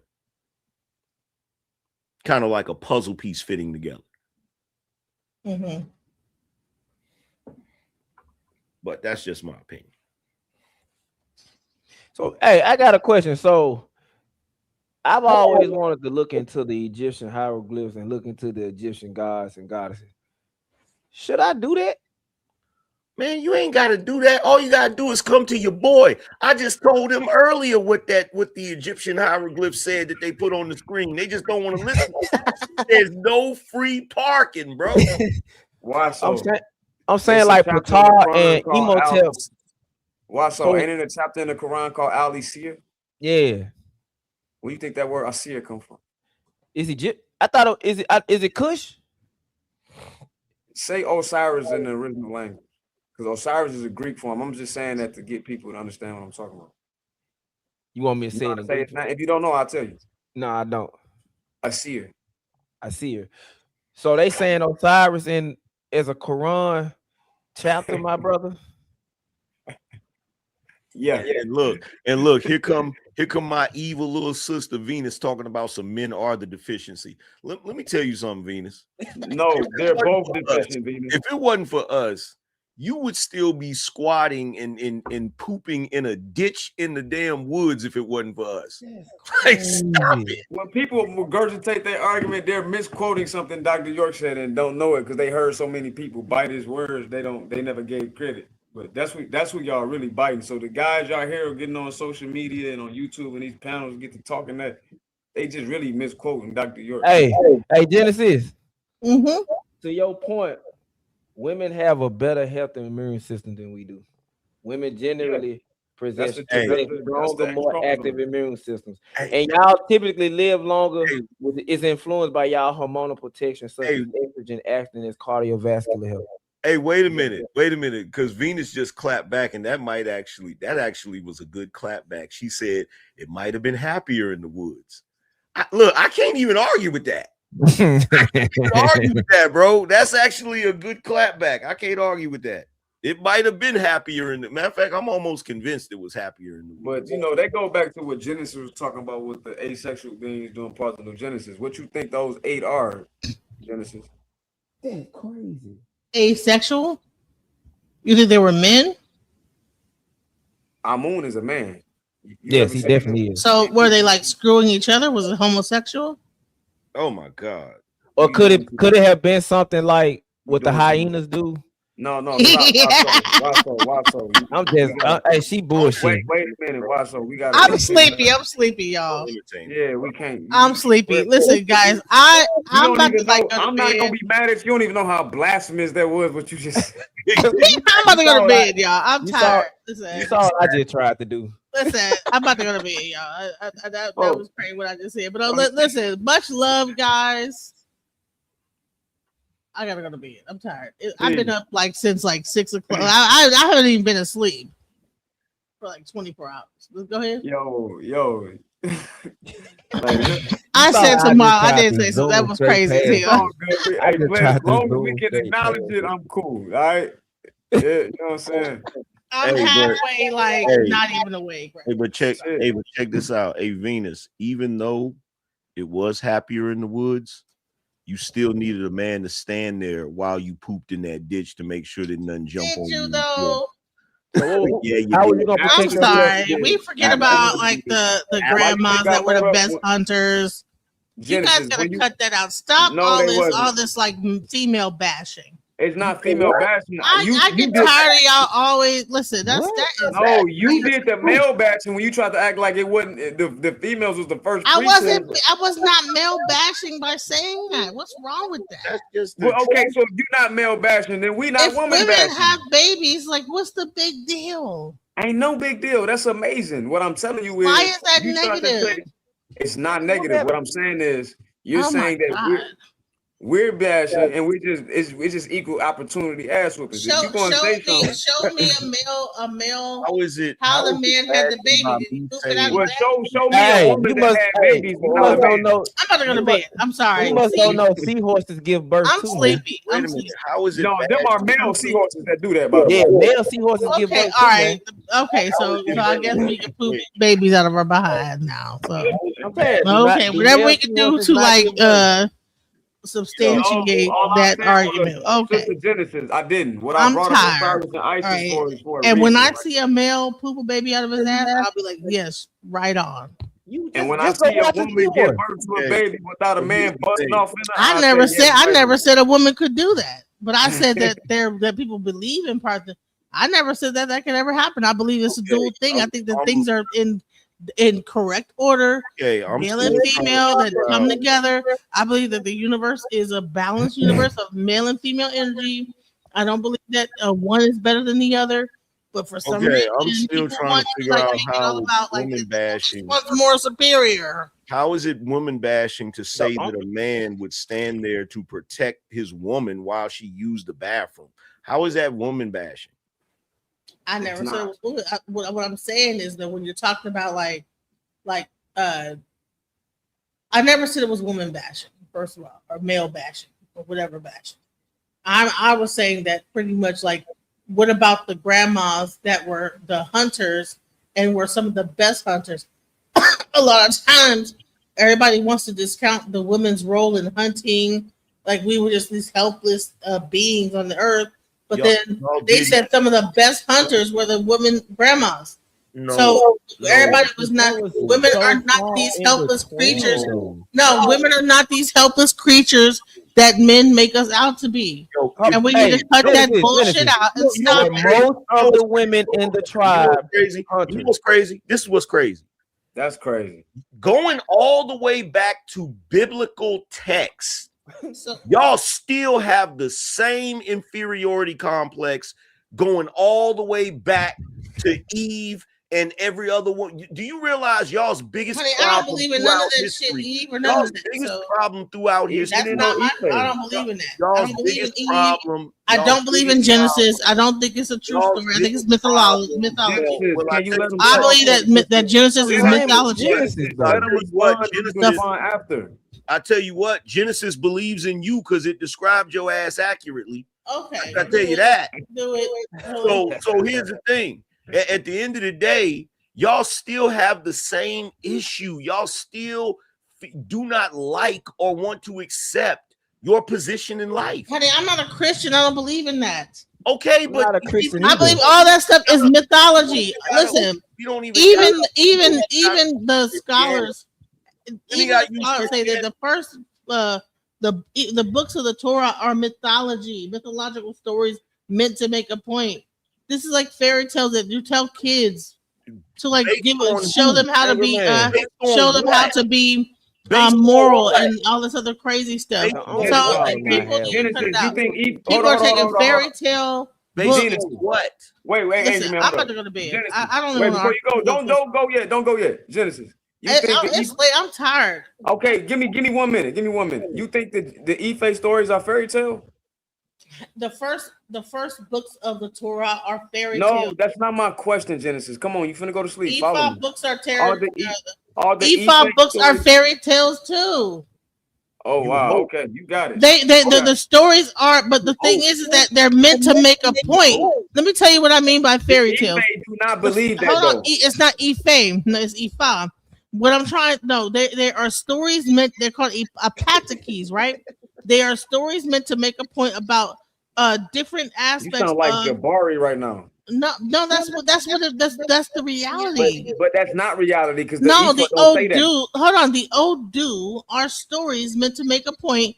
The parts of the Odu that are real are the prescriptions of the Odu, but the stories in it is to make a point of like, okay, so and so did this, da da da. He went up the river, blah blah. This is an anecdotal story meant to make a point about a subject to make you understand what you should do in life. Now, you are contradicting the problem earlier.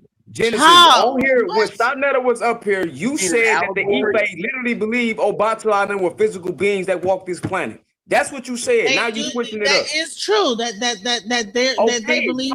But no, I'm not talking about the Orisha. I'm talking about the Odu, the Patakees, the stories of the Odu. What they are stories meant to make a point. That's because true. I can make a Patakee. I can make a new Odu. Each house can make Odus. No, let me explain. Listen, the Odus of Ifa are constantly growing, and people can make a new story up to make a point to explain the actual Odu that comes out, the number debates in the dividend. Now you're listening, you're talking through me, bro. I've been having these debates since I was it don't matter what you've been having. You want to know the reason why?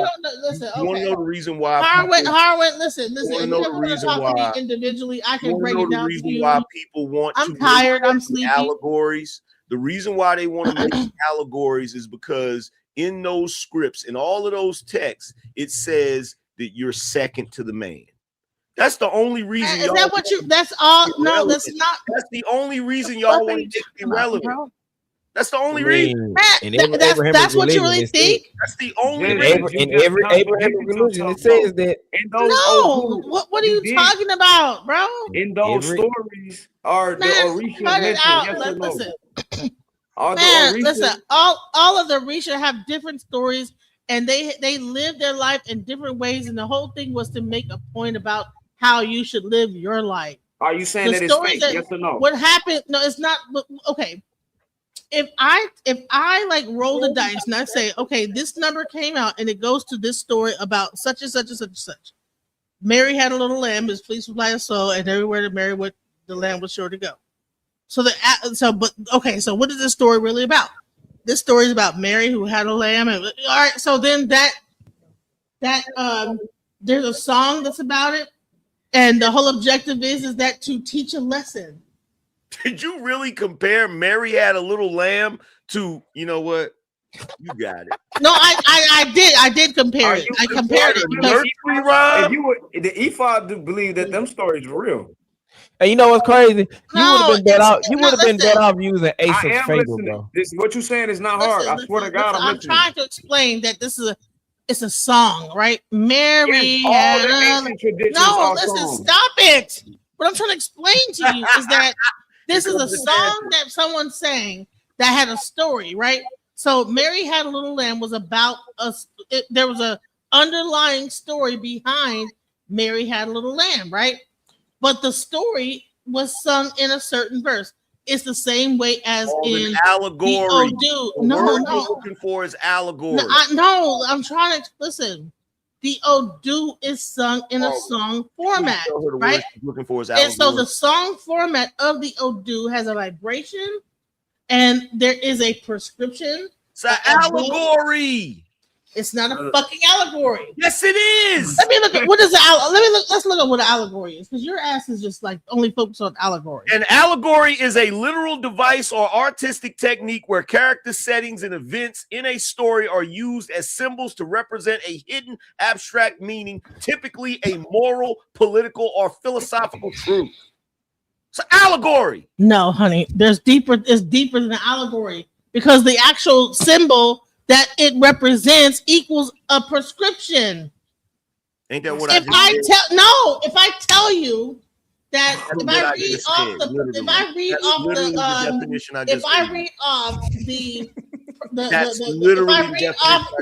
off the symptoms of that's cancer. literally the definition I just gave. If I read off the prescription of cancer, right? This is why y'all not better than us. You're just talking. You know what? I'm done. Why y'all not better than us? No, the reason why you're not better than us because you can't even hold yourself enough for me to explain myself. Okay, but I don't need to be better than you. You don't even understand definitions. No, you don't even understand how to like let me finish my sentence. Definitions. Okay, you win. All right. I know. It's allegory. I know. All right. I win. So you win. You know it. Okay, fine. I'm confused. Pataki, listen. Pataki is a pataki. No, a pataki is a story in Yoruba meant to illustrate a point. It's not just an allegory. And an allegory is meant to make a point. The actual story also has a prescription to it. There is more than an allegory, sir. The little boy that cried wolf is an allegory. Okay, Mary had a little lamb is a freaking allegory. Sir. So all right. So if I throw OD and I throw cowrie shell and I say the pataki for you is Mary had a little lamb or the little boy who cried wolf, then what is the prescription to the little boy who cried wolf? Not to be telling lies, because eventually it's gonna catch up to you. Exactly. What are we talking about? No. Because yes, it is. No, because there's also So what's the point of little boy that cried wolf? What's the point of it? Prescription that comes out is not just not to tell lies. What else? It could be your stomach could be hurting, your this could be hurting. What? You don't understand Odu. Listen, that's what Odu. Listen, when you get the Odu read to you. Fam. Hey, Venus, you know how you said. Can you shut the fuck up so I can finish what I'm saying? No, this is deficiency right here. This is deficiency right here. No, you have a deficiency. Like a 5-year-old and start cursing because you don't know what you're talking about. No, I'm cursing because you're interrupting me, and I'm trying to tell you the difference between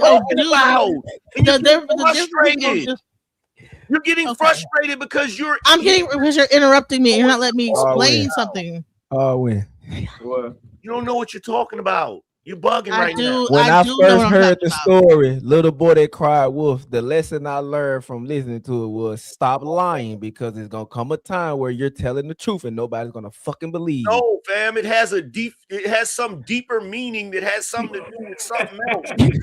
This is why you can't have a conversation with women, because they miss the entire point of what you're saying to focus on some arbitrary bullshit that ain't got nothing to do with nothing. And then they got the nerve to wonder why men rule the world. This is why we rule the damn world, because y'all don't know what you're talking about. You focus on the wrong. All right, thing. so no, I'm not focused on the wrong thing. Then what? Do Odus have prescriptions? Do they not point out mental and physical health problems? What's the other prescription for little boy to cry wolf? Well, no, what the prescription? Okay, let's talk. Let's go into the Odu. All right. What? Okay, Otura Meiji, right? Let's just point out one Odu. Otura Meiji. Otura Meiji. Let me bring it up. Otura Meiji.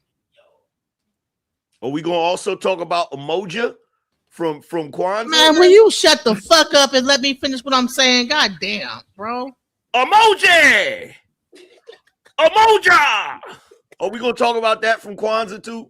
Child, no, this is not the same thing, bro. You know what? If y'all listen, you know what? I think I'm gonna just let y'all be ignorant and not even tell y'all what it is. Whoa, you know? I ain't call. Well, what's with the names? I ain't call you no names. Listen, you know what I'm gonna do is listen, Harwin. If I will talk to you, but I can't be on the thing going back and forth. Listen, if you ever want to hit me up, I'm gonna put my information in the back, and I will break this whole thing down. The Odu and the prescriptions that it prescribes, and how the actual and how the Odu is not just a story and an antidote. It's also a prescription to a problem and the medicine to solve it. So it's not just a story. So is things in the Bible though. Sir. Exactly. No, it's not the same thing. Yes, things in the Quran too.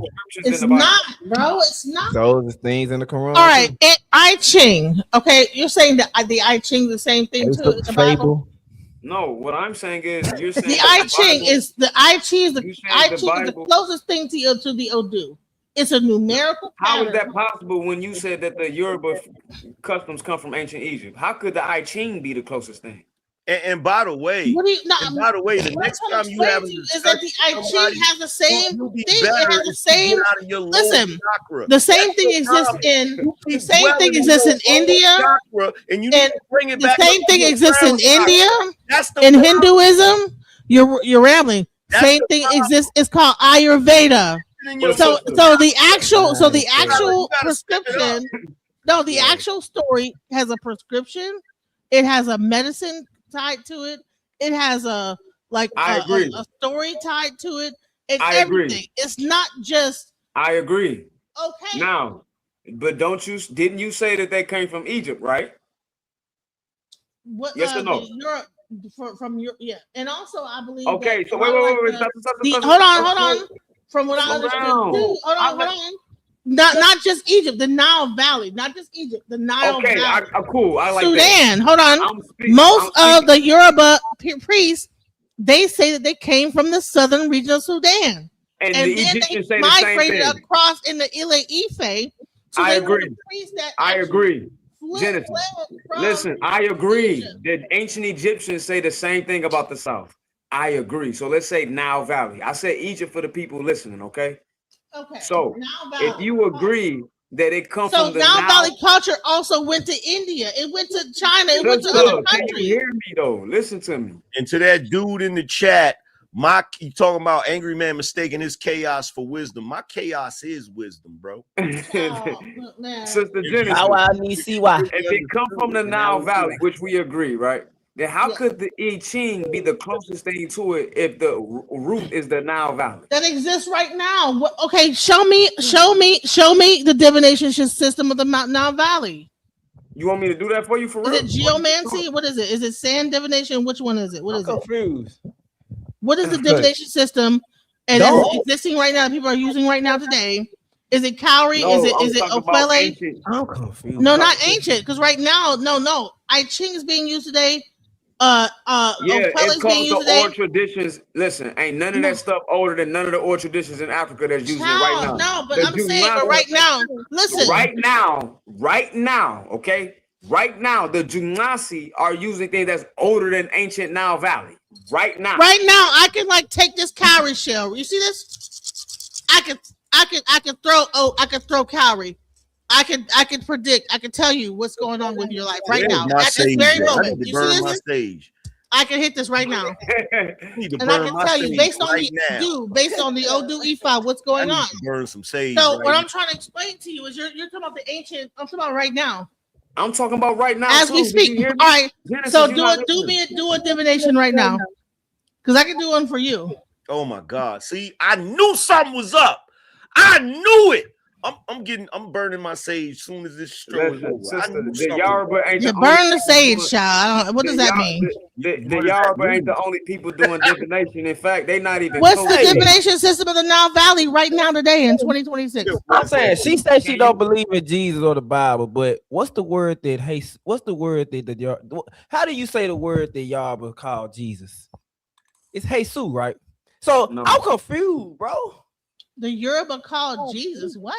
Hey, Hey, Harwin. They I call said, her. Am I lying, Harwin? and she said, "What does that even mean?" I'm like, wait, I think they have a Wait, story what that you they said? say that it could be Jesus I said called I was Yahweh. gonna burn some It was sage. called She said, Yahweh what does that soon. mean? It was called Yahweh soon. But let me just. But hold on. They call him Like I said, something it's about called Yahweh sage. soon. When I It said was something called about Yahweh sage, you soon. like, what do you mean? What I'm trying to explain is that Hey, Genesis, like I can I'll throw have a my conversation calories with right you now as anytime. we You speak. entertaining as fuck. Listen, you. She Hey, is. I like you, Genesis. She can hold her own though. She can hold her own for sure. Though. I like you, Genesis. You cool. I tell you what, She's sleepy as hell too. about to grab this. I'm very tired. I'm exhausted. I've been up for I'm like about to a spray long some ass time. libations across. But it's that okay. damn camera. Y'all got it.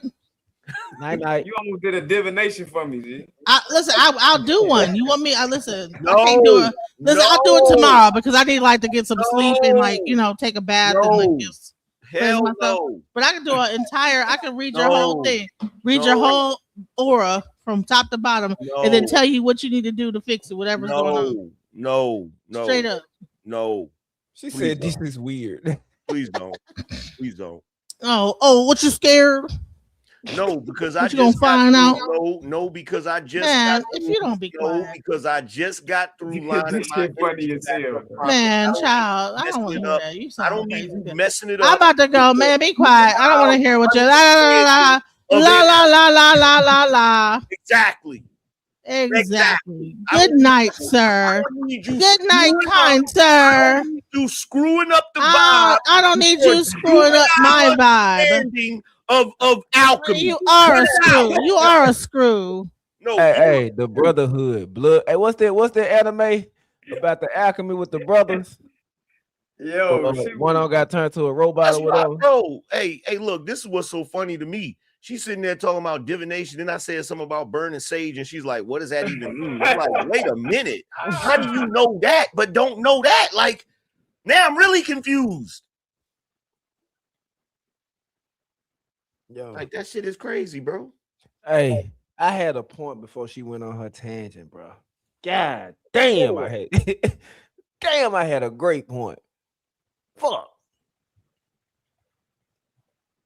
Yeah, but to you brothers out here, like I said, man, you got to know how to get your energy. Hey, right. hey, everybody on the panel, did I tell her Sister Genesis to do any of that stuff she was talking about? No. No. What the fuck did we talk about in the chat, bro? Like, No. I didn't tell her to do no divination, none of that. I don't know. Somebody came in on the wrong part of the convo, sister. Do not put none of that on me. Bro, I can tell, bro. A lot of people only know what they think they know, bro. Christians have been around way longer than what the fuck y'all think they've been. I will agree that the Roman Catholic Church redefined what the fuck Christianity is, but a lot of y'all don't even fucking know that y'all damn self. That's true. And me being a Muslim had to find that shit out. Harwin. Most people are really Catholic. Most people, if you really look at what the Christian faith is, y'all really have a Catholic upbringing. Y'all just don't know it. That was wild. That was wild. Hey, I'm trying to understand. Yo, the sister just contradicted herself. First, she said they did walk the earth, and then it's a myth. I'm like, wait a minute. Wait, what? It's a myth? You say the Bible is a myth, but that's not a myth, but it is. She was sleepy. We just gonna chalk that up to that. Hey, somebody in the Mo Love, don't put that on me. You came in at the wrong part of the conversation. My little harmony love. You can't See the thing that I have a problem with the way that they think and think, and it's when you push that on a person. Because okay, yeah, let's say what you're saying is true, but to a person who's been raised and believing in what they believe in, just telling them they wrong in the beginning, they're gonna automatically give you pushback. What you should do is just have a conversation, and instead of saying you're wrong, I said you my love harmony, my love. Like what you talking about? instead of saying it, hey, look, Mo Love, my love harmony. My bad, bro. No, man. Because I will say it's a lot of shit that they ain't telling us. That's a fact. the movies that we watch, there's some truth in that bullshit. What's that movie with the girl? She was able to open up 100% of her damn brain capacity. Lucy. I believe that shit real. No, I don't even want to look. I don't even want to dive into that. I want to point something out. She bringing up the weird sisters and all of that stuff. It kill me. It kill me. They be bringing up that stuff. They be acting like, oh, the women know how to do this and how to do that. How many of them women was more powerful than Papa Legba? How many? Like, let's. How many of them women, to all of y'all that be practicing all of that, how many of those women were more powerful than Brother Midnight? That's what I want to know. Not that many. So let's stop. I did do it, Dembella. Hey, and now that you said that, the thing that I hate the most, like somebody said, y'all proud to be the leaders of this world, like it's fucked up. This as fucked up as it is. It's not as fucked up as it's not as fucked up as y'all. Nah, they gotta pick a struggle. Why so? If they the leaders, they the reason why it's messed up. You know what I'm saying? What I'm saying is she brought up the women who are hunters, and then they bring up women who, like Nepal on the debate with Maggie was saying how women were hunters, they was this, they were warriors. It was a whole fucking totally different time 100 years ago, 200 years ago, 1,000. Like the world was dangerous, bro. They talking about Neolithic period, man. 10,000 years That ago. shit was man. dangerous as hell. Like it was, everything was a warring state. If you lived around the time Genghis Khan was on his rampage, or Alexander the Great went on their rampage, every day you had to wake up with eyes in the back of your head. So of course the women had to be a certain way. But yes, just because those women was out in the field slashing niggas' neck, they still answer to their husband. They still answer to their father. They were still, just because a woman is a warrior, she still can be submissive to a man. Like that's the part that I don't fucking understand. Why so serious? Don't believe that freaking revisionist history bullshit that they giving you. How many women do you really think was out there on the battlefield? Not that many, bro. I understand that. Men that was straight up barbarians. Like, come on, bro. They like, come on. And see, they give us these movies and try to show us that, like, bro, come on, man. Like, you can't even. First of all, a lot of the weapons back then, women couldn't even lift them weapons up. Yeah, they couldn't hold them properly. Like, what are we talking about? Then, yeah, like, and then on top of that, even if you bring up Cleopatra, Cleopatra got what? Infiltrated because she submitted to a nigga, right? No. They was infiltrated already. Yeah. She was trying. Yeah, they had already got infiltrated before that. She was trying to keep it from getting out of hand. Oh, okay. So my history wrong. Well, yeah, she was trying to fuck up too. She was using a woman power of seduction to finesse. Seduction to get what and she fell in love, didn't it? I don't know if you would call it that. She got Julius Caesar and did some things. They were trying to take over after Ptolemy. She was she trying got to him with a seduction. And then when he died, she did it to his general Mark Antony. Yeah, she was trying to finesse because that's how she got her power. Like the reason she got her power was because her brothers had lost their lives, and she had two brothers. One that was going to be in charge, but she took him out, and then she had another one that was slow, and she used him like kind of like the figurehead so she could be in charge and shit. Yeah. So then when she was dealing with Caesar and them, like that was her finessing. That was her, using her feminine wiles to try to control dudes or whatever, right? I mean, that's pretty much the only power women got is the art of seduction. You gonna start some shit, so. I mean, it's a fact. Like the only thing that I say this is because men hold the monopoly of power and force. Like, okay, let me give you an example. Let's say we do live in a world where it's ruled by women and you got 50,000 women and 100 men. That 100 men will fuck 50. Like all it. Hell, I'll give it to one man. One man will fuck a majority. Like if he really wanted to, he wouldn't have to. He wouldn't have to. That's the point. He wouldn't have to, bro. There was a comic that they put out called "Why the Last Man," right? Yeah.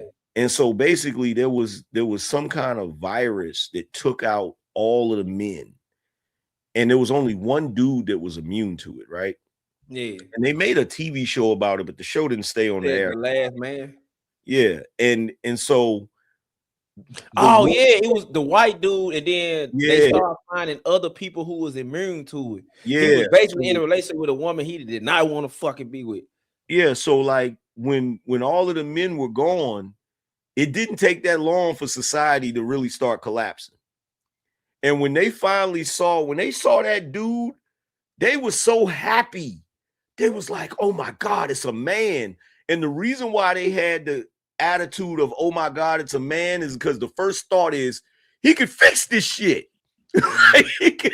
We can get this shit back on track. Like, so bruh, if it was a world full of women and there was only 100 men, the men wouldn't have to do anything because the women would give it to them. Like, look, just fix this shit. You can rule. You can have it. Just fix it. That's why I tried to.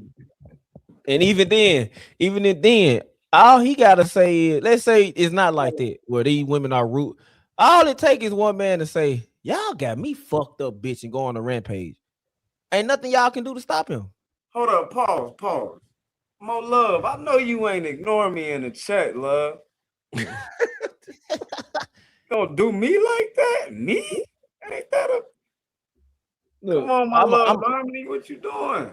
I come from an African tribe, man. Look, I know firsthand how great women are. It's just that at the end of the day, the women of today, especially in the West, they put themselves on a pedestal of more than what they are. When we living in the most posh, the planet right now is the most safest it's ever been in forever. Yeah, we going to war, etc. It ain't how it used to be. Come on, man. Y'all wouldn't know what to do if World War III was to happen for real. Like, so y'all speaking from some shit. Go ask your grandma and them, great grandma and them, who was actually around during the 40s and 50s and 60s, how life really was. Man, we just recently learned how to avoid dying from a fever. You right though, because what fever that was back in the 90s that was taking folks out? Shit, I can't remember, but I know this, like in the old West, people was dying from having a fever. Like if they had a fever and that fever didn't break, they was cooked. Fevers, blisters, ulcers. We just recently got antibiotics. like recently, bro. Like we just got antibiotics. Bro, like the world, like typhoid fever, malaria, which was way worse back then. Hell, look what happened with the Black Plague. Yeah. Like, nigga. Hey Harwood. What up? Am I lying? I said we just recently learned how to survive a fever. And even then, it's not 100%. Modern time, yeah, no, that's real. Bro, Yeah. hey, look, I was watching, they got this new Billy the Kid show on one of these streaming services. A fever took out his whole family, bro. He was the only one that survived it. Like, it is the old West. You feel me? He was asymptomatic to it. Yeah, that shit is crazy. Like, even today, these new viruses, people are dying from them. People dying from the flu. Walking pneumonia is crazy.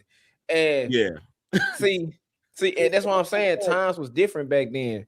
So, like, come on, man. Like, we just not finna acknowledge. Like, and then I hate when they bring up the child when women give birth. You know what's crazy? You know what? I can get a woman pregnant better than a woman can. Hey, why so serious? Guess what? I was watching Vikings, right? And the dude that was the king of England and shit, right? Yeah. He was going through his book, like he was journaling, right? And he opened the page and there was a bee right there. And the bee stung his ass. Took him up out of here, bro. He died. Bro. The king of allergic to it. You know, he was allergic to it. And back then, he had no EpiPen, nigga. He was done, bro. And that's crazy, because what about all the peanut allergies back then? The tomato allergies, the strawberry allergies, the fruit allergies. Well, what peanut? The beet allergies. You know, like Brother Carver made the peanut. Yeah.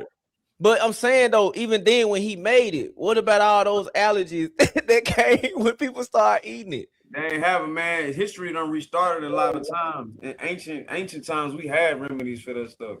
I believe. I believe. But when it restarted after the dark ages, shit went crazy.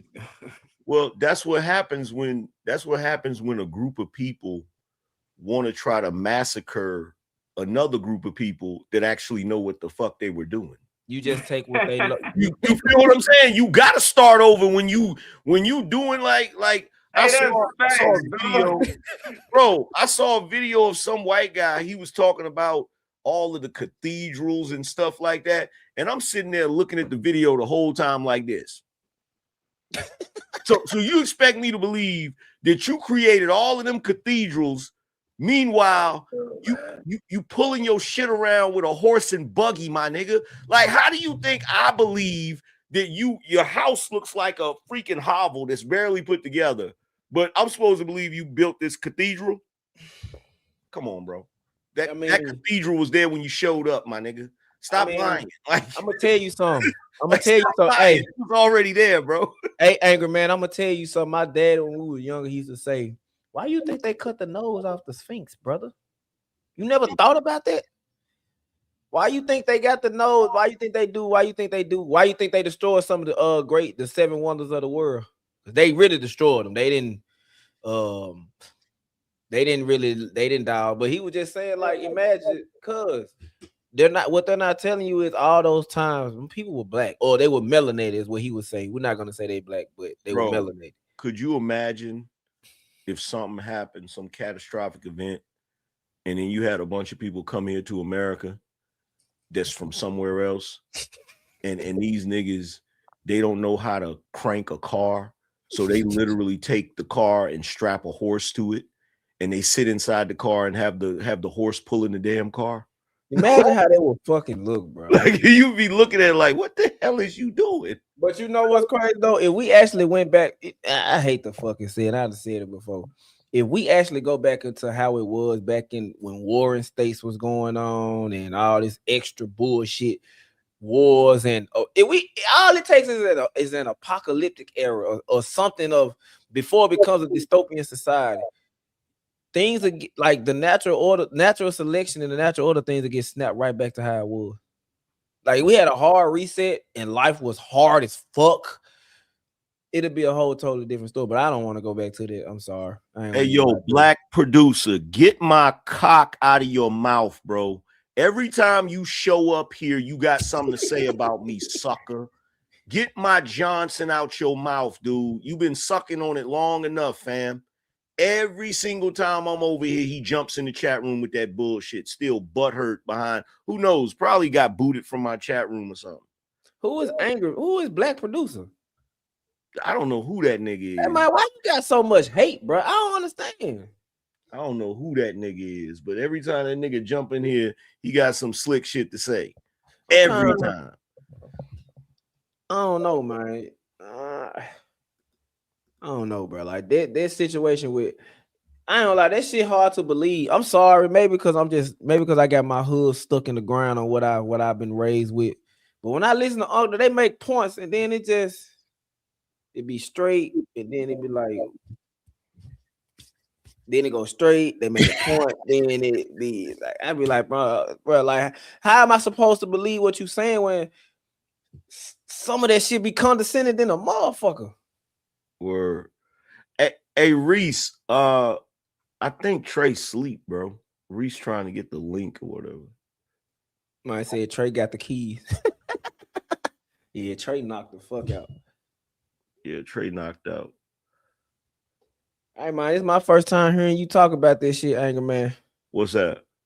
The shit that Harvard like to talk about.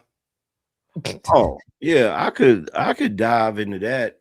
You know, I just don't talk about it because most of the time it ain't nobody to talk about it with. Hey, that dolphin situation, that conversation. Mm-hmm. Yeah, that would have shook some shit. Yeah. Yeah. And see, that's what's funny. Like, the funny thing is somebody like old girl that was up here, she, you know, I could tell the type of shit she into. And the funniest thing is, we'll get into a back and forth up here, and she just automatically assumes I don't know nothing about what she talking about. And that'd be the funniest shit in the world, because then when I start diving into it, she get frustrated and shit like she did tonight. It's like, bro, I know what you're talking about. You're just not as well versed in it as you think you are. You feel me? Because all of that, like we used to talk about all of that type of stuff back in the day, like in the freaking late 90s, early 2000s, all that freaking esoteric, like spiritual energy type shit. You feel me? Yeah.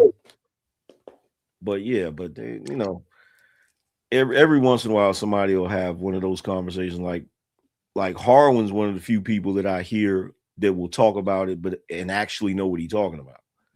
You feel what I'm saying? Most people, they just have bits and pieces of it, talking points. Yeah, and no full understanding of it. You feel me?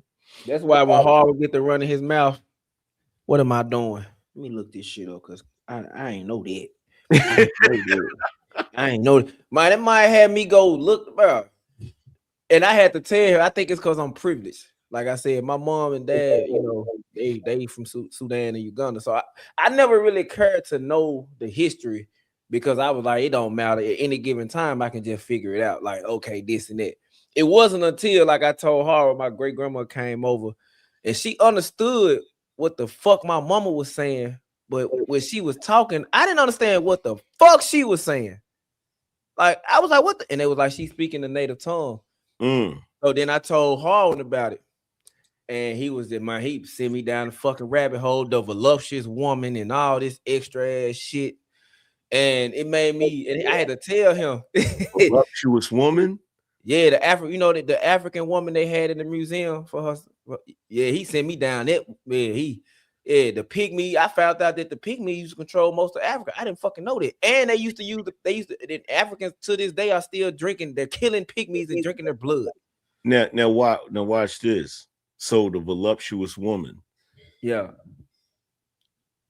If you bring up the voluptuous woman, right?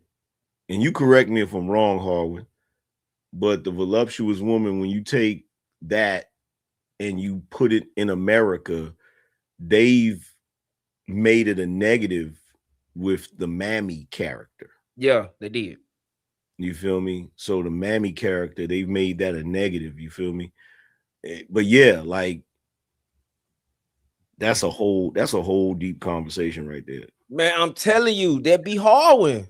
Like, he's telling me about my culture, and I know most of my culture, but like he's just telling me this and that.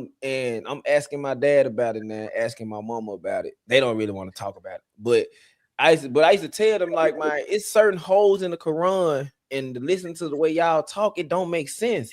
Like, was we always Muslim? Was we always this and that? And then we heard it, and that's when Harwin broke it down, and then how was going on in Sudan. Yeah, fuck the Arabs. I can say that though. They're not Jewish. So yeah.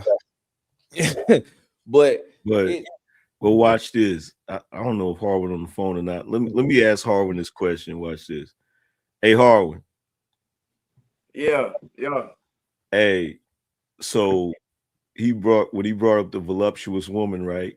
Yeah. I'll make a statement and you tell me if I'm off with this statement.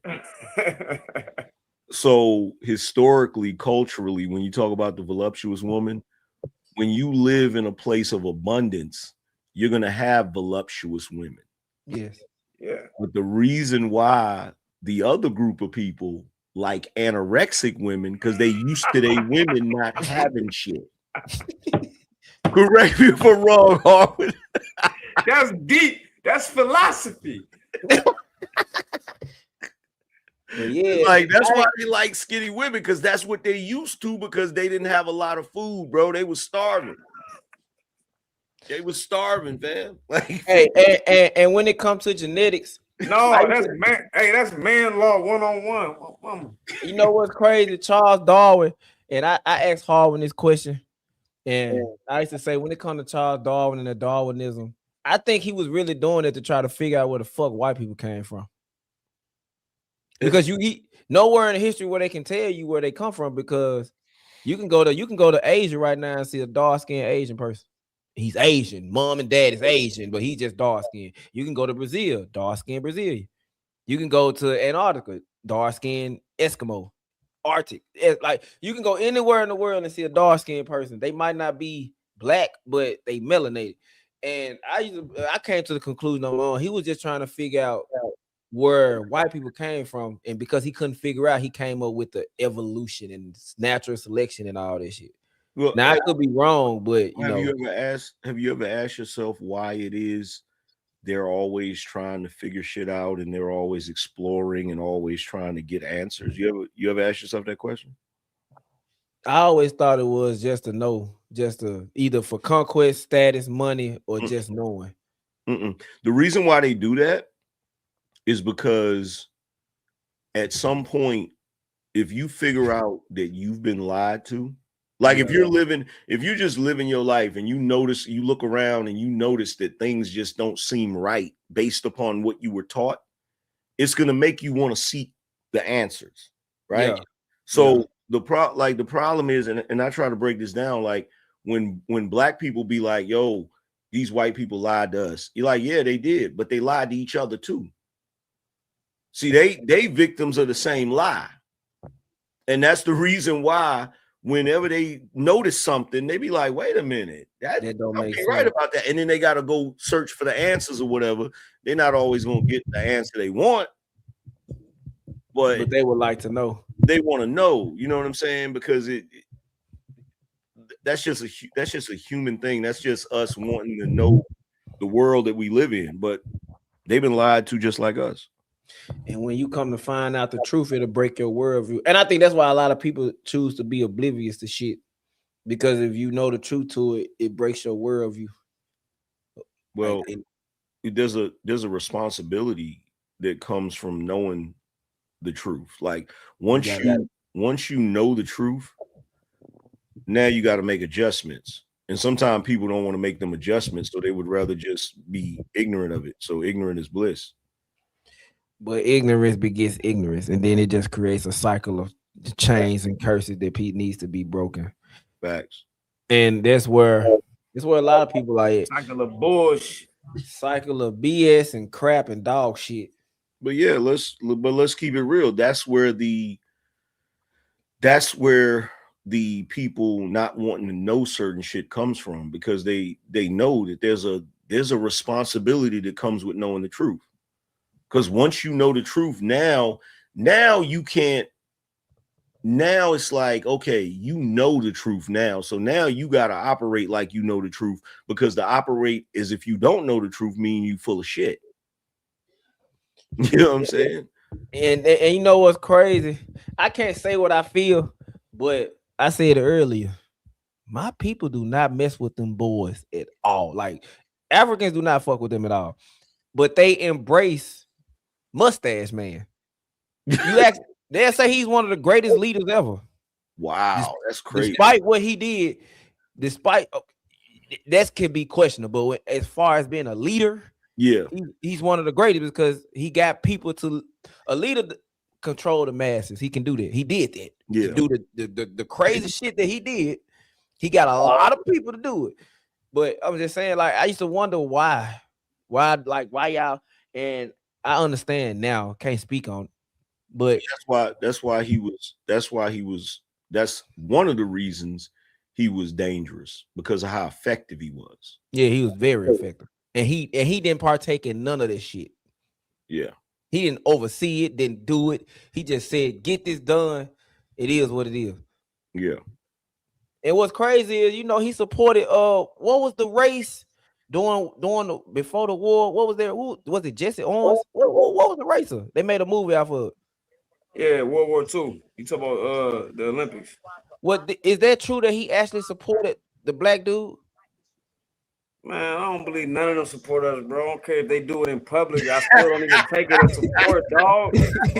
You know what I mean, man. Here we go. But they say he never had a problem with melanated people, though. If that's true, then why was it so many black folks in the Holocaust they never talk about? Yeah. I mean, that's true too. That's true. I ain't gonna lie to you. You right. But that's the thing, right? So you right. So Har, when I pointed this out, you tell me if this is true. Part of the reason you got white folk today and throughout recent history that be seeking certain answers because they believe the lies that was told to them, just like a lot of black folks that believe the lies they told. And so when they look at it and they be like, wait a minute, that really don't make sense. And then they start being nosy the way they do. And then they go searching for answers or whatever. A lot of times they'll come across an answer they don't like, but they got to accept it at that point because they've been lied to for the majority of history. Like, you remember the pseudoscience back in the day that made it like we was animals and all of that crazy crap. That's been proven wrong.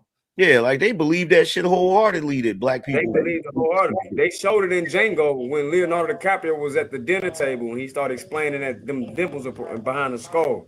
That was a pseudoscience. Yep. The fact that we evolved from monkeys, but monkeys are still around. So how did we evolve from them? Yeah, that shit don't make sense. You want to go down that whole dog? Nope. But nah, I don't know, man. But yeah, but see, here's the thing. Because there's lies on top of lies, right? So I'm gonna show you how tricknology work, right? I said tricknology. Yeah, that's what I call it, tricknology. So here's the thing. So when Leonardo DiCaprio was telling that story in Django, one thing he said was true.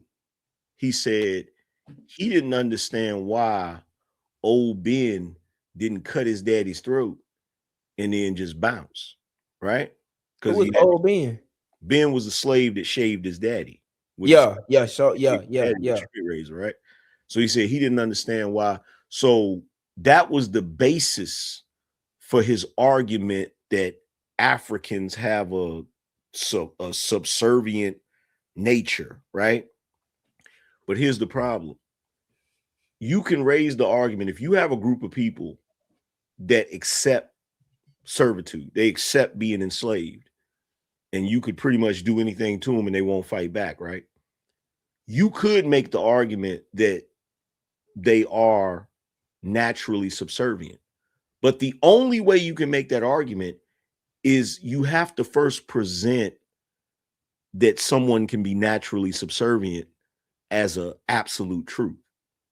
And that's where the problem comes in, because the way, first of all, Django's a mythical movie. It's a story, right? Mm-hmm. And just like every slave story, they try to make it seem like black people were not rebelling. They try to make it seem like black people were just accepting it. No, so they definitely wasn't. If you present that lie, then you can make the claim that, oh, well, these people accept it because they're naturally subservient. And that part would be a truth if the first part was true. But the first part is a lie. So the first thing you got to do is you got to convince everybody of the first part. And once you convince everybody of the first part, then every other part after that becomes truth. You feel me? So that's what I call tricknology. It's like you form the basis of a lie. It started with a lie. Every lie that you make after that, you built it on a lie. Built it on a lie. And so damn, people will think it's the truth because you've convinced them of the foundation of your lie. That's the whole history of slavery right there. I mean, not the whole history of racism right there. Yeah, that we was the ones subservient and we was the rebellion. And that's crazy, because if you know your history, a lot of plantations had to deal with the fact that that's where they got the bucking of the man. We know what the bucking of the male slave is. They did it with horses. They also did it with, man, them slaves. This is what, see, people don't even realize the clue is in the brutality of chattel slavery. Yes. That's the clue. See, everybody will sit there and say, oh, chattel slavery was the most brutal form of slavery. Okay, cool. Yeah, you know why?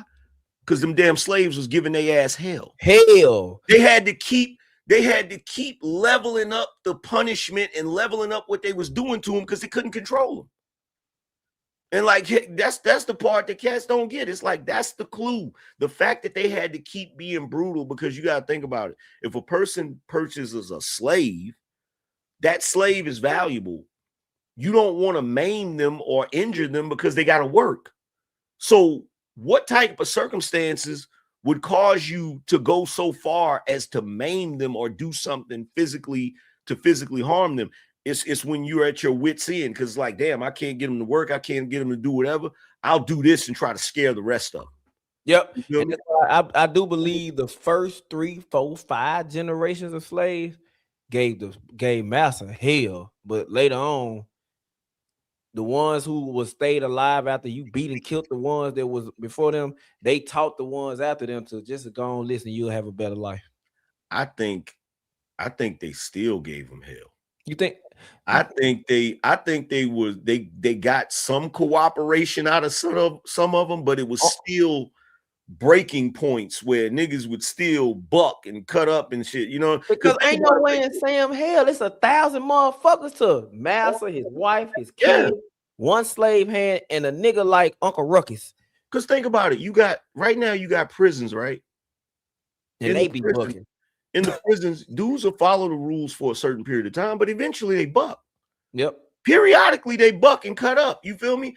That's just human nature. So I don't believe that. Like, I used to question that when I was younger. Whenever I watched them movies, them old slave movies. Is you saying that if they were so naturally subservient, why the fuck was you beating them to bow it? Why was you beating to get them bound down? Exactly. You wouldn't have to do that. Exactly. You wouldn't. wouldn't. Because with my dogs, I don't have to do that. My dogs, they naturally subservient. Like, come, sit, eat. Yeah. I don't have to do too much. Sometimes I have to get in their shit because they, they get some nuts and shit. But for the most part, they naturally subservient.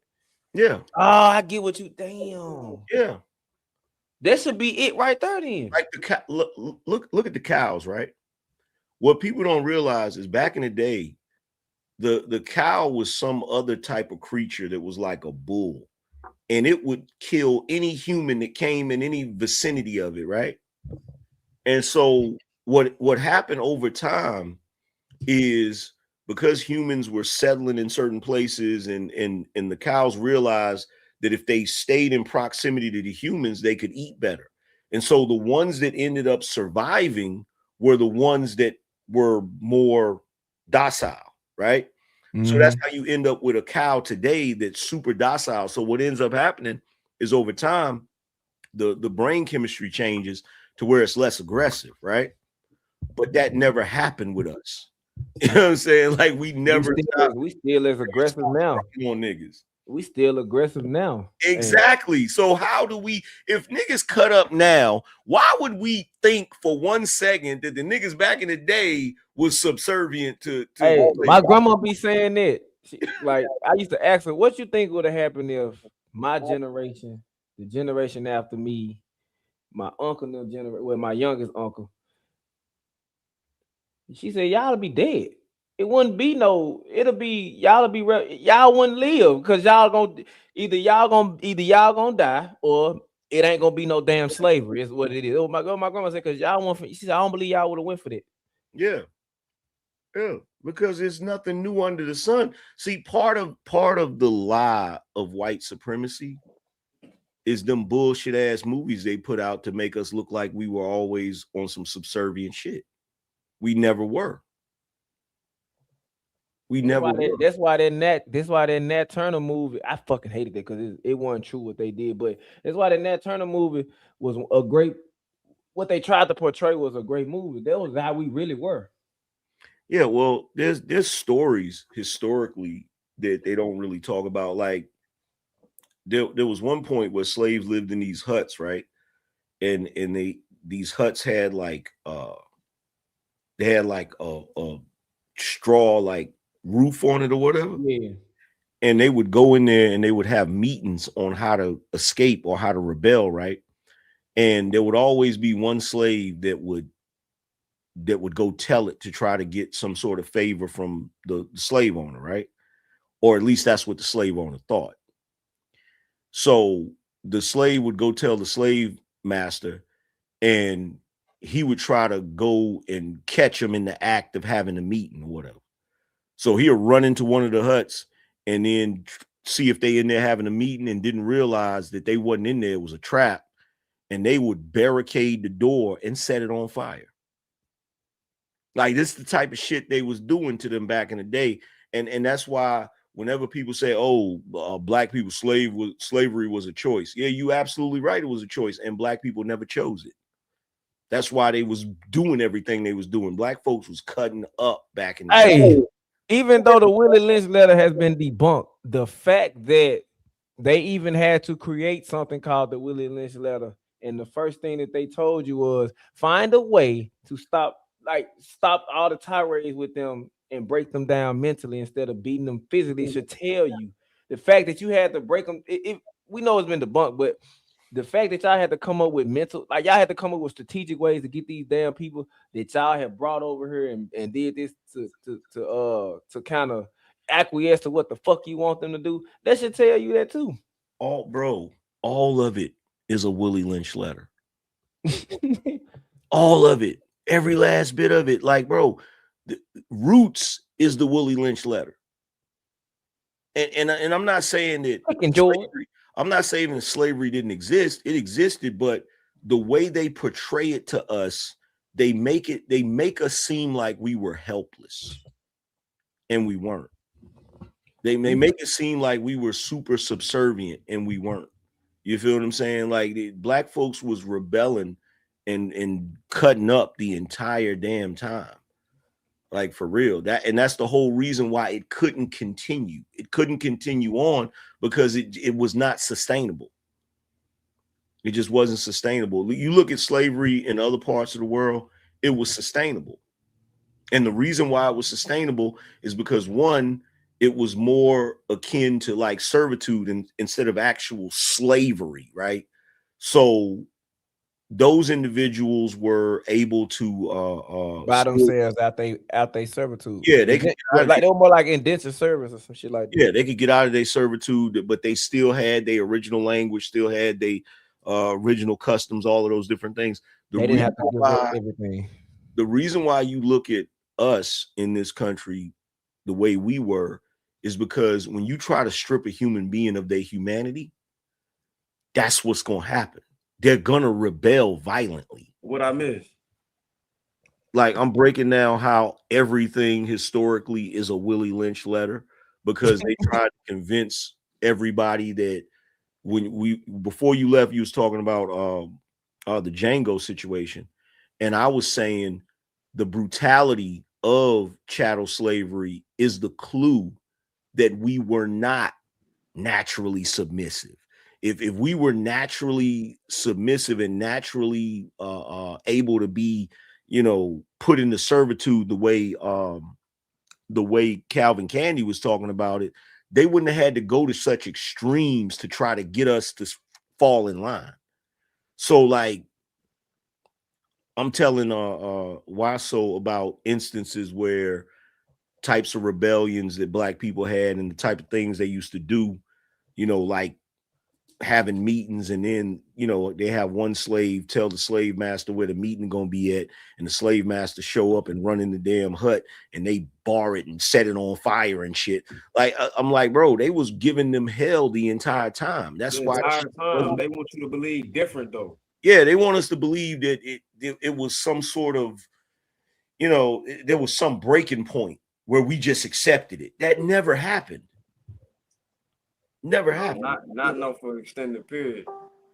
Even though we was impacted by something, but man, they don't talk about them Seminole Wars, boy. But yeah. Nat Turner. But what you doing? I just brought that up with more love in the chat. My love harmony. It's the antithesis of the Willie Lynch letter. This the love letter. What you talking? What's happening?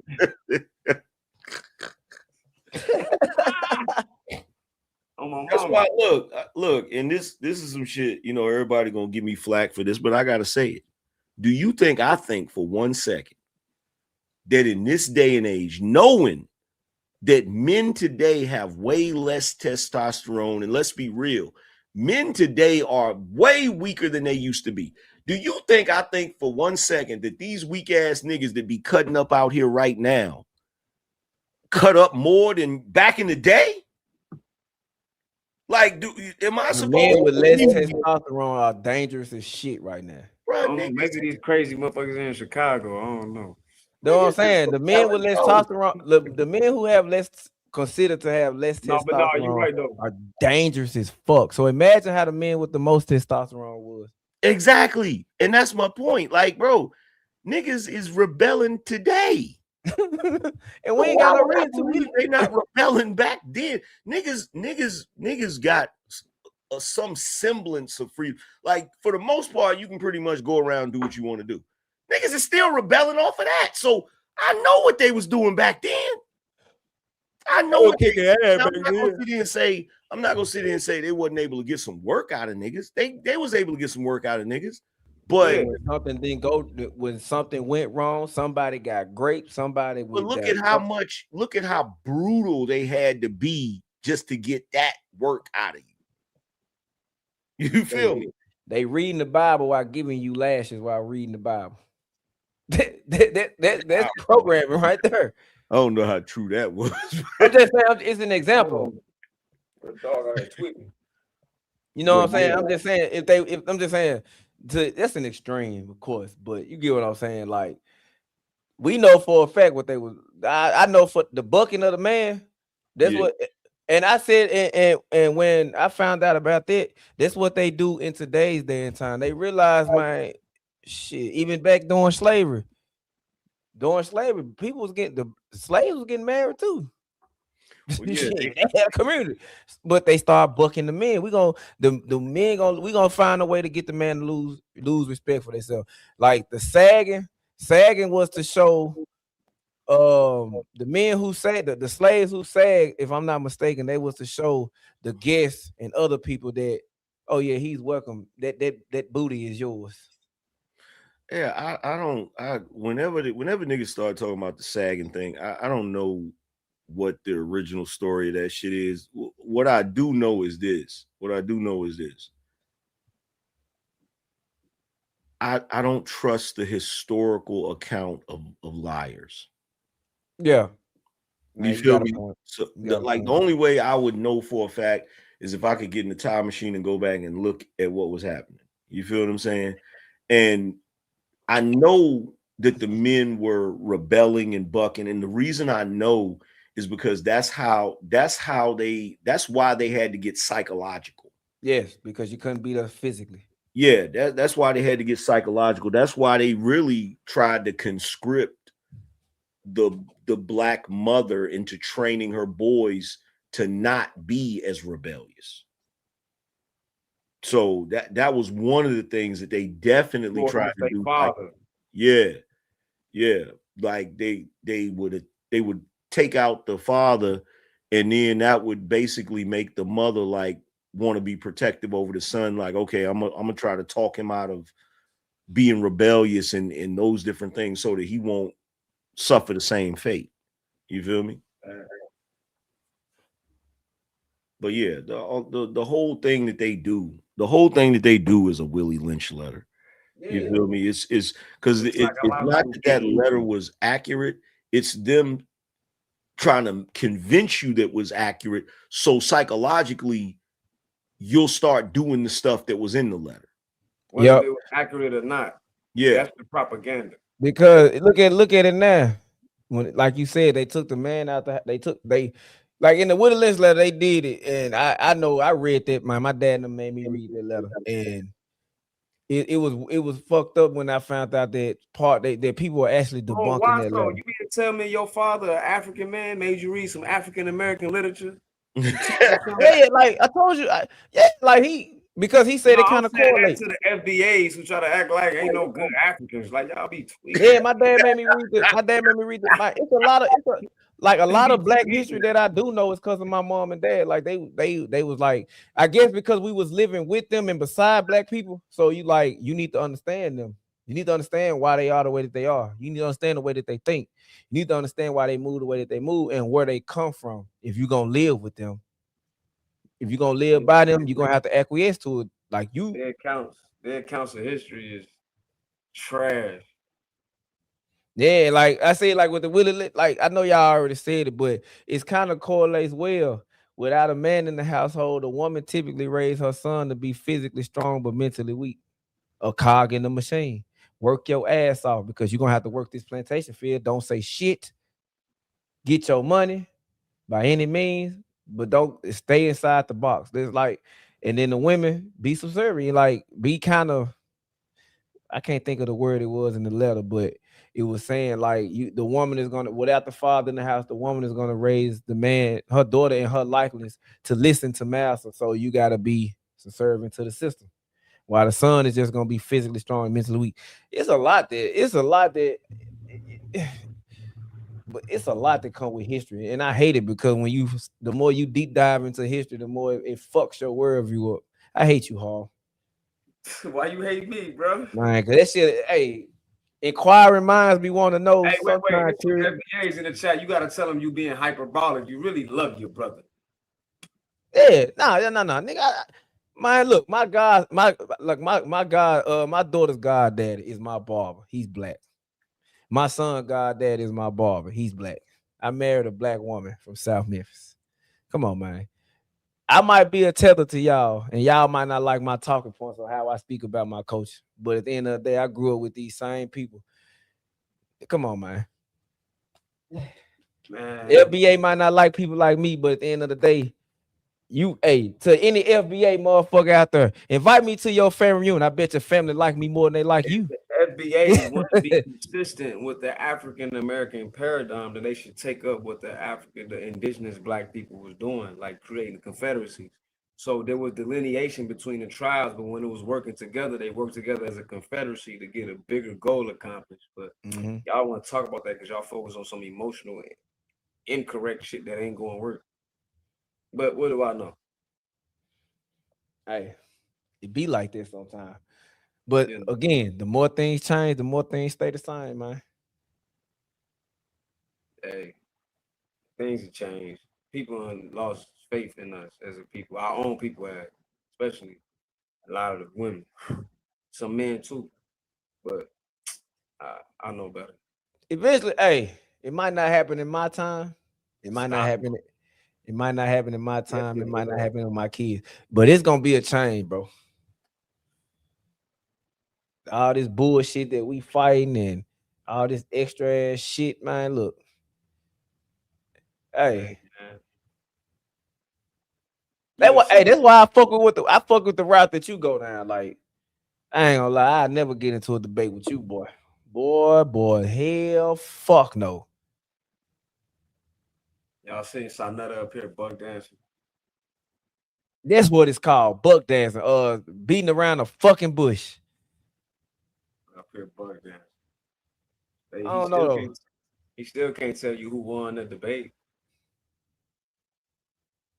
Hey, look what Venus just said. FBA, boy, she said, funny thing, why so serious? I know my brothers would like you. because if I don't really open up my mouth and let it be known how I think, you wouldn't think that I'm African at all. Like literally. People are like, damn, bro, your mom and dad did speak a different language. We just thought they just spoke French and Arabic just could, huh? Hey, real talk. Hold on, what did mine say in the comment? Wait. Who say? What's the nigga name? Real one. What the fuck is you talking about? Real who? Talking about he don't respect people. Nigga, I don't give a fuck, nigga. What the fuck? Nah, real. He was me and Waso really talk offline, bro. Like on the phone, like on the phone, like it's been plenty of times I'd call Hall asking him questions about it. This shit. Yeah, he was being hyperbolic. He was just playing, bro. He really it's all love. No, I said if they want to know, I say I hate him because my curiosity gets the best of me. So when I want to know something about something, I ask him, and then it just send me down a bunch of fucking rabbit holes. And it kind of fucks my worldview up. Like me finding out that most of the people in Africa that's Muslims, the Sunni side, they really come from Christians. They really come from Moors and all that. It's just like I said earlier, they didn't like how Christianity became structured after certain shit happened, so they figured the Islamic faith is better. You know who But the Moors was though? Or a certain sex? In who? the Quran, who the people of the book, bro?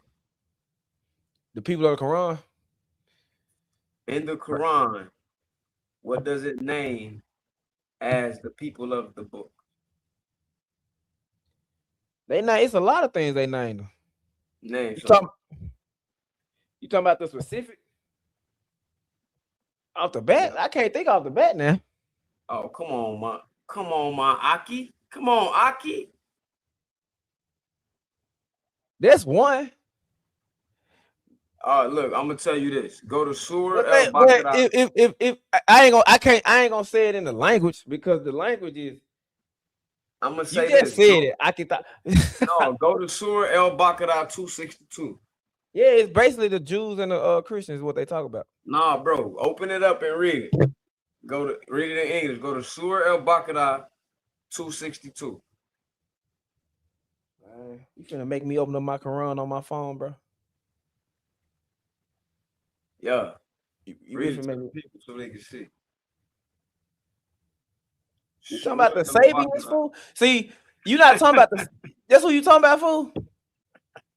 Read the verse for the people, man. Man. Repeat it again, bro. So I can make sure it's the right one. Baqarah 262.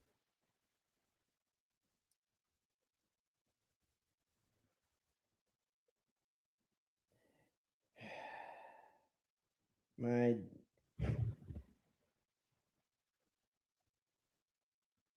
Mo love, you still there, my little honey, my harmony, my little honey harmony. Little pretty show. What verse you want me to read? Just the whole thing? 262. You want me to read the whole thing, bro?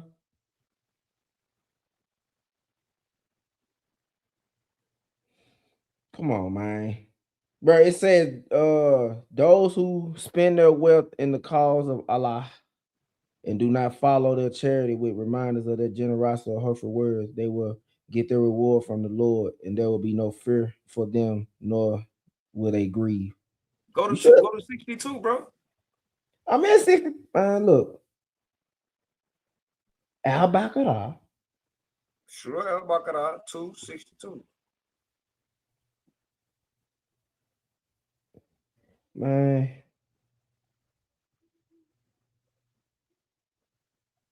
I don't want to grab the Quran out the bathroom, bro.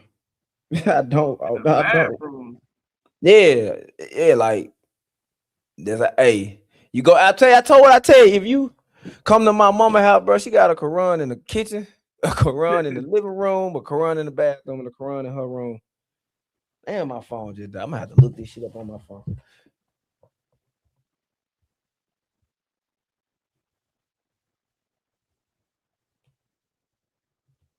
Hold on.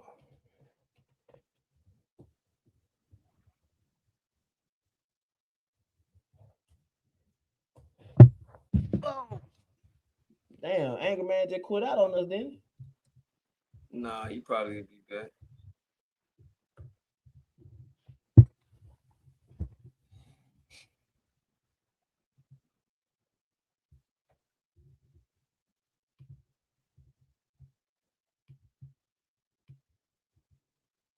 See that what is popping up when I see is what I just read. That little scripture and it You sure? Let me look it up, bro. yeah, Surah Al-Baqarah 262.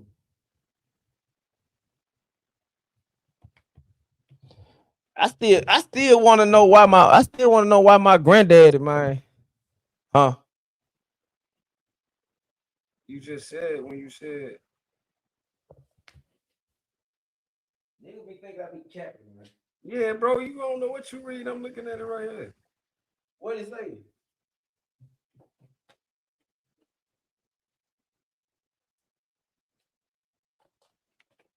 Do this.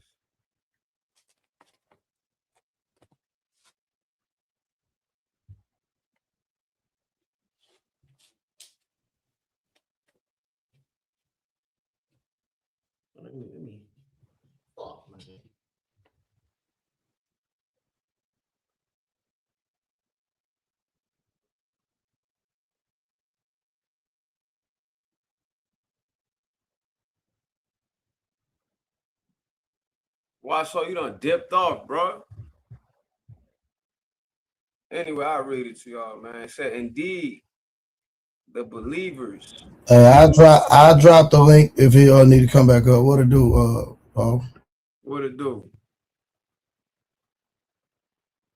Indeed, the believers, Jews, Sabians, Christians, Magi, and polytheists, Allah will judge between them all on Judgment Day.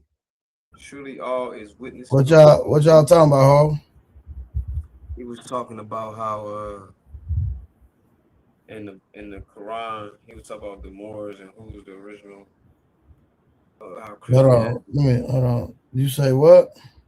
He was talking about how Christianity basically impacted early Islam, what the Moors was and stuff. Then I asked him a question. I said, who the people of the book according to the Quran? So he was talking about Christians. So I told him to read Surah Al-Baqarah 262. And then in Al-Baqarah 262, it mentions the people of the book. So it goes by Jews, Christians, and it says Sabians. So he was talking about Christians in Africa. Sabians is Ethiopians. Hey, yo, seen God Logic cook niggas cook the Quran? That's because them dudes in the Quran. About the Injil and all that?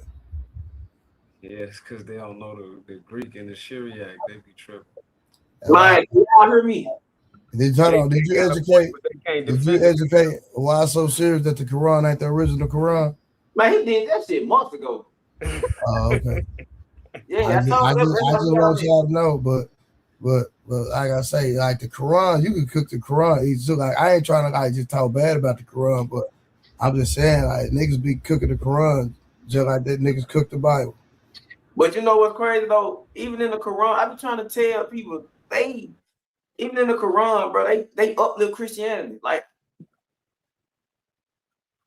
they even say in the Quran, God has favor over Christians. Because God has favor over the most prophet, the best prophet in the world, Jesus. Like yeah, he's mentioned more than Muhammad in that book. So literally, Jesus is mentioned one. So you gonna read Surah Al-Baqarah 262? Come on, man. No.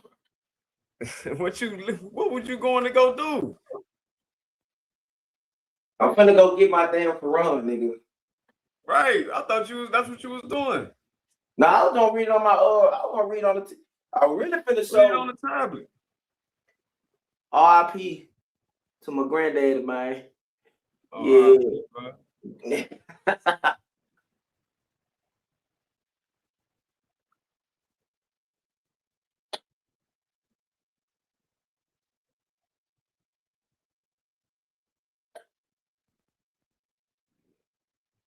Hold on, man. Let me check on my dog. What the fuck? Wait till you get out the fucking bathroom. 262, bro.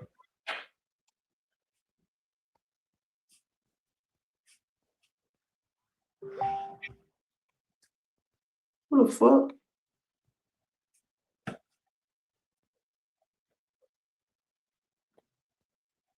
Yeah.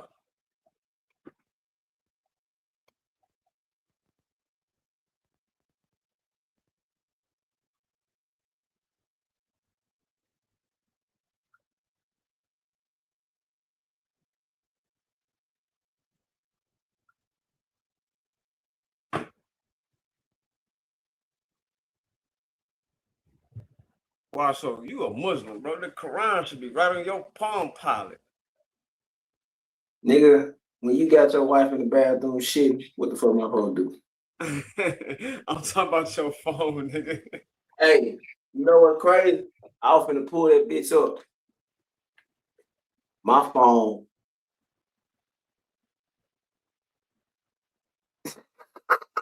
Dead as hell. Yeah, what you on your computer? Yeah.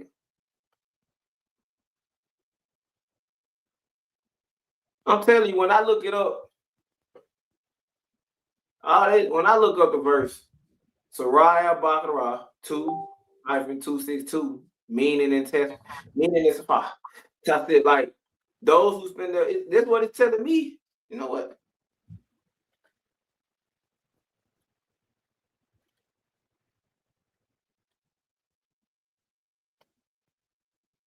And you know what's crazy? I ain't even read all. You know what's crazy? I done read more of the Bible than I read the Quran. Man, the Quran got too bad. Read Surah El-Hajj 22:17.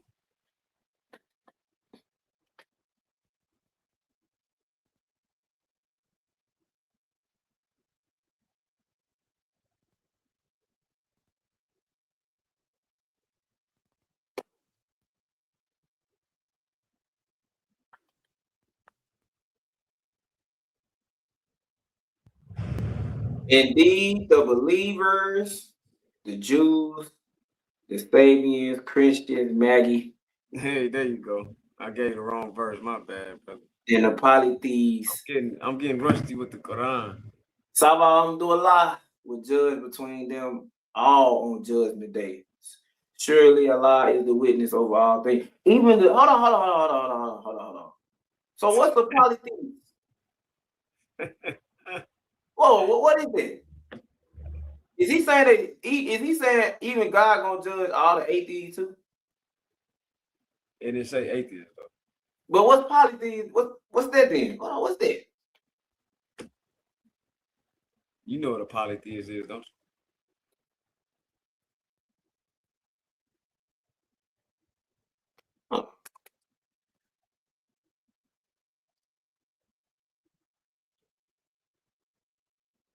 You know what? In your book, out that's another word for a deity. Yeah, theist mean God and poly mean multiple. Multiple gods, so like Buddha. Nah, what? So even the people who like Egyptians, basically. That's a misnomer, but yeah, for understanding, yeah, but you can say that same thing about. I was talking to Trey about this yesterday on the phone. Look, that polytheist thing is a tricky slope. I can say that about the Quran, bro.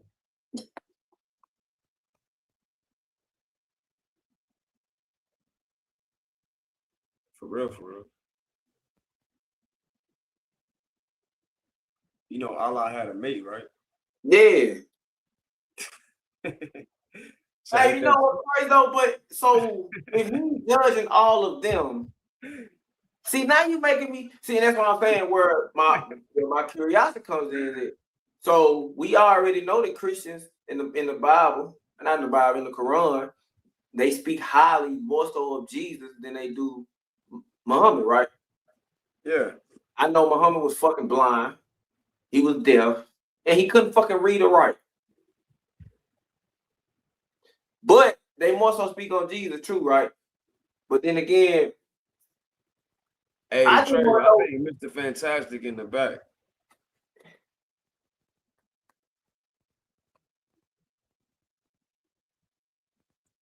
My thing is, I'm asking is, hey, why Mr. Fantastic, there was some sexual deviance in the Bible. Yeah, you know what I'm saying? Why is it that it's such a disconnect when it comes to Christianity now and Islam and the book and the Torah? And when it comes to the mosque, the Christian church and the synagogue, why is it such a disconnect with that when if you read on certain shit, they all still tied in together because they all still part of Ham, Cush, and all that. Yeah, people of the book. But what you think Sheba was? Solomon, you want to visit Solomon? What you think she was? Was she a Hamite? I hate that terminology. Listen, she's from the tribe of this Sheba, which are Sabians. Sabians. All right, so when you look at the Ethiopian text, you will see that Solomon and Sheba had a son named Menelik. So that's one way the blood is tied in. Another way is when you look at Genesis 16, you see Abraham's other wife is an Egyptian woman named Hagar. Yep. Right. And that's how Ismail ended up when he got banished. He ended up marrying an Egyptian princess. And he had 12 princes. And that leads to Kedar. Yeah. Now that much I know. So that's the bloodline right there. Abraham, the one that's first called Eber or Hebrew. So they over there arguing over, they fighting wars over stuff that's pointless when y'all all still related somehow. And both of y'all books mistranslated anyway. And what's crazy is pretty much what's in the Bible is in the Quran. Like, I ain't gonna say word for word, but they do talk about when Iblis be how he coerced Adam for defying God's command, all that. Like, they talk about all that. Hey, is Trey, you up? I think Mr. Fantastic in the back chat.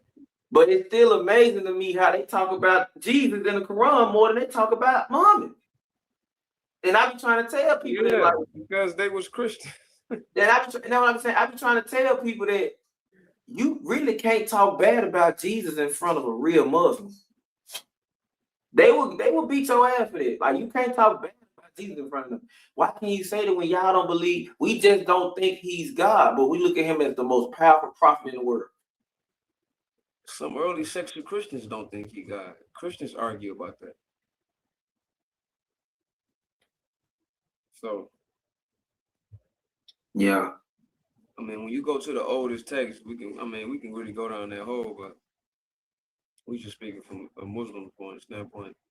That Sabian stuff right there in that text, in the Quran, is telling you who the people of the book is right there. Yep. And I told you, man, even some Christians, people of the book. So when Muslims got a problem with Christians, it's like, but even in y'all text, and then if you get into the history of it, you don't really want to go into history how that stuff really come from the Sabians in the south and the Nabateans in the north. Like, I can get real deep on you, bro. Arabic is a new language in history in perspective to time. Like, they got their script and their words, they long words. All that come from Sabian and Nabatean, bro. Arabic ain't original Arabic. Not at all. Hey, that text, man, because it's like I can speak it mild about all that. Like, I know I can't speak like my folks can, but I know enough. It's like Arabic is a hard ass language to learn. So I can only imagine what the ancient text used to be like. Nah, I read Sabian, bro. Sabian a little easier to read. Like, Arabic look like scribble, bro, but it look like people think it's beautiful. People think it's a beautiful thing, but to me, it's a bunch of compact. It's just different forms of the Nabatean alphabet. That's it. Sabian is in Nabatean is closely related. They look more similar to read. Like, I got a pencil. You know what's crazy? Islam recognizes Jesus as the prophet in the gospel, right? I got a paper. But they still view the Quran as the final message, bro, from God. That's a walking fucking contradiction. You said that. You said the Muslims? Yeah, Islam recognize they recognize him as the gospel, right? Recognize what is the gospel? Jesus, a prophet in the gospel of the previous revelation. But I understand it's the unaltered message from God. That's where my mind. That's the walking fucking contradiction. What? That they recognize Jesus as the gospel in the previous revelation, but the Quran, if that's the case, then how the Quran can have the final message, unaltered message from God? Because they lying. It is altered. You see what I'm saying? It's a walking contradiction. It is, yeah. The Quran altered too. It's 30 different Qurans, bro. Different versions, and it's not from the original so-called Quranic text, if such a thing exists.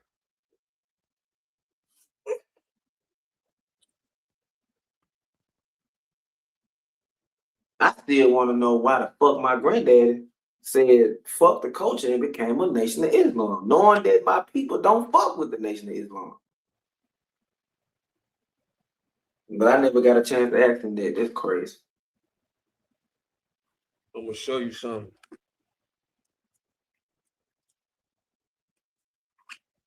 I have to find something to write on.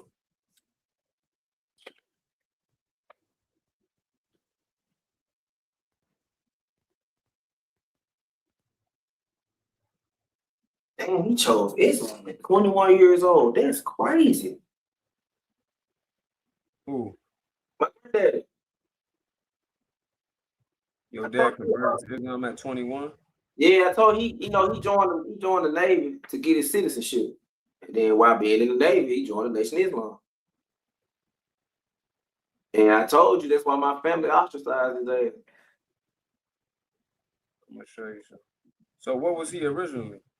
If he converted to Islam? Sunni? Huh? Sunni? He was Muslim. That's still Islam though. So you Yeah, but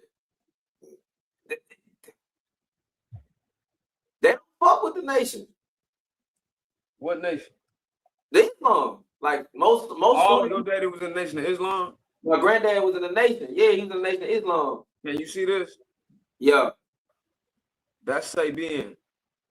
And you understand that text, bro? Yeah, I read. I just wrote it. That's crazy. See, when you can't debate a motherfucker in ancient text, bro, I'm not debating you, nigga. Yeah, they call it ancient South Arabian script. That's some bullshit. In the text, it's called Musnad. Musnad. I heard that before. Musnad. So how far back does the ancient Samaritan text go? Or it's pretty old. It's a King's List, probably about middle of the second millennium BC. As fucked up as I'm realizing my book can be debunked. Millennium BC. I'm still gonna be Muslim to the day I die. I mean, Muslim just means somebody who is of peace. They say it means Islam means to submit. That means peace, but it's the same root as Salam. Islam. So peace to you, my brother. Right. So if you submit to the will of Allah, you're in peace. So it don't literally mean peace, submit. It means peace. But Muslim means someone who is of peace, Okay. So submitting to the will of the Most High is you're in peace when you do that. Salam. Walaikum salam. Now, boy, I gotta lay down. Surah Tawbah has 2 extra verses in it that didn't have in the original. What, in the Quran? So Surah Tawbah. See, that's why hey, so let me ask you, the movie Book of Eli. We know that's a fake movie, but yeah, I wouldn't say he had the original Bible. He had the only Bible, right? In that story, he had the only Bible that was left. I think in the Book of Eli, all the Bibles had been burned or something. And he had the last remaining biblical text. Yeah, but they didn't know he was blind until they actually had his book and saw that it was Braille. But he didn't need it because he had memorized the whole thing. That's why when you see him laying down in that bed, at the end, he was reciting the Bible to them so they could write it down when they found that sanctuary. Sure did. See, I ain't watched that movie since 2009. Yeah, he was blind, bro. He was blind. And he was killing them folks like that, being blind? Yeah. See, now you finna make me go watch. Hey, where can I watch the Book of Eli?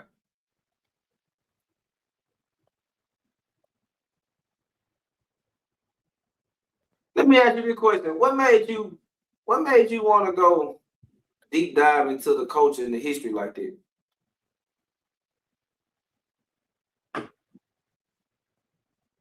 First of all, I always been like this. Hold on real quick. Let's see what this dog doing. Hold on.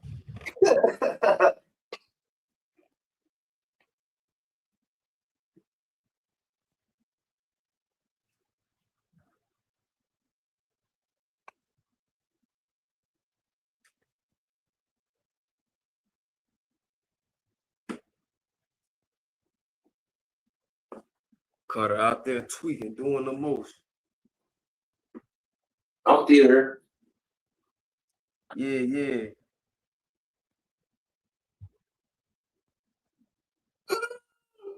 But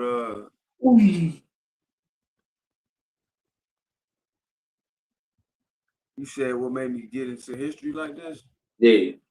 Man, I've always been like that, bro. Like I was just always really into history and animals and shit. Like I don't know if you was up here when that sister was up here. We were talking about animals. Like I know animals better than that. Also, curiosity. I've just always been drawn to it. Like it's just always been what it is. Even when I was an athlete, all through up to end of my freshman year, I was an athlete. So, but once I was finna get married, I really got into the Bible deep because I wanted to do it the right way. Yeah. And I got into it in Hebrew. I started studying the Hebrew language, and I was looking at it, and I thought I had an understanding of it. But everything that I was reading was from a Christian apologist point of view, so they was giving incorrect information on the Hebrew, their interpretations of what the Hebrew language is saying, and it just ain't true. And I found that out because I was on Facebook talking. This was like in 2012. I got married in 2013. So 2012, 2012, I was on Facebook going back and forth with a couple people about verses and stuff. And I ran into this dude who was talking about the word Elohim. And he crushed me. So I was like, yo, he just showed all that he was going into Hebrew grammar and showing it how it should say this and why it say that. So I went his inbox and we've been talking ever since. It's 14 years later. Okay. So, but that really made me dive deep further into the languages. But as far as history, I've always been into history since I was a shorty. I was in animals since I was a shorty. So that's just Okay. So short version. just want to see knowledge. Yeah. I just want to know the truth, bro. They say something. It's my obsession, dog. You ever watch C.T. Fletcher? What'd you say? You know who C.T. Fletcher is? That's you asking me. Somebody trying to come up? No, you. No, I ain't never heard of him. C.T. Fletcher, this old bodybuilder, used to own records in natural weightlifting and bench pressing and curling. Yeah. He a motivational guy now, and he got this saying like weightlifting was his magnificent absolute obsession. That's what it is, bro. I'm just like truly obsessed with it. Like it's my midnight dream. Nigga. Like I dream about this. Like it's like a fix. Like it just keep going. It ain't gonna never stop because it ain't gonna never stop. You gonna be probably 60, 70.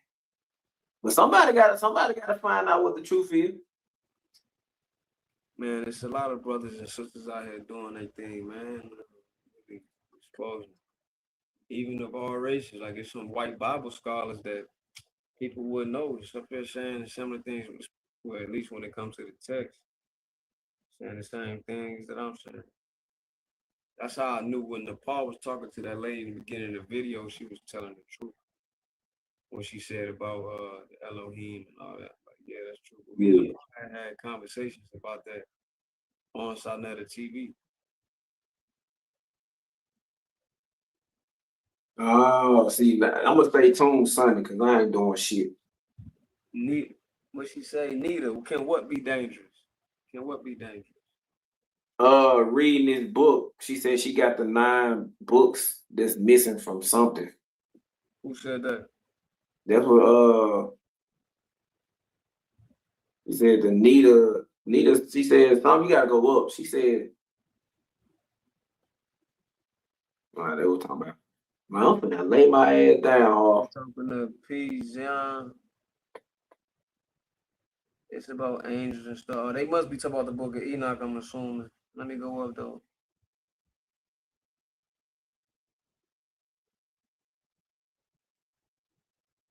Neither master of Christianity. He dropped out by accident. No, I think he said he about to go to sleep. Oh, he about to go to sleep. Oh, he got to go work or something. He just finna go to sleep. I don't know. He just said he had to sleep.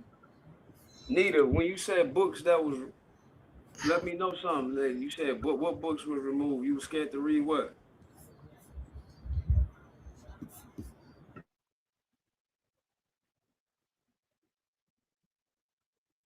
Oh, okay. So obsession. Nah, like not obsession. I'm using that hyperbolic. What I mean by that is like your absolute passion, like what you love to do, what you feel like your destiny is, what you was born to do, and you just compelled to do it. It's like you driven by.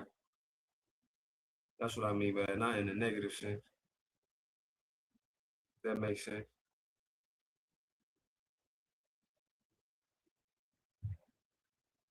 But what you mean? What books you talking about though? You scared to read some books? What books?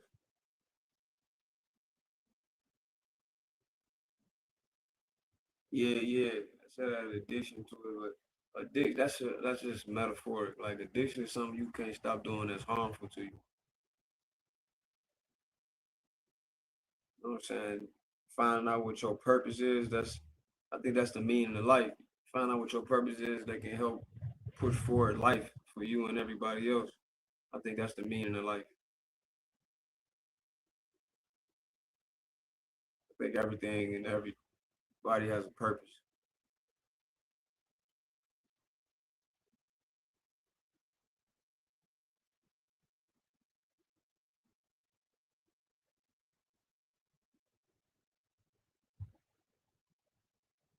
%, simp.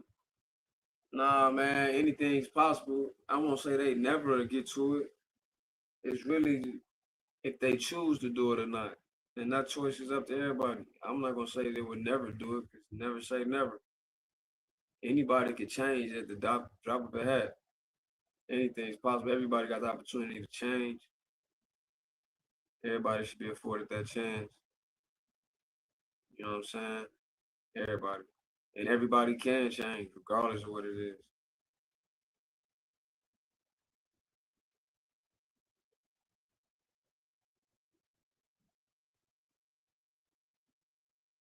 You afraid to read what books though? How could the truth jeopardize your faith? Like it say, he shall know the truth, and the truth shall make you free. Faith without works ain't nothing. He shall know the truth. So your faith strong is just gonna lead you to what the truth actually is. Be afraid of the truth,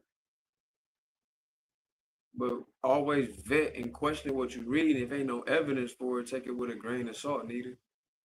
But nah, don't.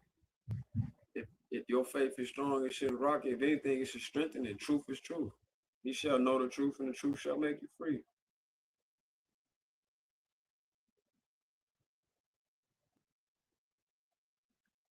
Y'all talk about missing books.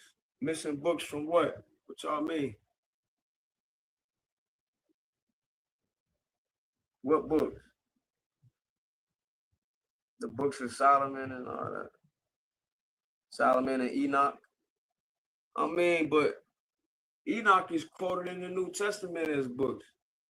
The book of Joshua is quoted in the Old Testament in the book of Joshua. So if the biblical text is quoting them, your question shouldn't be if they divine or not. Your question should be, why would the Europeans that compiled this book we have today didn't put them in there to their canon? That should be the question. Because if it was deemed to be good enough to be quoted in Joshua, why wouldn't it be in there? Why is Enoch even mentioned in there? There's 2 Enochs in the Old Testament, by the way, from 2 different lines. So why did what's McConnell discredit the book of Enoch? Where's Huff? Because it go against this Christian apologist paradigm. Hey, whoever you're in the back, if you want to come up, you got to turn your camera on, pimp. It go against his narrative that he trying to push. Same reason why he tried to act like the other verses from the book of Mark, from Mark 16, it's supposed to end at verse 8, like 9 through 20 wasn't added later by people that didn't write the book of Mark. Man, what's West Huff know what it is? You need to stop capping.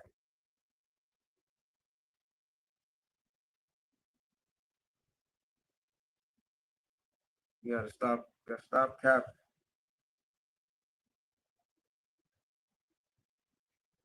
Oh no, I ain't trying to misunderstand you, neither. I was just speaking in general as to, like, you know, searching for truth. Like, you know, the truth is the truth. Whatever it may be, let it be what it is. You know what I'm saying? You shall know the truth. I was saying, like, if you gonna question, don't question your faith when you know the truth. Question those people that felt the need to play God as if they can judge what was divinely inspired and what wasn't, just because it went against the narrative they was pushing. That's who you should question. Question them men.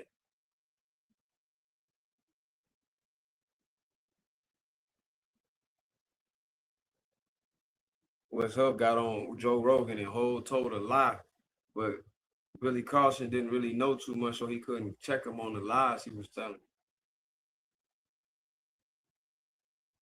Now Joe Rogan be up there like, you know, West Hope really knows the Bible, you know. Yeah, you know it enough to lie.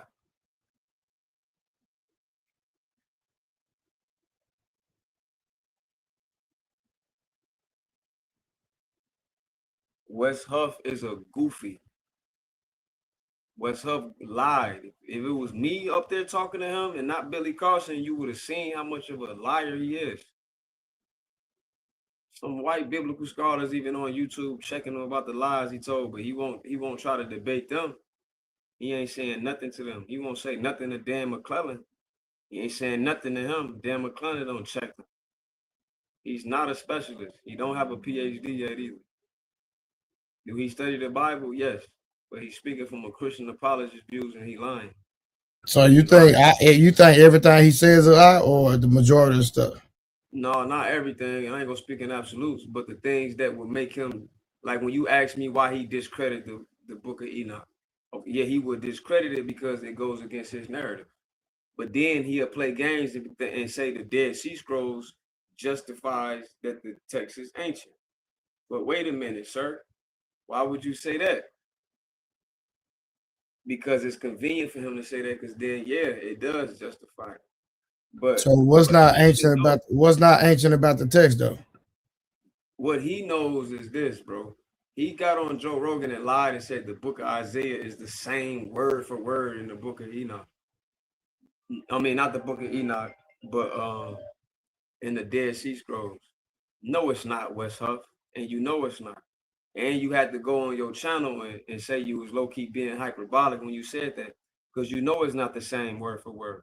Not only that, you know the book of Deuteronomy, not the same word for word. Hold on real quick. You know it's not, Wes. My friend Nita said, Trey, I'll be missing your lives from start due to my job. Get them boys some Robux, and I have not forgot about that workout plan either. I appreciate it, Nita. Thank you for the $50, Nita. Thank you so much. My arrogance. Truth. How am I being arrogant? I'm just telling the truth. You welcome to come up here and say I'm being arrogant, but I don't think I'm being arrogant. True don't want to turn his camera on, man. I'm just passionate I let him come up there one time, but you gotta have your camera on. You're gonna come up here. I mean, I'm not being arrogant. If you feel that way, you're entitled to your belief, bro. But it's funny, you think I'm arrogant and I look just like you, but the white pasty man with the crew cut ain't arrogant, and he up there lying on the text. I guarantee you that. But when you say he lying on the text, like, you got to be like more specific about what he's lying about, though. Specific. He said that the book of Isaiah was word. So do what I'm saying. Harvey. I understand that he might tell some things that you might disagree with, but what I'm saying in totality, you have to like I would say this: if he tells truth acknowledge just as much truth as you feel like that's a lie. That's all I'm saying. Just don't be like, well, he's a liar. I mean, a liar is a person who consistently lies. Some liars tell the truth sometimes. The devil tells. So you believe that when he's doing lectures or communicating, having debates, he lies majority of the time that he tells the truth.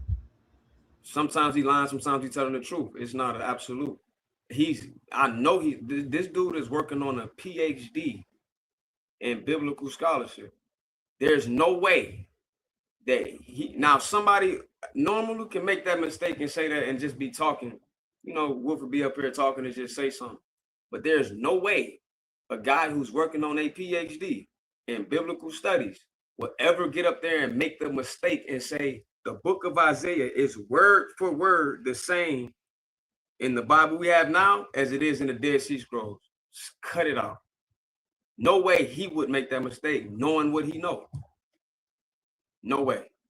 No way would he make that mistake and say it justifies it. And here's another one. Wes Huff, if you read the Dead Sea Scrolls like you claim, then why did you make that comment about the Anunnaki and the Sumerian and the Atrahasis and the Akkadian and the Ugarit text? As if they didn't look at as real beings. If they wouldn't, I would love you to come up here and read the Atrahasis with me. I would love for you to. That's another lie he told. The Anunnaki are literally called Elu, just like they are in the Bible and the Quran. It's right there. Right there. The Dead Sea Scrolls is convenient for them to cherry pick to say something is ancient, which it is, but it's not the same narrative. Or he would admit that Gilgamesh is in the Dead Sea Scrolls, and there's a whole Gilgamesh epics written in Babylonian Akkadian. So why haven't they added that to the canon? Wes Huff, and those who think I'm arrogant, I'm not arrogant, and I don't know everything. I don't think I know everything true. I never said I know everything. I wouldn't study so diligently if I knew everything. It would be no need to, because I already know everything. That's just a contradiction. I don't know everything. I don't know every word in Hebrew. I don't know every word in English. I don't know every word in ancient Egyptian. I don't know every word in Sabian.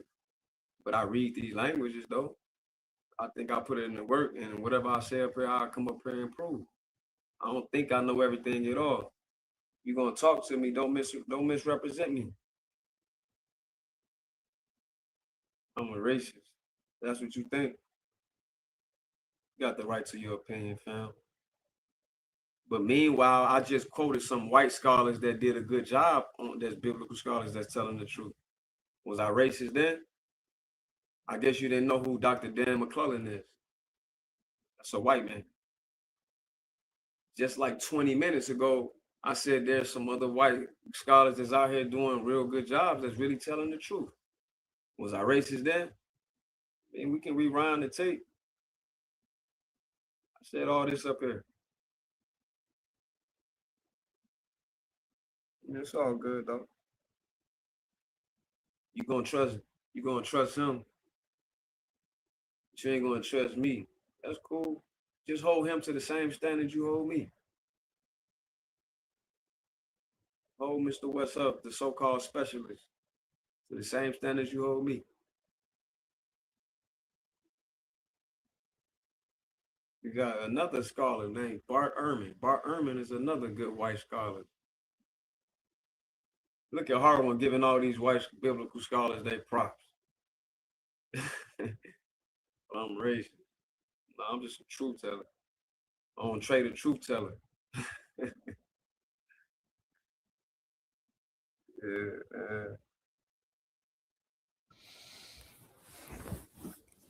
Yeah, man. Hey, Venus, I'm gonna let you have it. I'm gonna stay on truth right now because you're talking. It's two men talking. Hold on, what happened, bro? I was talking to Venus. I said I'm gonna let her have it. Why you say H2O? Billy Carson ain't my guy. He be wrong too. He be saying some wild stuff that's wrong too. I mean, we all be wrong sometimes, but that ain't my guy. I don't know that brother. I wish him well, but I don't know the brother, and I don't agree with most of the stuff he's saying.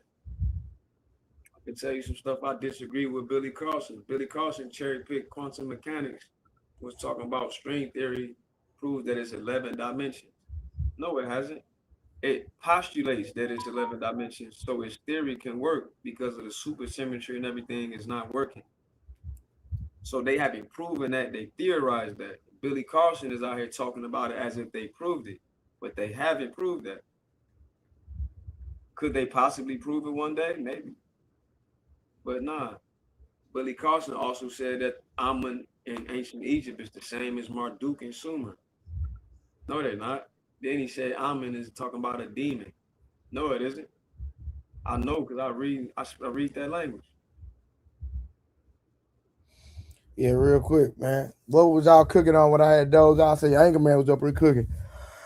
Angry Man was talking about how they use the Willie Lynch letter, whether if it's real, whether if it's an authentic letter or not, how they use it and make everything similar to the Willie Lynch letter to confuse us and make and try to use it as propaganda to convince us that we are docile when we were never docile. And he was building off a point that I said, responding to his main point when he was talking about how he was using pseudoscience. When I say they, truth, I'm talking about Europeans, how they was using pseudoscience to claim that we was inferior. And I used that Django Unchained movie as an example.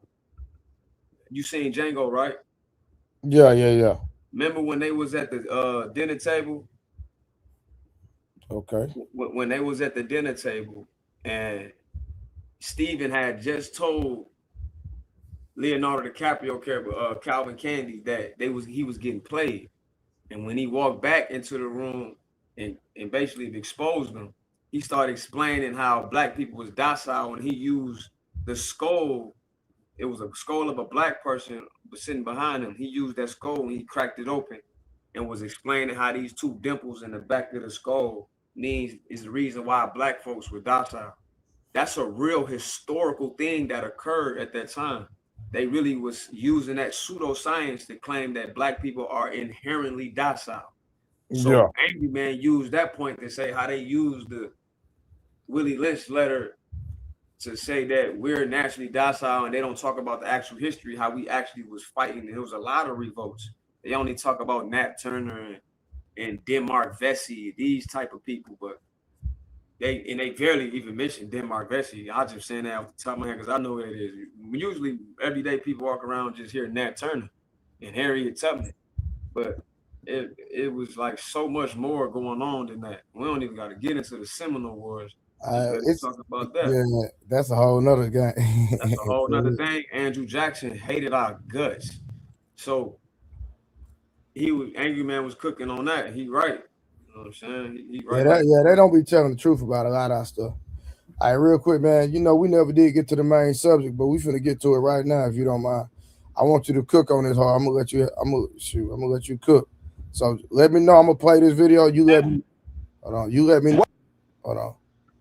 You let me know. But what? You let me know when to stop it, all right? I guess.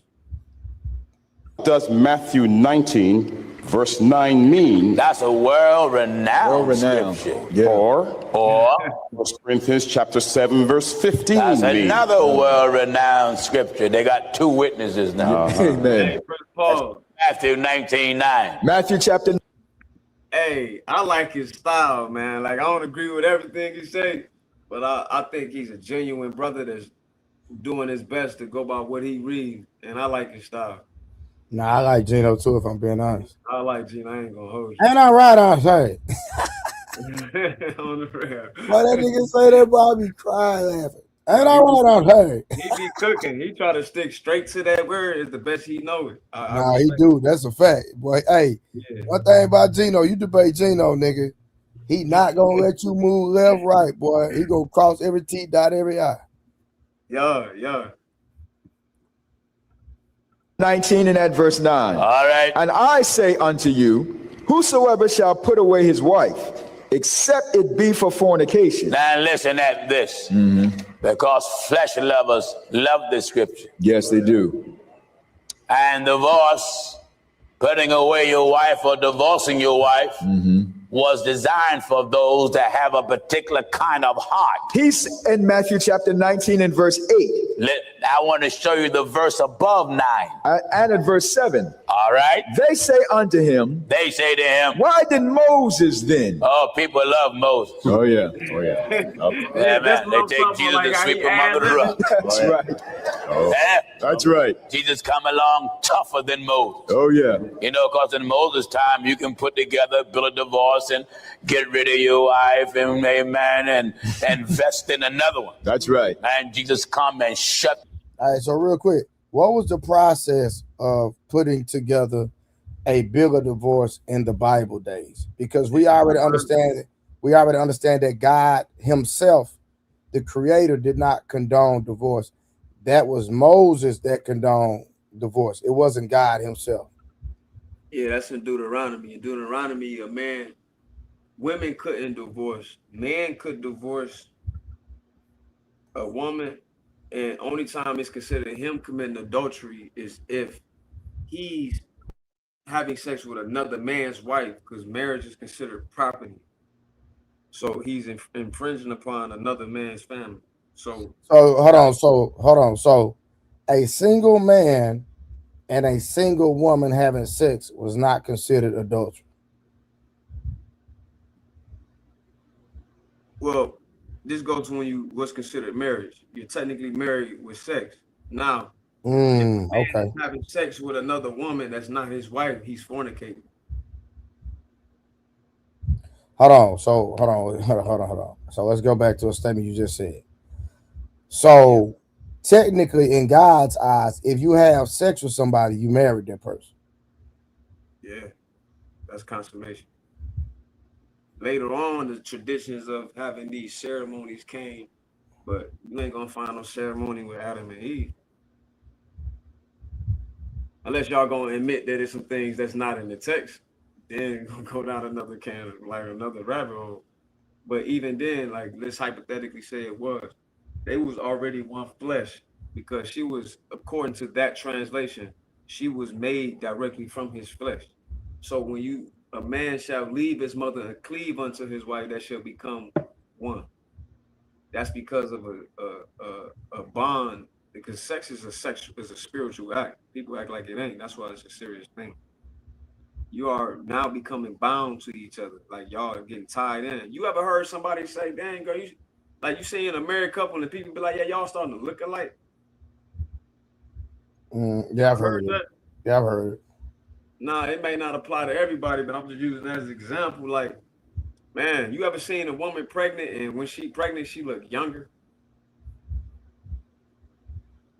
Like she look like she her skin popping, because her cells and stuff is more refreshed. They replenish and they move. Her hormones is moving. So these bonds through blood and liquid that you having, you already tied to each other in that way. Hey, let me just say this. Let me talk to my good friend Venus. Venus, you can say something makes no sense, but if we cannot back it up with scripture, it doesn't matter if it doesn't make sense. Oh no, Venus. No, what we're saying is men shouldn't divorce women either. That's not. This what Gino was about to get into it when he was saying, see, in Moses' time that they could write up a prescription or receipt, but like he said, that wasn't God law. I don't think you understood what Trey said when he said that wasn't God law. That's what Gino finna get. I ain't never even seen the video. All right, let's get back to the video. Yeah, finna get to it. That stuff down, and people have been hollering ever since. Amen. Why did Moses then? Command to give a writing of divorcement and to put her away. Yeah. He saith unto them. Jesus said to them. Moses, because of the hardness of your heart. The question was, why did Moses do it? And then Jesus gave the reason. Because of the hardness of your heart. Wait a minute. Who allowed it? Moses. No, God. Moses. No, God allowed it. Moses. Why did Moses? Moses let you do it, not God. That's right. God already had a law that was established in the beginning. Right. And Jesus gonna make reference to two laws. That's right. Wonderful, sir. That's right. He didn't say that, did you? Amen. And his teaching here, he's gonna make reference to two laws. That's right. One law that was before Moses, and then another law that came after Moses, that came when Moses arrived. That's right. Listen. He saith unto them, Moses, because of the hardness of your hearts. Your stubborn heart, fleshy, loving heart. Suffered you to put away your wives. He tolerated it. Mm-hmm. He suffered it. Suffered it. Mm-hmm. He suffered you to put away your wife. But that's what Moses allowed. Moses. But from the beginning. Now Jesus is making a reference to the Spirit. That's right. Because Moses wasn't in the beginning. That's right. From what? But from the beginning. In the beginning was the Word, and the Word was with God, and the Word was God. Amen. So from the beginning, it was not so. God did never intend it for it to be. That's right. From the beginning. But Moses just suffered it. Mm-hmm. He just allowed it because your heart was hard. Hardness of your heart. So every preacher that preached you can divorce, they are hard-hearted preachers. That's right. Stiff-necked. That's right. Flesh lovers. Mm-hmm. Mm-hmm. And I say unto you. Now the boss is talking. Amen. Wonderful. I say unto you. Whosoever shall put away his wife. What? Except it be for fornication. Now there's more than one kind of wife in the Bible. That's right. More than one kind. That's right. Wonderful. I don't say what other wife can it be than the one you're married. No. Oh no. There's one that's called wife before you married her. That's right. First chapter of Matthew. Matthew chapter 1, we're at verse 18. Listen. Now the birth of Jesus Christ was on this wise. I want you to focus closely on the language of the book, you divorce lovers. That's right. God hate putting away. Amen. Yes, he does. We'll show you that. God hate divorce. That's right. All right. Now, the birth of Jesus Christ was on this wise. What happened? When as his mother Mary was espoused to Joseph. Wait a minute. What was the relationship between Mary and Joseph? Mary was espoused to Joseph. What is espoused, brothers and sisters? What is it? Oh, we doing all right then, huh? Amen. I just want to make sure that you follow me, just in case I got any of you here with more than one piece of meat. That's right. That's you right. can curdle up under that chicken all you want, but you know your turkey's still living. Amen. You might as well go on back to your farmer's market. That's right. Huh? That's right. Come on, son. When as his mother Mary was espoused, Mary was engaged to Joseph. To Joseph. Before they came together. Before they came together. She was found with child of the Holy Ghost. Holy Ghost had a child there in that body. Then Joseph, her husband. Wait a minute. Joseph was called what? Joseph, her husband. But what was their relationship? Mary was espoused to Joseph. But what was Joseph called? Joseph, her husband. And what was their relationship? Mary was espoused to Joseph. The man you are engaged to had the title husband. That's right. Now, read on. Then Joseph, her husband, being a just man, and not. Hold on. Did you know that, Hall? Yeah. That's why he was, when Joseph found out she was pregnant, he was like, hey, like what's going on? Because they hadn't had sex yet in this translation. That's the Immaculate Conception story. So well, I got that. I'm talking about that. He was considered her husband before they actually got married. Yes. Before they had sex. Okay, before they had, okay. So gotcha. They had traditions like that in Judaic law. They had traditions of having ceremonies. Yeah. Of getting married. A lot of people don't know that though. But when he was talking about Matthew 5 and Matthew 19, Jesus still had said except for sexual immorality, porneia. So even Jesus put a clause, an except clause in there, but that still don't change the fact that God hates divorce though. Yeah, I got you. Yeah, you can play. Willing to make her public example, was minded to put her away privately. Now he thought that she went out there and sweethearted, committed fornication. That's right. And he wanted to get rid of her. He didn't want to publicize his personal business. So how did he want to do it? Put her away privately. They wasn't even married yet. That's right. They were espoused. That's right. All right. But while he thought on these things, while he was thinking about how to go about doing it, behold, the angel of the Lord appeared unto him in a dream. Angel come interrupt everything. Saying, Joseph, thou son of David, what? Fear not to take unto thee Mary thy wife. Wait a minute. What was Mary called? Mary thy wife. But what was their relationship? Mary was espoused to Joseph. And what was Mary called? Mary thy wife. And what was their relationship? Mary was espoused to Joseph. So when you are engaged, the woman is called wife. Right. And the man is called husband. That's right. You got the actual title. Amen. And that's all you got. That's all you got. That's all you got. I want to pause and let you take that in. See no further. You just got the title. That's it. Amen. Amen. Just the title. That's it. See no further. Pause. Talk to me. He got the title because it ain't consummated yet. He's emphasizing that. But still, husband and wife, nonetheless.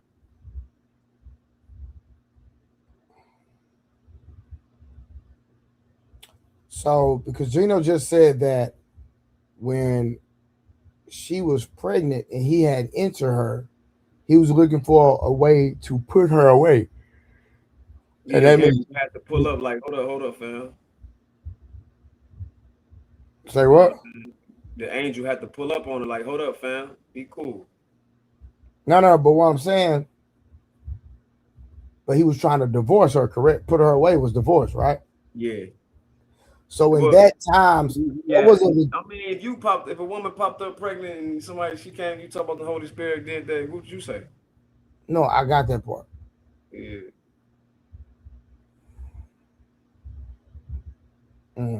Well, how did you get a legitimized put her away? Because for fornication, like when he was just before he got to this point, he had read I think he read Matthew 5 and Matthew 19, the exception clause. No man should get divorced. He said Moses' law, then he said, well, I say unto you. Then Gino was like the boss, referring to Jesus. Hold on. So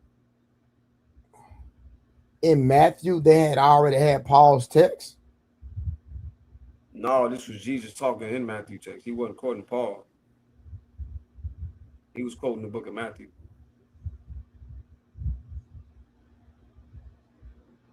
Matthew 5 and Matthew 19. Yeah. Okay. He was specifically in Matthew 19 in there. Exactly. Yeah. So. All right, hold on. He was going back to Moses. He said, Moses say something to you, but I say this. But yeah. So even though he was looking away to put away his wife, he wasn't supposed to put his wife away. Correct. Except for fornication.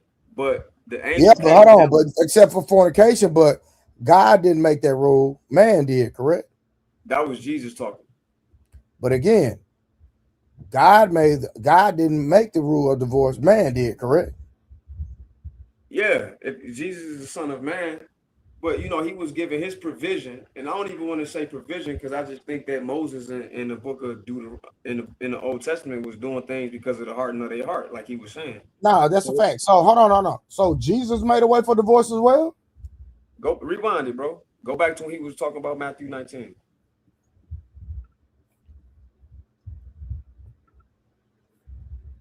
Turkey still living. Amen.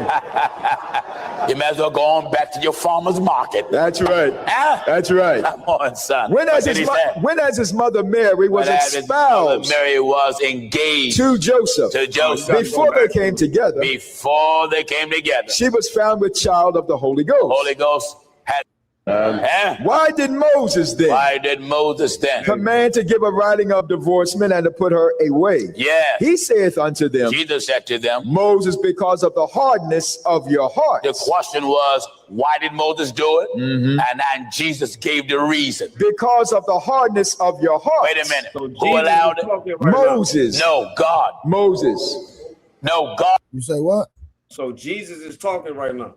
Jesus is saying, Moses said this, but because of the hardening of your heart. But I'm saying this. He about to say what Jesus finna say now, but I'm saying this. Now hit play. God allowed it. Moses. Why did Moses let you do it, not God. That's right.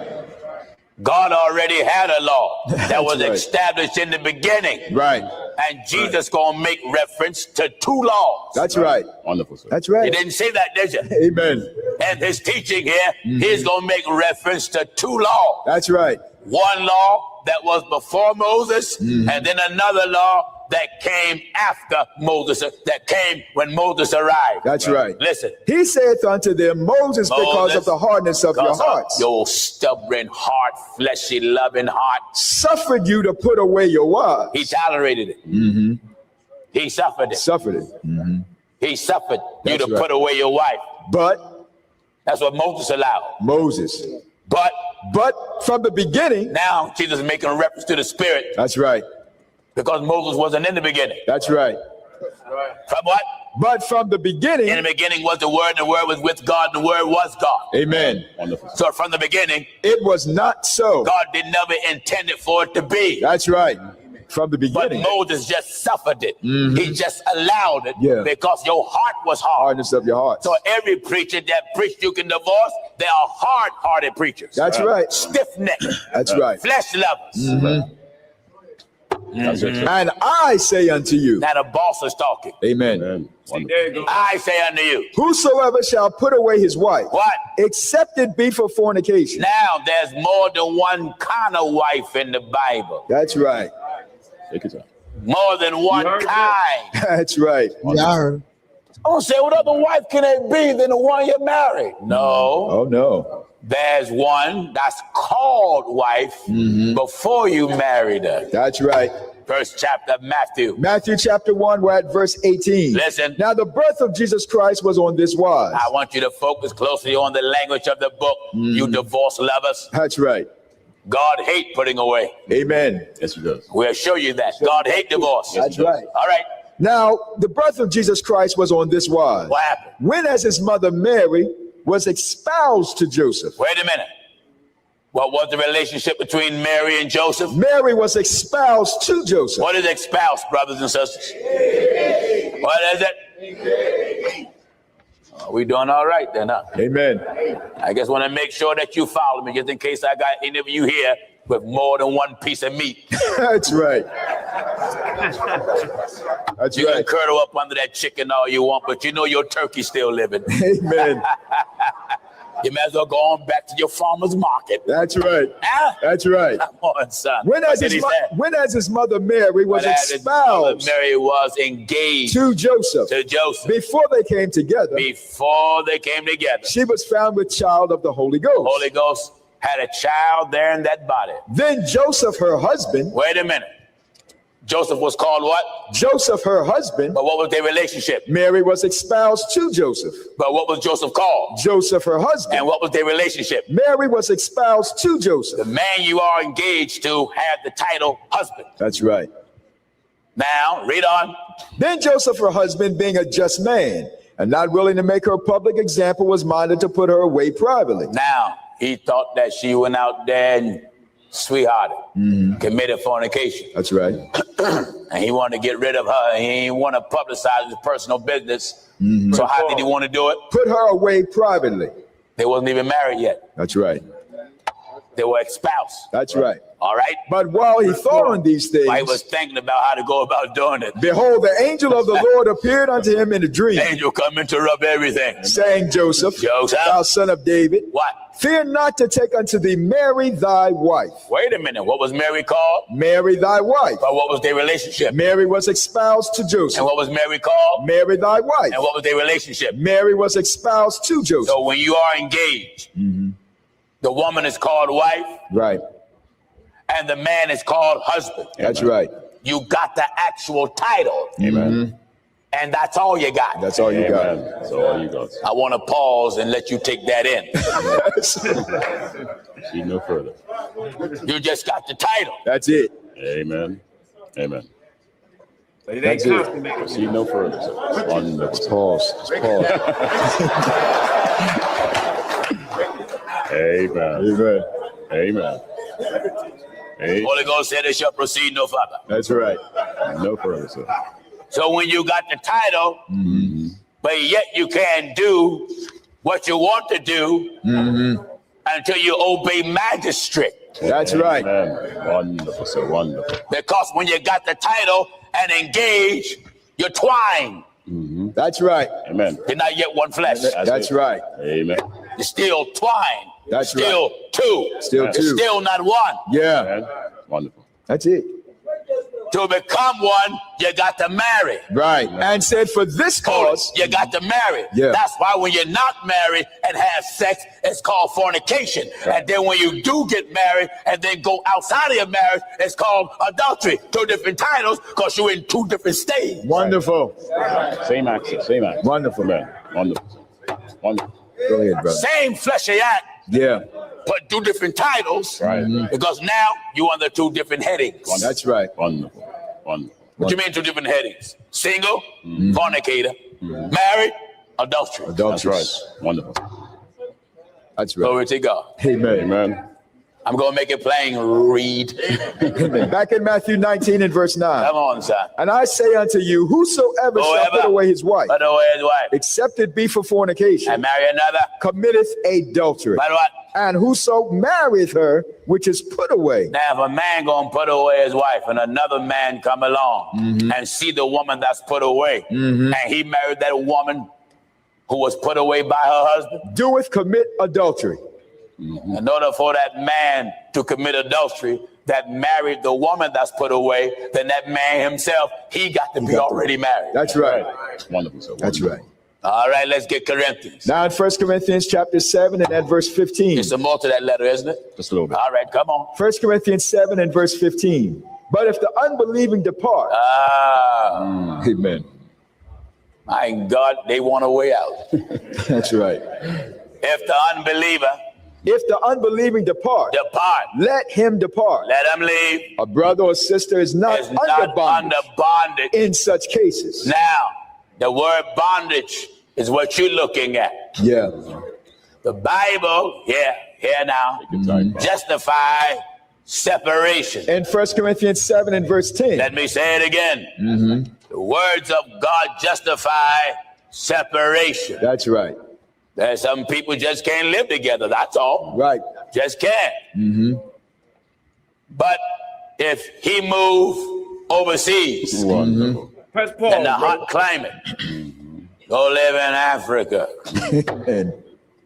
and she move all the way to Antarctica. Amen. She want to be an Eskimo. Amen. She's bound in ice. Yeah. While he's bound in heat. That's right. Wonderful. Wonderful. Wonderful. I don't care how far you go. How far you go. The only thing that disconnect the umbilical cord to marriage, amen, is death. It's death. Amen. That's right. God's law. So when the Bible says, if you depart, you're not in bondage in such cases. That means you're not bound to live together. That's right. Wonderful. Bible justifies separation. Let's read that. 1 Corinthians chapter 7 and verse 10. Follow me. And unto the married I command, yet not I, but the Lord. What is it? Let not the wife depart from her husband. All right. This is what God recommends. His desire is that the wife don't leave her husband. But what? But God is not stupid. That's right. He knows. That's right. He knew everybody ain't gonna stay together. No. But wait a minute, Pastor Jennings. If God say his desire that a woman don't leave, that's just that. It's just that. No, it's not. No, it's not. Let me make another example. Take your time. He would that no man perish. True. Right.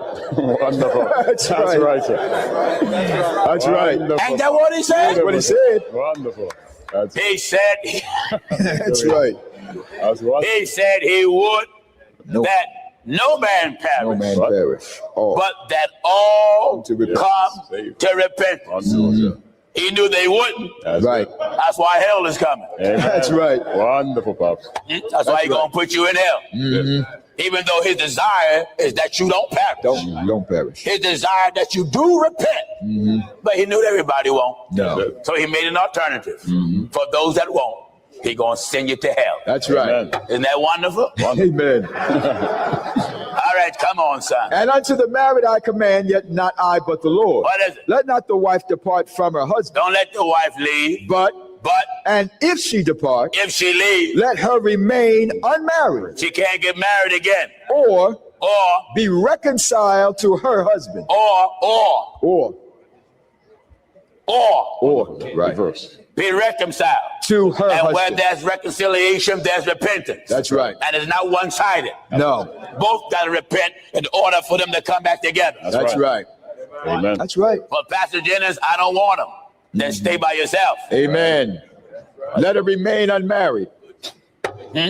Right. Can't marry nobody else. No. Pastor Jennings, I don't want her. All right, stay by yourself. Go work on the farm. That's right. That's right. Go work all your pressure off. Our Lord, that's it. God bless her. Yeah? Amen. Amen. Amen. Amen. Amen. Amen. Thank the Lord. Welcome to This Explainer. Today, we're going to unpack a deeply fascinating, incredibly structured, and, quite frankly, uncompromisingly strict biblical interpretation of marriage and divorce. We're drawing directly from the teachings of Apostle Pastor Gino Jennings. He presents this framework where biblical titles literally dictate absolute rules. It's like a giant puzzle. So, whether you're a theology buff or just someone fascinated by how ancient texts get interpreted today, you're going to find this framework incredibly intricate. We are going to neutrally lay out his exact arguments piece by piece, just to understand exactly how he arrives at his highly controversial conclusions. Okay, let's dive into this. Here is our roadmap for today. First, Moses versus Jesus. 2, the meaning of espousal. 3, fornication versus adultery. And finally, number 4, the rules of separation. Starting off with Section 1, Moses, Jesus, and divorce. So Jennings points out something absolutely crucial in the text here. He knows that Jesus is actually referencing 2 entirely distinct laws. On one hand, we have God's original law, established in the beginning, which simply did not include divorce at all. But on the other hand, we have Moses' allowance. Jesus explicitly states that Moses only allowed or suffered divorce because of the people's stubbornness, the hardness of their hearts. Jennings really emphasizes that God didn't allow it, Moses did. It was just a temporary tolerance for a fleshy, stubborn people. And this leads to a wildly provocative conclusion in the sermon. Based on that clear distinction, Jennings argues that any modern religious leader who actually endorses divorce is actively aligning themselves with Moses' temporary concession rather than God's original law. He boldly labels them hard-hearted and flesh lovers for sweeping Jesus' stricter standard under the rug. I mean, it is a stark, unyielding stance for sure. Moving right along to Section 2, the meaning of espousal. Now, to understand the rest of his rule.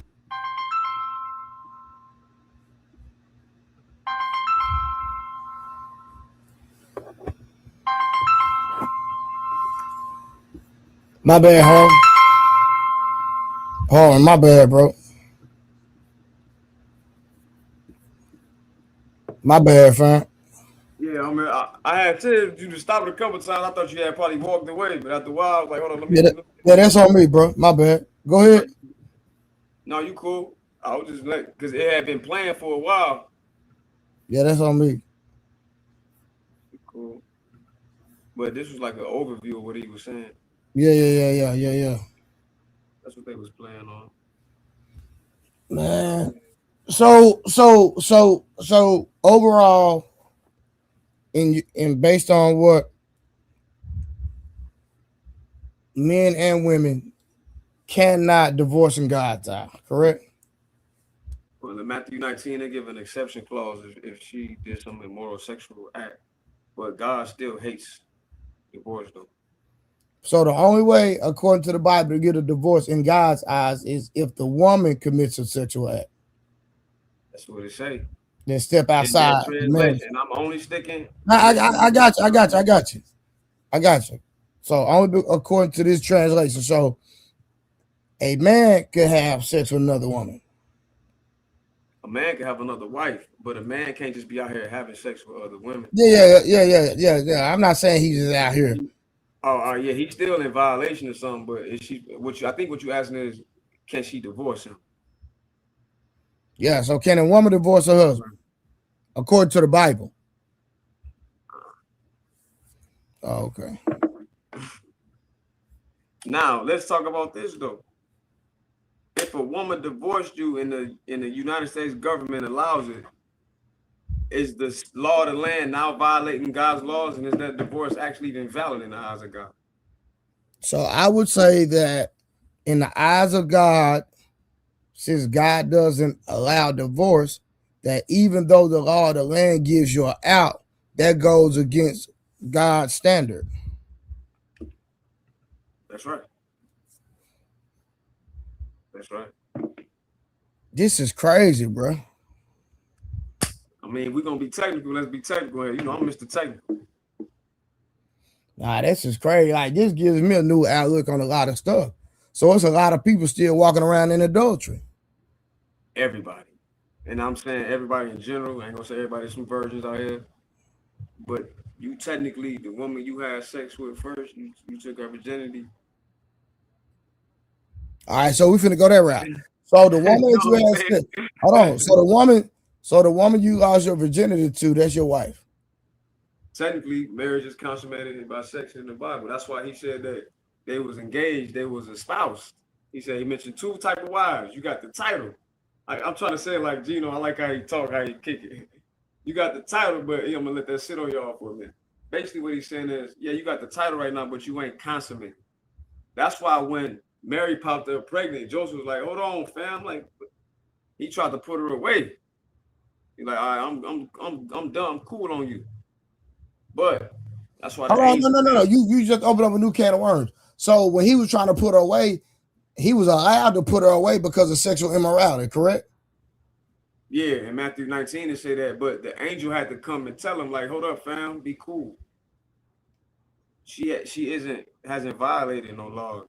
The Holy Spirit moved out the town." So at the end of the day, Joseph was like, "What the?" No. So what I'm saying, the angel had to come to let him know that she hadn't slept with another man, but he would have been in his right in God's eye if he would have put her away. Am I right or wrong? According to Matthew 19, that as just read, he said accept himself, but he still emphasized that God hates divorce. Gotcha. Okay, I'm just trying to get clarity. And I agree with him. So he said the original law. That's why when you go to Matthew 5:17, when Jesus basically said, "I have not come to really change the law of Moses, but to fulfill it, like fulfill the truth in it." So, all right, shout out to Ronald with the $5. Shout out to Trey. I always love when you have shows about the Bible. I am proud to be a Christian who has been married for over 15 years. Hey, whoever in the back, you gotta turn your camera on. Oh yeah, 30K. I argue that the angel was Gabriel.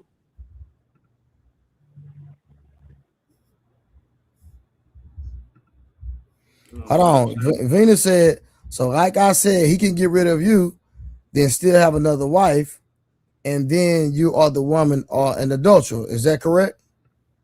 When she got to respond, when she say get another wife, do he mean like as No. So this is what she's saying. The man can put away the woman, but the woman, if she goes, she has to remain single for the rest of her life. She can't get another husband, correct? Nah. Not according to these translations, but Venus. So what I'm saying, so if a woman, if that's the case, if she got another husband, that means she is an adulterer. By definition. I got you. Yeah. But that's why when you go to me and you and Edie Man was talking about this. That's why when you go to Genesis 16, you see Abraham. And Abraham had two wives in this instance. His first wife was Sarah. She couldn't get pregnant. God basically ordained it. It's cool. Sarah was cool with it that they have another. Have Hagar, the Egyptian woman that was her handmaid, consummate with Abraham. They consummate. She gets pregnant. She had Ishmael. And that was before the law, right? No, that was before Moses. But the law that Jesus is talking about when he said, "I come to fulfill the truth in it," he talked about the one from the beginning, which it was already. No. I'm not even talking about divorce. I'm talking about the allowance of allowing another wife. Is what I'm saying. There was no law that said there was no allowance of another wife. Exactly. That's my point. So yeah, there is no law that say that. Gotcha. So this is what I'm saying. This is what I'm saying, bro. Because they believe the Trinity can be one. No, bro. Listen to what I'm saying. Before the law of Moses, God allowed a man to have more than one wife. In the law, in both of them. No. Let's stay with what I'm saying, Harvey. Let's not get too technical. Yeah. Okay, that's all I'm saying. Gotcha. Yeah. Sure.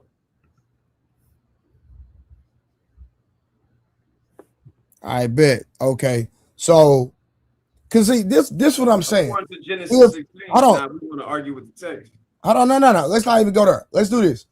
Because this is what I'm saying. Before, see, if we walk according to the context of the message that we're trying to convey, it stops a lot of single mother.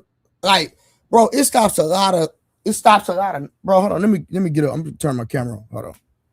Go ahead and cook real quick, bro. I'm finna get up. Yeah, no, you good.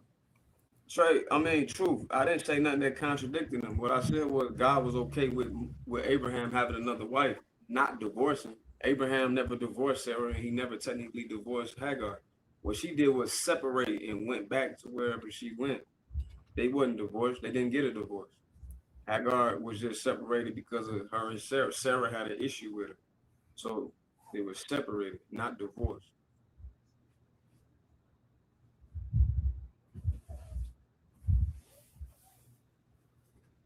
But it definitely stops the whoredom. You can't just be out here having sex with a woman and not taking care of her, taking care of your family. That creates broken families. This is why God hates divorce. On top of that, y'all become bound. Y'all become one. Become one flesh, man.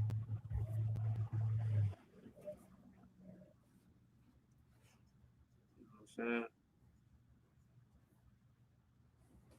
But 30K, I see you in the chat. Yeah. I argue that angel was Gabriel. When you say high-ranking angel. For sure.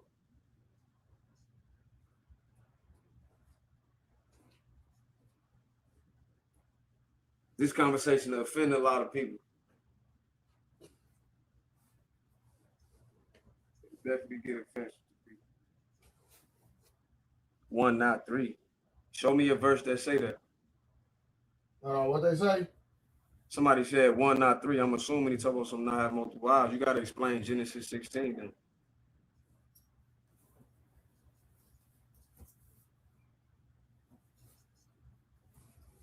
There's no law that says that. 0, no scripture.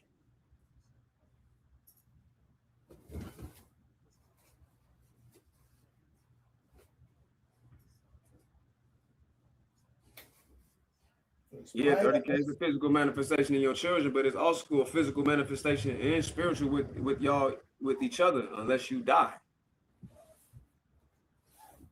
So y'all bound unto death. When you mixing fluids and DNA and stuff, it's a lot of stuff that get combined with each other, and y'all get tied together. Y'all literally, it's a literal. I don't even think that's a metaphor. That's a literal thing.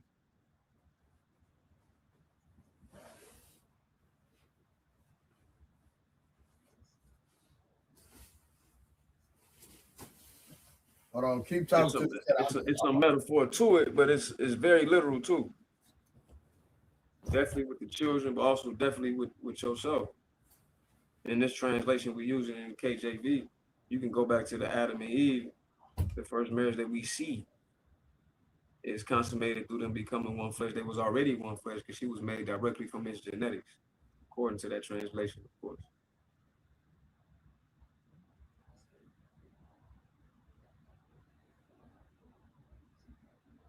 But we can go into what that rib actually is, 30K, but that's for another show.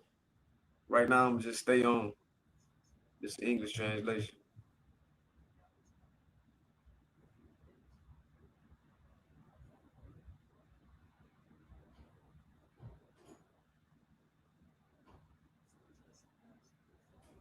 Oh yeah, they understand it, bro. That's why whenever you see the mafia or secret societies do like bonds and come together to make certain oaths, they do it in blood. They do it in blood. It's a blood oath. The spirit is in the blood, man. The Bible says the word Nema in Greek, Nema, when they say soul in the Greek in the New Testament, Nema is the word for soul there, which means breath. It's the same word that you get the root in pneumonia. So Nema is dealing with oxygen but his subconscious is clearly attached to this. That goes back to that agency saying that Mr. Jabari want to act like these things are not literal because he's a atheist masquerading as an Egyptian priest. But anyway, let me not deflect. But Nima is talking about breath, and then you got Ruach in Hebrew, and you got Nefsi, Ruach, spirit, Nefsi, soul, how they translate it, but really that's another story. All this is dealing with breath, life. This is a form of what we call consciousness. So you're attached through that blood. Yeah, 30K people will argue it, but hey, they can argue with themselves. You know what I'm saying? All right, what's good, T? I don't know you, but what's good, brother? Hey, what's going on, guys? How you guys doing? Man, we're good, man. What's up with you? Yeah, it's like so like on the marriage topic, it's like it says only the man can divorce the wife only if the wife cheats. Yeah, sexual immorality. Or actually, you know what I'm saying? Pornea. Hold on. So you agree? I'm just saying. So you agree, T? What? No, I'm saying you agree with what the Bible says. Yes. Okay. Like at first it was like from the beginning until Christ, like we had mad wives, but after Christ, you can only have one.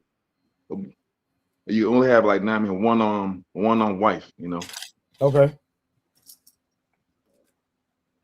So Harvin, what do you agree with brother T? Hey, what verse is that, brother? What? I said, what verse is that, brother? Of what? Oh, that's what's in Corinthians. Let me Google it. Is let every Mind you, I'm man asking has for his something own that wife. God said.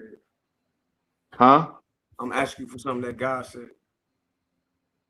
I mean, but the whole Bible is God. Did you not just hear Gino, the pastor Gino? Huh? Did you hear the whole thing? When did you come into this? When you come on the live stream, was you listening when he was talking about Moses? Oh no, I just got on now. Okay. Okay, so brother, hold on, brother T. So you're talking about 1 Corinthians chapter 7. Do you want me to read it verbatim? Do you want me to pull it up and read it? Oh, yes, please, if you want my. I'm not sure if that's it, but if you read it, I will. I know exactly what you're talking about. Okay. We actually had this conversation the other day. So you're talking about 1 Corinthians chapter 7. We had a lot of people, and brother T, we're all learning in real time, like all of us, because it was a lot of things that I believe until we started having this discussion, and we've been going down this rabbit hole the last couple of days. And so now my belief system has changed on a lot of conversations on this topic, right? So let's pull it up. Let me pull it up for you real quick. Hold on. And I appreciate you for coming up too, brother. Oh yeah. The reason I make people get on camera because I have people trying to mess my channel up. So okay. I've been having people trying to mess my channel up. So I need to see who I'm talking to, who I'm communicating with. Yeah, they've been trying to get my page shut down. All right. So we're gonna read this together. I'm gonna pull it up on the screen, brother T, so we all can see it. Okay. Hold on. No, that's the wrong one. Hold on. No. Hold on. That's the wrong one. Hold on. All right, hold on. Here we go. Give me a second. Be patient with me. Mm-hmm. All right, now there we go. All right, so I'm gonna start at verse 1, brother T. Okay. It says, now concerning the things whereof ye wrote unto me, it is good for a man not to touch a woman. Nevertheless, to avoid. Now, understand this is Paul talking, right, Brother T? Yes, absolutely. Gotcha. All right. Nevertheless, to avoid fornication, let every man have his own wife, and let every woman have her own husband. Now, for context, this is Paul talking, not God. Do we all agree? Yep. No, I don't agree with that. Okay, educate me. Some verse on Psalms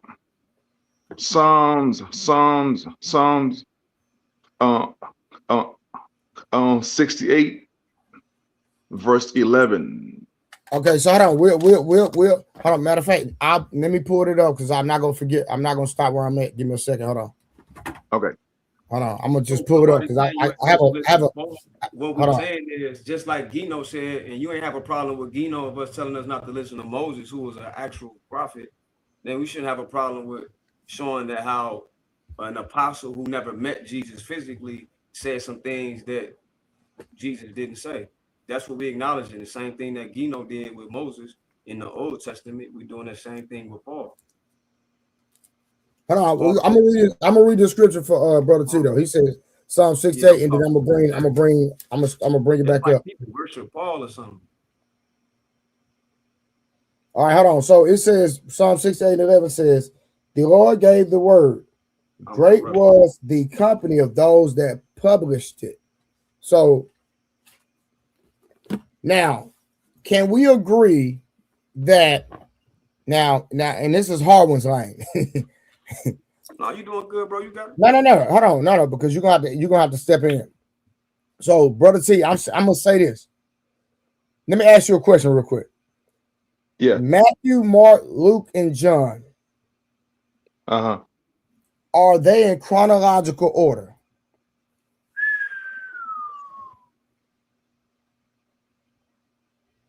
I would say yes. Okay, so you would say yes. So let me ask you a question. Was Job written before Matthew? Yes. Was Job written before Genesis? No. It was. Like now, do you have evidence on that? Do you have evidence that it's not? I'm just asking the question. I'm not trying to be fun. I'm just asking the question. Oh yes. I mean, because Moses, because Moses wrote the first 5 books of the Bible, and Job wrote Job. So how can Job come before Moses when Moses was the one that wrote the first 5 books of the Bible, and Job came long after Moses? Because okay, hold on. We don't have any books written through Job's time period that he allegedly lived in, written by him, by his hand. We don't have those books that were written by these people, allegedly them written by hands. These are manuscripts that came much later after their life.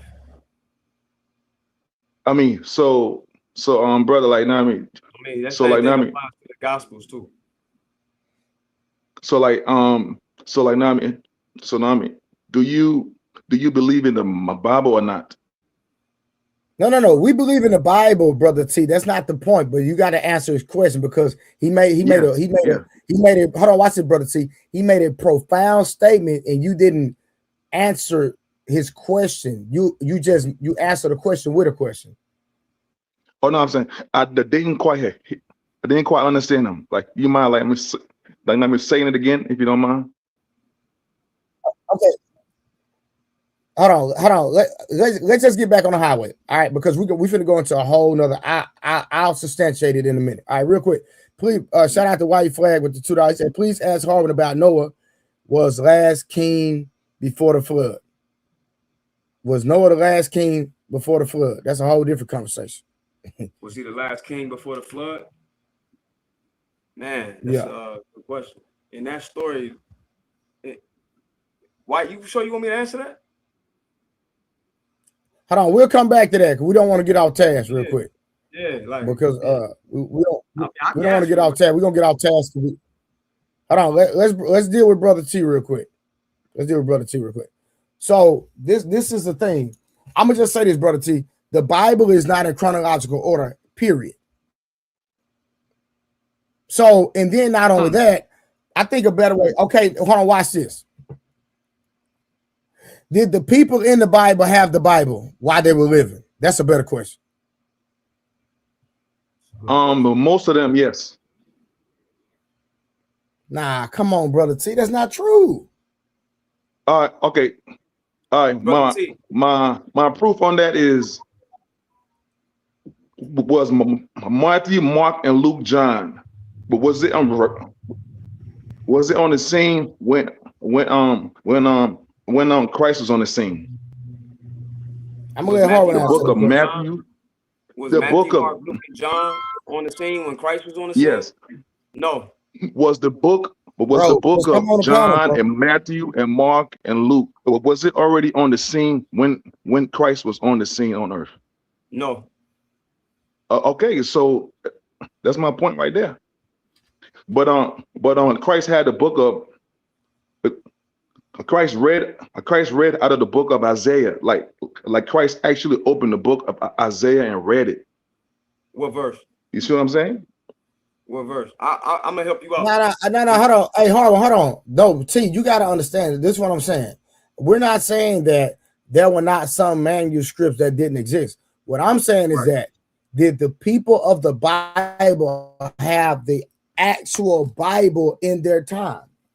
Yes, like the Old Testament was around up until Christ, but the new was not until after Christ died. Okay. So go ahead, Harvey. So what you're talking about is the Septuagint, right? It's the 70. The Septuagint. I don't know. I don't know all that. All I'm saying is the Bible, the Old Testament was around. The Old Testament was around. Like they read, like it was around because that's how they knew the law of Moses, because it was a book and they kept but T, he's giving you the actual book though. He's trying to educate you and give you the actual book that they had, and he's saying that was a Septuagint that they had. That's what Harvard is saying. Yeah. Oh, I was helping your argument, bro. Okay. I mean, maybe it is. I'm not sure. I just call it the Bible. I just said the Bible. So hold on. So T, what I'm saying is that they didn't have the actual Bible in the Bible days. That's my point. Now you're saying that they had the Septuagint, cool, but that's not the 666 books, is what I'm saying, T. What Bible did Abraham have?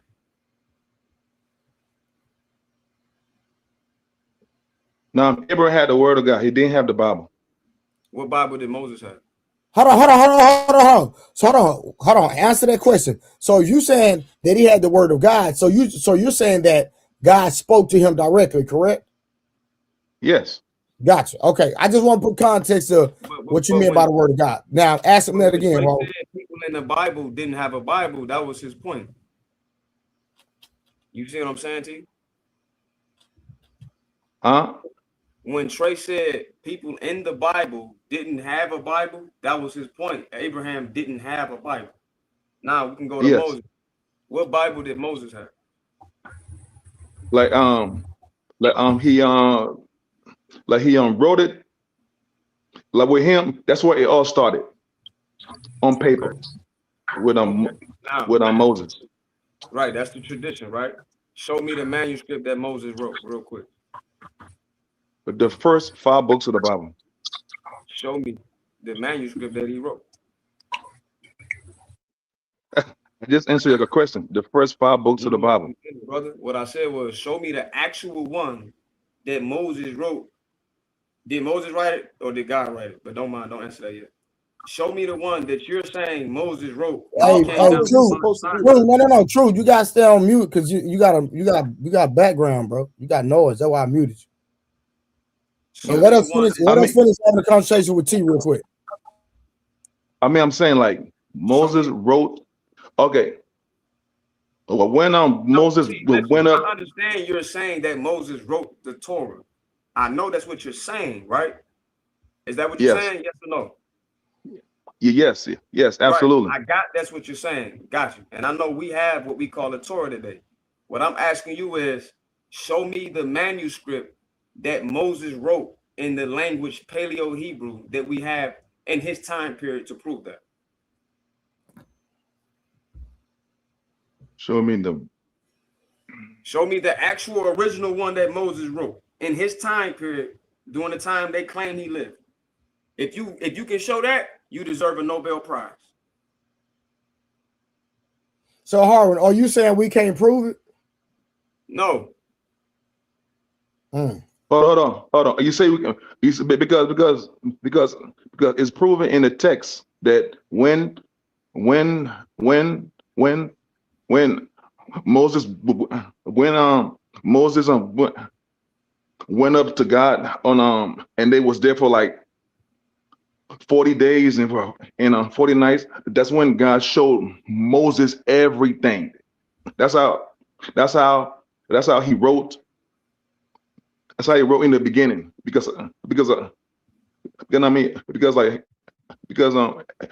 he was born in Exodus.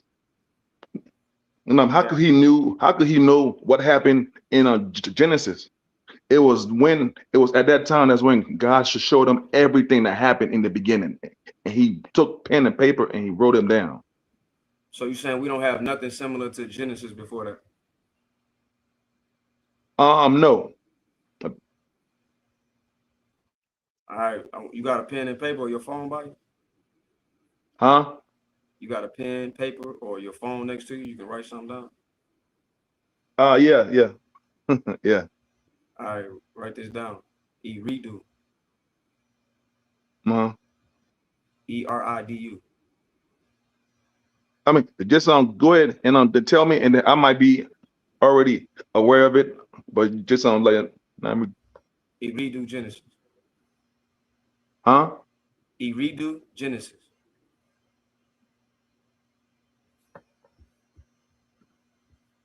Can you hear me? Okay. Eridu Genesis. Yes. Okay. All right. And now I'm gonna answer brother White flag victim question with me telling you this. All right, answer his question, then we're gonna get back to the First Corinthians chapter 7. Hey, Truth, why you drop? But go ahead. So white flag victim in the Bible, it don't say that Noah. It don't explicitly say that he was the king, but in the Atrahasis, somebody's story that predate his story says that he was the ruler at that time. You can say Utnapistum, you can say Zeusudra, whatever name. He's on the king list in the Sumerian text. So that answers your question, T. When I asked you, does Genesis any story similar to the book of Genesis that they claim Moses wrote in Paleo Hebrew? Because we don't have that. So there is something there that they did have, but that still doesn't negate what Trey said when he said they didn't have a Bible at their time. We don't have any manuscripts written by Moses from his time to say what Jesus was quoting to your argument when he was talking to the Pharisees and they was getting down on him and John about him saying that he's basically a God or the son of God. They called him a blasphemy for that. And then he quoted Psalms 82 verse 6. So we know for certain that Yeshua or Jesus knew about Psalms 82:6.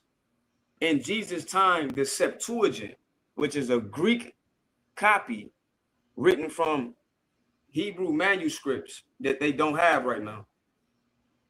At his time, there was a Greek copy of the Old Testament, and he was quoting it when he was talking to the Pharisees. To your argument. When he said, is it not written in your law? I have said that ye are gods. And then they couldn't say nothing. He was like, oh shit, he know the law. Yeah. Right. I mean, like the point, I mean, I'm trying to understand. The point is the Lord, like men didn't just get up and just wrote the Bible. Psalm 68 verse 11 says the Lord put it in their brain to write it. And then so they did just get up and write it. Is what you Huh? said. If the Lord put it in their brain, they did just get up and write it, right? I mean, if you want to like, now I mean, phrase it in that way, but it still says That's what happened. If like, you saying that you put it in their brain, right? And then they yes, went and wrote it. Man wrote it, right? yes, yes. Okay, we agree. It's like, because there's no way, like, for example, I don't know, I don't know, I don't know, none of the food I ate, like, 2 years ago. There's no way I can accurately predict exactly what's going to happen thousands of years from now, and it happens the exact same way. No man has that kind of power. You like, see what I'm saying? Like no man can accurately predict exactly what's going to happen, and it happens exactly like that. No human being has that power. So what he's saying is that even though there might be, even though people might be educated from a black and white, just reading the Bible perspective, but what Brother T is saying, that how do you explain prophecy in the Bible when things have been predicted in Scripture and it's manifesting and it's happened verbatim as the Bible stated? And so, how do you explain that? God had to speak to those. Hold on.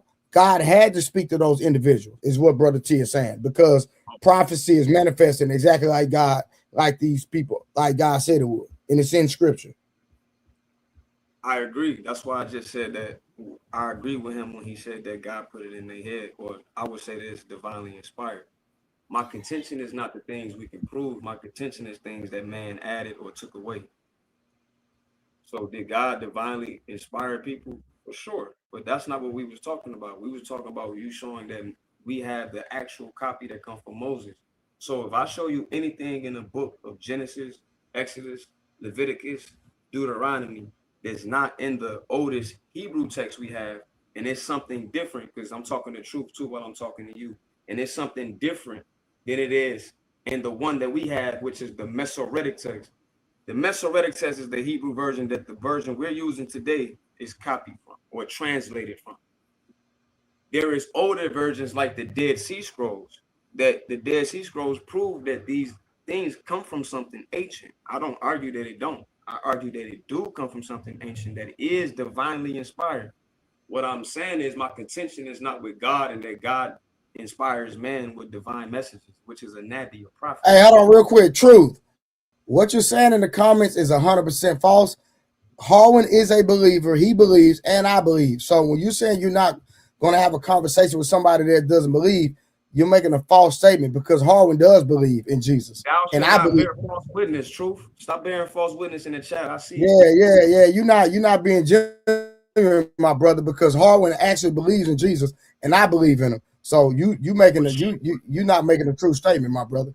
And the Bible does, and the Bible does tell you to contend for the faith. So if you're going to have, what Jesus did in the court in the church when he flipped. So if you're going to have conversations about the Bible, you're actually in God's will, because God tells you to contend for the faith. So when you bow out and people are having conversations and you cannot substantiate contend for the faith, you actually make God look bad, in my opinion. Because that means Harwin don't argue against God. Harwin argue against man that contend God. That's the same thing that Jesus did when he was in the temples and flipping over the same people that had the Septuagint, right? So he was contending them, saying that y'all are altering things, you changing things. That's not true, basically. Well, can we agree on that? That he was arguing with the Pharisees in the New Testament. Can we agree? 100%. Okay, so Harwin doing the same thing, true. So what I'm saying is things have been changed. Some things are good. Some things have been added or taken away by men. Like when you look in the book of Joshua and it says, and it is said in the book of Jasher, but where is the book of Jasher in the Bible, T? The book of Josh, is in the Apocrypha? Is it? I'm not sure. 100%. That's good. So now you're saying that there are books that is in the Apocrypha or in other books, whether if you're right or wrong, we can check it out and see if you are. I'm rocking with you on that. I ain't gonna be pedantic, but what I'm saying is there are books that these men said not to be in it that God deemed enough to be divine. So if it's divine, like God said it, and it's divine enough to quote, who is man to not put it in there? Exactly. You know, the Bible now is more than yes. Okay. I see what you're saying. Yes. There's the Bible we have now, there's more books. But I think in the 1400 or at one point the Protestant church they took out like delineated from the Catholic Church, yes. No, they took out like at least 14 books of the Bible. Not just then, That's but why 300 BC, you see at the Nicene Council that they also deemed some things shouldn't go in there because it went against, but not just the Nicene Council, multiple different councils. now I'm saying that like for example, the Bible we have now, it goes from Malachi to Matthew. That's the old and new. No. The It Old skips the Testament Greek. goes from Genesis to Malachi. Yes. No. I mean from the old to new. Yes. The last book of the Bible we have now is Malachi, and it goes to Matthew. But the original Bible is skips the Greeks, the history of the Greeks. That's why when you read in Paul, he said, the Apocrypha. The Apocrypha is taken out. I mean, but okay, see, you looking at this like it's in order. So he asked you a question about the Book of Mark. Oh yeah, yes. Oh yes. Also, you think these texts are in order? They're not. Of course they're in order. It speaks about like okay. Let me prove how it's in order. These people were enslaved to under powers, and these powers were in order. Like now, I mean, the Persian, the Medes. This is like history. You can go on history and realize this happened first. They were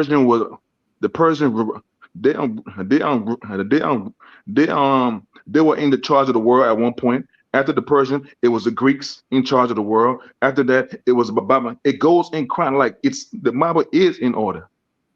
It's not. Like it tells you from the beginning up to the Roman Empire, and then here the last empire of America. Okay, I'm gonna do two things. One. So the Bible is in fact in order. Got you. So in the Old Testament, Abraham is said to be from Ur of Chaldea. Yeah. Right? You agree? Yeah. All right.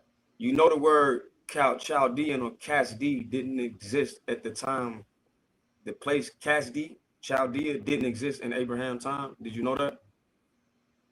I'm not 100% sure on that. I'm not 100% sure. All right, so you can Google it, and then you can go do some scholarly research on it. Don't believe me? Check it out. So what that is called an anachronistic thing. It's an anachronism, meaning, you know how we call Egypt. Yeah. But Egypt wasn't called Egypt during the time of Egypt. That's absolutely. That's an anachronism. So this is evidence that something was written much later. You follow? Yeah. Okay. Yes. Now, when he asked you something about the book of Mark, and you said it's in order, it goes Matthew, Mark, Luke, John, right? All right. The book of Mark was written before the book of Matthew, but the book of Matthew is before Mark in the Bible.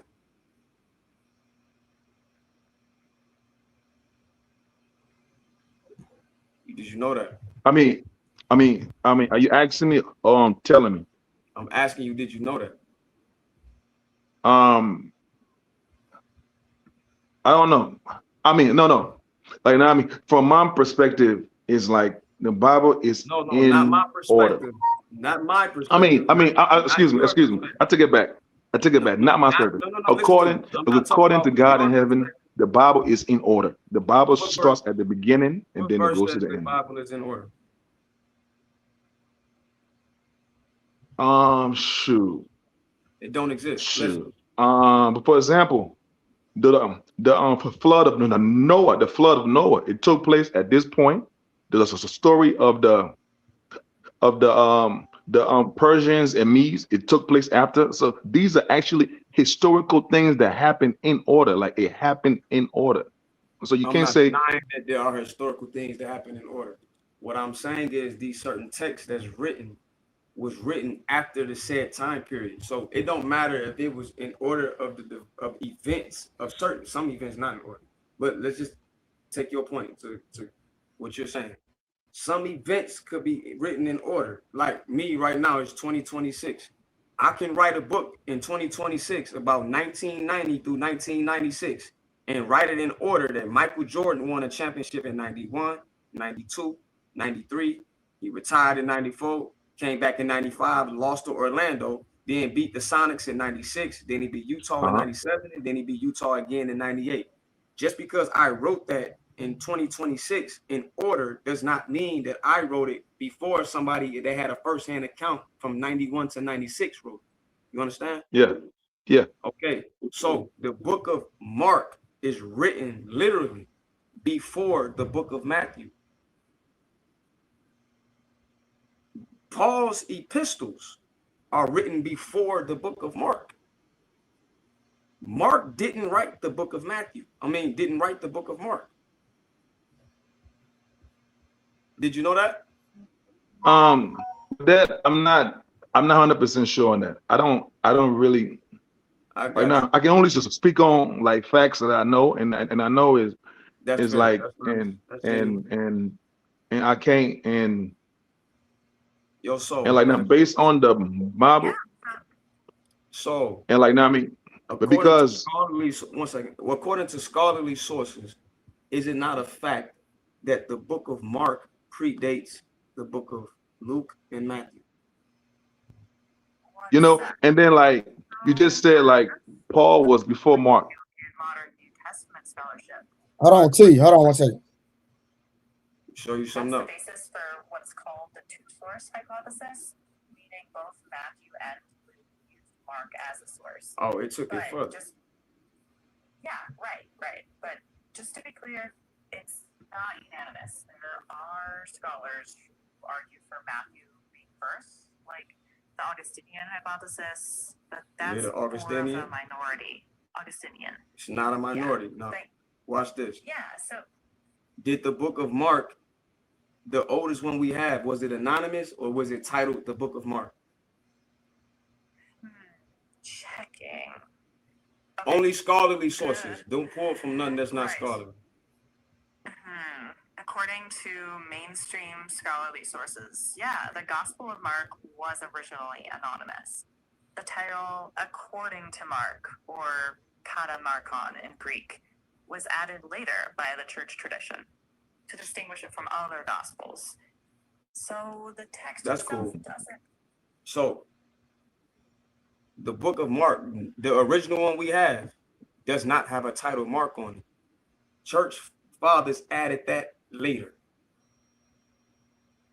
Okay.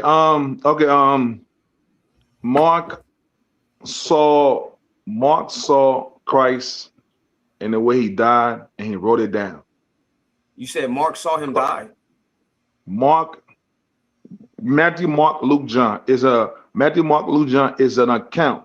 It's like my point of view and your point of view of the same story. Like it's like for example me. For example me. I'm in the front row. I can see what happened in the front row. You are in the third row, so you can see what happened in the third row. And you saying that Paul happened before Mark, but that's not what I said. But Christ taught Paul after he died, and Mark saw Jesus being hanged and wrote it down. So how can Paul be before Mark when Mark was there and he saw Jesus do all these things, and Jesus taught Paul after he died? See, that's not what I said, bro. What I said was, we're going to address everything you said. What I said was, Paul wrote his epistles before the book of Mark was written. I didn't say that. Okay. That you might have a point on that. I'm not 100% sure on that. But still with that, I don't really think that, because this guy saw Jesus his whole life. I mean, not his whole life. It's about the manuscripts we actually have. Okay. The ones we actually have, like physical, like manuscript. Yeah. Right. So you said that Mark saw him die. What verse say that? Yeah. Huh? What verse say that? I mean, Mark, the first 5 books of the New Testament is accounts of Christ and his death. It's an account.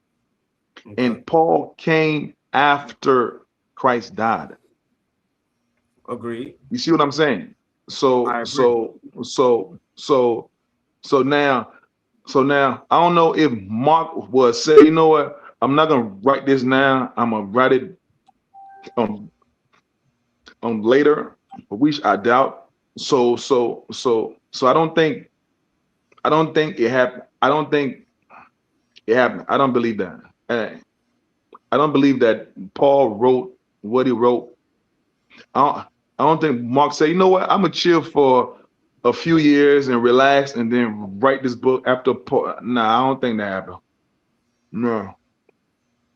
Again, you are assuming that Mark wrote the book because they had the title Mark on it.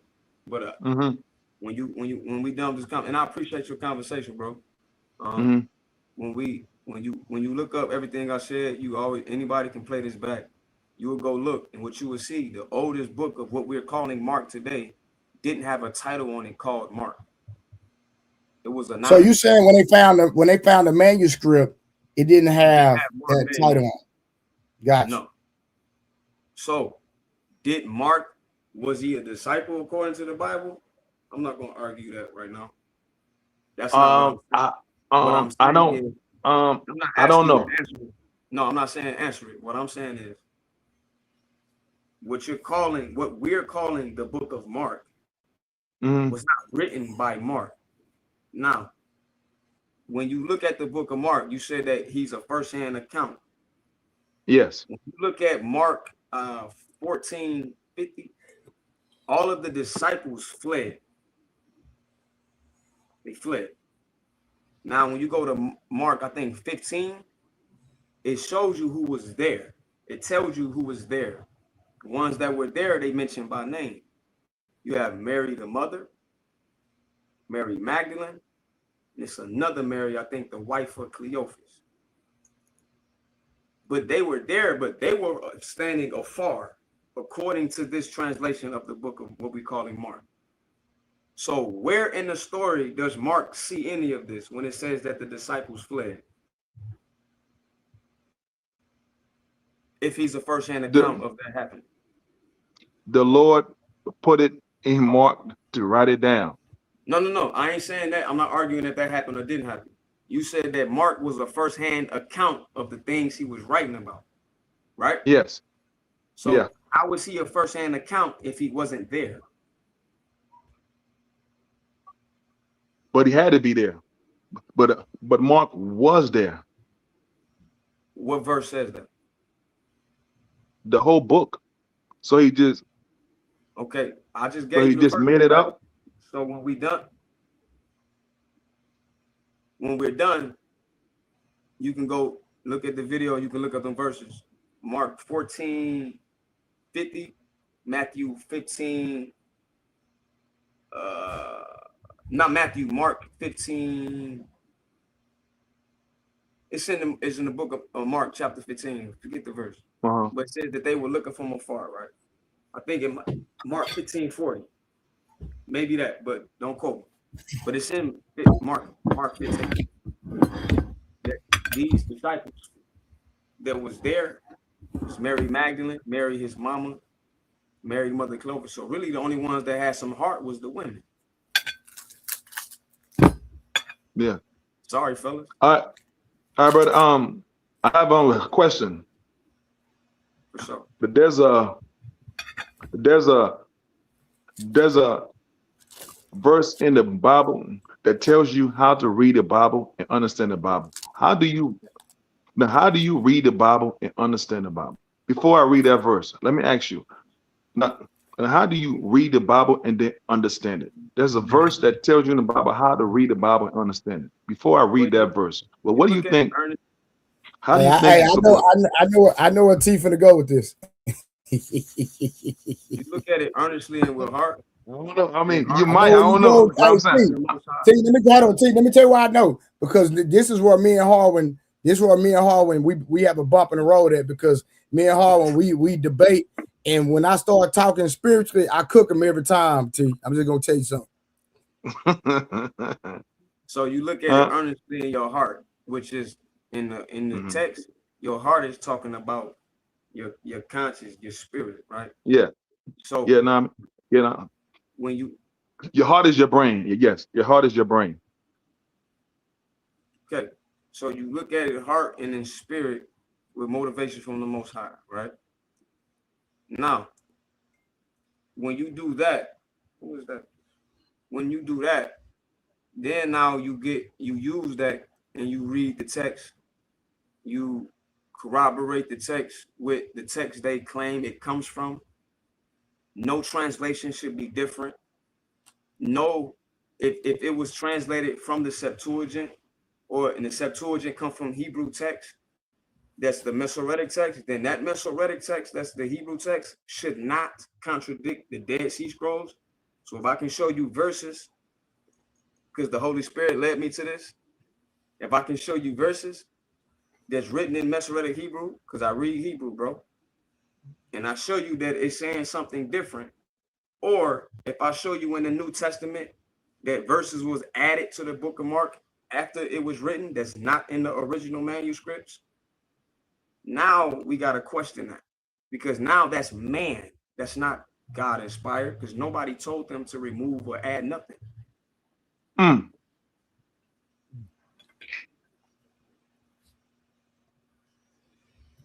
Again, my contention is not with the Most High. My contention is with man. And specifically men like the males. Okay. Yeah, T, so his issue is not the Bible. His issue is this. When you T, his issue is not with the Bible. His issue is when you go find the original manuscripts of how they formulated the Bible, there's a lot of things added and there's a lot of things taken away. That's what he's saying. For sure. Okay. And the Holy Spirit led me to that. Okay. I mean, what is the Holy Spirit? Anyway, that's not. I don't want to. Now, I mean, I don't want to. But what is the Holy Spirit, by the way? Now you what is the Holy Spirit? What? Now you insulting me. What are we doing, T? T, what we do? We change the subject. Hold on. Okay, fine. Let's stay on top. Okay. See, we know what the Holy Spirit is, brothers. Hold on. T, let me ask you: Did you ask that question to question his validity of what he deems the Holy Spirit is? Yes. Of course he did. That's why. So now I'm asking you. So now, okay, now, all right. So now, I'm gonna give y'all. Hold on. No. I'm gonna give y'all 4 minutes to answer that question, because I gotta read chapter 7. I gotta finish chapter 7. Go ahead, real quick. Answer that for him, Harlan. Oh, you mean the what same is the Holy Spirit? You mean the same one that descended as in the form of a dove when the John the Baptist crucified? I mean, not crucified, when he baptized Jesus. You mean that one? I mean, there's only one Holy Spirit in the Bible. But what is the Holy Spirit? What you mean? What do you mean? What is the Holy Spirit? Again, this question is insulting my intelligence, bro. I mean, I can just show you. I can just show you in the Bible. I mean, you want me to show you in the Bible? Because I'm the only one that's been showing verses. All right, cool. Okay, there's 2 verses on the Holy Spirit. Show you these verses you forgot. Okay, there's 2 verses that shows what the Holy Spirit is. The first one is Acts 7, verse 51 to 53, and then Romans 7, verse 14. Read it to us, brother. I'm the only one that's been reading verses. Okay. Now, okay. Or how about this? Long story short. I'll read it for you. Long story short. Acts, the Holy Ghost, the Holy Spirit is the law, the commandments. What? So the commandments. So the commandments. No, it is not. No. See, that's not true. Leave him alone, Trey. Leave him alone because he. That's what I'm saying. Like, so are you saying? Are we going off our own opinion? Are we going off of what the Bible is saying? I've been No. I'm going off what it says in the scripture. It says the Holy Ghost, the Holy Spirit is the commandments. The only one that's been quoting verses. Okay. So and then that's my turn to quote. And that's my turn to quote, bro. I've been asking you to quote for a minute. You ain't quoted one yet. So now let me ask you a question. Are you saying it was the commandments? It was the commandments that impregnated Mary? Oh, no. Christ's father is Joseph. Okay. Like the sperm, meaning Joseph physically had sex with Mary and they give birth. Oh, man, come on, man. Stop, I know man. it sounds Come strange. on. Like the truth sounds so crazy. The truth sounds so because you never heard it before. The truth sounds so crazy because I've heard that before. But what I want you to do, T, is to show me. You sound muffled, brother. You say what? You sound muffled. Can't hear you. Yeah. Your speaker, your microphone, you sound muffled. Okay. Talk now. All right. Now, all right. That's not the first time I've heard that, bro. Speak for yourself. What I'm telling you to do is, I'm not going to agree or disagree. Back you all the way up, but you buck down.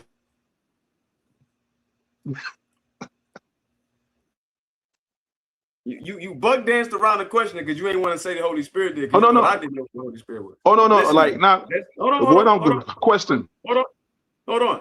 Hey, T, hold on real quick. Hey, T, hold on. Yeah. Hey, hold on. Hey, T, I'm finna put, I need you to text me right now. I'm putting my number in the back chat so I can have your info so we can go live again. Cause I'm gonna have to go in a minute. Cause I'm gonna cook you, son. I'm a barbecue roast you, my boy. Hey, my number in the back chat. Shoot me a text, bro. Cause we gotta link up. Cause we gotta have it. We gotta finish this conversation, bro. I'm gonna cook you. All right. It's a respectful conversation. I mean, the Holy Spirit. No, it's all love. Hey, T, it's all love for real. It's all love for real. Oh yeah. It was absolutely, bro. Absolutely, bro. But I want you to, before you leave, I want you to show us in the King James Version that we're quoting. Don't step outside of that. Yeah. All right? Because I can do that too, but I'm sticking in the King James. Yeah. Hey, I'm gonna be honest with you, T. We gotta stay within that confined line, because if we go outside hard, we're gonna cook all of us. I'm gonna be honest with you. He gonna cook all of us. Absolutely. But I've been the only one quoting verses right now too. But listen.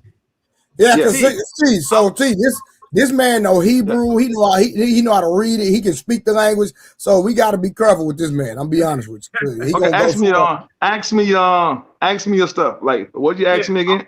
I would like for you to show us in the King James Version where it says Joseph has sex with Mary. Sure. This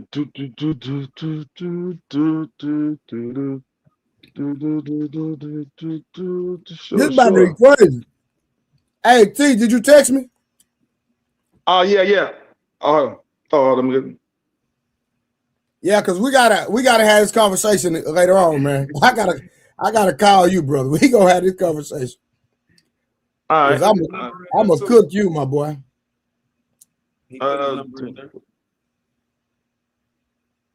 Well, I'm gonna have to go online because I know the verse, but I don't know the exact. You can tell me the verse and I can read it for you if that's better. Okay. Okay. Let me paraphrase the verse. Tell me the verse. I know you're gonna go to Matthew, so let's just go ahead and go. All right. First. Matthew what? Born of the seed of the seed. What is that? David. It's in a Colossians. Hold on a second. Seed. Hey, hold on real quick. Hey, T, let me ask you a question. Yeah. What is your belief system? Because if you don't believe Jesus, that Mary was impregnated by God Himself, like, what is your belief system like? Do you like? Because I'm confused. I've never heard of that. Okay. Okay. The Bible is the word of God. Religion is what we learn in America. I agree. Let me say it one more time. Religion is what you learn in America. The Bible is what God says. And what God says in the Bible is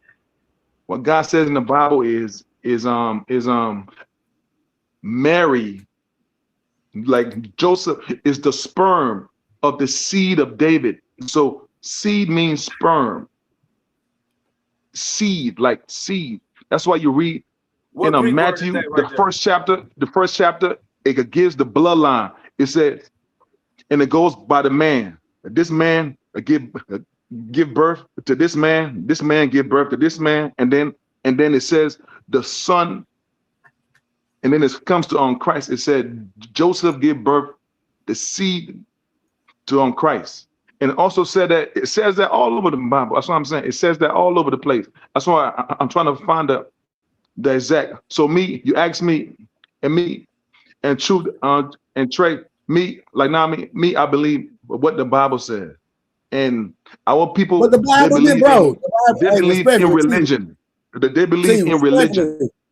Respectfully, the Bible didn't say that. Nah, you can't. You don't even know what I believe. How you gonna tell me what I believe? Boy, Christians, boy. I mean, hold on, watch this. See, hold on, see, let me ask you a question. Hold on. Have I even really spoke? First of all, no, you haven't. So how you gonna tell me what I believe? That's crazy. That's insane, bro. No, but because the Bible gives evidence that Joseph had sex with Mary and then Christ was born. But the myth is an angel.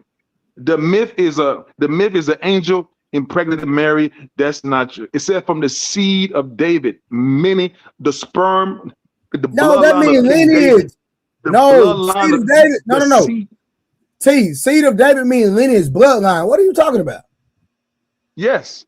Well, what is No. Hold on. Sperm is your bloodline. Sperm is your bloodline. Let me ask you a question, real quick. Yeah. I'm gonna test your knowledge real quick. And I actually learned this from this nigga up here with the hat on. So I gotta give Harvin his props. Was Joseph of the seed of David lineage or Mary? Joseph. No, he wasn't. He wasn't. It goes by your father, not your mother. Listen, Joseph was from David, but listen, what tribe? Okay, I thought the lineage came down from What tribe was Mary from? I'm not 100% sure, but I know for a fact that the bloodline goes by your father, and Joseph is of the tribe of Judah. Hey yo, tell this cat to read Luke 1:34. Don't do it, man. Read Luke 1:34. It literally says that Mary had not known a man. In other words, know as in sex. What are you talking about right now? Okay. The way you call known and the way known back then is two different things.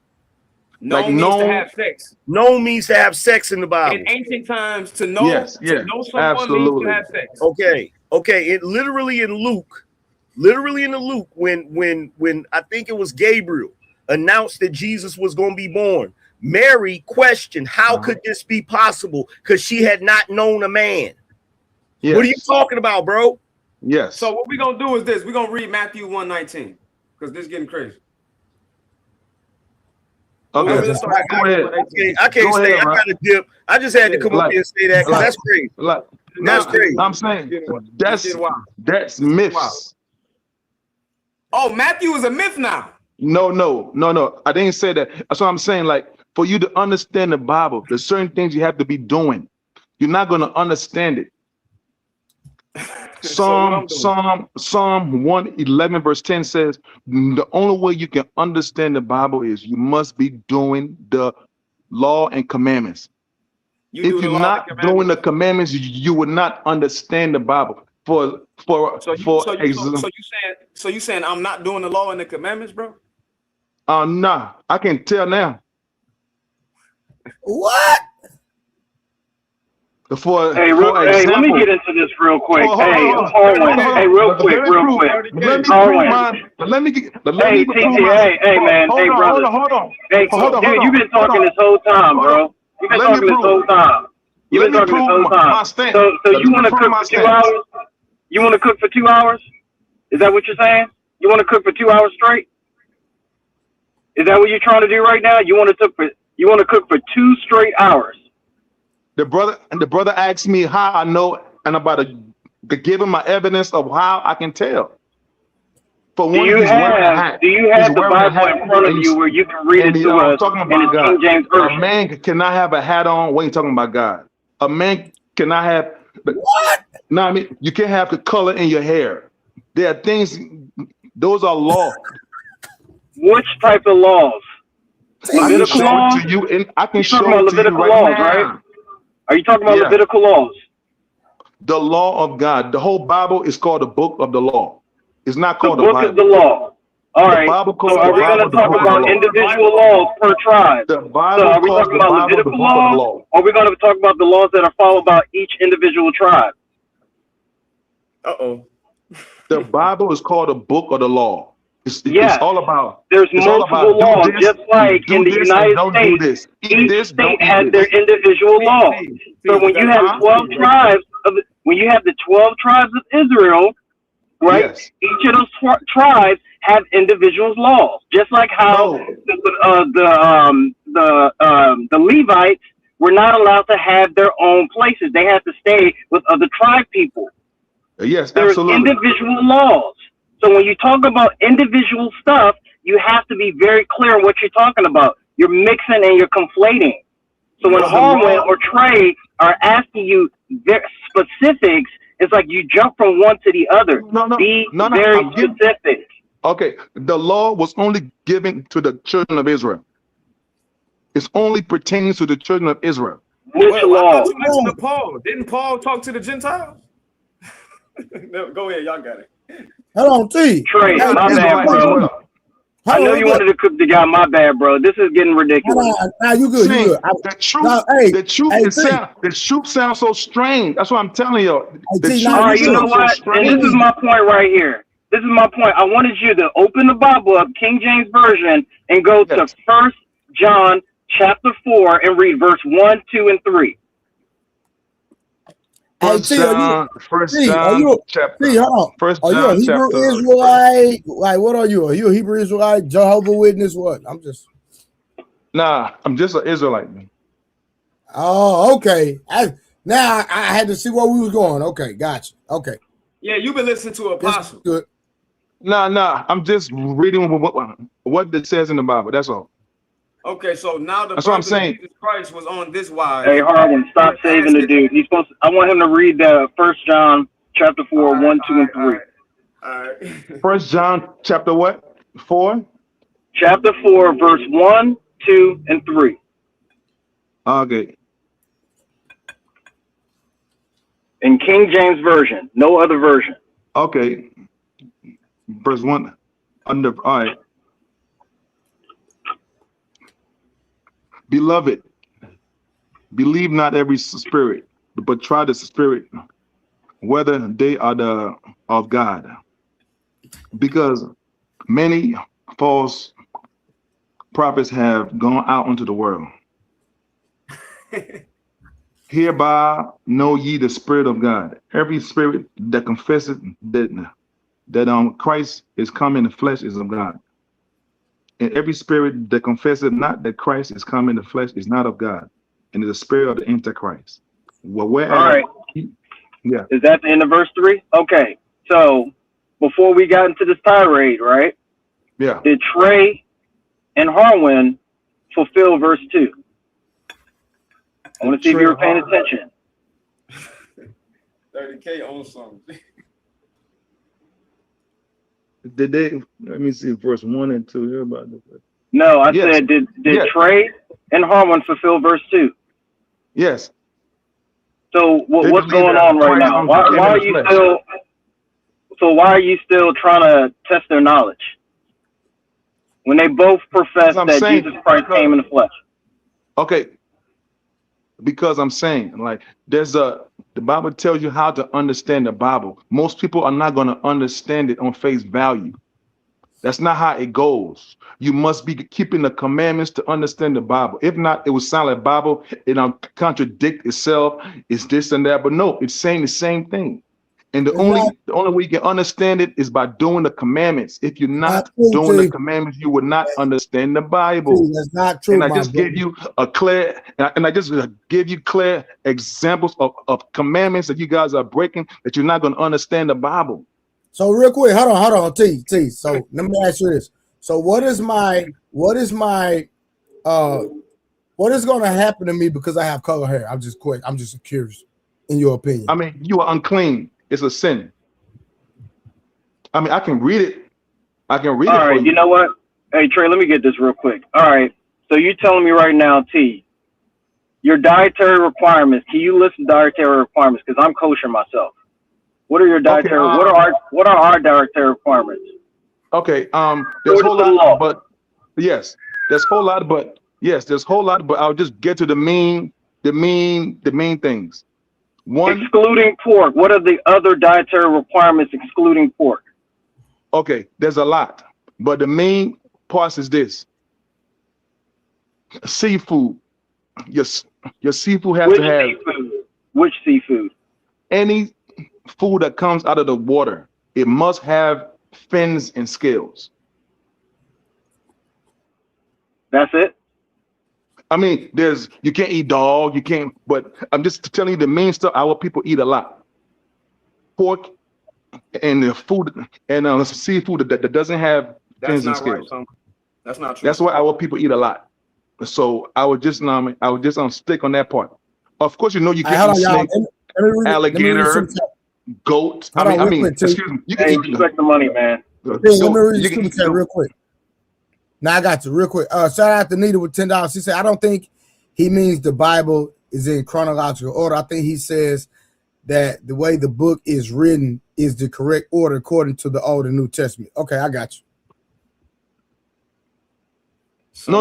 Now hold on. With that one, I can speak for myself. The Bible is in order. It goes from the beginning unto the end.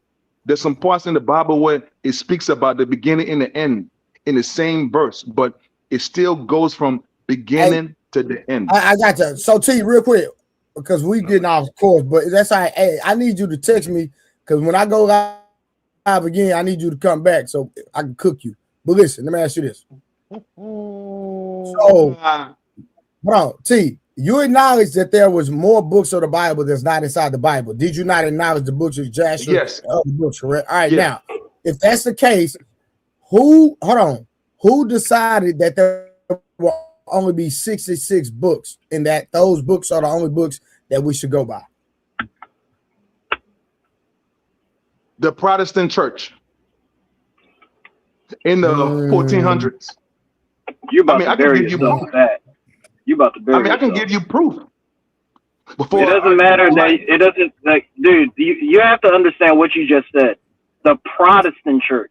Where in the Bible is it okay to have denominations if you're an Israelite?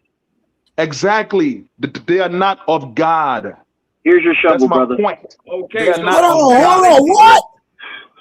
You are cooking yourself, bro. Oh God, but they put the Bible together. What? That's crazy. Okay, for example. Okay. All right. Okay, fine. See, no. You gotta stay right there. No, you can't move the goalpost. See, you can't move. No. Hold on, brother. I got you. You just acknowledged that people that are not of God put the book together, but that's the book that we go by? No. I'll listen very well too. I ain't gonna let you off. That's what you said, bro. No. The Protestant church took out books out of the Bible in the 1400s. The Protestant church. Isn't that in the King James version that we're using? Yes, but at the beginning of the King James. You're saying, not me. You're saying the people that compiled the King James version are not of God. No. Listen. Yes, you are. Listen. Okay, the Protestant church is a Catholic, right? Okay, for example, if you go to church, how does Christ look? Is he a white man? Is he a Chinese man? You just said, hold on. No, I'm giving you an example. I'm giving you an example. Bro. You moving the goalposts. You moving the goalposts. We're not asking you about pictures. We're not asking you about none of that. What we're asking you, because I'll let you move the goalposts 1,000 times and I've been respectful. Listen, we're asking you, does the Bible that we have now had removed books? And you said, yes, those people are not of God. And you said they were from the Protestant church. Then I asked you, was it that's a part of the King James version that we're using, right? You said, yes. Okay, so that means people that are not of God, according to you, put the Bible together that we're using. No. That's what you said, T. What the hell? They did not. Listen, holy men of God, all of them were black men. They wrote the Bible. I don't care if they was purple, bro. We're not talking about their color. You're moving the goalposts again. Hey, you just contradicted yourself. People took the Bible. White people took books out of the Bible. That's why I want you to understand. White people took books out of the Bible. You're preaching to my point. I agree. They did. They did. Yes, and that's what they did not write the Bible. You're not listening, bro. I didn't say right. In fact, they did translate the Bible, but that's a whole nother topic, bro. You said that they put it together, meaning what do you mean put it together, bro? No, they listen. In the beginning, it was books out of the Bible. Does they put that together that we have right now, right? Okay, hold on. Hold on a second. In the beginning, the Bible is over 88. It's over 80 books. The Bible we have now is not 80 books. Hold on. It's more than that. You know what, Harwin?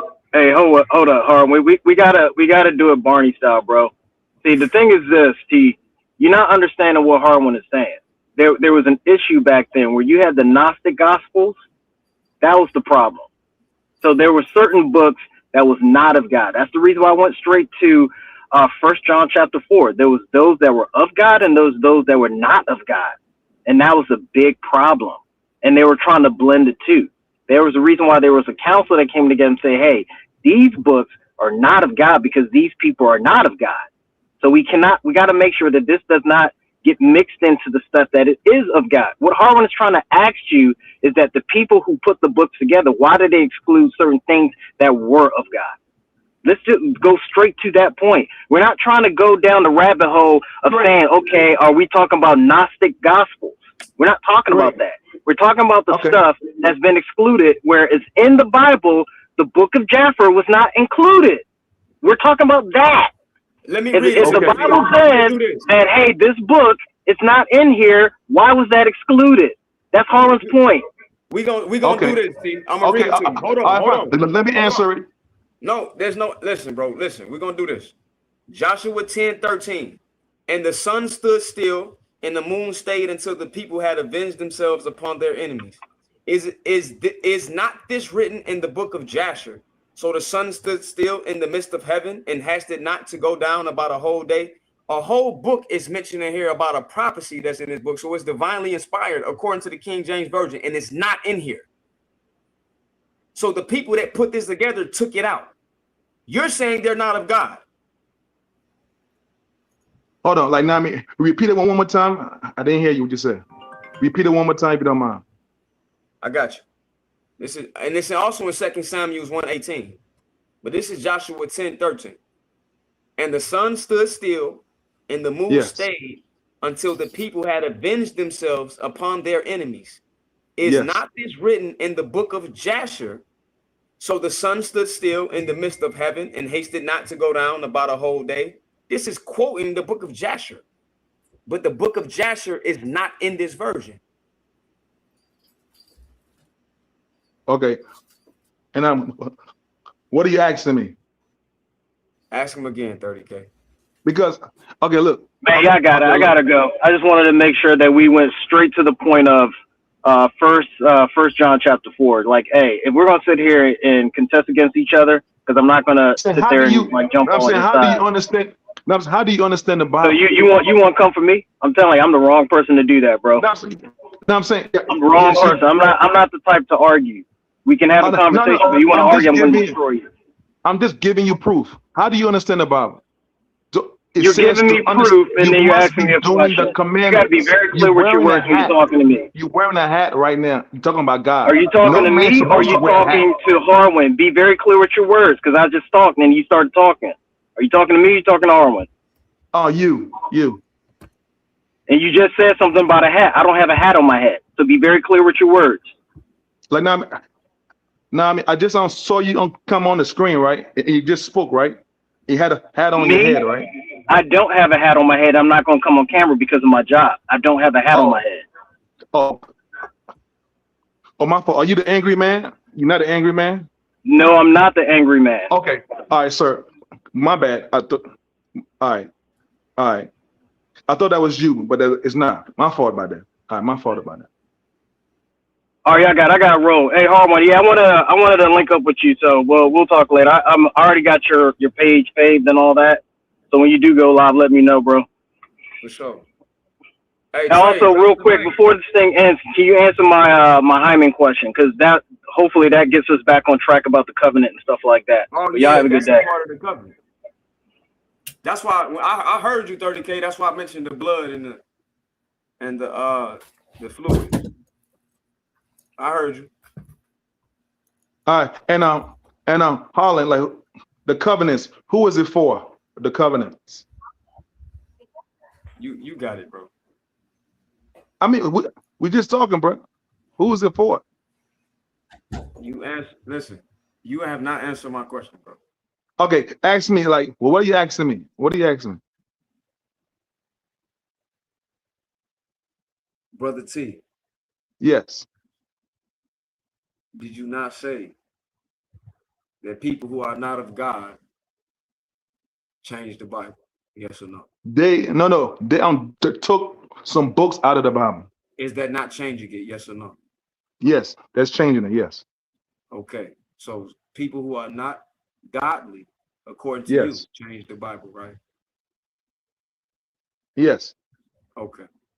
So the Bible we have today has been changed by ungodly people, but you sitting up here arguing with me. Yes. Ain't that some shit? No. What? Yes, that's what happened. Like, but you arguing with your brother up here. Huh? But you're arguing with your brother up here, and now you're admitting that the same thing I've been saying since I came on here. Is what? That it was changed. Okay. But let me explain change. Let me break everything down into change. Okay. The Bible was written in Hebrew and Greek. Okay. The Bible was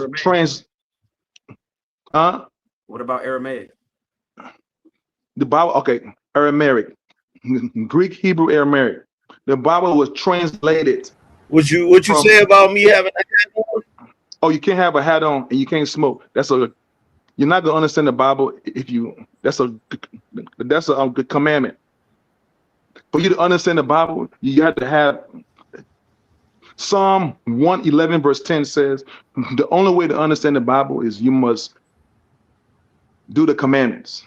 And the commandment says you can't wear a hat when you're praying as a man, when you're talking about God, and you can't be smoked, and you can't smoke. So if you're doing those things, it's not really your words. It's really, it's not God's words. It's your opinion. Doesn't the Bible also say, let ye who has no sin cast the first stone? Don't it say that too? Yes. Not to mention the fact you quoting the Bible, but you refuse to acknowledge the Bible when it comes to certain facts that you want to ignore. Because I came up here and gave you a verse. I noticed you didn't read that verse. Yes, I just did. The one He in ain't even read the verse that he been quoting. You didn't read that verse. I'm gonna let him have First John, right? 4 and 1 to 3. Not First John. I didn't say First John. You get me confused with 30K. Okay. What did you get me say, confused brother? with 30K? Okay, brother. What did you say for me to read? I read it right now. Hold on, I'll pull it up for you. I'll pull it up. Y'all, we got 11 minutes. Voice. Man, this stuff been good today, bro. This stuff been good. Hey, Angry Man, am I being disingenuous? Hey, T, and don't forget to shoot me a text, brother. Venus, what are you talking about? Because I'm smiling because I love this. Yeah, bro. This is good, bro. Because I love talking to Okay, so this is check this out. This is Luke. This is Luke 1. This is Luke 1. Yes. This is Luke 1, verse 26. And this is the King James Version. Okay. And the 6th month, the angel Gabriel was sent from God onto a city of Galilee named Nazareth to a virgin espoused to a man whose name was Joseph. Mm-hmm. Do I need to keep going? This is the whole verse right here that disproves that goofy shit you said earlier when you claiming to be somebody that reads the Bible. How do you read the Bible and you miss that story? That's one of the most prolific and repeated stories in the history of history. Wait, Angry Man, in Matthew 1. Okay. Now you made you say your claim now. Let me say my claim because to understand the Bible, you must be doing the commandments. Okay, you're not going to understand what you're talking about. Before you start, I don't understand what you're talking about. You need an Aaron. Go get Aaron. Well, go get Aaron to speak for you. Man of God right now, right? Go get Aaron to speak for you because you got the same problem Moses has. You stuttering like crazy, bro. Brother, your spirit is not up. It's not right. You know what I'm saying? I can see it on you and the way you act and how you say it. It's really? You know what I mean? Yes. Really? I mean, it's called. Your name is called the Angry Man. No man of God is supposed to be angry. So I'm like the stuff. Since when? It's already showing through your spirit. I can see your spirit. Would you like me to point out numerous occasions where men of God in the Bible were angry? So of course, it says